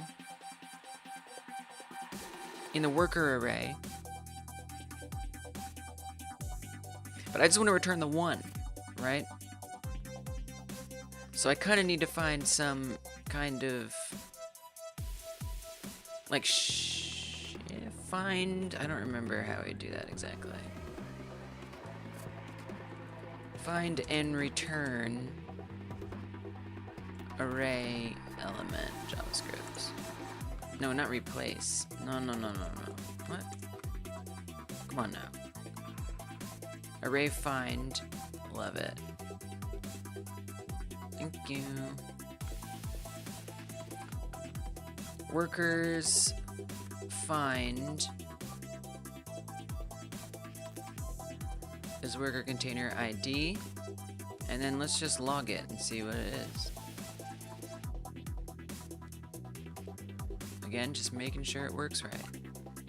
Just making sure it works right. Nope. Worker 0 is not a function. Oh, because we're not storing them as the ID. Right. Of course. Oh, jeez. So we would want to... I used to be, but we're not now. So we still need to do the DOM search. Well, then at that point, there's no point in using the array. Alright. Document get element by ID.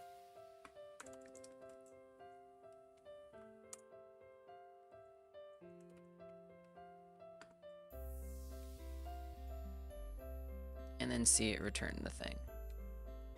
You know what? Might as well. Great. There's a working container, which has a lot in it. Worker interface, stat interface, lotus container. Then we want to get into the stat container and stat wrapper. I'm a little shocked. Oh, there. Got it. Oh, there it is. Okay. I see. Wait, but was it working before and I'm just bugging? Maybe I just missed it. Wait, let me try the old way too. Log this worker container. Or we were doing even stat. Oh, wait, so what's stat interface contains, I can see both of them. Let me just double check that this doesn't have the latest information in it. I might have just misread it.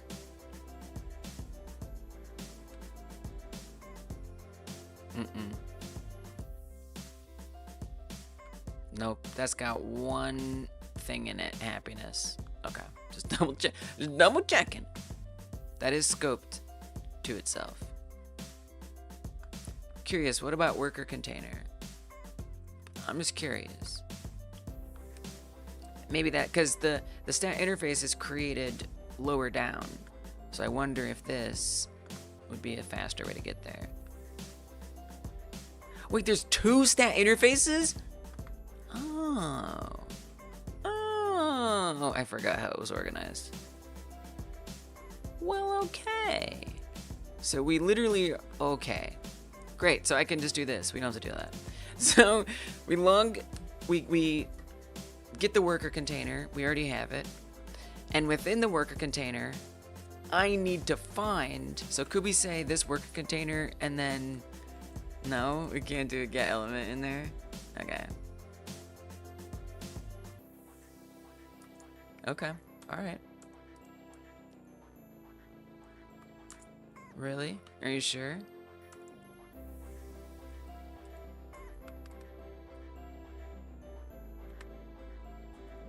We can't get stuff that's in there?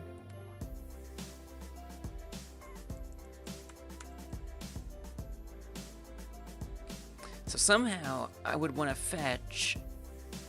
I mean, what if you just tried? Nah, it's not gonna work.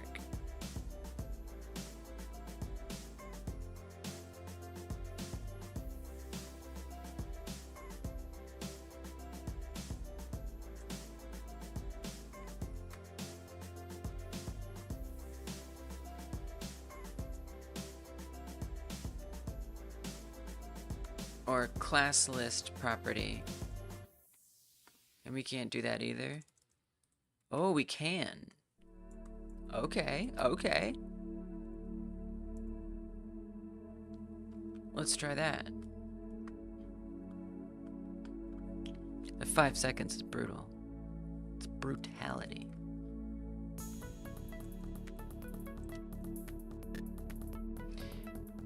Class list is not a function. Boo.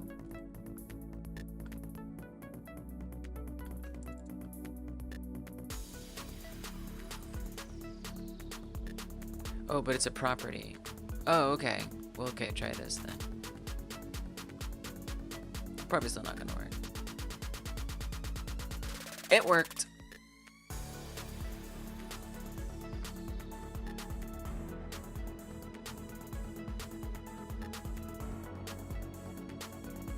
But it only has one thing in it.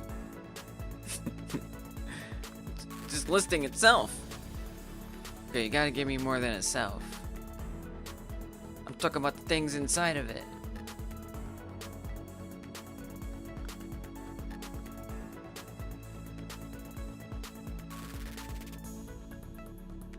Interesting. Hey Mervkins.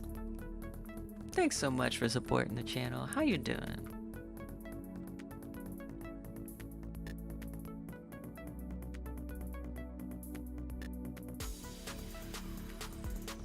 Very interesting that it's listing these. Show me it contains.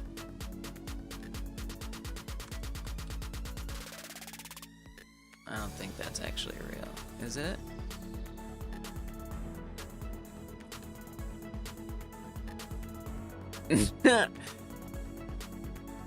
I didn't do nothing. Class names, something else.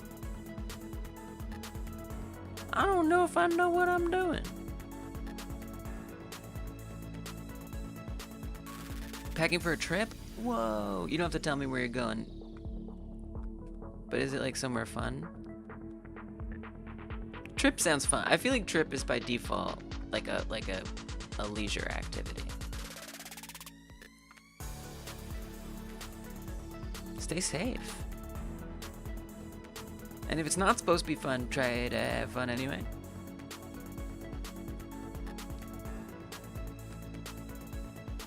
Sounds nice. Alright, so I just have no idea what this is and why. I feel like classless is not doing what I expected to do.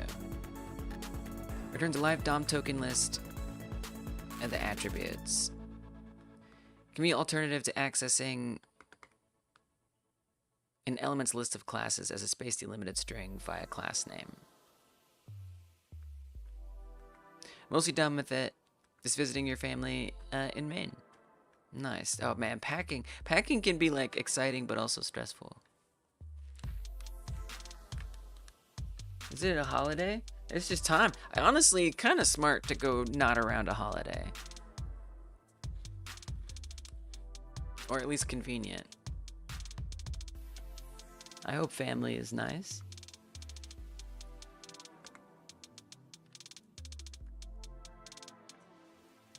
I procrastinate packing like nobody's business. When was the last trip I even went on? It was like years ago. I feel like the last trip I went on was moving. Is that a trip or is that just a move? Yeah. Alright.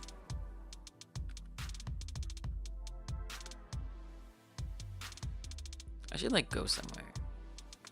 Just for fun.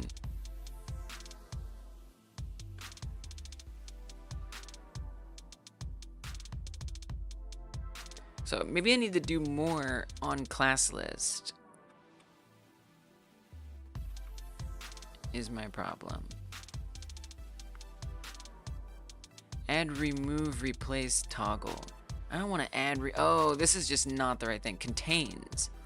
Oh, class list contains.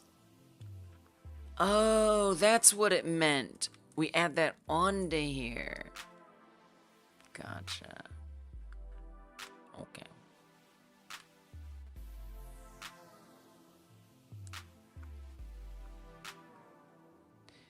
The following example, retrieval list of class is set on a span element as a DOM token list. Go on.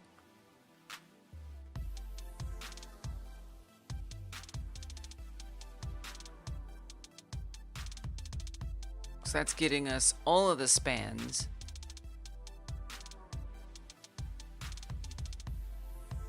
For the ones that contain C, just let us know. It's boring.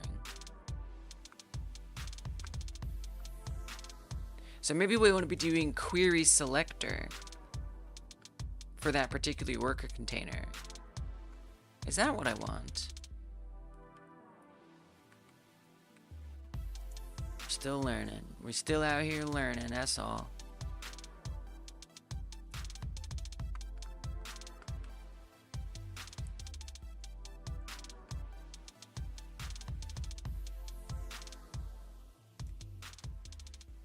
Five seconds. We do have different employees spawning, which is nice. Failed to define query selector. Object HTML div element is not a valid selector. Oh. Yeah. Hell no, I won't give up. Although I'm not doing JavaScript for the next 2 weeks. Because of the game like jam, I gotta finish my game on Tuesdays instead. Tuesdays and Fridays. But I'll come back to it. I love it. I'm hungry to learn. But yeah, you're right. That's stick-to-itness. I should be proud of myself. Hell yeah, Merv. You right. Yes.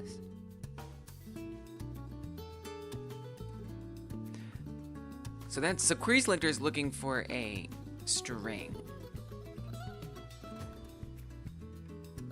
I don't know.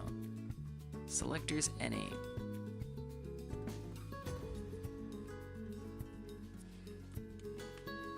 I like that this is testing my knowledge and my ability to find the answers that I don't know. You've modified JavaScript code once. Right, well that's basically what I've done, is modify it. And I often don't know what I'm doing, and I want to know what I'm doing.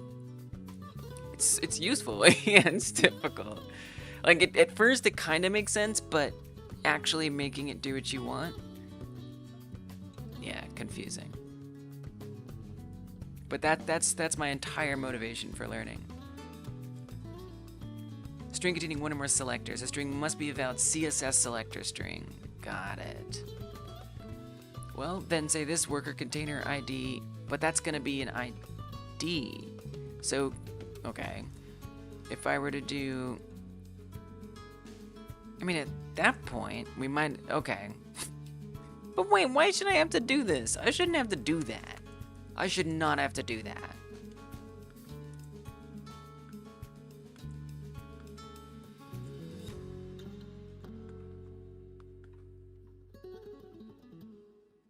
I guess what I'm most concerned about is that this isn't returning, but it is. Look at that. That's the whole thing. That's the whole dang thing.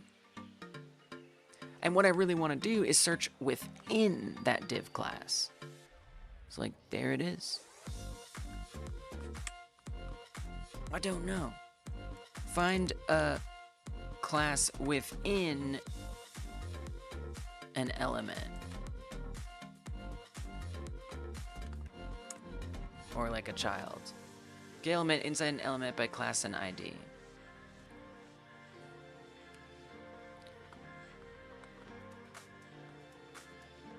Target div equals document get element by ID foo. What? Get element by class name bar. Get element by ID only returns one node. Get element by class name returns a node list. Whoa. But wait, is that gonna work? Is that gonna work? I feel like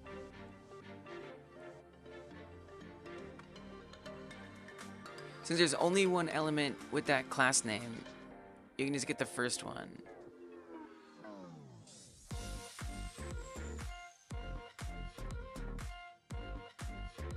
But so this is doing document get element by ID, which probably is what exposes.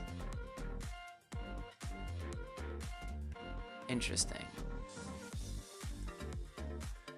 So I do still need to do all that, which I kind of hate, but okay.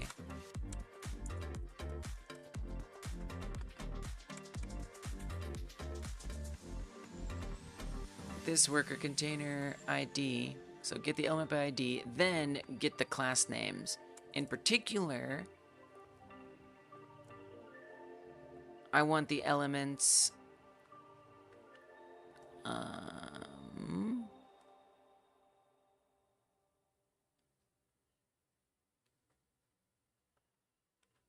think you want stat value.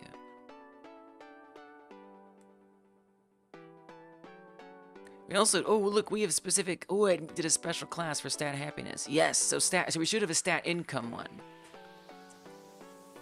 Stat income. I think it's probably a capital I. What does that do? Something or nothing? Let's go. Let's freaking go. Okay, so then I also want the inner HTML. So it should be 0. By the time the happiness disappears, it should be 0. Oh, it's undefined. Yeah, we're getting there little by little. I forced my way into it working. Little by little. So why doesn't that have a... I guess the class isn't the element, but it says get element. Well, this is get elements. Can I say get element? Is that allowed?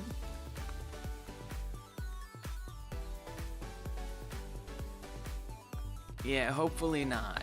I very much don't know that's made up. I very much especially don't want to do that. It does also say like that it wants a... doesn't want anything else.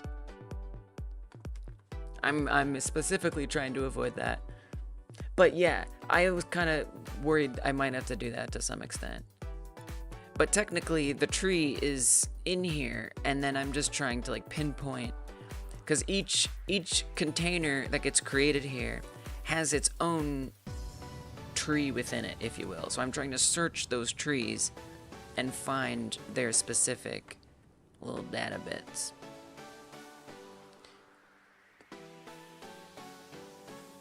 But I'm not sure what I want to find within that, or how I want to fetch. Specifically, the inner HTML is what I want. 0! Wait, it does have inner HTML.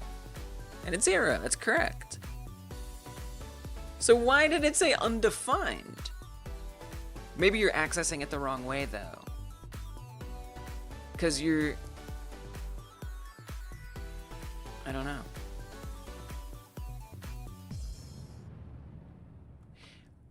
What if you assign this to something? What if we say this income stat equals that?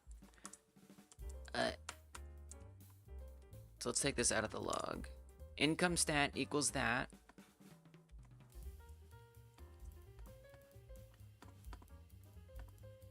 And then what we log is this income stat inner HTML.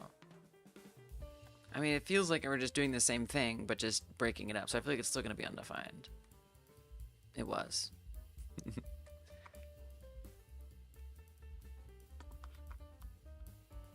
Hey, Flikuda. Yes. Normally Tuesdays, although the next 2 Tuesdays I'm going to focus on the Game Like Jam. But yeah. Absolutely. But Tuesdays that aren't the last 2 ones of the Game Like Jam month. Yeah. Trying to find the inner HTML of an element that's in another element.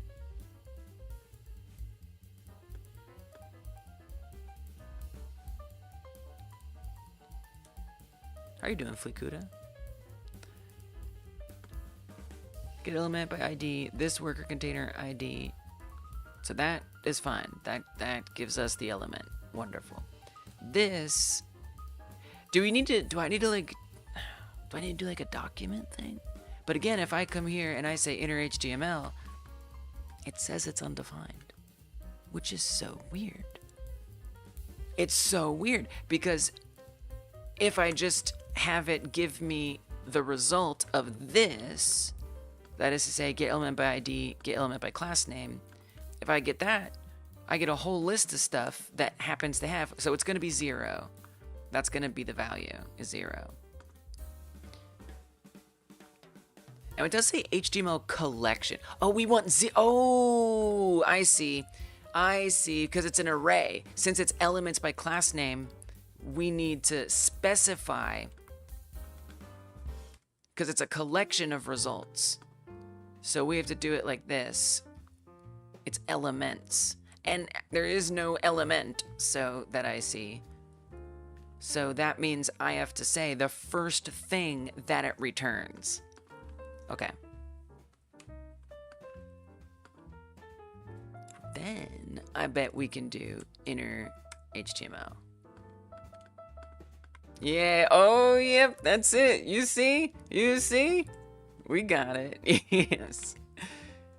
You know, I Googled it too, and then I just, like, didn't process what that meant. But you processed it. You were like, I see what this means. Nice. Thanks for the backup. Flikuda says, debating starting to work on the granny like. All right. Find the time between other projects. Yeah, that's so real. 0! Let's go. I mean, that's why I make it a month, which is on the longer end, even though there are some that are considerably longer. But, I tried to make it on the longer end so it was balanceable. But still, it's only 4 weeks, and, most of us have schedules. We have our Mondays, Tuesdays, Wednesdays, Thursdays, Fridays, Saturdays, Sundays figured out. And so, trying to wedge something in within a month can be tough. But you always can know on every odd month, I think I said even earlier, on every odd month of the year, there will be a new Game Like Jam. So if you ever want to plan ahead. Yo, we got it, Murph! But we need to get back to working on JavaScript snippet in Obsidian for the Obsidian TTRPG community. Oh, like the note-taking app? Right, see, there's so many uses for JavaScript. Things like Obsidian allow you to make extra plugins. They call them something. JavaScript helps you do that. This is why I want to learn it. Alright, Merv, the +1 I appreciate. Even if I figured it out before you said it, it made me go into it like, yeah, this is gonna work. I think this is gonna work. I'm pretty sure this is gonna work.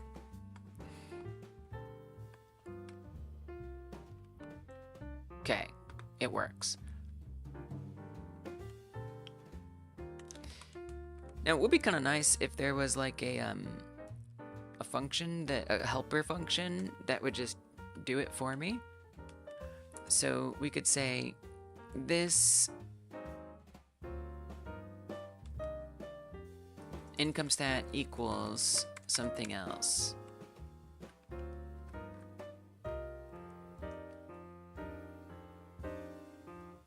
Checked out Obsidian. Now you say Obsidian TTRPG community. Like people who make TTRPGs in Obsidian? It's cool. I assume. I could be wrong. I'm just assuming.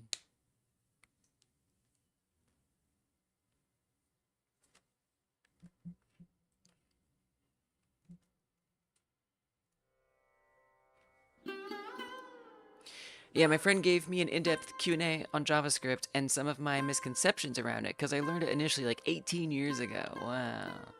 Aren't we all getting old every day? Every day! Misconceptions, just that it was like bad and impossible. That's what everybody always says. You know, I like it. I like it. It's too powerful for me not to like it. Even though there are things where I'm like, why is it like this? It's too useful. It's just too useful.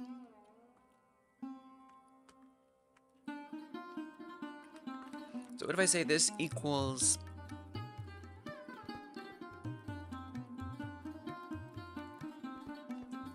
fetch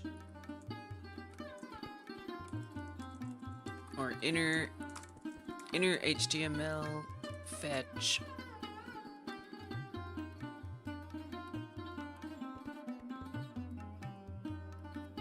it's kind of wacky.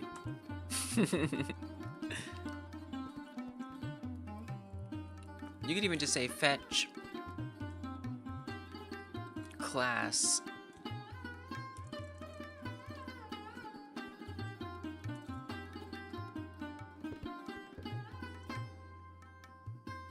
you could standardize it even more, but whatever. Fetch element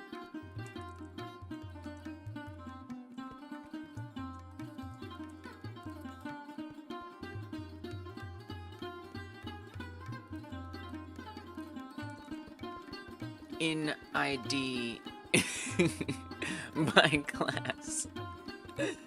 And then we would pass in the element ID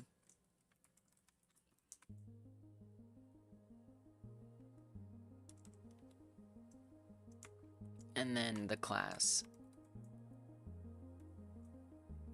Obviously this could go wrong in a lot of different ways.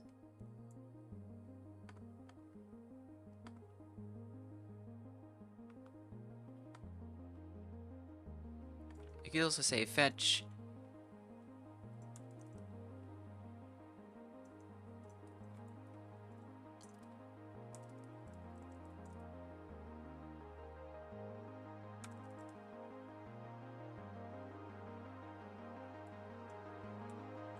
class element from ID or something. Fetch class element in ID.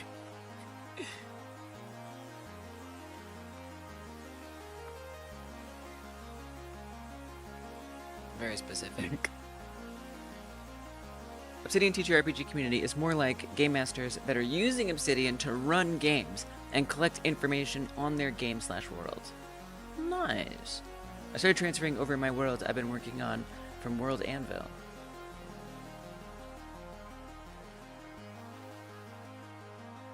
I don't know what World Anvil is, but I could see how something like Obsidian allows for a lot more flexibility. with more powerful features probably than something highly specific. Nice. And what would your... You don't have to explain it, but I'm curious what your, if you want to, what your JavaScript snippet would do. I'm just curious. You don't have to say nothing if you don't want to. It's okay. Function. Now, so this is something I freaking love about at least this IDE. I don't know, maybe it's a JavaScript thing, probably just the IDE, maybe both. But I think now that I've typed that ridiculous function, look at that. I haven't even made this function yet, but because I ever even referenced it, it can just find it. I love that. I wish Godot GDScript was able to do that. Just saves a little bit of time. So this is going to bring in the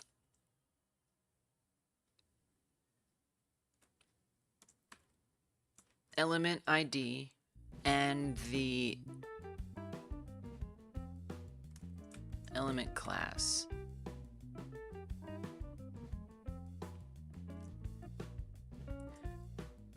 Element 1 ID, element 2 class. And then we paste this in here.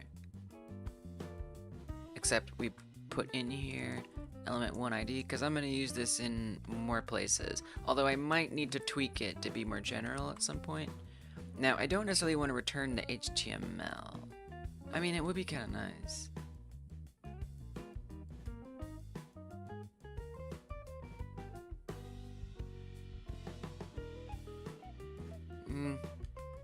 It's just not. The main things he was helping me with was wrapping my head around JavaScript being a scripting language that is not compiled necessarily, and a lot of my preconceptions over from game engine coding. You make game engines? Or you're saying coding in a game engine? Interesting, yeah, right. It's a living, breathing thing. Maybe, is what you mean.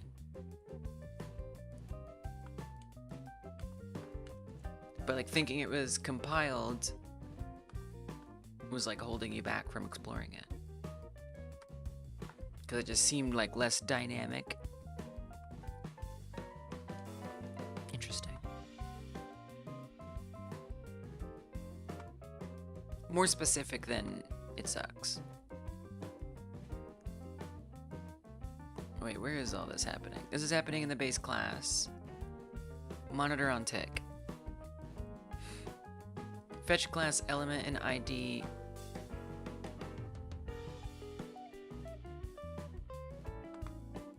Really, I would want to say income value.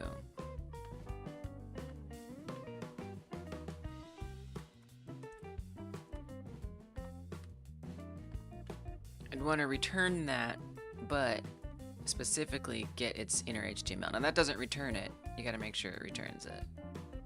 Will be helpful. You could even just do this. How about that? Okay, so let's make sure that that does work. I'm lost. Okay, stat, console log, this income value. Just gonna make sure it's gonna work, so it should report a 0 if it worked. Nice. 0. Let's go. Okay, so now I can look for... So what I want is for, if your income is lower, your happiness, or if the worker's income is lower, the happiness ticks down faster. And then I'm also gonna reuse this stuff to help me figure out what the profit is by monitoring the happiness and income levels, and then combining that into what the profit is gonna be. So if on tick, we're monitoring happiness, it's gonna find the income stat that's within its same worker container, and then we want to do stuff with it. What do we want to do with it?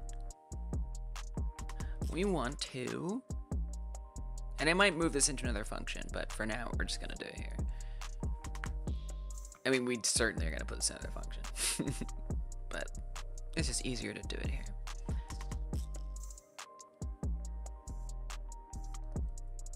If this income value, oh yeah, that's not how ifs work here. If expression, this income value is less than, so I would want to think about where we keep track of all this. Now this could be interesting. Maybe some employees are more resilient than others and are able to tolerate less income and still keep producing and stay happy. I don't know that I really want to go into that, but assuming I did want to, leave that available. If I set a constant that just always checks if it's under a certain amount, you know, whatever, I can always update it some other way. I could move it from a constant to somewhere else. But is there like a simple, easy way? Because really that would be like a worker thing, worker to worker thing. Yeah, it could be like a parameter, but it could be like an optional parameter. Yeah, I don't know. I think we're just gonna make it a constant for now. And if I ever want to change it, we'll deal with it. So I'm gonna say default income tolerance.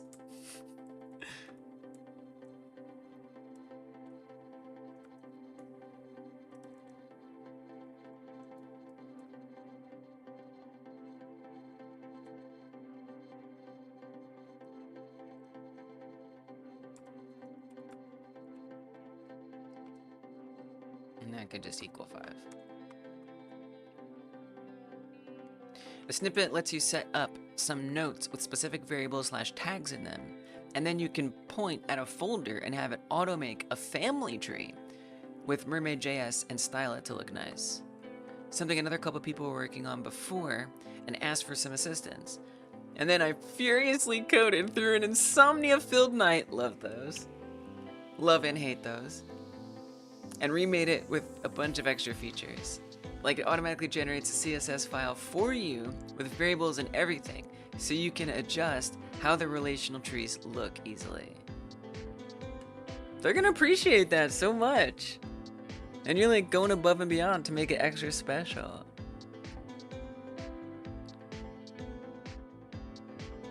Just so it's a little more convenient for someone to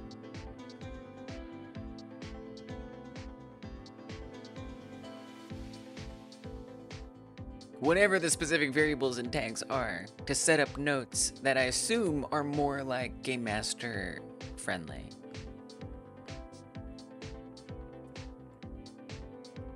I could totally see that being something like, I can do that. Not me, but especially if they've already built the whole thing and you're like adding this feature in there, or they've built more and they want a feature added in. Quality of life thing. That's really nice to hear. I love how like I love when folks are just like interested in helping. It's just nice. I feel like a lot of programming people are that way. If the income value is less than the default income tolerance, then I would want to update. Okay, now we got to access the happiness stat. This just gives us the name, but that's not a reference to the stat. Well, we know it is the stat already, so you can just say, because it matched the case, it's gonna be in the right place.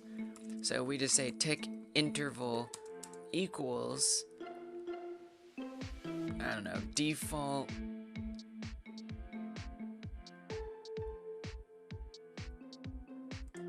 tick interval reduced.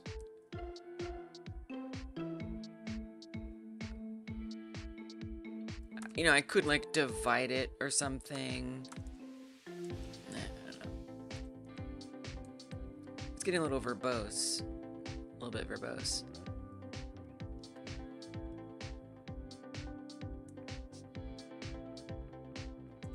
Tick interval hurt. Tick interval.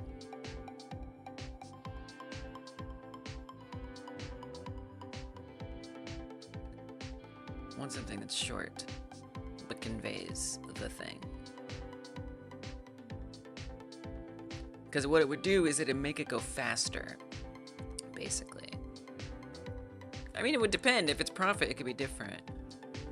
So maybe we'll say tick interval speed up. Maybe speedy. We could have a speedy and a slow one. Fast. Maybe that. It's verbose, I know. I know.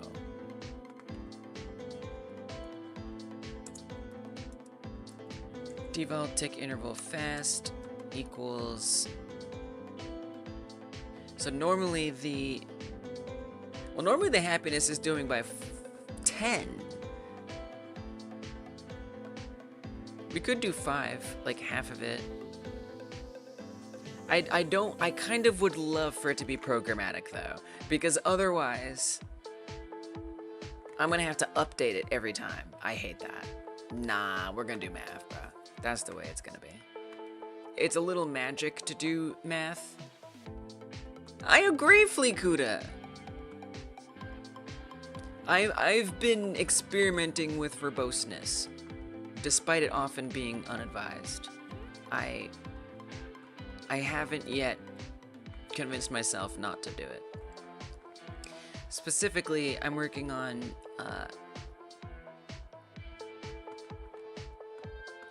reducing or making a worker's happiness fall faster the lower their income is.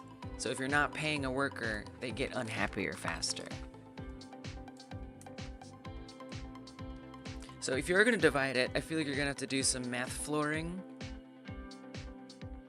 or things are gonna get weird. Whoa, should I be flooring it all along? Really, if you're changing the value, I feel like that's when you do it. Changing some integer.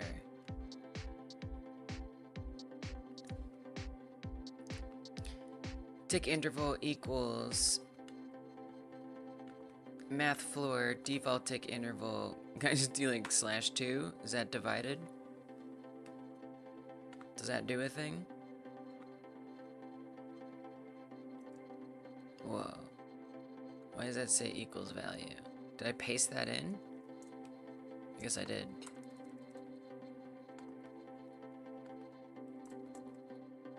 Okay.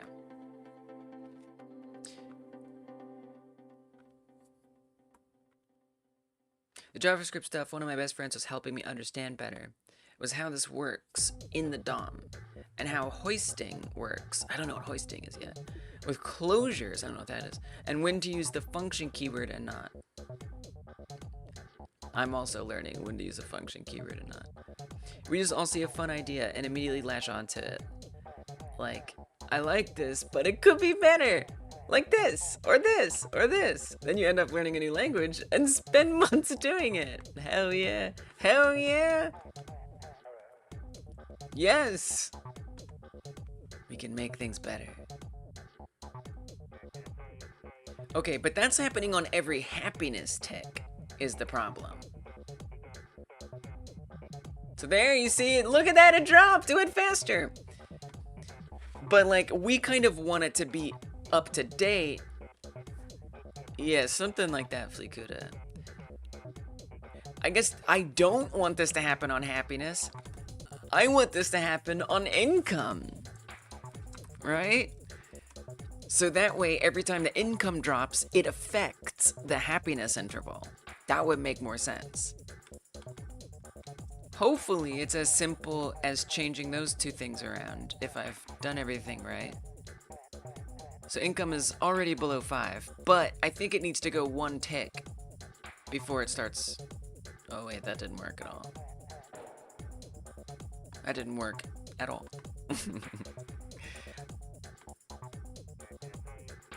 So technically, what I'd be trying to fetch... Well, no, you want to fetch its own... Oh, God. Okay, this is confusing. I see. You don't want to switch that around. You want to say on income... I mean, it can just check its own value. Right? Okay, this changes the code a little bit. Before I change it, let me just copy this, because I might need it for something else. Let's put it on the old clipboard. Almost certainly gonna need it for something else.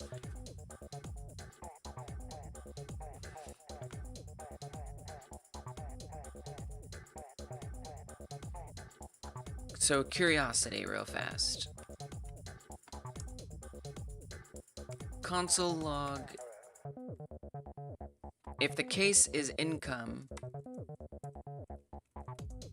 what happens if we do this stat value? What does that got? Nice. Let's go. Perfection. So we can say, literally just say this stat value inner HTML.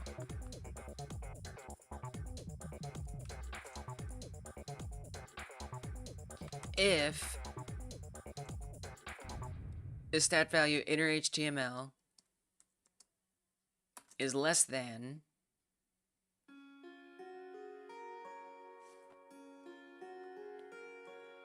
that, this tick interval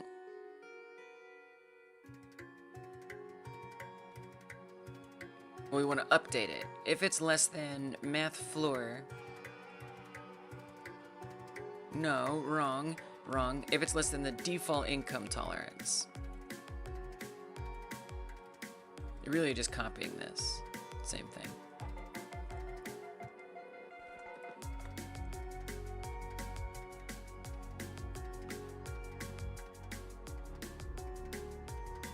Then do that.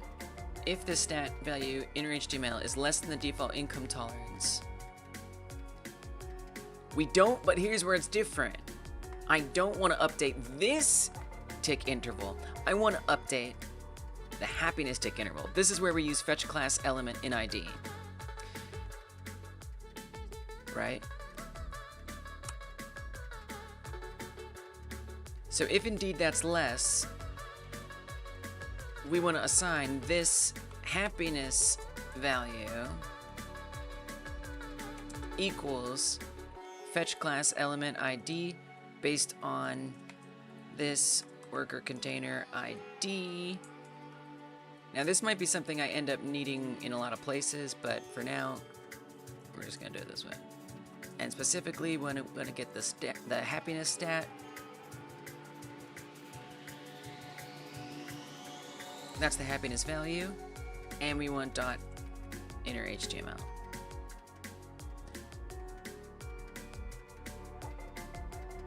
And we want the tick interval to equal, but not this tick interval. We want to say, but see, we don't actually want the value, do we? We do not. This is a little different. Hey, 1st of January, welcome back. What I actually want is, it's a little trickier.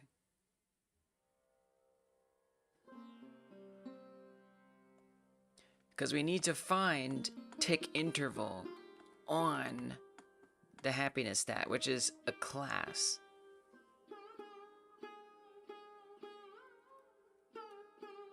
Ooh, that's a bit of a tricky one. That's actually a new challenge. Hoisting is where the JavaScript engine takes anything you have with the function keyword or variable keyword into the global memory and keeps it there until browser or app closes. But anything without that, like an arrow function or anything with the const or let keywords, it does not, and keeps it local as long as it is no longer in use by anything. Right. Oh, yeah. We were just talking about that for garbage collecting things. Doesn't apply to classes. Like instances, class instances. Yeah, I kind of get what you're saying. I think I get what you mean. Okay, we got a bit of a problem here. Because I don't really just want the stat inner value. That's not what I want. What I want is the tick interval that is affecting the happiness stat value.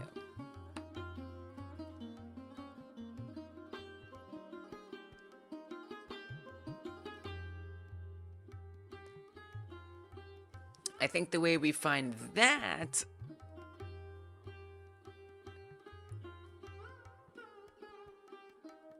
okay, let's back up just a second here. Let's comment this out.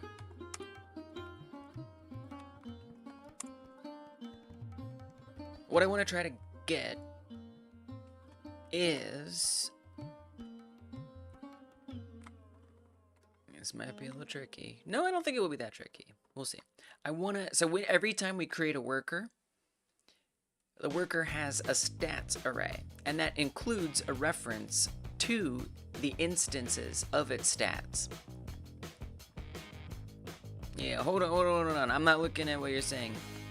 I want to try to figure it out.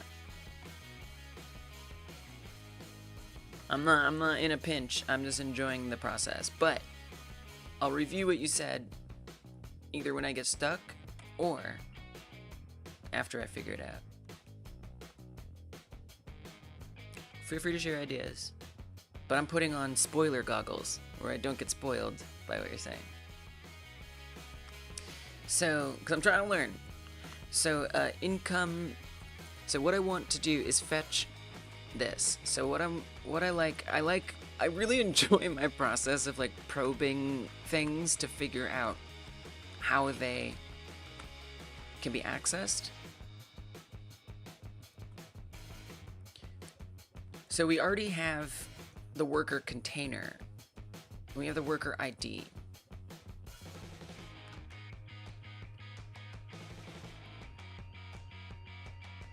We could look for the worker container in the worker array. Or that might be the easiest. Let me see where that gets me here.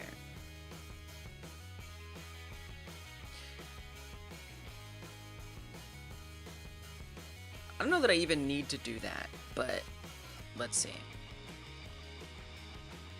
Where are we? Here. Console log this worker container, or let's even say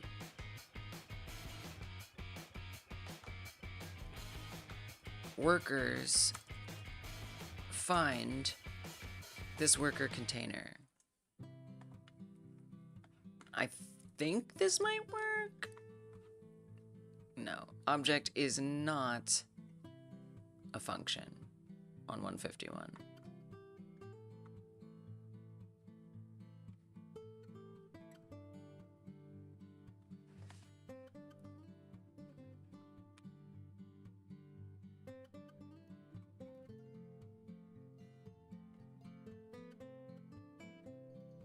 Object is not a function.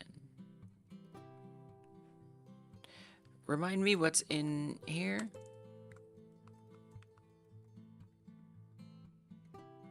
Oh, it's got a class at the top level, not the container. I mean, that seems like that's gonna be harder. So let's not store that in the worker array. I hate that. So where are we putting this in here? Oh, so like when we push, like what is that that's in there? That's an object. Well, I can't really search by the object when I'm trying to find the damn object. So I could be like a dictionary instead, where the key is something that's easier to search for.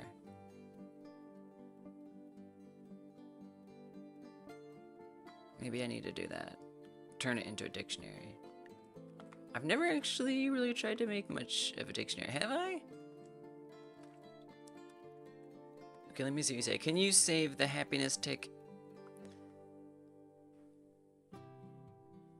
Intervene globally when you update it. So this can just grab that save global variable.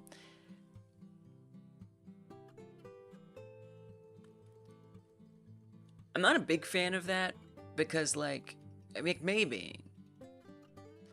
I've been kind of resisting, like, storing a bunch of little values everywhere and wanting to prioritize.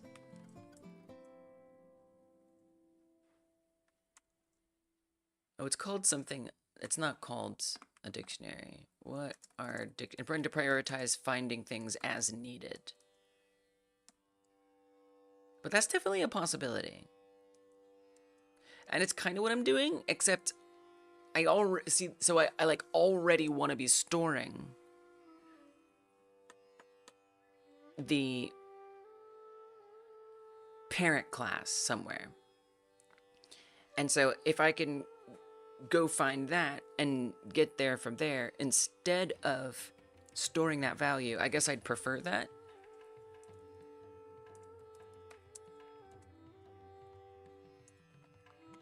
They called something else. Oh, that is what an object is.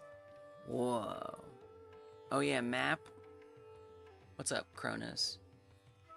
Yes, map. I forgot about that. Yeah, objects. Yeah.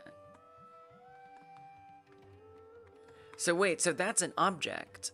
That's what's being added in here are objects, which means it's actually kind of interesting. This is an object. Knowing that, maybe I don't have to store anything special. And I could say,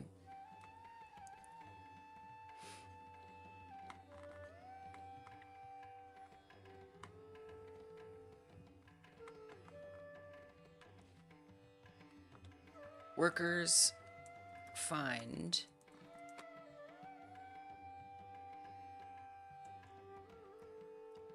I mean, it's kind of hard, right? Because you'd have to go for each. You have to iterate through every single one, and then iterate through their dictionaries.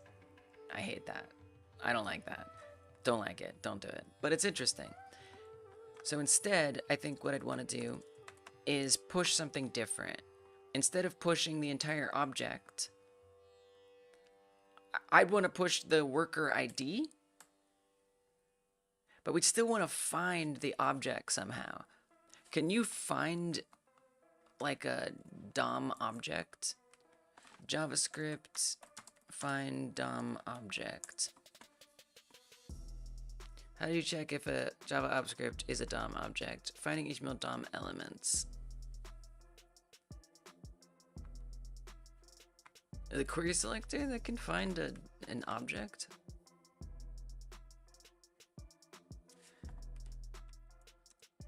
Can query selector find objects?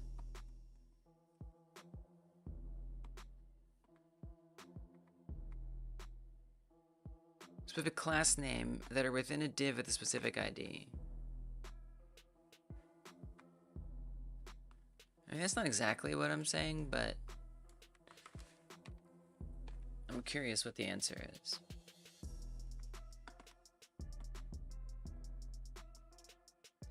If you want to select all elements with class that, yeah, query selector all, that's not helpful, no.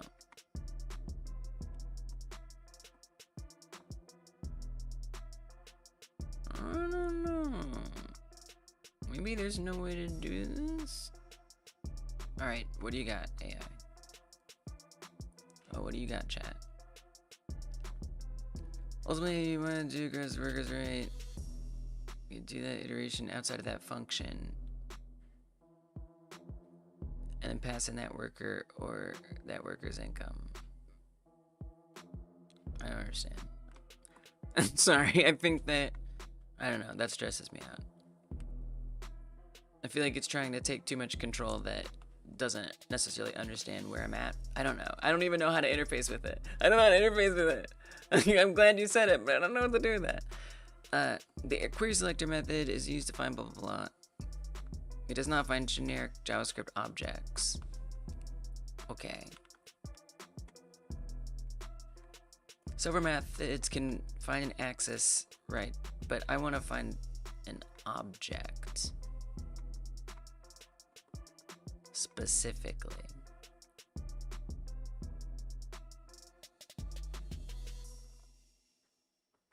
Like an instance of an object. Does that make sense?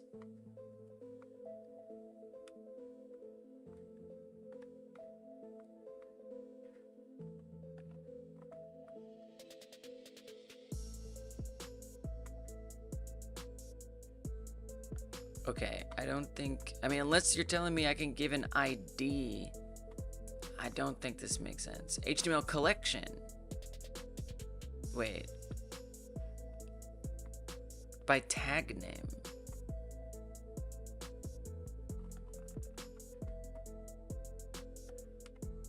But that's div. That's useless.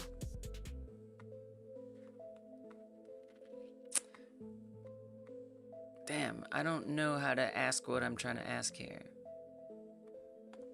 Like, I wanna see if this is possible, first and foremost. Associate DOM element with an instance variable.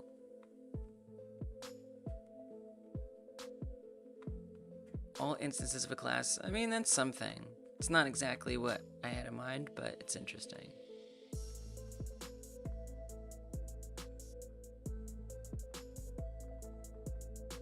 Oh geez, what the hell is this?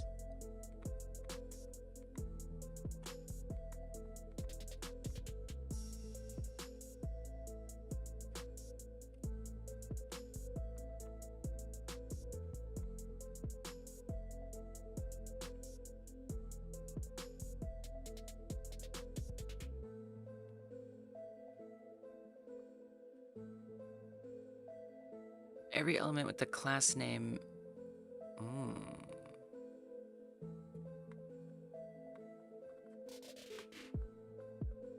Tell me more. Document. Get elements by class name. Employee.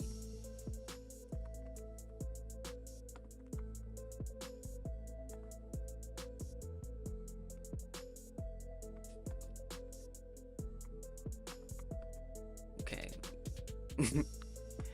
It's nothing.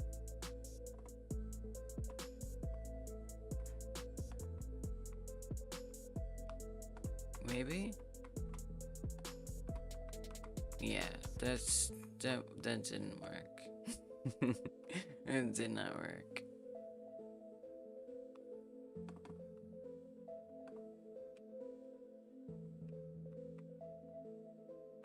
It's a little surprising.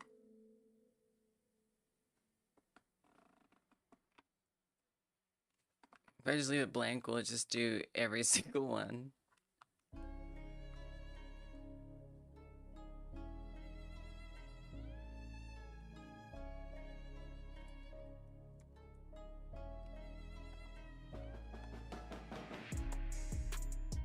My little wild card. I don't think it's gonna work.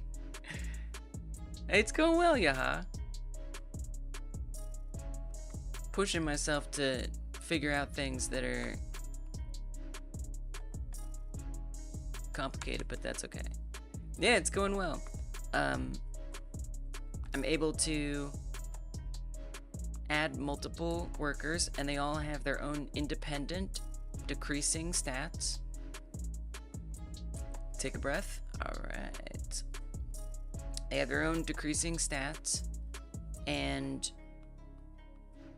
what I'm trying to do now is have the happiness change based on the income value. And I'm able to do that, but the timing isn't quite what I want. So I'm trying to modify it to be what I want. Although I'm starting to think I could do this some other way. Like, if it had like a different tick interval, but we're doing it on every tick, so we'd still need to check that. I mean, you could say, really this is monitoring on interval, not every tick. By the way, I just want to say.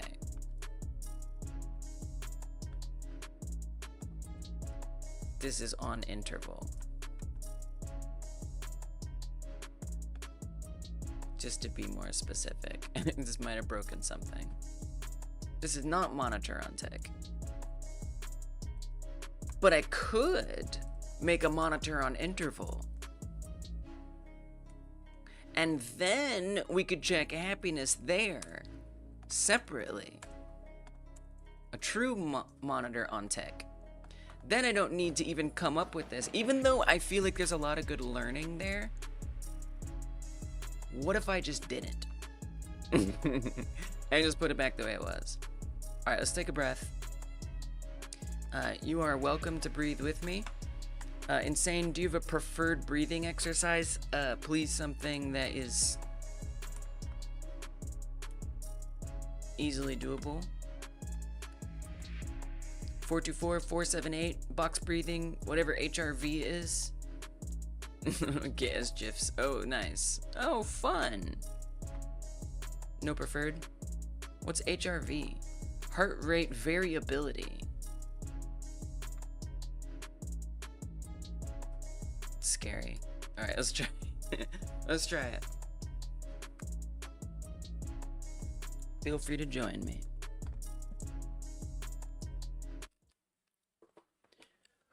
Breathe out. Breathe in.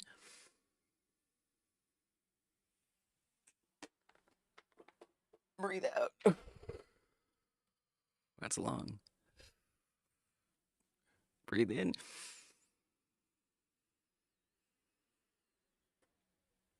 Breathe out.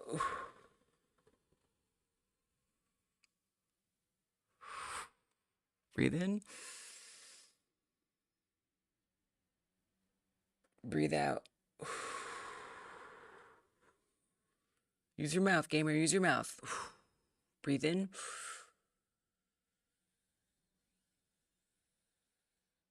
Breathe out. Breathe in.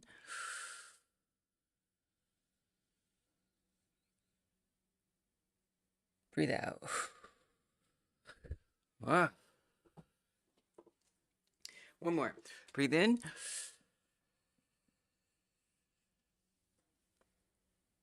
Breathe out.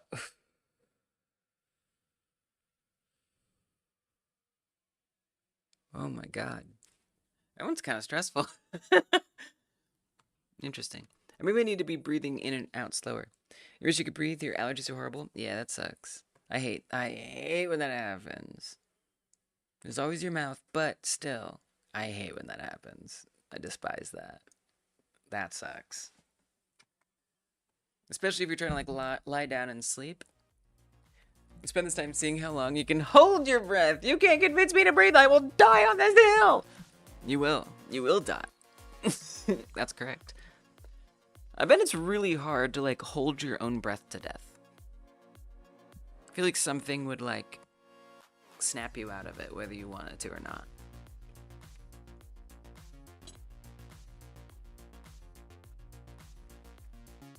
You know? Spent 4 hours, 50 minutes watching. Thank you for watching! Wow. I didn't know we had that. What? Maybe. I don't know if I have the stream elements bot on there. Pass out and your body takes over breathing out. Oh, that makes sense. You don't want to. I hate sleeping when I have my nose stuffed up too. Sucks. Like I'll try massaging, warm compress, inhaling steam. There's also this great medicine called, oh, what's it called?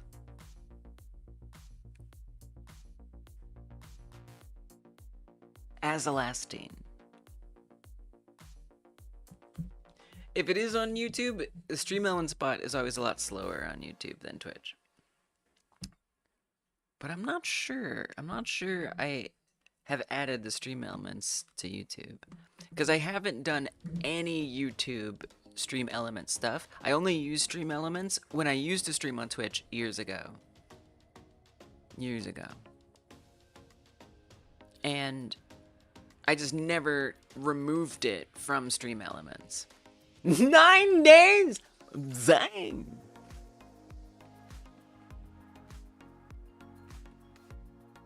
But I could add it to there too. Yeah, you did tell me. Yay, new friends. I love that for you, gamer. IRL friends, so important, easy to overlook. I love that you're doing that. Alright, let me add more things to my notes, which is add a stream elements bot to YouTube. Definitely doable.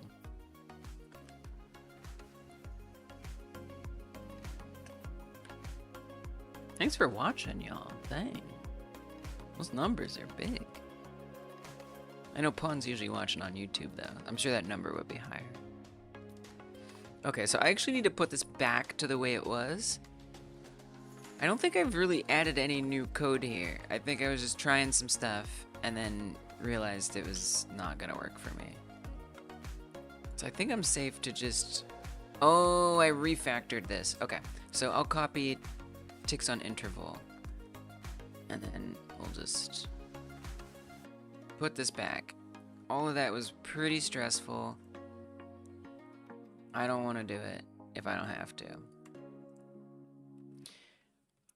Lower class stream watchers? No, come on. That's not true. That is not true. It's the opposite. I've been streaming on YouTube exclusively for the last couple years. And everything I've done has been YouTube based. Now with that said, there happens to be a leftover stream elements thing. I mean, if you want, I can remove it for Twitch. Come on now. You want to see what I have? Alright, let me fix it. I just broke it. Play more Minecraft. It's rare that you're comfortable spending so much time with someone. Love that for you, gamer. That's so nice. Let me just fix this. So, I do want to put that refactor of the tick stuff.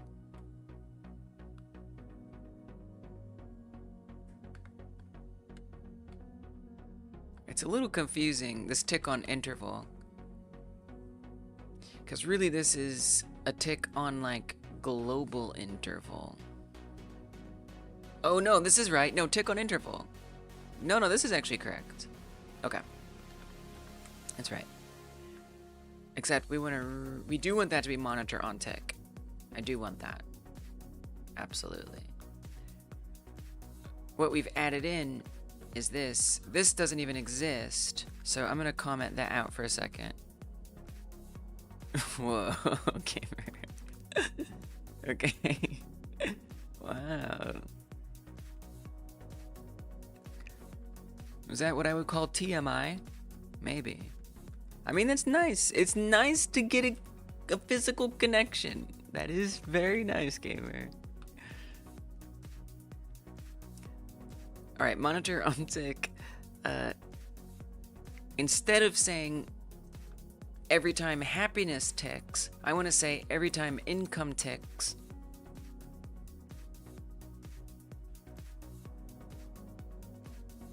Well, no, this is happiness. It's not, so this isn't on interval. This is on tick. So you can keep this exactly the same. You can keep this literally the same. Okay, just don't even change anything. Check it out. Leave it. Because the difference was earlier, we were actually checking on interval. That is to say, every time the happiness tick actually goes down and decreases, that's when I was checking this. And I was like, oh, that's too slow. I want it to check faster. So we can have this other function that actually does run on every tick. No, happiness is not going to decrease every tick, but we do want to check to see what the happiness interval should be on every tick. Okay, so that is a lot faster. So the one thing this is better. One thing it doesn't do is it doesn't update the tick interval, right? That's one thing it's not doing, which would be nice if it did do. Platonic touch starved. That's true. That's true, you're right. Yeah. Being around, hugging, sitting next to friends. That's a good point. I shouldn't have assumed. Good point. So if you want to see what I got so far, though, Xenos. We can add multiple employees, and they have their own independent tick rates that go down, although it doesn't really look like it, but they are different. So there you can see. Now they're based on the same tick rate, but their intervals can also be different. So the numbers can all be different.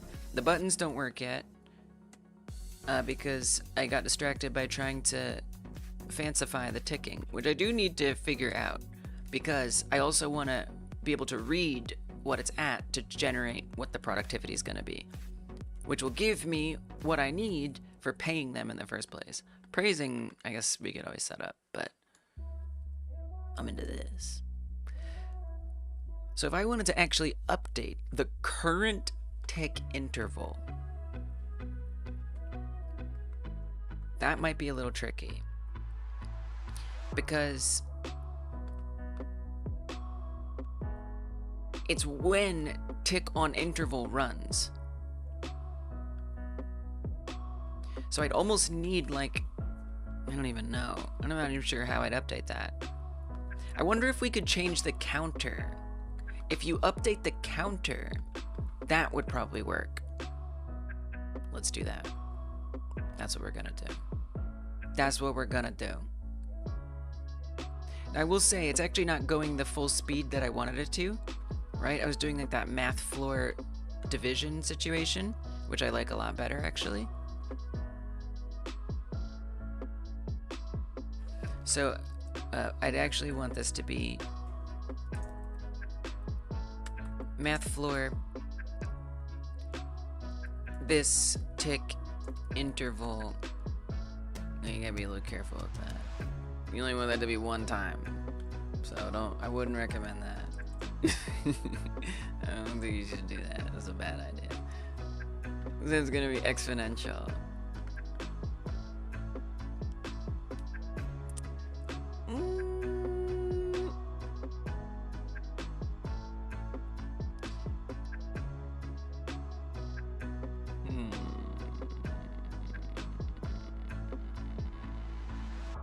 I mean, obviously there's like flags and stuff, but I'd really rather not. I was hoping I could just divide it, but it might be a little tricky. We could set its interval somewhere. Yeah, maybe. Okay, so what about this? When we create the tick listener, we say this base tick interval equals tick interval. And then we have this new thing called tick interval that just takes in the base tick interval at first.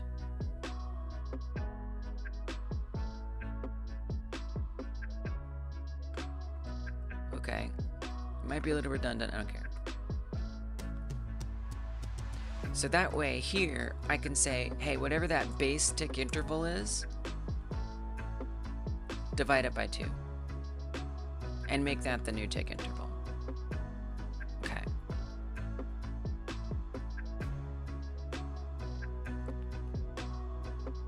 So it'll always be the same thing. I mean, you know what you could also do to make that a little simpler. And if you just don't do that, what if you just don't do that though? And what if every time we create a tick listener, I mean, I kind of hate that, but for every, you're doing like all kinds of extra stuff. What if you don't need it to ever be broken down, you know? Is the thing. Like I could say, this tick interval fast equals math floor. That way we're only doing it the calculation one time. I feel like I'd kind of rather do that. I'm not sure like what's the most performant option, and I don't know if I care. Math floor, this tick interval divided by 2. That's the fast version. That way it only sets it one time. And then we have that.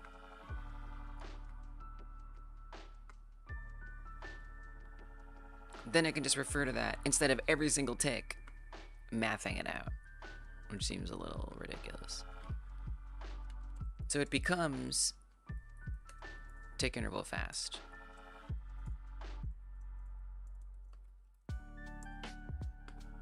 Hopefully that works. Okay, that's great and all, but we want to interject and update it. So in addition, I would also want the tick counter to become the now updated this tick interval immediately. So it could actually, in theory, increase the counter if it was almost there. So I don't love that, all right? So we can say if this tick counter, it's a little wacky, is less than the new tick interval, if it's greater than the new tick interval, or equal to, I mean, if it's equal to, it doesn't matter. If the current tick counter is greater than this tick interval that we've just now updated, then we want to nerf it.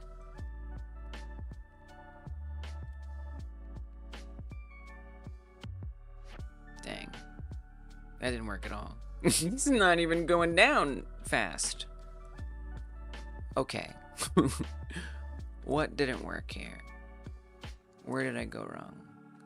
So can we just real quick check to see? Console log faster interval is...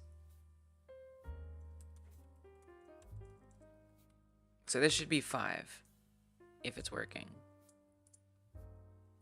If it actually updated it correctly. Stick interval is 5. Faster interval is 5. So it is getting... I wonder if it just doesn't seem fast because 5 isn't that fast. It might actually be correct. I just expect it to be faster. Okay. Let's divide it by 3.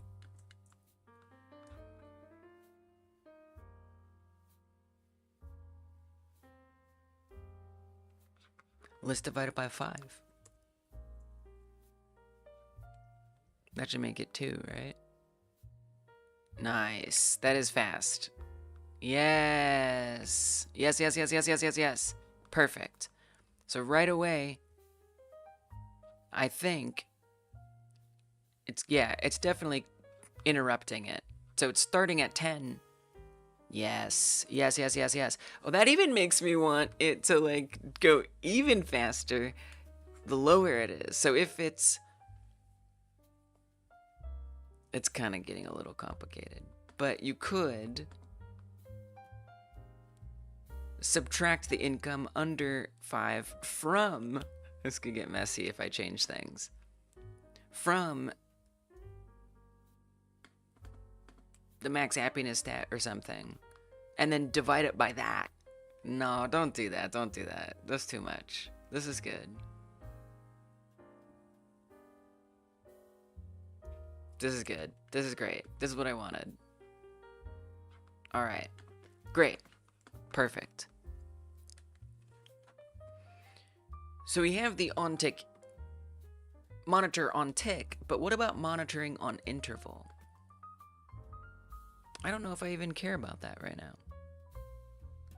Why would I want to do that? What's that gonna do? I don't know. Use it if you need it. Do productivity. Find the productivity. And essentially the profit that the person is generating. Which does introduce the idea of tracking how much money we currently have, which is something that doesn't exist and needs to. So, yeah. In the index, we've got, I kind of just want to slap it in here and just have like a span ID equals profit. And then we can just say it's 0. Obviously, it'd be great if it was like dollars, but let's not stress ourselves out. What does that look like? Probably looks really bad. Oh yeah, it's completely impossible to see. What kind of text stylings do we have here that we could use? Maybe.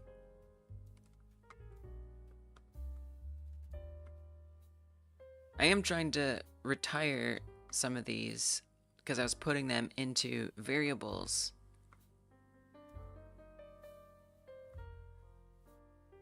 That get used for certain stuff. So maybe we should do that.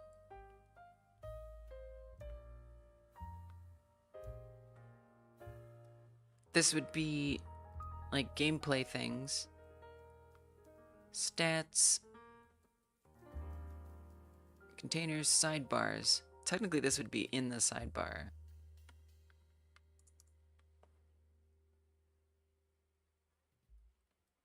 For now, I'm going to add this in here, and this is profit.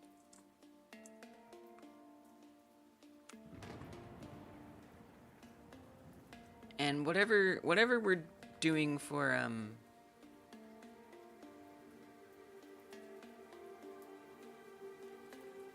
some stat stuff, stat interface, stat wrapper, all of this, give me that.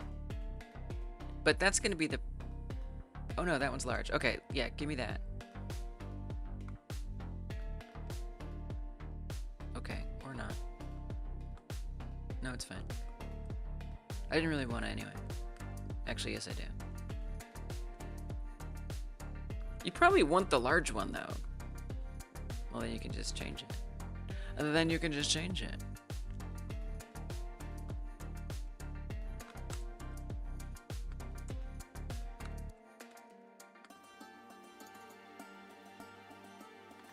Oh, wait. You don't want to update? You don't want to update? Well, it's... Okay. Oh, I see. Oh, how about you do... I see why that doesn't work. Because profit isn't a class, it's an ID. Can you do IDs, though? What if I do that? Hell yeah. It's a little small, though. You got bigger?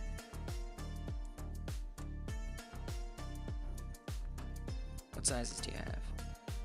Large, medium, large. Give me a big one. Give me a real big one. Let's try 3. Extra large.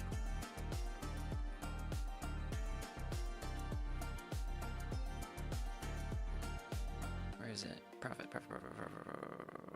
Obviously, it kind of needs some like margins around it and stuff. But I really don't want to get swamped with friggin' CSS right now. That's not that big. It's not that big.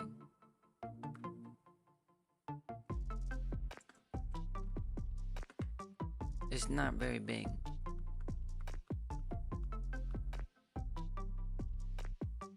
But maybe it's because of the relative nature of it that it's not actually going to get very large.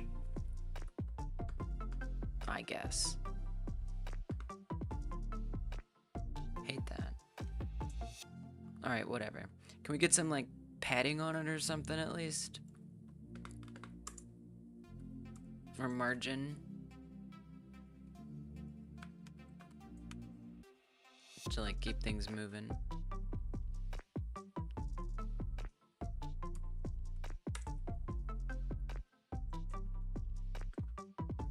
Alright, so that's our profit. It's just a number that's sitting there. Could we do like a justify content center? Okay, that was wrong. That was wrong. Items? Nope. Nope. Align? Please don't get in. Do not get into a CSS hole. I swear to God.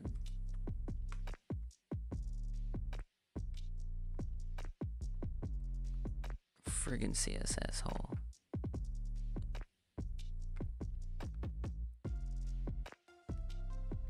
The worst.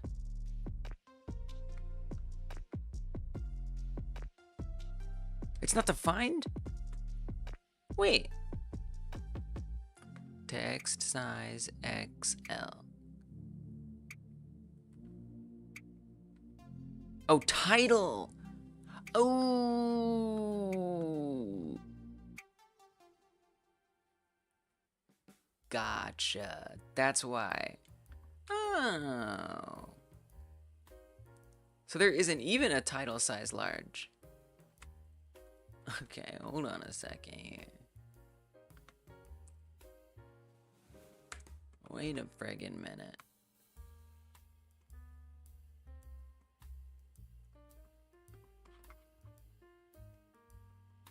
I'm not in a CSS hole. I just want to track it nicely. Is that so wrong? Yeah, big number. Big number go up. Yes. Yes. This is perfect. Okay. Whew. Maybe. Luckily, I just had a typo. Cache, can it do that?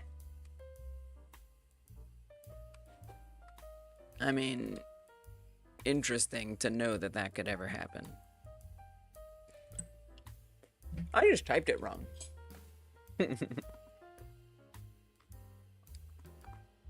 I guess if I wasn't running live server, it would do that. Alright. Everything's good. Everything's great. So I want to increase that profit. Profit, go up. Constant value profit equals document query selector profit. And then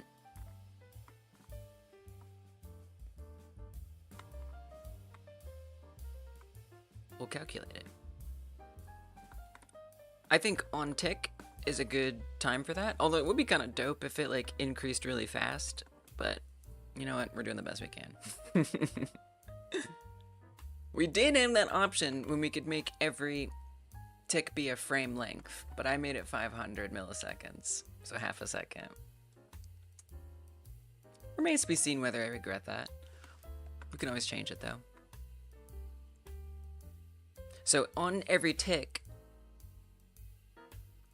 we want to be calculating. It doesn't. I don't care what it's matching with. Although, if we know what it's matching with, it's going to be a lot easier to calculate that. So we could say on every tick, let's set up a variable and call it this. Oh, I probably could have done that earlier. Is that what you were saying earlier, Flikuda? I'm not sure. I couldn't process what you're saying, but maybe this is kind of similar to what you were saying, actually. So this current happiness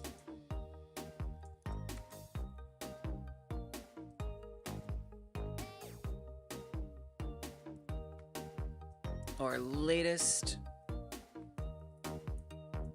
happiness, or maybe you'll say latest value happiness.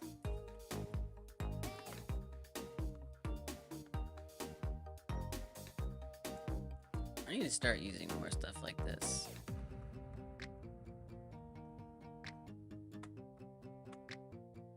Your browser does that, and you have to add the hrefs your CSS file version 1.2 and change the number if you don't want the people who came previously to see the old CSS.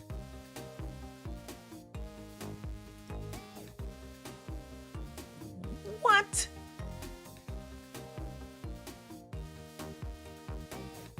What?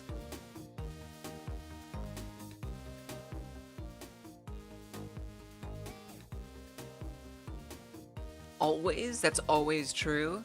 That no matter what, anywhere on the internet, if someone visits it, you always have to add a new version of your CSS file? Is that true? I don't know if I'm convinced that that's true. Are there like certain browsers that do that or something? I don't know if I've ever seen that before. Like when I visit a site where I know the CSS has changed. And certainly there was no version upgrade. Is that like if you set a version in the first place? Maybe? Maybe if you use $version equals and then you don't update it. Maybe that's what you mean? It's kind of interesting. I didn't even know that existed. The version thing. You don't have to make a new CSS file, you just have to indicate that CSS has changed. Right. Yeah. Yeah, however I misspoke. That's what I meant. But I've just never seen that before. I've never had that happen where I've updated a page and the CSS didn't change as soon as I updated it. If I check it elsewhere or someone else checks it.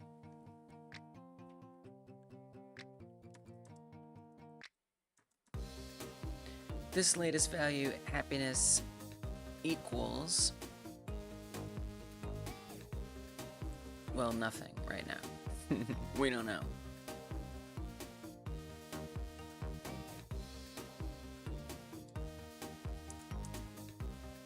This latest value, income, equals null.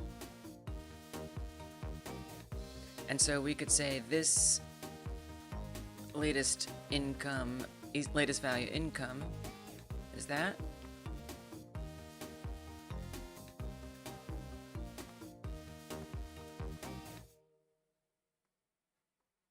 So every tick, I mean, it's a little, this is a bad idea. Don't do this.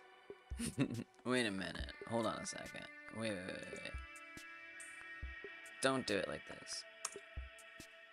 Come in here, make one for income, have each one's own update the latest value, right? So this would be getting its own stat value, basically.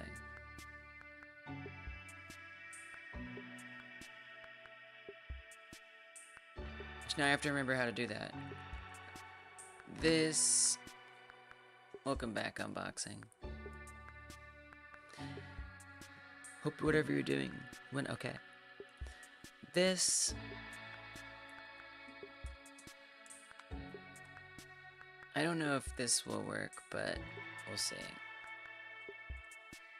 The stat value inner HTML. Can we see what that is? First.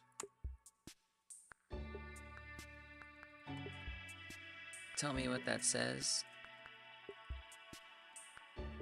I'm not yet convinced. But that will work. Oh no, there you go. 4, 3. Okay, very good. Oh hell yeah, this is the way. Then we update this latest value happiness to easy. We don't even have to search them. Oh my god, what have I been doing? Hey, I like what I learned, okay? But there is no need for this at all whatsoever, right? I think not. I think not, is what I think.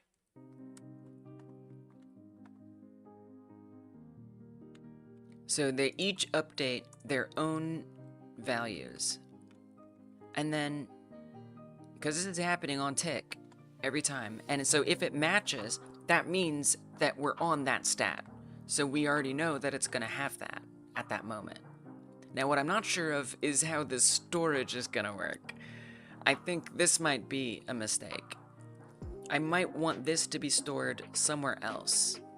Like, I think you might be making a mistake here. You could have it be a global, but it can't quite be global. It would need to be global to the worker. I think you're still in some danger here. I don't think this is the magic bullet you think it is. Because sure, you can do that income thing, but that doesn't mean it's gonna know the happiness one, right? So if I say console log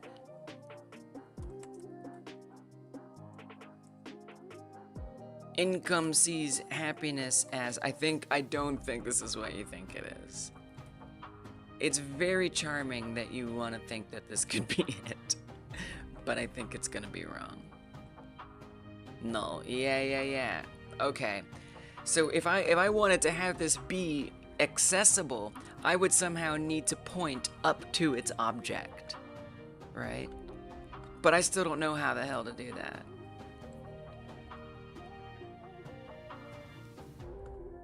So that's not correct. It is interesting though, and it makes me wonder if we can't create a special tick on interval. No, it's a mistake. Well, it was fun while it lasted. Nope. I'm glad you explored it, but it was wrong.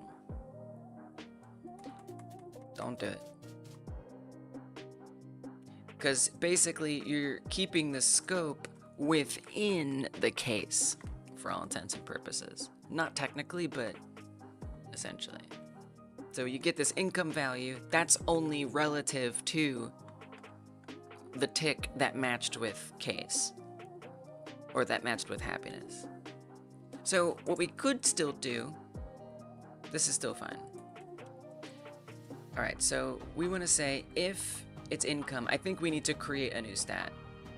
I don't know how to pass its object.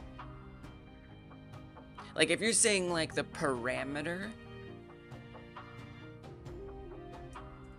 I kind of hate that a little bit. Because, you know, way back here, when we first create a worker, so that's going to be when a button gets pressed, hire a new employee, it creates a new employee. It does add it to an array, but I really haven't found much use for that array because I don't know how the hell to search up an object. And this just creates that object instance. So you create the new employee. When an employee is created,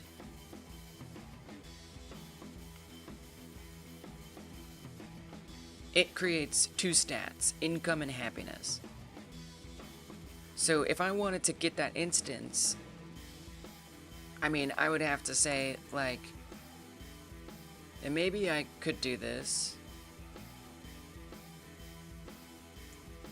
new employee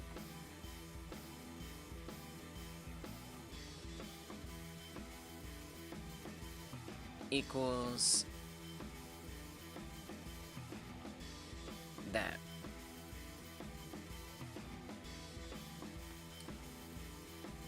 I mean, that's kind of crazy, right? Because it would have to, I mean, that just kind of doesn't make a lot of sense. Like, how would I even pass that down? I don't even know. I'm not even sure. I couldn't even tell you how I'd pass that down. So to me, I would love to be able to find the object from the stat instance. But I don't know how to do it. And I started to do it, and then I realized I didn't necessarily need to, and so I just said, screw it. Screw this! This is potentially completely unnecessary. Let's not suffer. Okay, so what I am thinking, though, I don't need a case for income. What I am thinking is there's an extra stat that gets created for every single worker, and that's productivity. So as soon as we create a worker, it automatically gets a productivity stat. Pass this where? Which would be the parents this that is holding the stat. Yeah, for this function.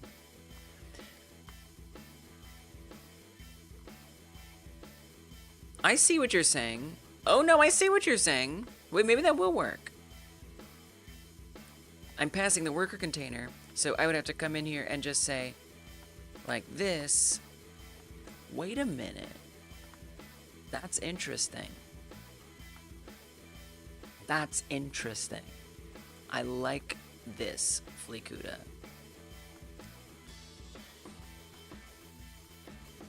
And then just when we create a new stat, and the constructor, we just have to make sure that's in there. Yeah, that's a really good idea. That's a really good idea. I wasn't exactly sure how I would best do that, but I like this idea a whole bunch. So for the base stat class, we don't just say worker container, we say worker object. And now we have that. This worker object equals worker object. Ooh. I like that. I like that a lot. So now what am I gonna do with that? Well, if I wanted to go back to keeping track of this latest value, can we finicky? Yeah, let's find out. Let's find out. This latest value, it's worth trying. We could also try constructor or something, this dot constructor. Alright, how about this? Let's just say on tick, we just see what this is. So, worker object. And see what it returns. Ooh. Cannot read properties of undefined, reading append child. Okay, that's up at 196. Oh, it's probably still looking for the first argument.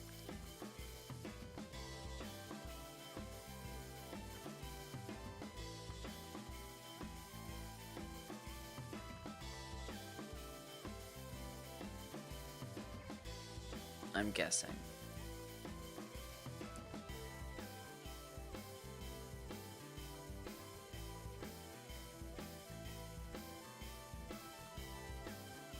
Worker container.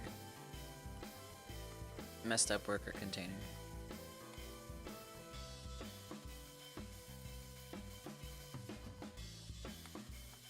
That is a little surprising. Because I gave it a new first object, a new first parameter, What is worker object? We deal with that here. And then we just call it worker container.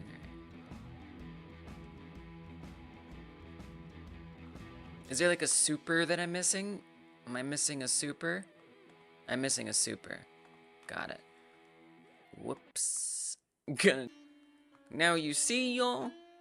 That's why we don't use the backup internet. Because the backup internet does things like that. But we switched to backup internet because the non-backup internet was being goofy. But sometimes it does that. That's the backup internet problem. Okay, hopefully that won't happen again. But if it does, we can check to see if the other internet's doing better. I'm told fiber is coming soon. I really hope so. Alright. When internet be a goofy goober, it do be a goofy goober. Oh my goodness. The goofiest goober.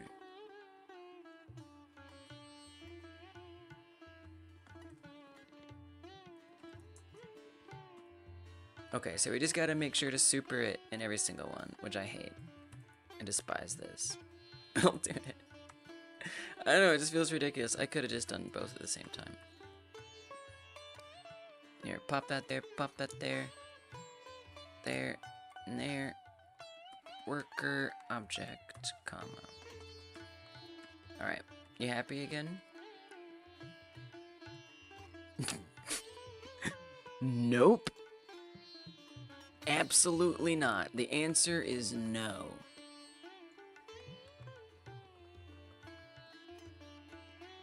It sure is being funky. It sure is. Tell me something. What is it? Pray tell. Here, before you do the error. It's almost like it's... I mean, to be honest, we could get the worker container from the object. Maybe. So it's... Wait, no, why is worker container... Why is worker container being assigned to worker object? Alright. Do you want me to put it at the end? I'll put it at the end, if you want me to put it at the end. I don't know why I have to put it at the end, but it seems like you want me to put it at the end. I tried putting it first. Do we need to do this in the employees? Is that the problem? Maybe that's the problem, or among the problems.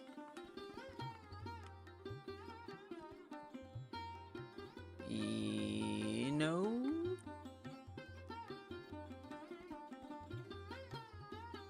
I'm a little confused, truth be told.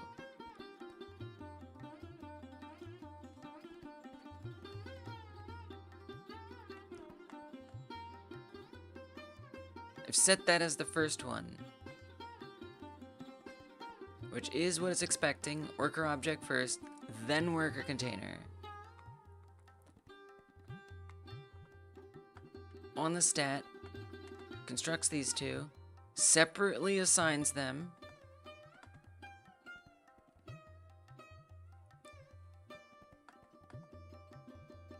Where else do we refer to the first parameter?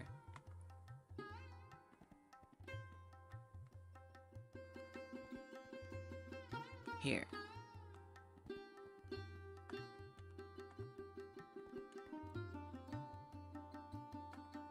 And I'm saying... Alright. You know, I feel like this is very bizarre, but... Here's what I'm gonna do. I'm gonna put it second. I don't know why I have to put it second, but if it solves the problem, I'll forego the learning.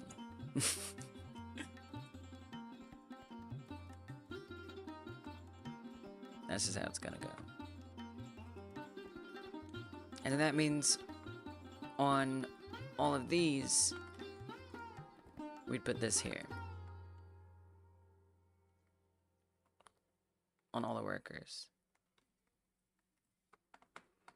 And then that also means that on all the stats,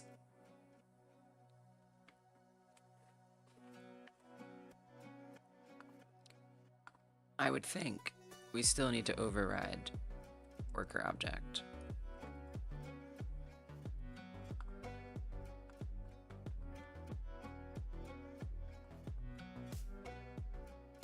Oops. That's why I don't like clicking multiple. Because if I make one little mistake, I gotta do them all over again. Worker object. Okay, so first of all, does that give us errors? No, it does not. Okay. Okay. Okay. I don't know why it doesn't want to be first. But it's not yelling at me. So then the question is, do I have that object? So I guess let's see on the tick monitor. Show me worker objects. There it is. And if we have two, one of them should be, yep, there it is. Honestly, you're a genius, Fleekuda. You're a friggin' genius. I gotta give Yaha some props for debugging with me. And someone else too, I feel like. Right?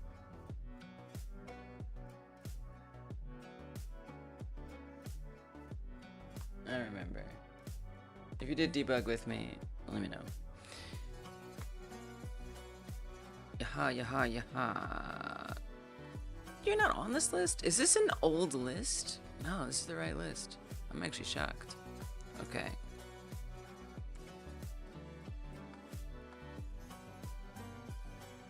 I'll give you 2, and then Fleekuda, I'll garnish you generously with special thanks.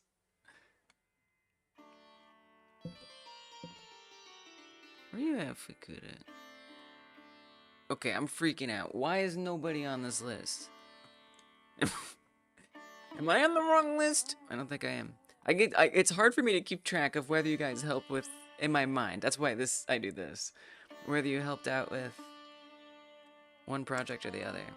All right, Fleekuda. I'm gonna give you 4. You've been helping all along the way. All right. So now that I have a reference to the worker object, I want to fetch the latest stats. Wow, this is... Thank you. I am so thankful, Fleekuda, for you helping me figure that out. Because it just would have... Everything would have been worse. So we're going to say this latest value garnishes parsley, basil, and cilantro are tasty ones. I like tasty ones too. Don't put inedible things on plates, folks. Alright? Nobody wants that.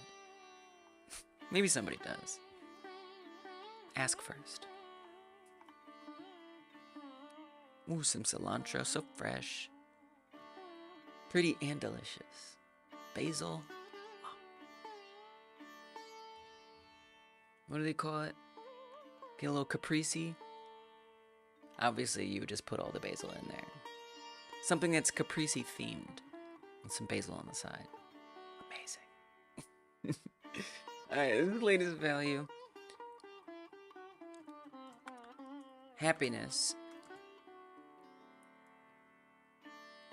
But you could just update it here, too. It's on every tick.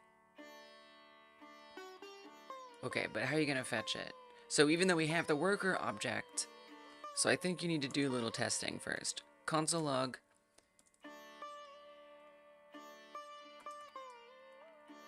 Worker object.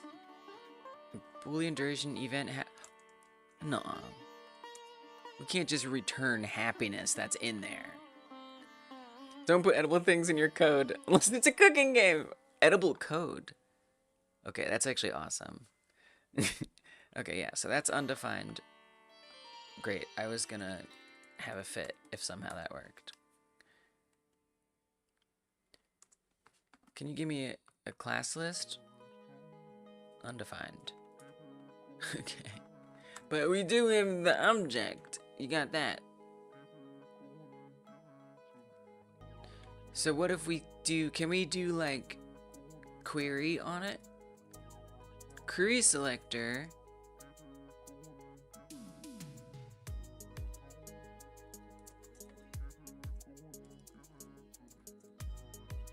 Stat happiness. Does that exist? Uh-oh. Query selector is not a function on there. Oops. Okay. Alright. Now I need to find this. How to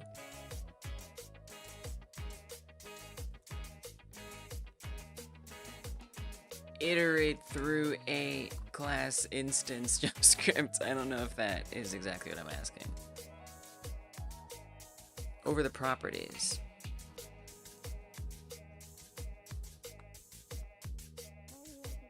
All instances of a class. Over class methods. Object.entries. An array of a given object's own innumerable string-keyed property key-value pairs. What does that look like?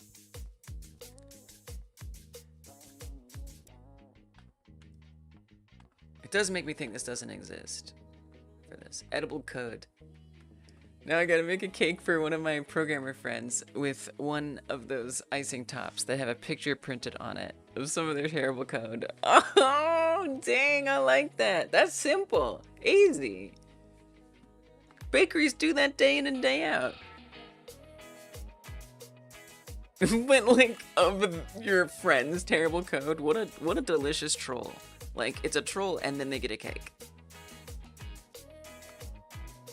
I can't see what is possibly wrong with that. Oh, object.entries.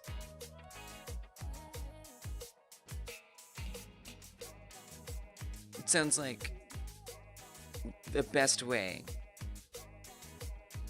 to like insult somebody. Or call them out on something. Put it on a cake when you do it. Whoa. Oh, look at this. What do we have here? Worker container, sprite container, sprite itself, stats. I think you know I want those stats. Wow, and then we get the class objects for each of those stats. Although technically we could just look in worker container and then find what it is inside of there. Dude, the world is my oyster. Okay.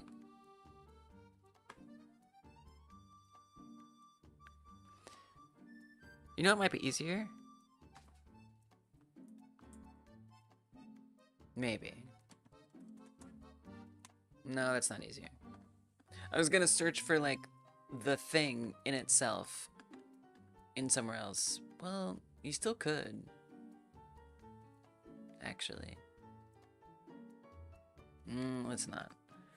Console log object entries. Okay. Great. Now I have the object entries, but I want to go through it, right? So would I want to iterate through that, I suppose?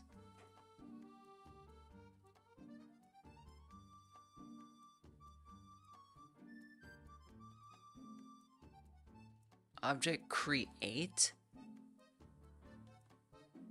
What the hell? Converting it to a map. Someone was talking about maps a lot. Accepts an iterable of entries. With object entries, you can easily convert from object to a map. So a map creates like a separate thing to loop through that I guess I could potentially mess with. Using array destructuring, you can... Whoa, destruct. Destructuring. What? You can iterate through... It's blowing my mind. You can iterate through objects easily. Yeah. For each key value.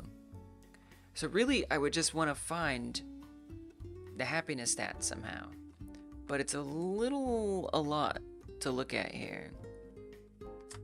Best part is they might not recognize it until they see the variable names or something. So I wouldn't be surprised if they're just like, damn, that is terrible. Who wrote that?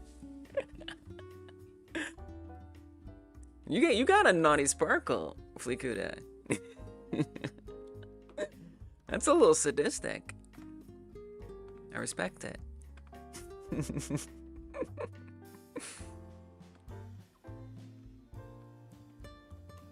I mean, look, what I don't love about this is it's like 0, 1, 2, 3, 4, and it's array. Like, how am I gonna know which one it is? I mean, I can assume it's the first thing. Like, that's a valid assumption. But, like, what if that changes? I don't know why it would, but what if it does?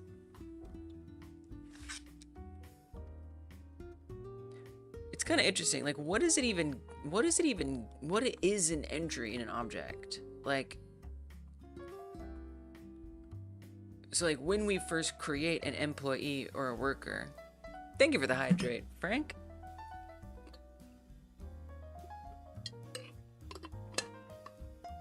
Delicious. How you doing, Frank? Welcome. Oh yeah, I still didn't get an exception for Frank. I need to do that. I need to do that. Because Frank is supposed to be getting on-screen emotes while your Twitch sub is active. But for some reason, you're not. What if I like suppressed it and I didn't realize? I don't think I did though. Oh, I guess that would more be... Okay, let me check something. Let me just check something real fast. Let me look at something. I wonder if I... No, I don't think so. I was gonna say, like, have some exception against mods. Members only. No, I don't see...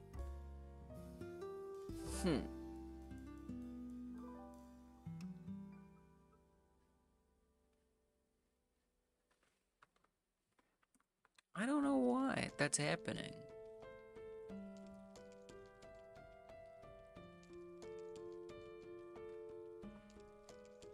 Let's look at the emotes wall. I don't think there's any like special setting really.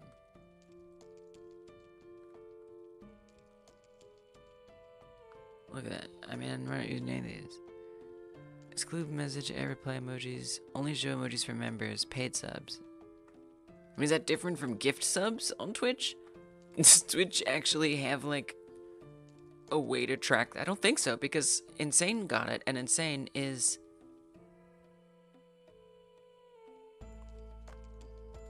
a gifted Twitch sub. I just don't know. Is there some way to like say a certain person? I might have to code that in myself. Unfortunately.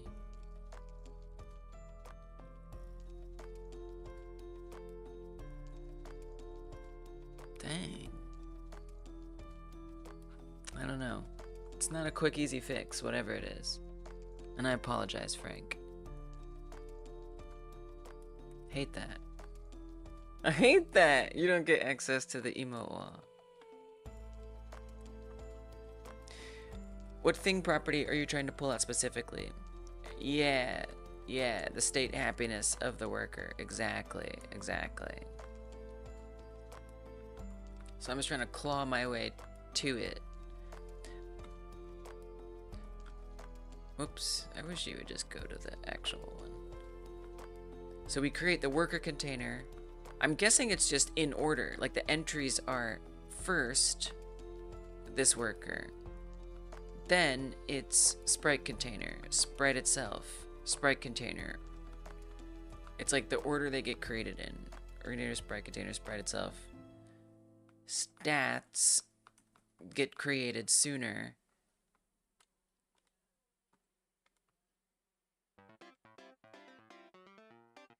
After the sprite itself.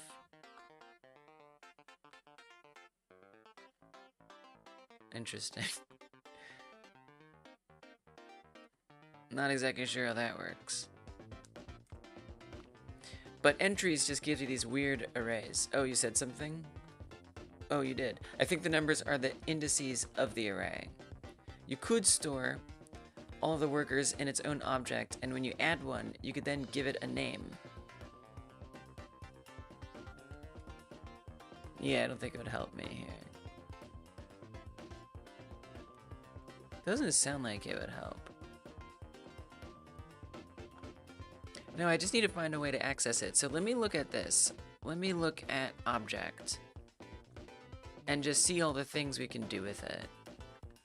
You know,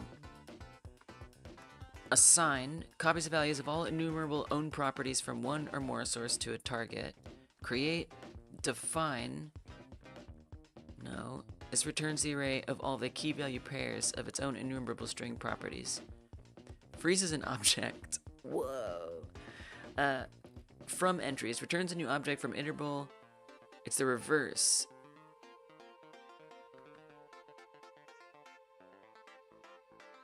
I don't even want to try to understand that. Get own property descriptor. Descriptors. Get own property names. Returns an array containing the names of all the given objects' own enumerable and non-enumerable properties. I don't know about that. Property symbols. Prototype of. Whoa. Group by. Groups the elements of a given iterable according to string values returned by a provided callback function. The returned object has separate properties for each group containing arrays of the elements. This is crazy. Properties of object can also have a name. So you could do worker stat happiness.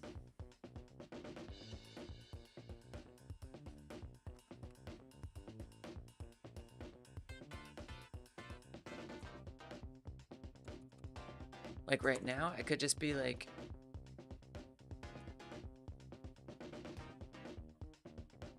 this worker object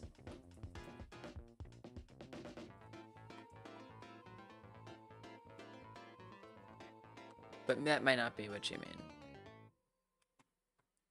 Interesting, it doesn't find happiness. Do you want me to capitalize it? It's interesting that it doesn't say it can't find stat, but maybe that's just incidental. Undefined.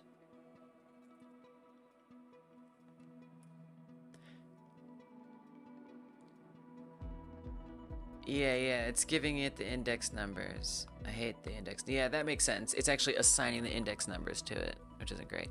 Compares the two values of the same value.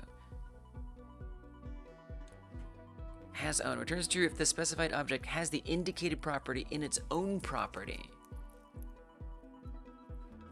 Okay, tell me more about this property list real quick. I'm feeling a little curious about that. So from object,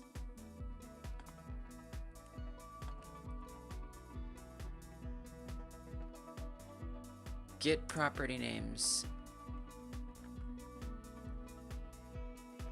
Worker container, sprite container. Oh! This looks good.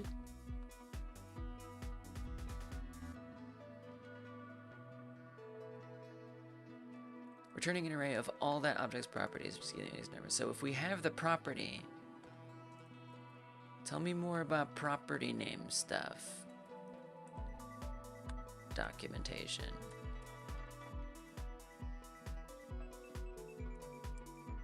Not here. Not there. No. Okay, yeah, here. Define property. Adds it. Console log worker object.stats. I thought I tried that. I think I tried that. But nothing happened. Or it said it was undefined. What? What did I do before? No, I swear, I thought that's what I tried. Evidently it wasn't. What did I do before that? What did I type before? I don't know, I guess I deleted it. Or I undid it to death. Did I forget to add the stats or something? I just want some closure here. What the heck? I don't know what I type before, but thank you. That's the right answer. Oh, yo, what?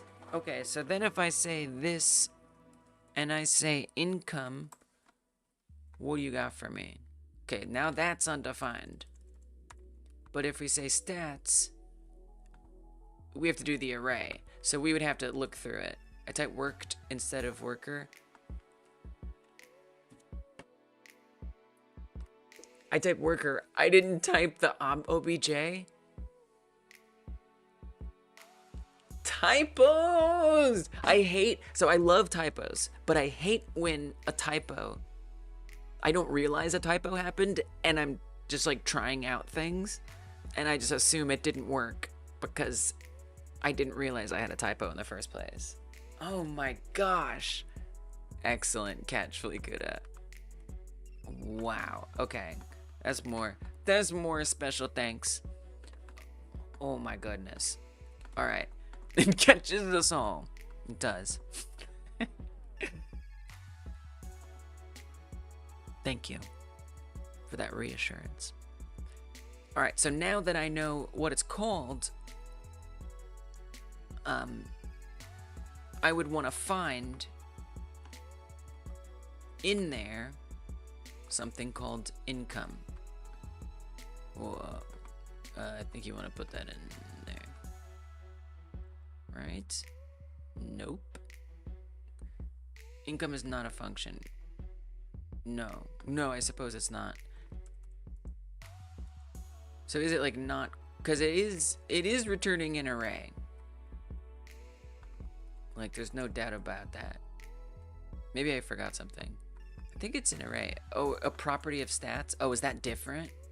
Oh, I don't know. It looks like an array.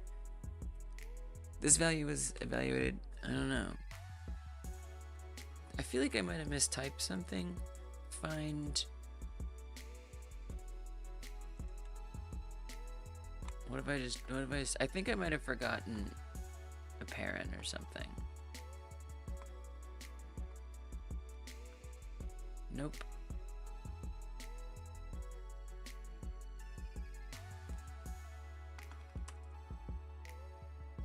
What's another array thing?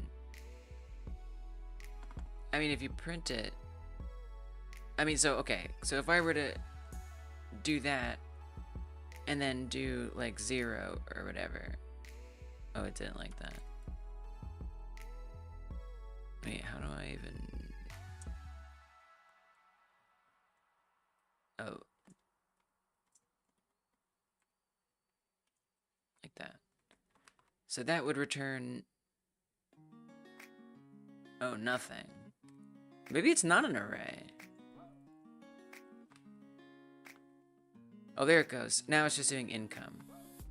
I mean, it looks like an array. I think I just might not be finding it correctly.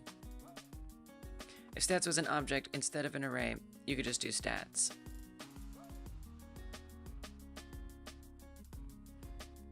Stats not income.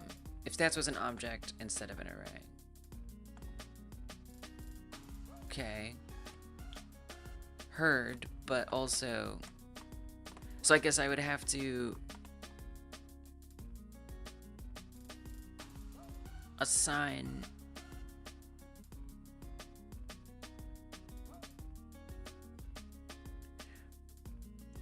or find stats within the object.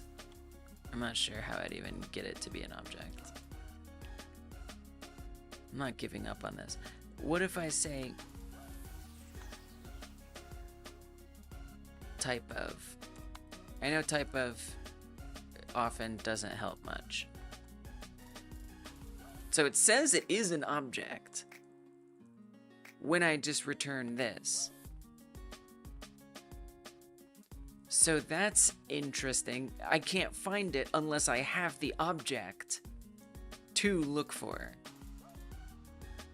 So if I wanted to find that object, that could be a little tricky unless I stored it somewhere. Don't love that.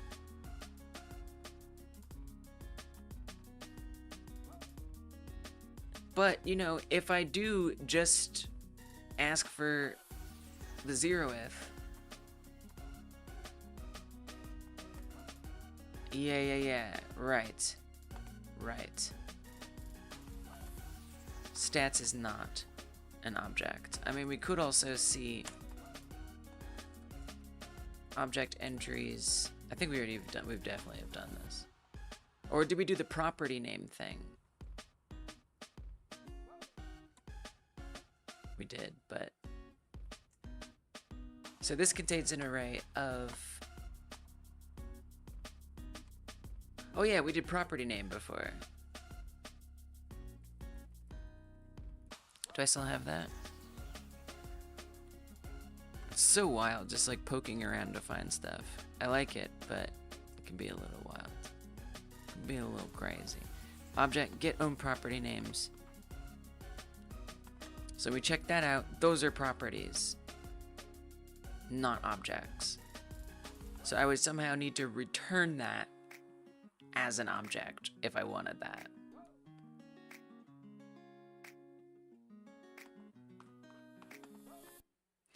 Object entries freeze from entries. You know, property names, symbols.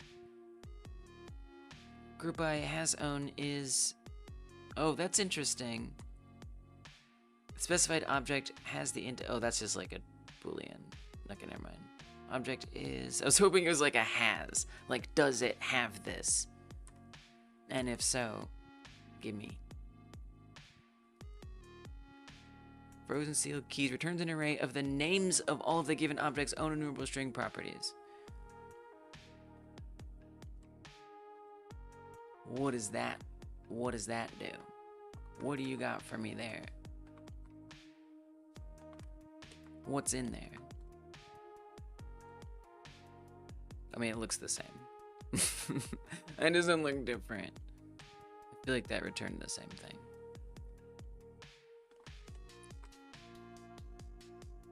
Containing the names of all of the given object's own enumerable string properties. So it's still a property at the end of the day. Values returns an array containing the values that correspond to all the given object's own enumerable string properties. Instance properties. These properties are defined on object prototype and shared by all object instances. I don't know if I want that. Points to the object which was used as a prototype when the object was instantiated. Constructor function that created the instance object. Whoa.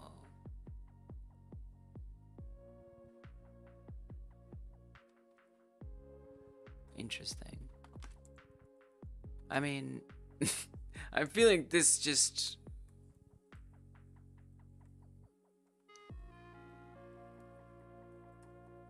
is gonna be like the window or something. It's nothing. Oh, I spelled this wrong. Prototype. Employee.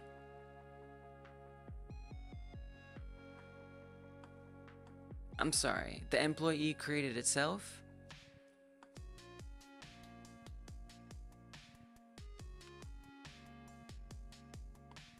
I also feel like we could just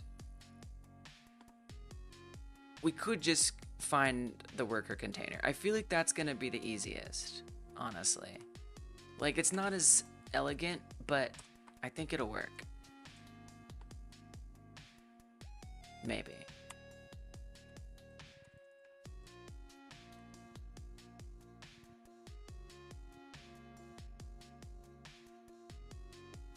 Can we, is there any kind of finding that can happen in here?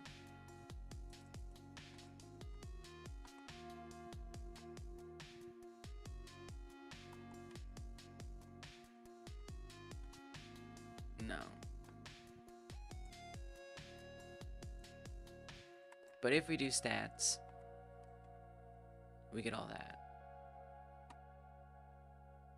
Oh, it's right there. It drives me nuts. It's right there. It's right there. So I could do like 0 and 1. I could just do 0 and 1. I hate it. But it feels like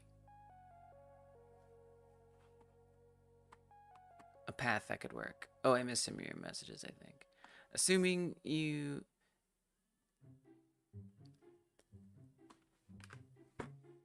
you're always planning on having stats be laid out as income, happiness, etc. Yeah. You could just, exactly. I mean, it would be different for each worker type.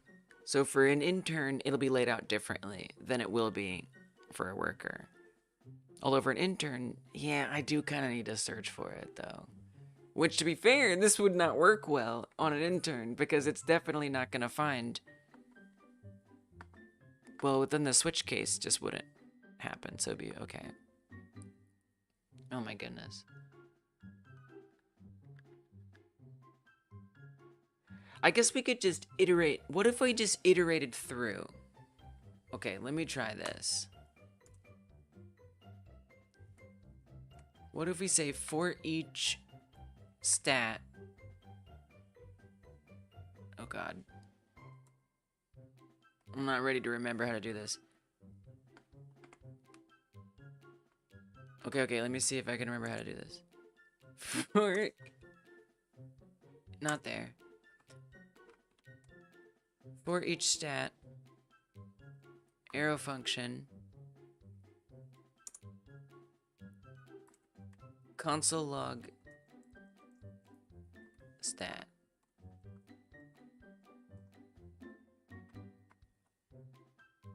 So now we're actually listing the objects. So I could say, we could even do a switch case here. I mean, it's just more things, but...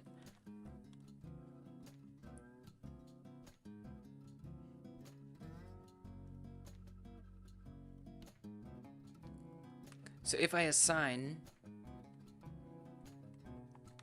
stats here to be this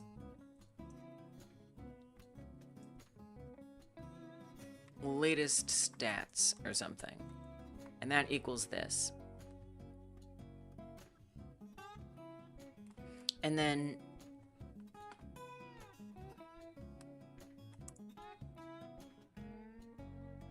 switch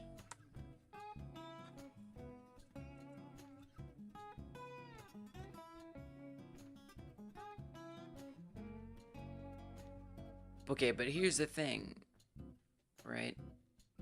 Stat name is like one thing here. So you would still need to iterate through all of the stats in order to get that. So I think you still need that iteration.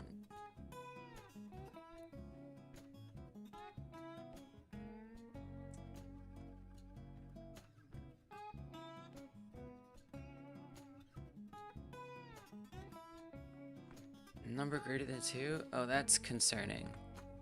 Just change stats to be an object on creation that has properties of income or happiness. Add it to it in the constructor of worker. And then that turns into stat income or stat happiness.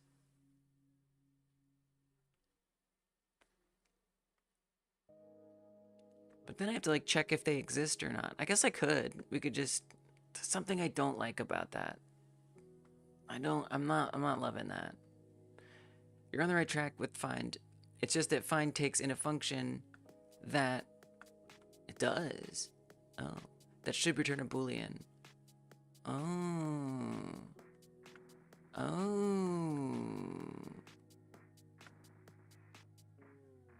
I did see that the error was reporting that.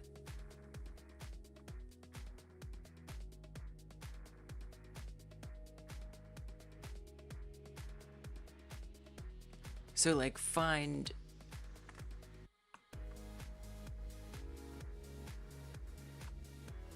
if like the name equals something in particular. And then if it does, it'll return it.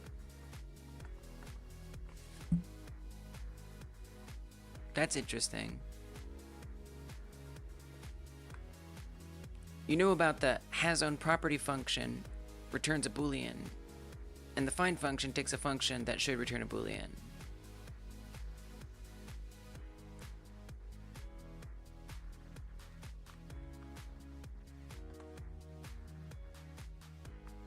returns a boolean indicating whether an object contains the specified property as a direct property of that object.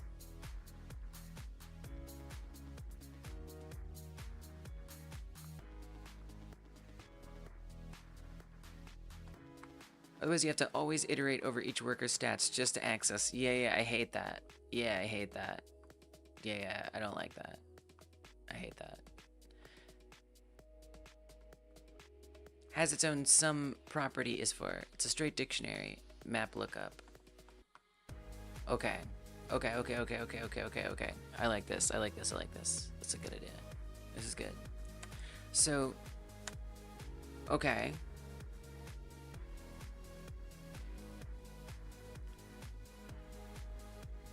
So I want to find, and let me see, it has own property. Oh, it can be a string? Is this gonna work though? Is this gonna work? Okay, let's keep console log for now, so you can verify it works. Yeah, wait, I'm not gonna look at what you're saying, because I'm gonna try to figure it out. But, like, I think what you're saying is probably what I'm gonna try to do. But I just wanna figure it out. Okay, I don't know if I will, but I'm gonna try. Console log. Oh. Object. No. This worker's stats.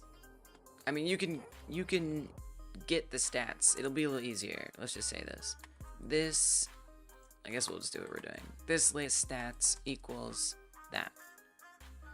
Okay. Then we say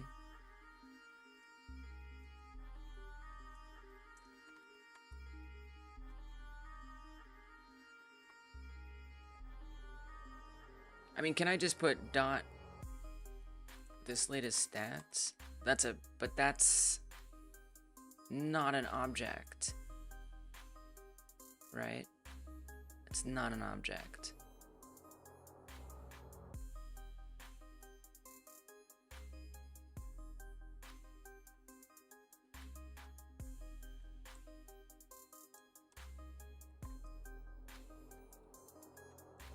Latest stats, find object prototype.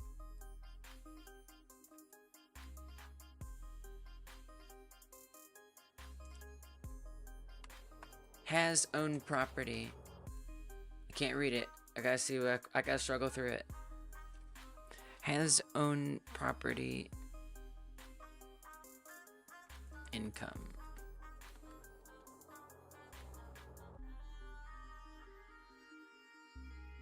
Boolean false is not a function. Oh, it has to be a function. Right.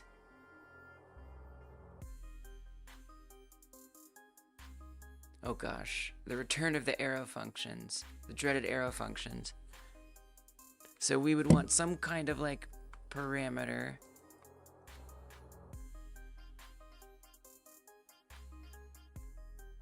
And the function that we run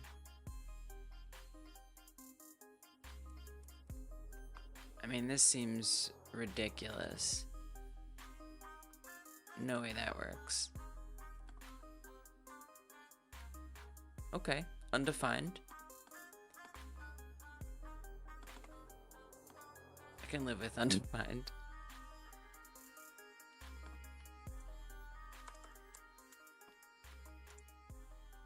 Console log this latest stats.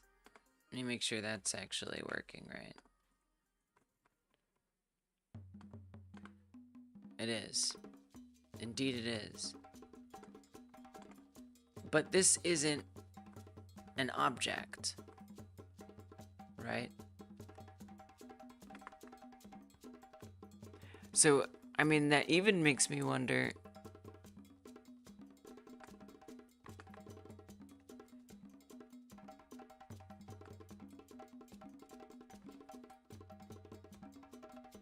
I don't know.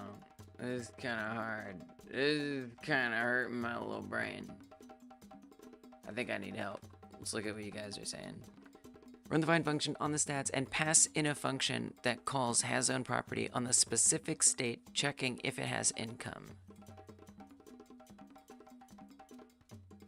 That calls hasOwnProperty on the specific state, but find is still a loop over the array, so it could be much faster if stats was not an array. Stats is an array, find is used on arrays, hasOwnProperty is used on an object, individual state is an object, stat is an object. If stats was an object and not an array, you could just do that. Right.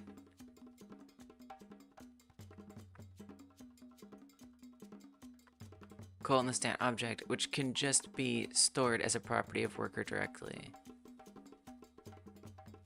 I don't like that idea much because different workers will have different stats. And like, so then this runs on every worker. And so it would need to like know what stats every worker has. Something about that just feels weird.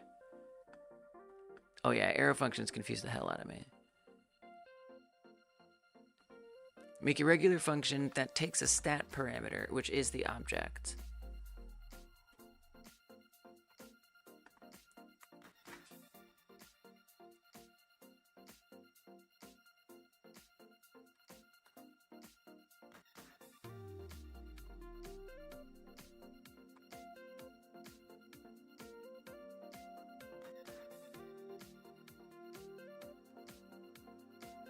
It takes a stat parameter, which is, but I'm trying to get the object in the first place. I don't understand. I'm afraid I don't understand what you're saying. I can't say that that has helped me. Unfortunately. So earlier you had said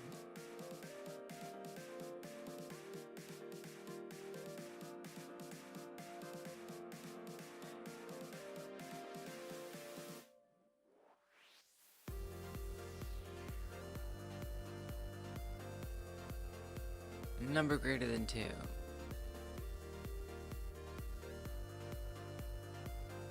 Yeah, I'm not sure I'm following. Think about what function. You're honestly, what you're saying is not getting me there. Make a regular function that takes a stat parameter, which is the object. What are you talking about? It's not clicking. Sorry. I'm sorry. I don't understand. If this is being run on every worker anyway, you're going to have a check for which stat is the current one you want, regardless of what the worker type is.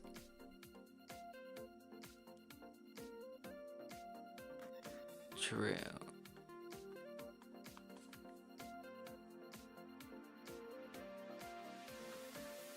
True, so we still need to do something. I know what you're trying to do, diversity, but it's confusing me. I'm not thinking of the end. I don't have a stat object. I don't know if that makes sense, but I don't have a stat object. You're wrong. There's no stat object. We have a stat. We have like a list of objects contained within stat. No, I don't. I'm sorry. I'm not gonna do that. No, thank you. I don't want to do that. I don't want to have my hand held like that. It's stressful. Okay, so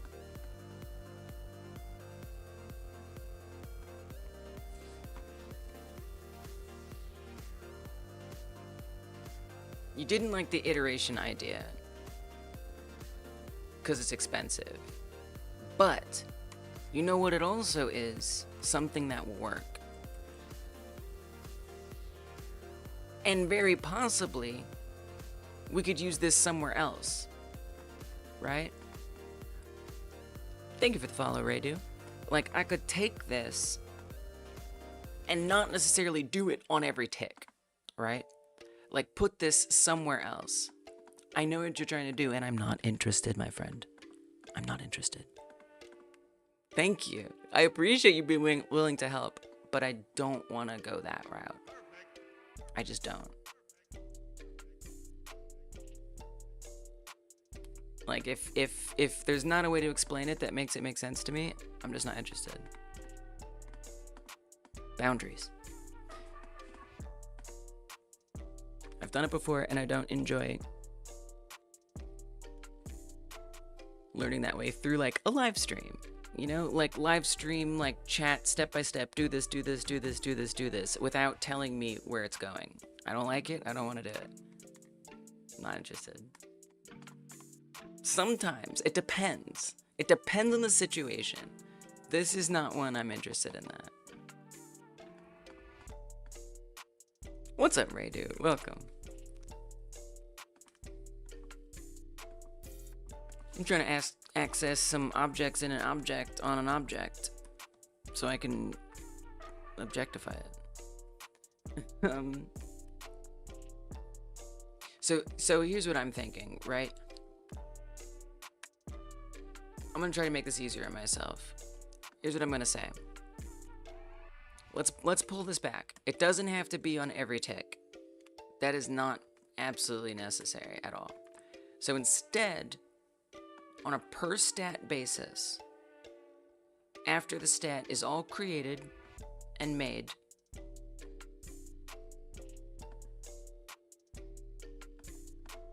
I mean, I guess I would want it on a worker basis, actually, right?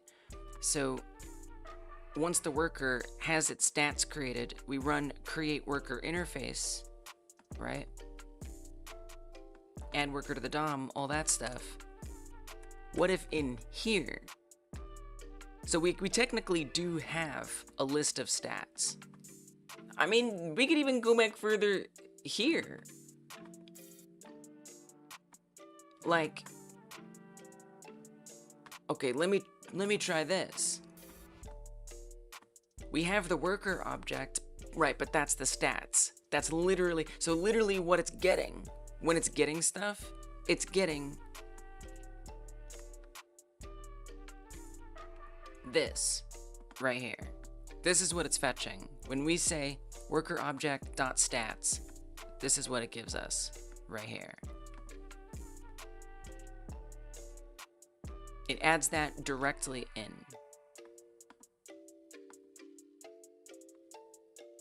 That's where it's getting those from.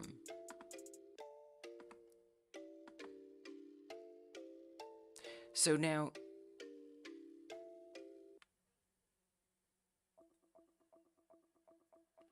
if I wanted to keep track of those values, I mean, it's kind of wild. Like, we already are creating this array, right, of objects. That is being created, and it's accessible on each worker.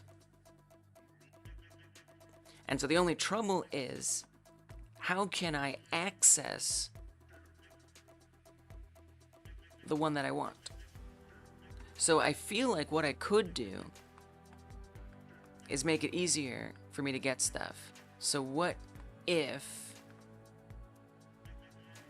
So this is what you're kind of saying about it being an object, right? So if I make this like that, okay, hold on, hold up. If I make it like this, we could say, now it's gonna be different, so I could like say like stat 1, stat 2 or something, but for an intern, for example, I wouldn't want to calculate duration versus happiness and that equal productivity. I don't want that.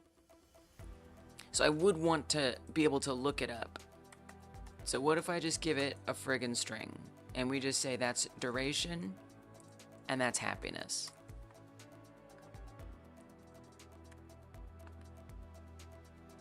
Same thing for these. Stats is an object with test stat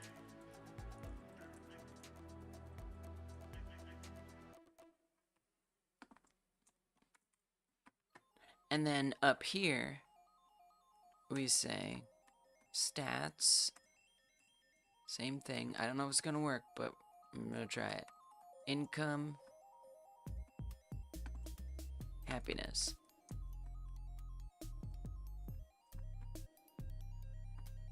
Okay. So now, on that tick, if I say console log this worker object dot stats, let's see what that says.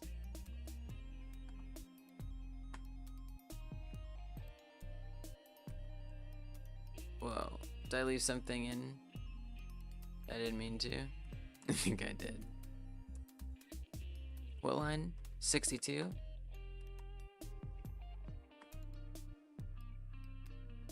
Oh, okay. So we're already... So that's one thing, is I have to change other stuff. That's the only issue here.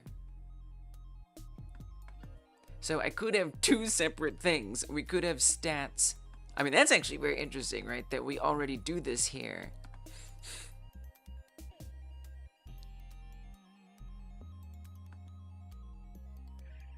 But it might be easier to do it this way, too.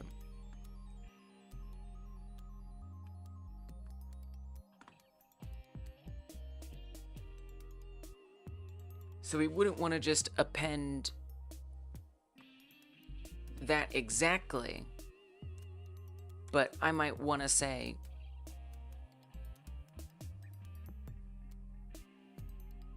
for each stat,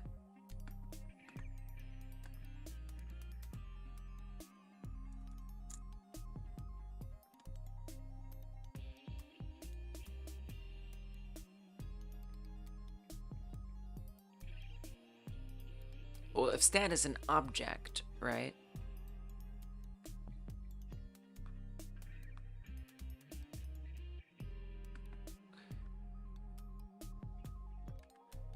Okay, this is a little different now. Can we just see console log stats? Like, what does this look like right now? I'm sorry, I'm spoiler goggling from chat, but I'm excited and I want to see what I can figure out. Income, happiness. So it's like that, right?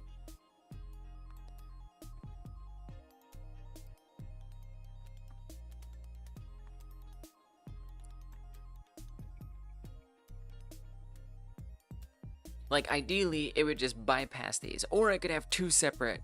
I mean, it might be easier if I just have two separate things. This might be easier.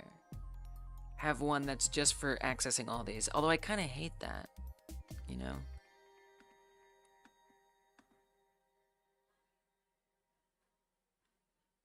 And so if I do for each in here,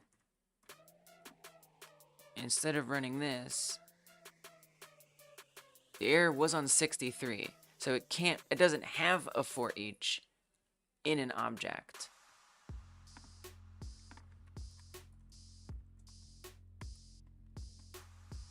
Entries.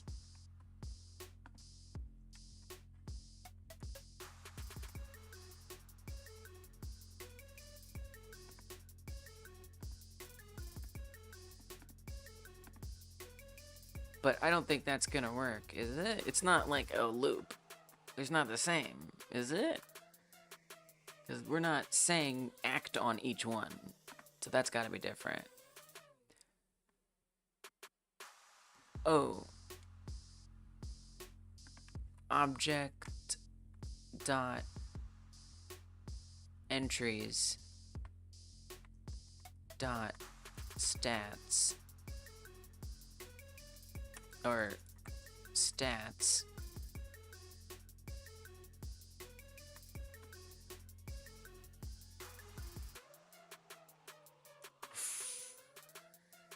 But if you do for each,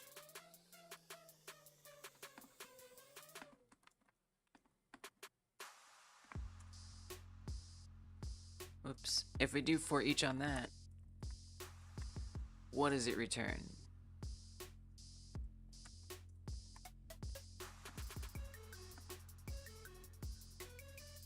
Okay. Now, if I want to, we could always just look for the second thing in that array, since I know that that's always gonna be the thing. Right? So here, can I do something like this? What if I do it there? Income, happiness. So if I make that 1, assuming I just always know that it's a little unreadable. I don't love it, but I kind of don't care. So then we would come in here and make this stat1 stat interface. Nice. Okay. Now back down on every tick, that's giving us all of this. So we say, which I mean, I'm gonna have to iterate through it to some extent. I mean, just do the switch case, I guess.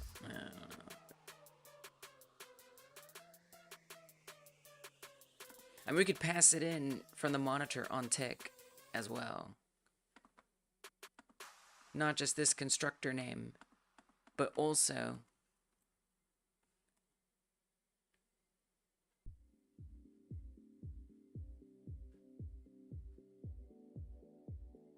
I don't know.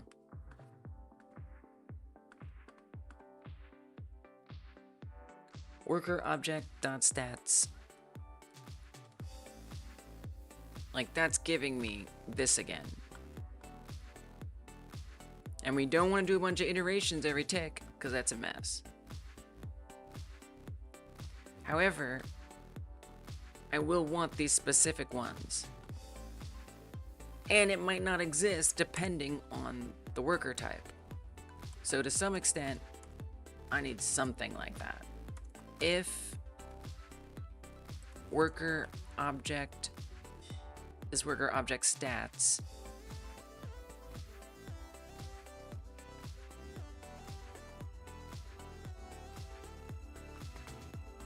okay, is this, I don't know. I feel like I don't even need the object thing here. Maybe I do. Remind me how I did this a second ago? Object.entries. Yeah, we do need stuff like that. Do I need prototype? Like, maybe. I don't know. If object get own property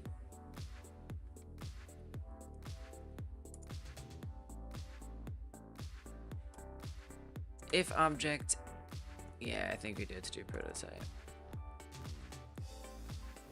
If it has own property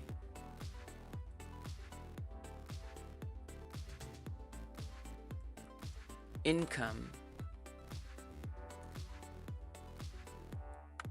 then, now that's not a function, but it should be fine. If it does, and we still need to access that, right? So I would say object entries, but we have to return that. I don't remember how to do that.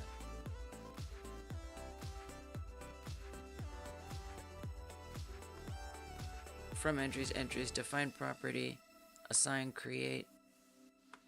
I think you just still have to get the list and pull it out.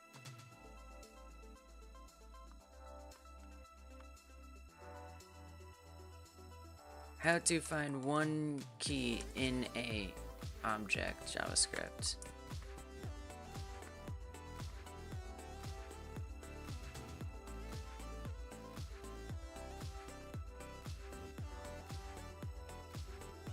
Right, so because I know it's true, now how do I go get it? Separated from their values in an array. Oh, because that is an array. Gotcha. It's not an object anymore. So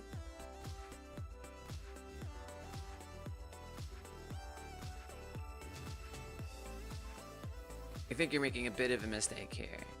Has own property. You're saying object.prototype, but that isn't this object, right? It's not that object.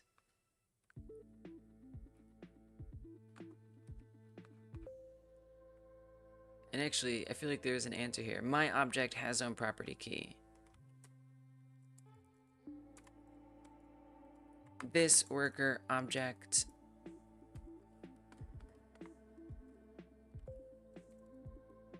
stats has own property income. If it has it,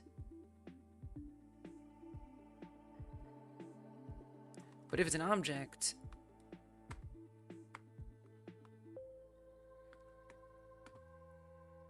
I guess we would get all of them.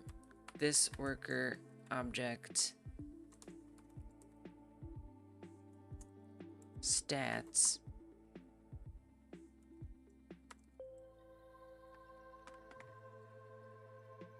I think you would want to do entries here.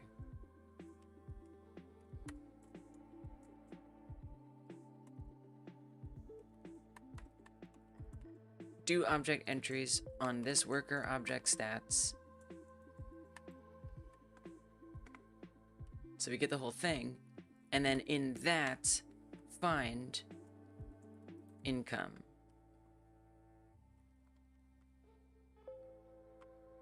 And return it in the console for me. Very well, I'm doing something wrong, but we'll see. 155. String income is not a function.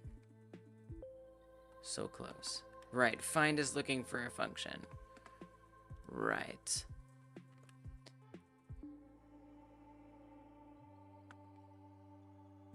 What did we do a second ago? Well, we were iterating through each one. And we were appending. Oh. We were using this number. So, if a check has own property in an if statement, you can assume it has that property and access it directly. That's true. That's a good point. That's a great point. That makes a lot of sense. Okay. Yeah. Okay, thank you. I wasn't gonna figure that out. Right. It would have taken a long time.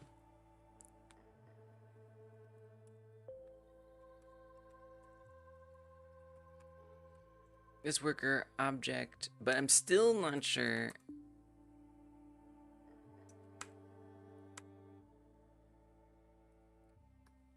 Because I can't just do dot income. Like, that's not gonna work. What?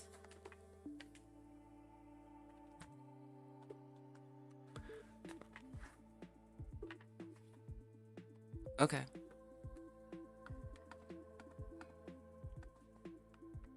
Wow. Okay. So within there, I still need to go get...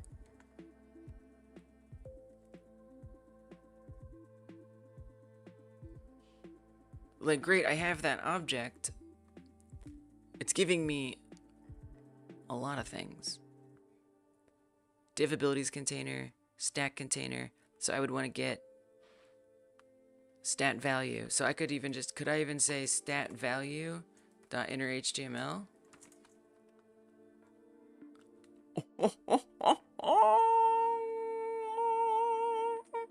Okay. Cool. So then we say monitor on tick latest, this latest value income equals that.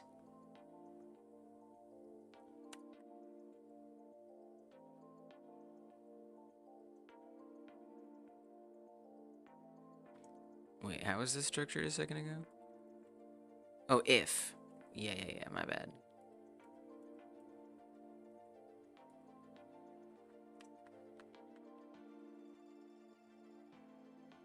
So I guess this, I'm starting to do a potential arrow function somewhere that I don't understand how to make work. I mean, I could just, like, make a function in here, right? Oh god, arrow function time. Crap. Frig! Oh! You can do has own property if has own property income.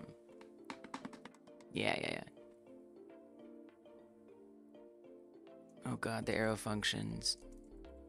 I mean, I can't just do one of these. I know, it's the worst. So I'm actually running out of time. The YouTube VOD only has so much longer. It has a little bit of time. Okay, we have a little bit of time, actually, before the VOD happens. VOD ends. This latest value, income, equals inside of the if.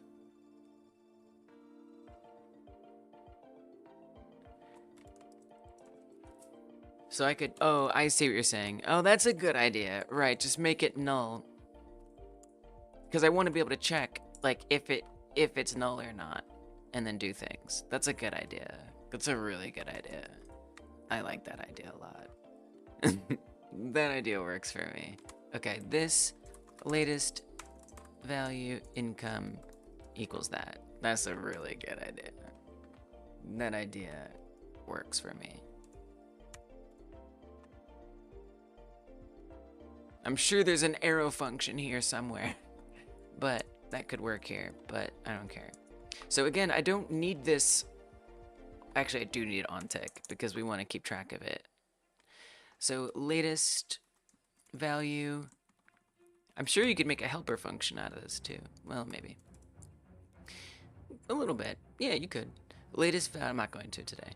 Value, happiness, null by default. And then we go find happiness.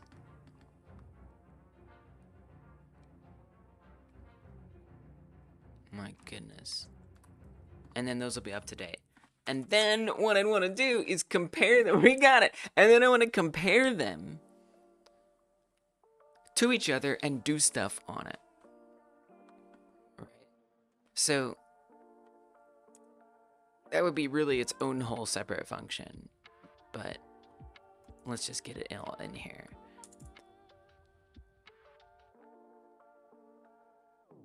So if every tick, it's all above, right? This worker object stats ternary. Oh, I have not even begun to scratch the surface on those kind of ternary things.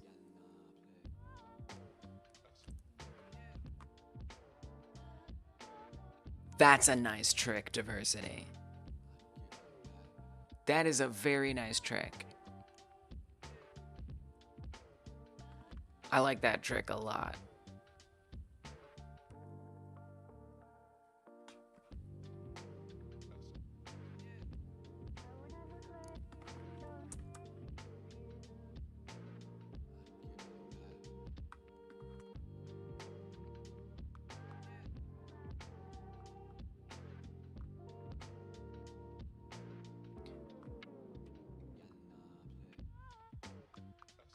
Wait, but I'm not exactly sure how to set that up. I gotta be honest. I don't know how to set that up.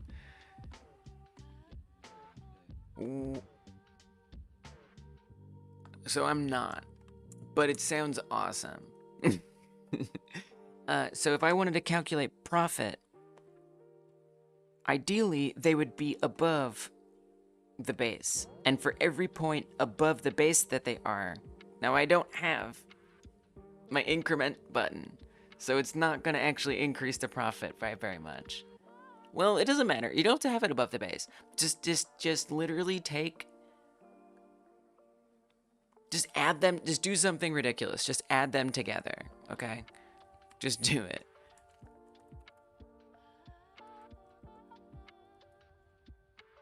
I don't know if this will work. That's a constant.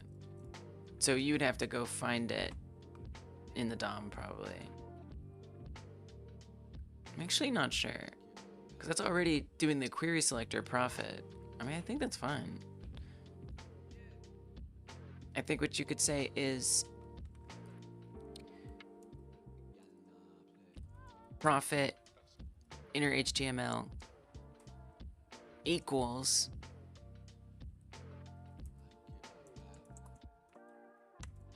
latest value income plus latest value happiness, just for something. Although I'm not sure it's gonna actually work. So maybe we should just have these 0 instead of null. That way, even if they don't exist, it can still try to do it. Latest value, oh. This. Oh, we got profit, baby! Wait, it's going down. We don't want to assign it. Does it have plus equals in JavaScript? Nope. How do you even do this? Increment by a specific value JavaScript. It is plus equals. Wait, why did it glitch out? Wrap it in number?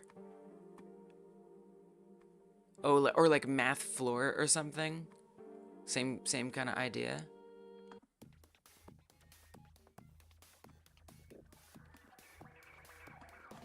I'm gonna try math floor because I've already done it, but it might be wrong.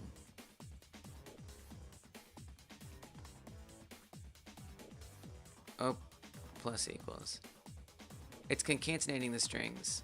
Oh, okay. Oh, weird, wild. Hate that. Okay, number. It's number. It's number. Because it's an HTML element. Oh,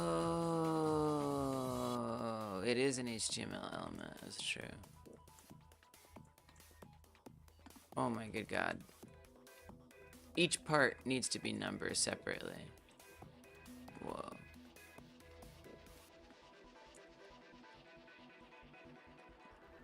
Plus, alright, I gotta go. I gotta go. I must.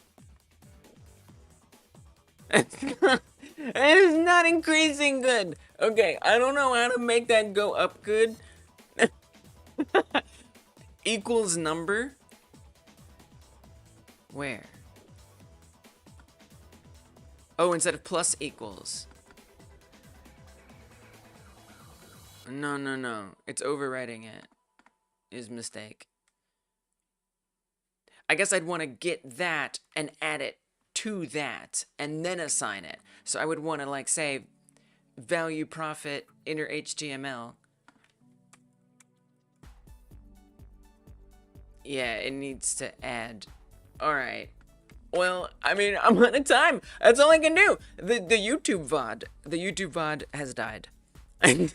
Unfortunately, it's gonna cut it right off. Probably, in all likelihood. I appreciate your guys' help. We're gonna make sure we give you all the credit. I mean, things is not bad here. Trying to rush this at the last second is not my favorite reality. Ton of progress for sure. Yeah, I need to add that in there. Absolutely. Absolutely. But like, I feel like what I should be doing is saying,